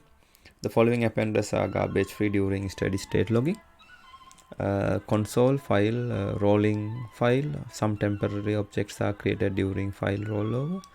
Random access file, rolling random access file. Some temporary objects are created during the file rollover. Memory mapped file. Any other appenders not in the above list, including async appender, create temporary objects during steady-state logging. Instead of async appender, use async loggers to log asynchronously in a garbage-free manner. Now we are considering appenders in extending Log4j3. This ensures that the events are not lost while the configuration of taking place without requiring that logging pause while reconfiguration takes place. Class abstract output stream appender, extends output stream appender. In package log4j.log4j.core.append, in module log4j.log4j.core, appends log events to a byte-to-byte output stream. The stream encoding is defined in the layout. The appenders are passed an event, usually invoke a layout to format the event, then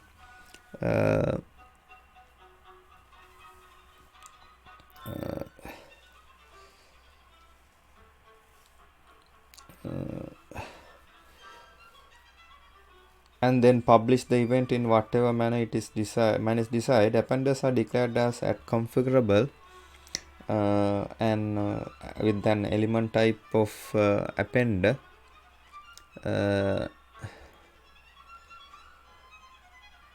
The value attribute at plugin annotation specify the name of the element users must provide in their configuration to use the appender. Appender should specify print object as true if the toString method renders the values of the attribute passed to the appender.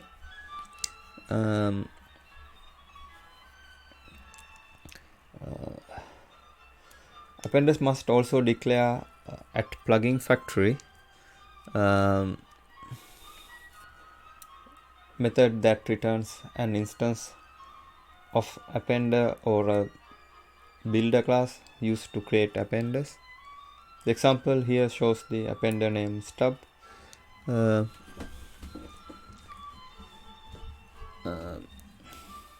That can be used as an initial template. Most appenders use managers. A manager usually owns a resource such as output stream.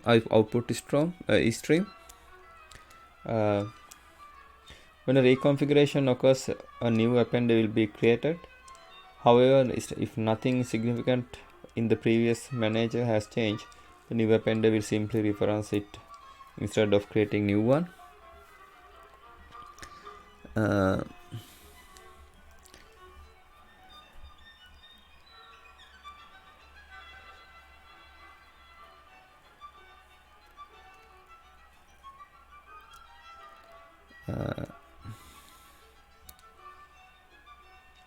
This ensures that the events are not lost while reconfiguration taking place without requiring a logging pause while reconfiguration take place.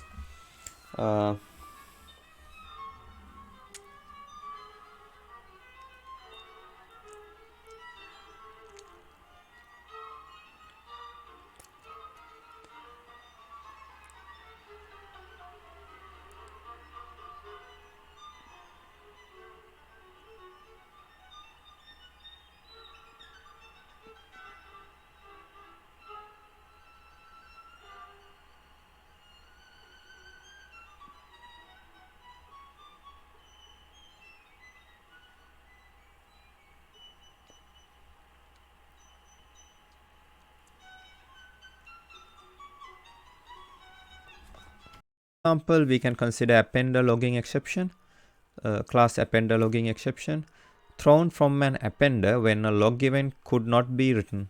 Appender should not throw an exception if an error occurs that does not stop the event from being successfully written. Those types of errors should be logged using the status logger. Appender should only throw exceptions when an error prevents an event from being written. Appenders must throw an exception in this case so that error handling features like the failover appender work properly. We can, as an error example, we can consider this occurred in the environment with Tomcat. Error could not find the value for key.log4j.appender.error, could not instantiate the appender name error, could not find the value for log4 j.appender.error and could not instate appender.error. No appenders could not be could be found for logger, etc. Now we are focusing on filter. Filters allow log events to be evaluated to determine if or how they should be published. A filter will be called on one of its filter methods and will return a result which is an enum that has one of three values: accept, deny, or neutral. Here you can see the marker filter cost comparison in advanced filtering. Here the lower is better. Both Logback and Log4j2 support advanced filtering. Logback calls then turbo filters, while the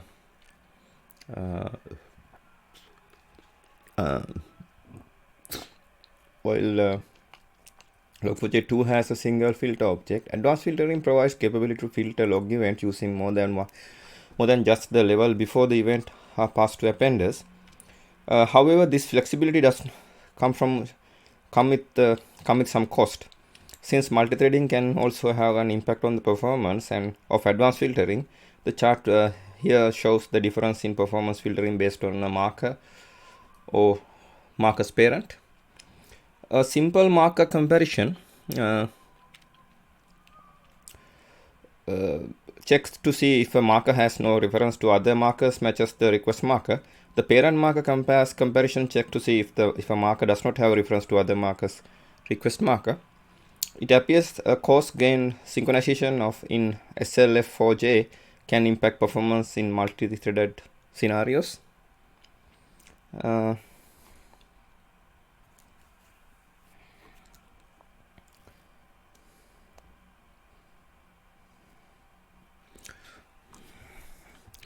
Here you can see thread 1, 2, 4, 8, 16, 32 and 64, and here the average time in nanoseconds, inverse throughput. Here you can see the Log4j2 parent marker, here the Log4j2 simple marker, here logback parent marker and logback simple marker. Here is log free. Here you can see thread context filter cost comparison. Lower is better. Log4j and logback also support filtering on a value in the Log4j thread context versus filtering in lookback on the value in MDC. The graph here shows that performance difference between Log4j2 and lookback is small for the thread context filter. The filter comparison results here are obtained with the JMH Java benchmark harness.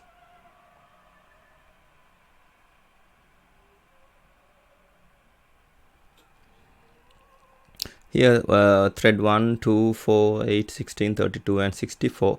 Here the average time in nanosecond and inverse throughput. Here the you can see the Log4j2 thread context filter. Here lookback MDC filter. We can consider interface filter. Interface that must be implemented to allow custom event filtering. It is highly recommended that applications make use of the filters provided with its implementation before creating their own. This is in Apache. This is in package org.apache.logging.log4j.co. The method new filter, filter component builder, new filter, plugin stream plugin name, filter dot result on match here, and filter dot result mismatch here.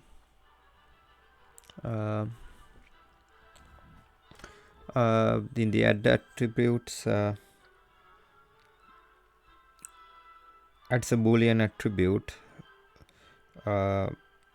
key and value here, and this returns filter component builder, the new filter method, and this is added then to the builder, to the component build, to the configuration builder here.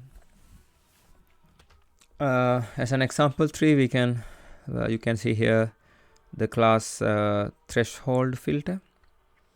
This filter returns the on-match result if the level in the log event is the same or more specific than the configured level in the on mismatch value otherwise. For example, if the threshold filter is configured with the level error, the log event contains the level debug, then on mismatch value will be returned since error events are more specific than debug. The default level is error. This is in package org.apache.login.log4j.co.filter. This is method creates create filter, public static threshold filter create filter, creates a threshold filter. This is log level and the match, the action to take on match and the action to take on mismatch.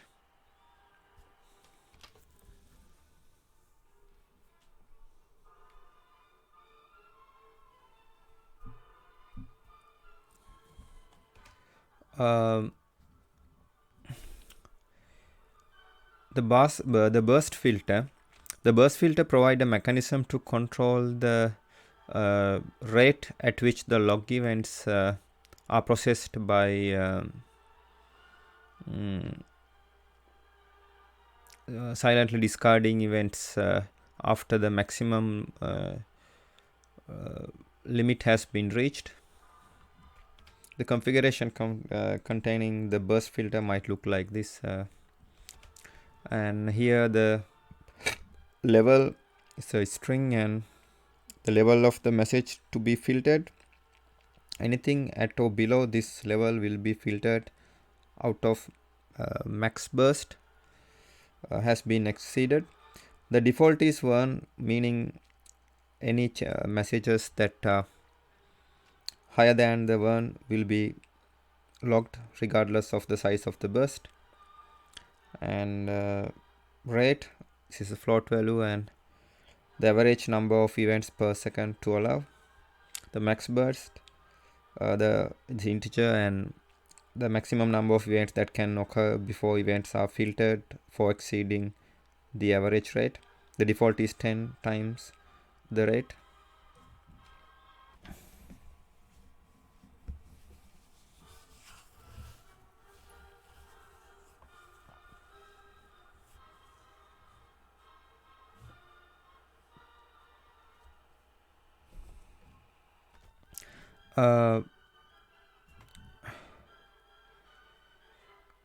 Log4j, this is configuring filters. Log4j allows a filter to be specified in any of 4 places. One, at the same level as the appenders, loggers, and property elements. These filters can accept or reject events before they have been passed to a LoggerConfig.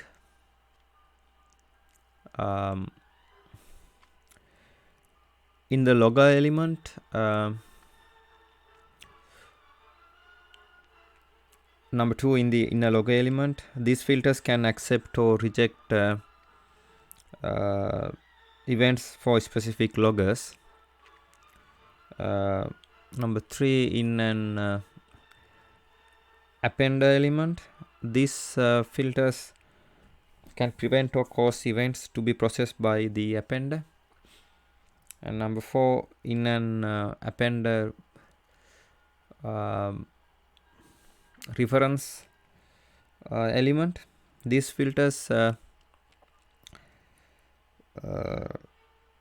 can be these filters are used to determine if a logger should route the event to an appender.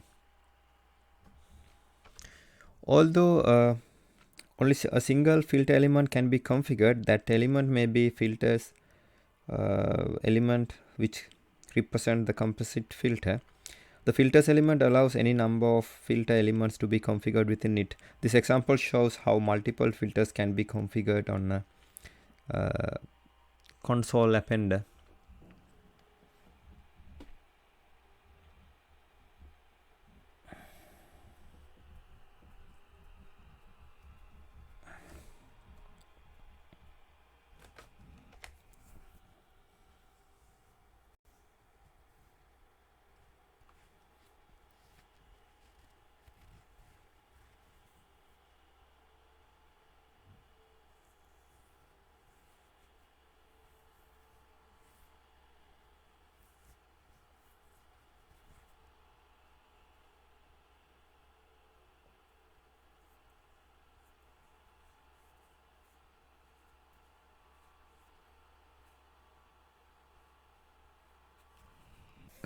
Now we are considering package org.apache.login.log4j.co.filter in module log.apache.login.log4j.co. The Log4j2 filter support filter plugin should use configurable plugin namespace annotation and the element type value of filter. Now we are considering filters. Filters may be configured in one of 4 locations. The interface filter in package org.apache.login.log4j.co in module log.apache.login.log4j.co interface that must be implemented to allow custom event filtering. It is highly recommended that applications make use of the filters provided with this implementation before creating their own. Filters allow log events to be evaluated to determine if or how they should be published. A filter can be called on one of its filter methods and will return result, which is an enum that has one of 3 values: accept, deny, or neutral. Filters may be configured in one of 4 locations. Context-wide filters are configured directly in the configuration. Events that are rejected by the filters will not be passed to loggers for further processing. Once an event has been accepted by a context-wide filter, it will not be evaluated by any other context-wide filters, nor will the loggers level be used to filter the event. The event will be evaluated by logger and appender filters, however. 2. The logger filters are configured in a specified logger.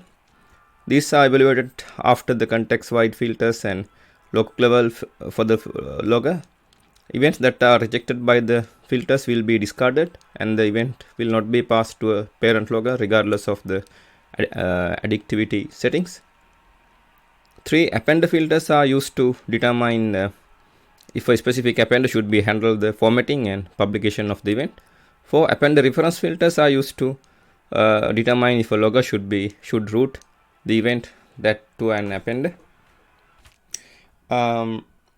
Now we are considering burst filter in filters. A configuration containing a burst filter might look like this. class burst filter in package log4j.login.log4j.co.filter in module log4j.log4j.co. The burst filter is a logging filter that regulate logging traffic. The burst filter provides a mechanism to control the rate at which the log events are processed by silently discarding event after the maximum limit has been reached. The burst filter parameters: level, string, level of messages to be filtered. Anything at or below this level will be filtered out of if max burst has been exceeded. The default is 1, meaning any messages that are higher than 1 will be logged regardless of the size of the burst. Rate, float, average number of events per second to allow. Max burst, integer, maximum number of events that can occur before events are filtered to exceeding the average rate. The default is 10 times the rate. A configuration containing a burst filter might look like this.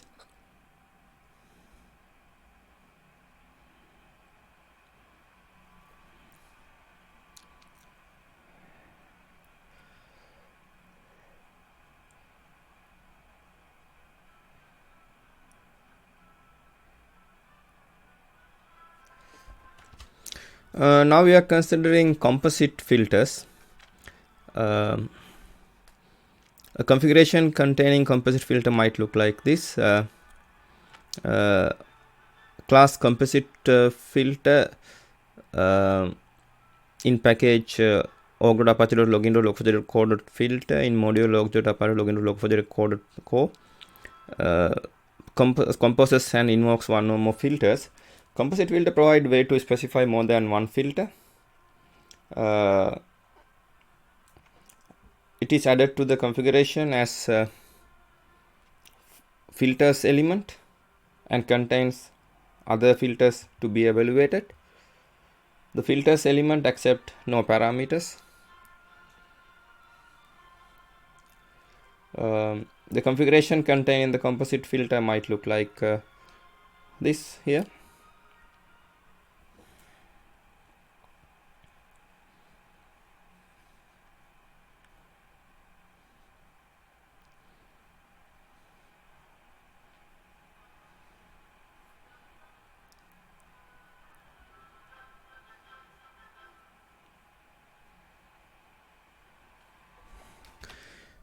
Now we are considering dynamic threshold filter. Here is a sample configuration containing dynamic threshold filter. The class dynamic threshold filter in package org.apache.login.log4j.co.filter in module log.apache.login.log4j.co compares against a log level that is associated with the context value. By default, context is the thread context, but users may configure custom data indexer which obtain context data from some other sources.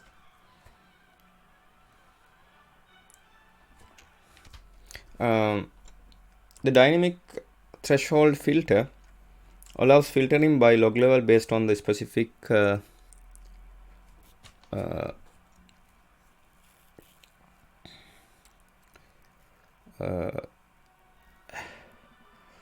specific attribute. For example, if the user logging ID is being captured in the thread context map, then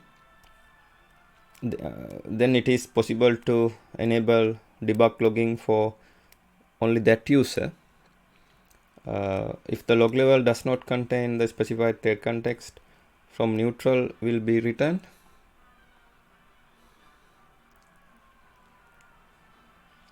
The dynamic threshold filter parameters: key, the string, the name of the item in the thread context map to complete.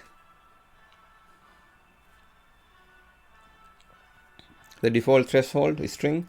The level of messages to be filtered. The default threshold only appeared if the log event contains a specified thread context map item and its value is not match any key in the key value pairs.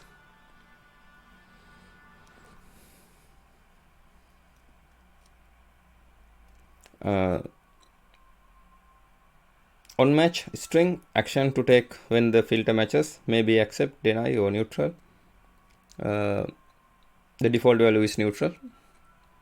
On mismatch string, action to be taken when the filter does not match may be accept, deny, or neutral. The default value is deny. Here is a sample configuration containing dynamic threshold filter.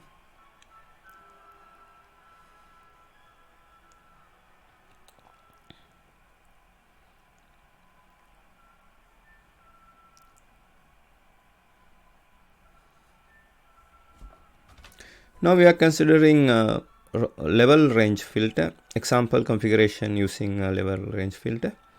The class level range filter in package Log4j.co.filter in module Log4j.co. The filter returns the abstract filter .onMatch result if the level of the log event is in the range of configured min level and max level values. Otherwise, it returns abstract filter.onMatch result. The default values for min level and max level are set to level.off and the level.all respectively. The default value for abstract filter.onMatch and abstract filter.mismatch are set to filter.result.neutral and filter.result.deny respectively. The level range filter allows filtering against that level range, where levels get compared by their associated integral values. Off has an integral value of 0, fatal 100, and error 200, and so on. The level range filter parameters: max level, the type level, the minimum level threshold, default to off, and which has an integral value of 0. This example configuration. In this example configuration, the level range filter is configured with max level set to info. The filter will return on mismatch result if deny. The default for log events level which higher integral values than info, that is debug and trace, etc.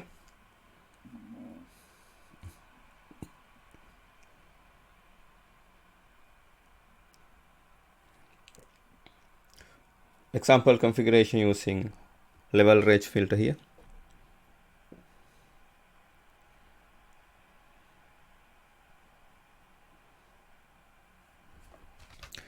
Now we are considering map filter. As in this configuration, the map filter can be used to log particular events. Class map filter in package login.log4j.co.filter in module login.log4j.co, a filter that operates on a map. A map filter allows filtering against data elements that are in the map message.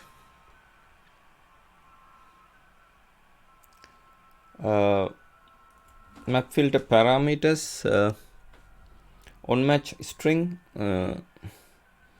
action to take when filter matches may be accept, deny, or neutral. The default value is neutral. On mismatch string, action to take when the filter does not match may be accept, deny, or neutral. The default value is deny.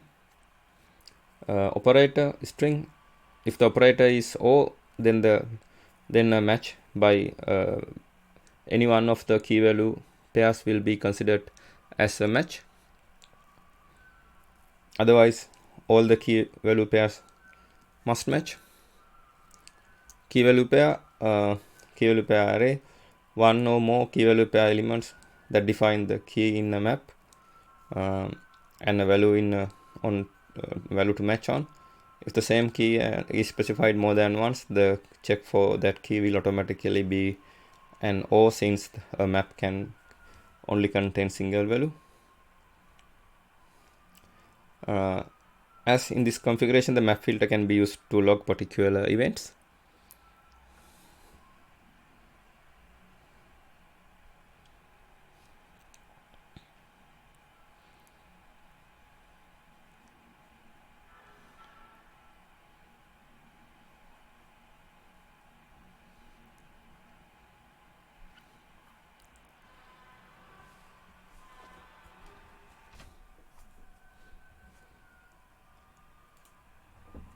In this configuration this sample configuration will exhibit the same behavior as the preceding one, since the logger configured is the root.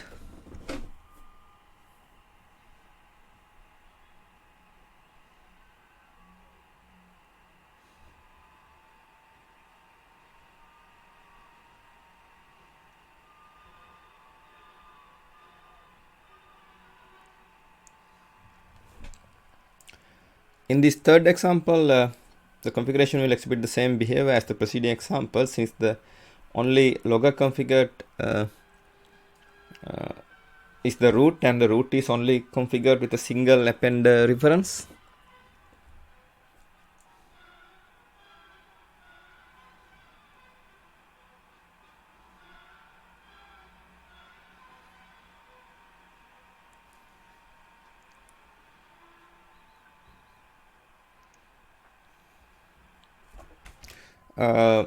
The marker filter, a sample configuration that only allows that event to be written by the appender if the marker matches.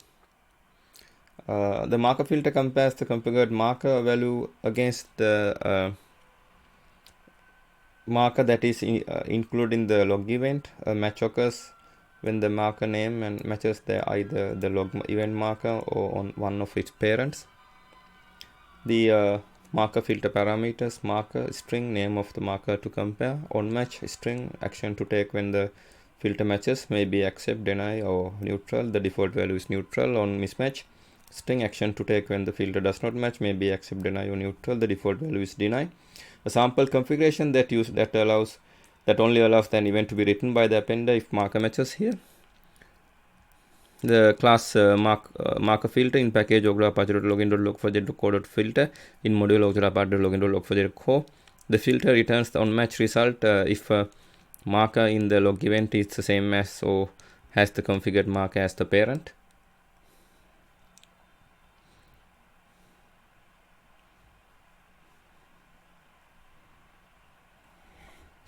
Now we are considering a mutable thread context map filter, a sample configuration that allows the event to be written by an appender if the marker matches.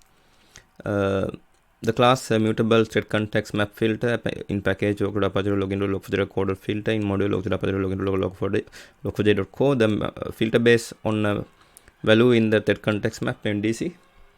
The mutable context map filter or mutable context map mutable thread context map filter or mutable context map filter allows filtering against data elements that are in the current context. By default, this is the thread context map. The values to compare are defined externally and can be periodically pulled for changes.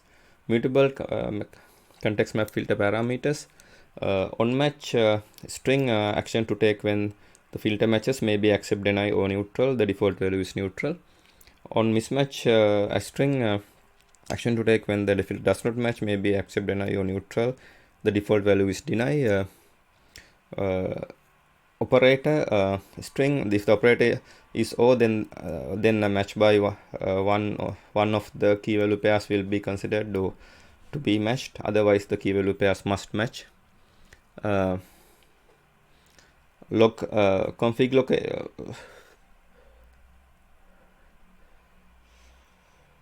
Config location is string, a file path or URI that points to the configuration.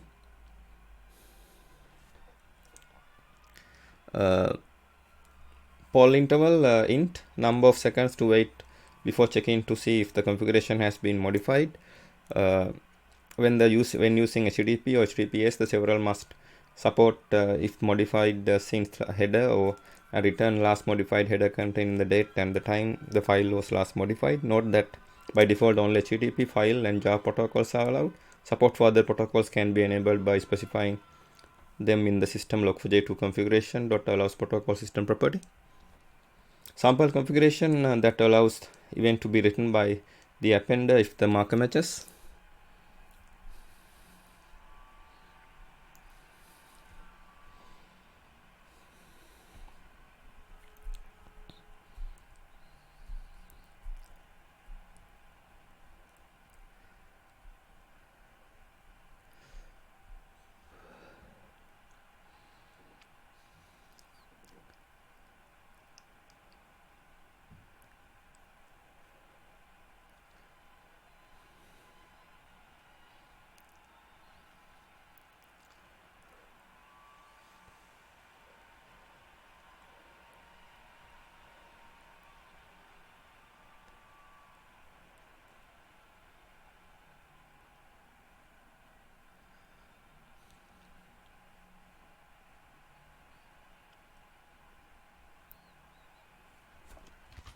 Now we are considering no marker filter, a sample configuration that only allows event to be written by the appender if the no marker is there.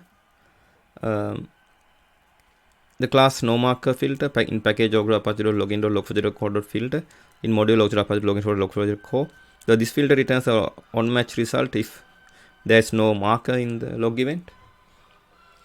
If no marker checks that there is no marker included in the log event, a match occurs when there is no match in the log event. The no marker filter parameters on match string action to be taken when the filter matches may be accept, deny or neutral. The default value is neutral. On mismatch string action to take the filter does not match may be accept, deny, neutral. The default value is deny. A sample configuration that allows the event to be written by the appender if no marker is there.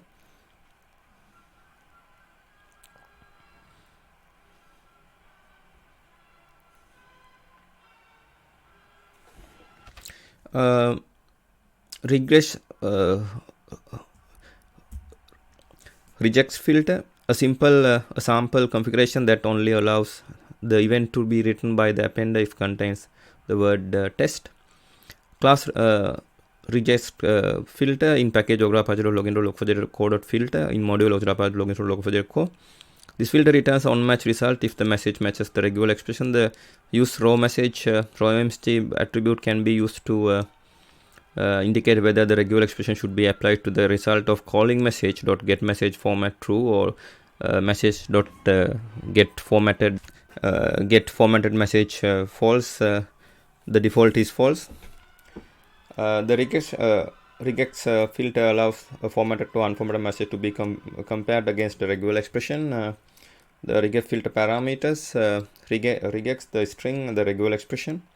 On match string action to take when the filter matches may be accept, deny or neutral. The default value is neutral. And on mismatch string action to take when the filter does not match may be accept, deny or neutral. The default value is deny. The sample configuration that only allow event to be written by an appender if it is contains the word asterisk word test.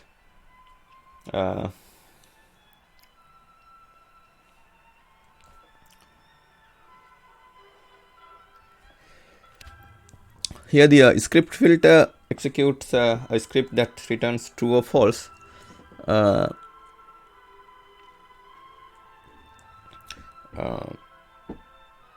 the script filter parameters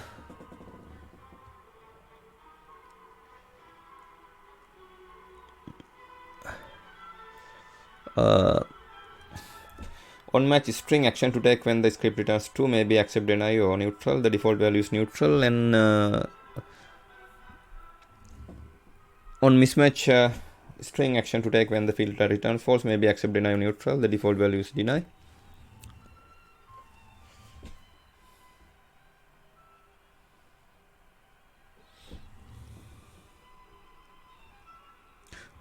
Scripts parameters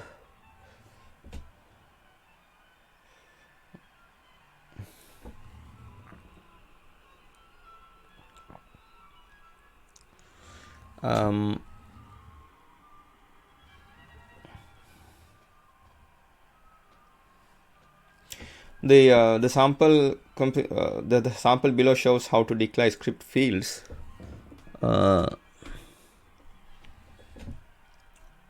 And then the reference to them to any specific components.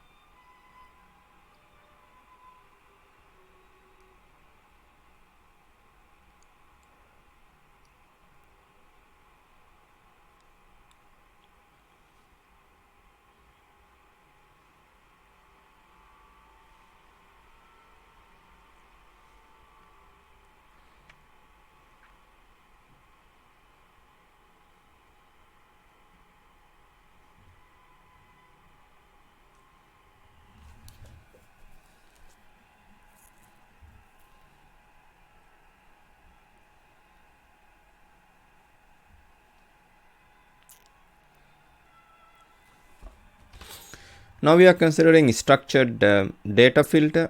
As in this configuration, the structured data filter can be used to log particular events.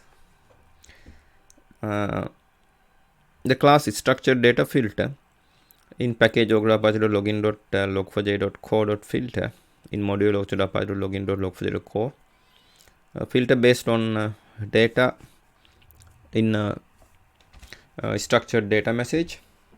Structured data filter is a map filter that allows filtering on the event ID, type and message.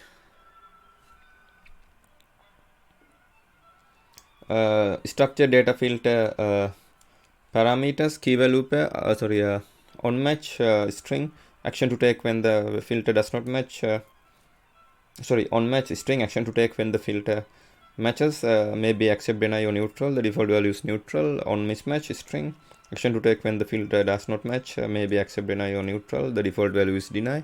Operator string, if the operator is O, then the match by any one of the key value pairs will be considered to be match. Otherwise all key value pairs must match.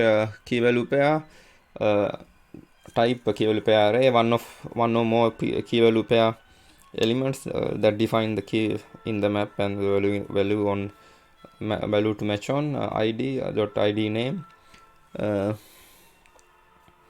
type and message should be used to match on the structured data id, the name portion of the structured data id, the type, the formatted message respectively. If the same key is specified more than once, then the check for that key will automatically be an O, since map can contain a single value.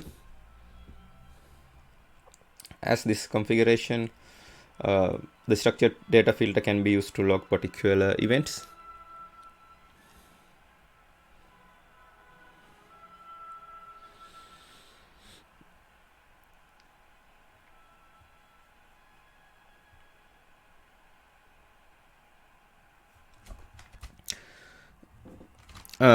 Now we are considering thread context map filter. Configuration containing context map filter might look like here.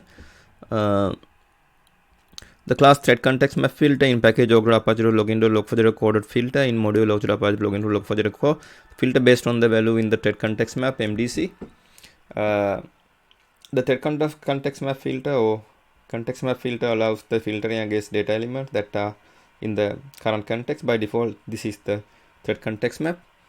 The context map filter parameters, on match string action to take when the filter does not match.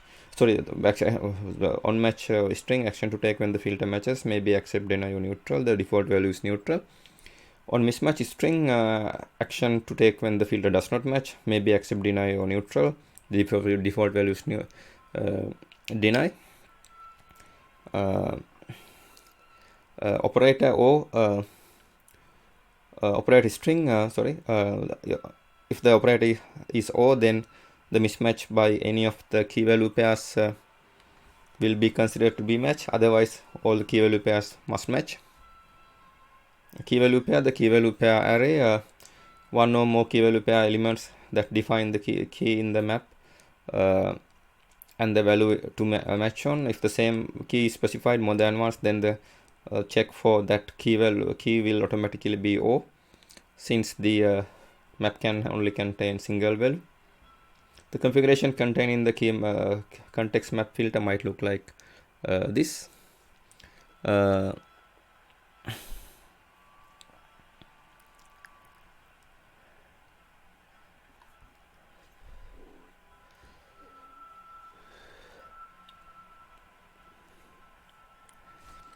context map filter can also be applied to a logger for filtering.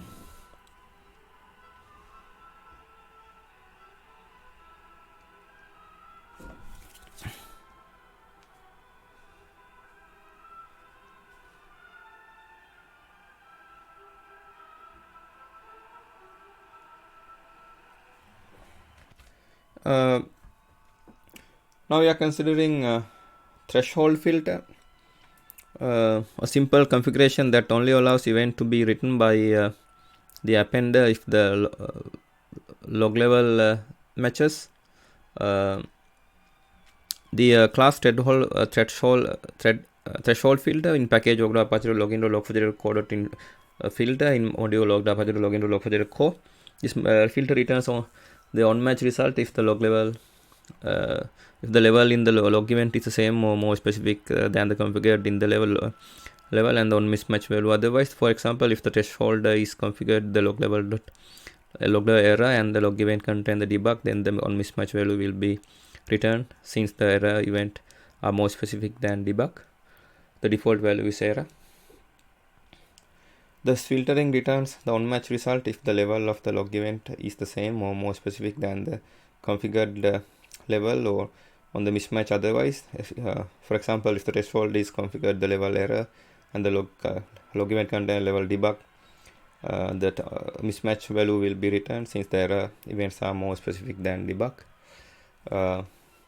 Threshold filter parameters, the level string, valid level name to match on mismatch on match string action to take when the filter matches, accept, maybe accept, deny or neutral. The default value is neutral. On mismatch string action to take when the filter does not match, maybe accept, deny or neutral. The deny default is deny. The sample configuration or that only allows the event to be written by the appender if level matches.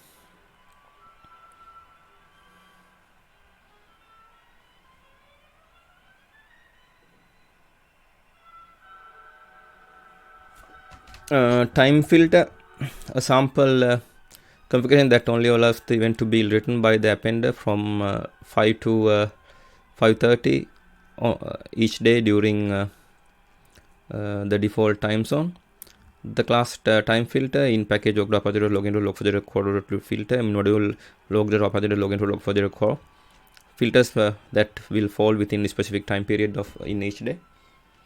The time filters can be used to restrict filters to only a certain portion of the day. The time filter parameter start string, a time in HH, mm, SS format, end string the time in the HH, mm, SS format, the specifying, and end time less than the start time will result in no log entries being written. On match string action to take when the filter matches, maybe accept, deny or neutral. Default value is neutral.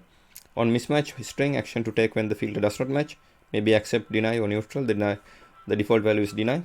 A sample configuration that allows the event to be written by the appender from 5 to 5:30 a.m. each day during the default time zone.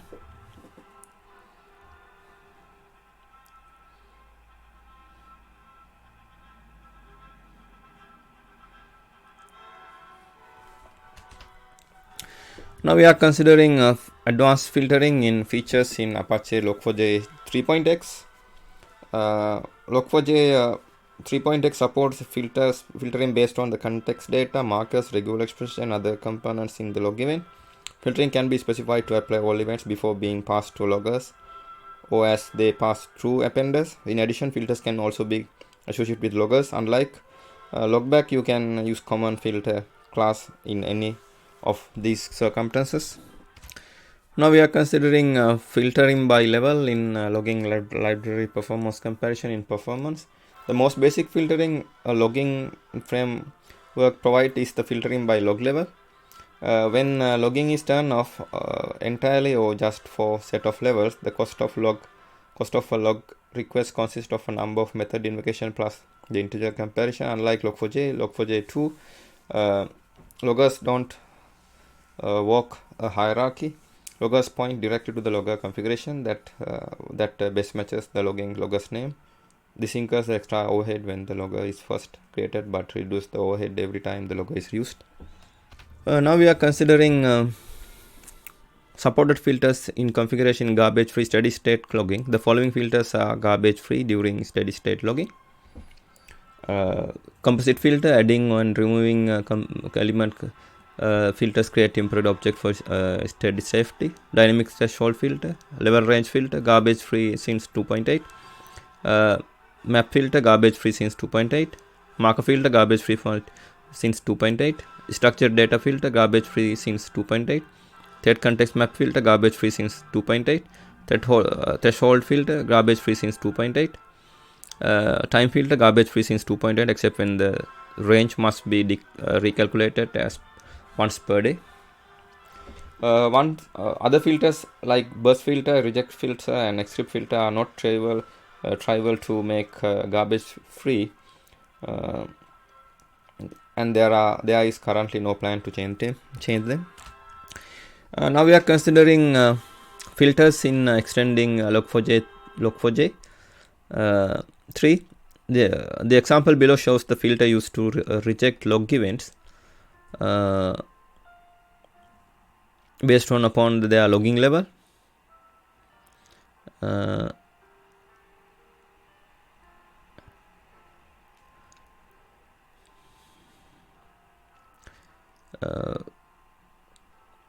Notice that typical pattern where all the filter methods resolve a single filter method. The module the class abstract filter in module log4j coded filter in module log4j.co. Users should extend this class to implement filters. Filters can be either context wide or attached to an appender. A filter may choose to support being called only from the context or only from appender, in which case it will only implement the required methods. The rest will default to return the filter.result.neutral. It might be expected, the filters are used to reject and accept log event as they pass through a logging system. Filter is declared using at configurable annotation with an element type of filter.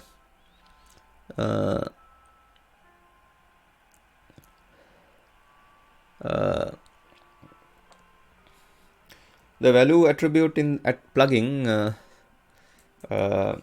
annotation is used to specify the name of the element. Users should use to enable the filter. Specifying print object attribute with the value of true indicates that the call to toString will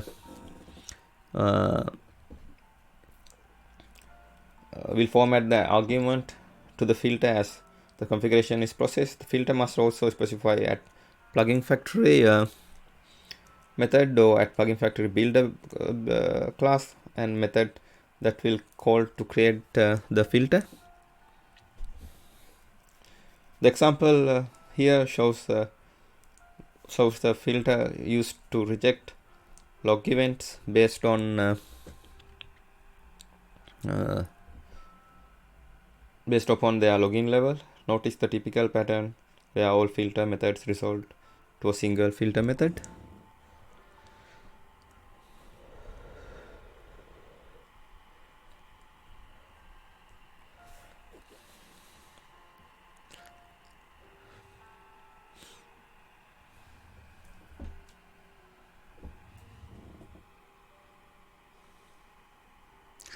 Create threshold filter, param log level, the log level, param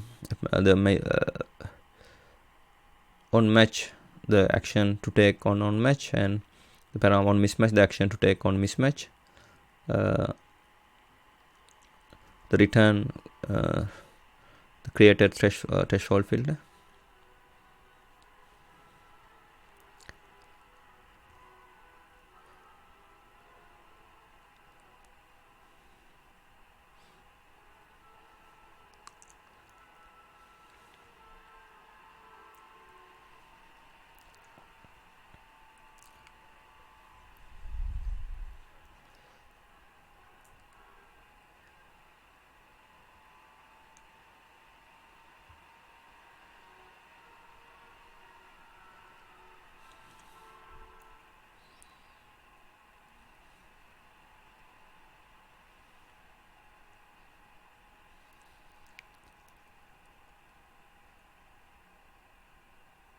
Sorry, this is level, so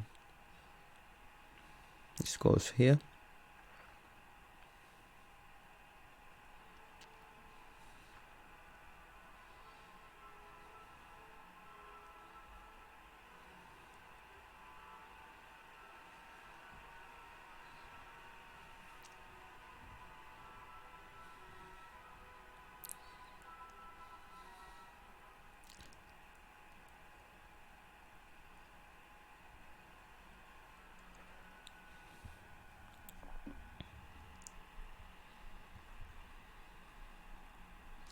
the toString is here actually, sorry.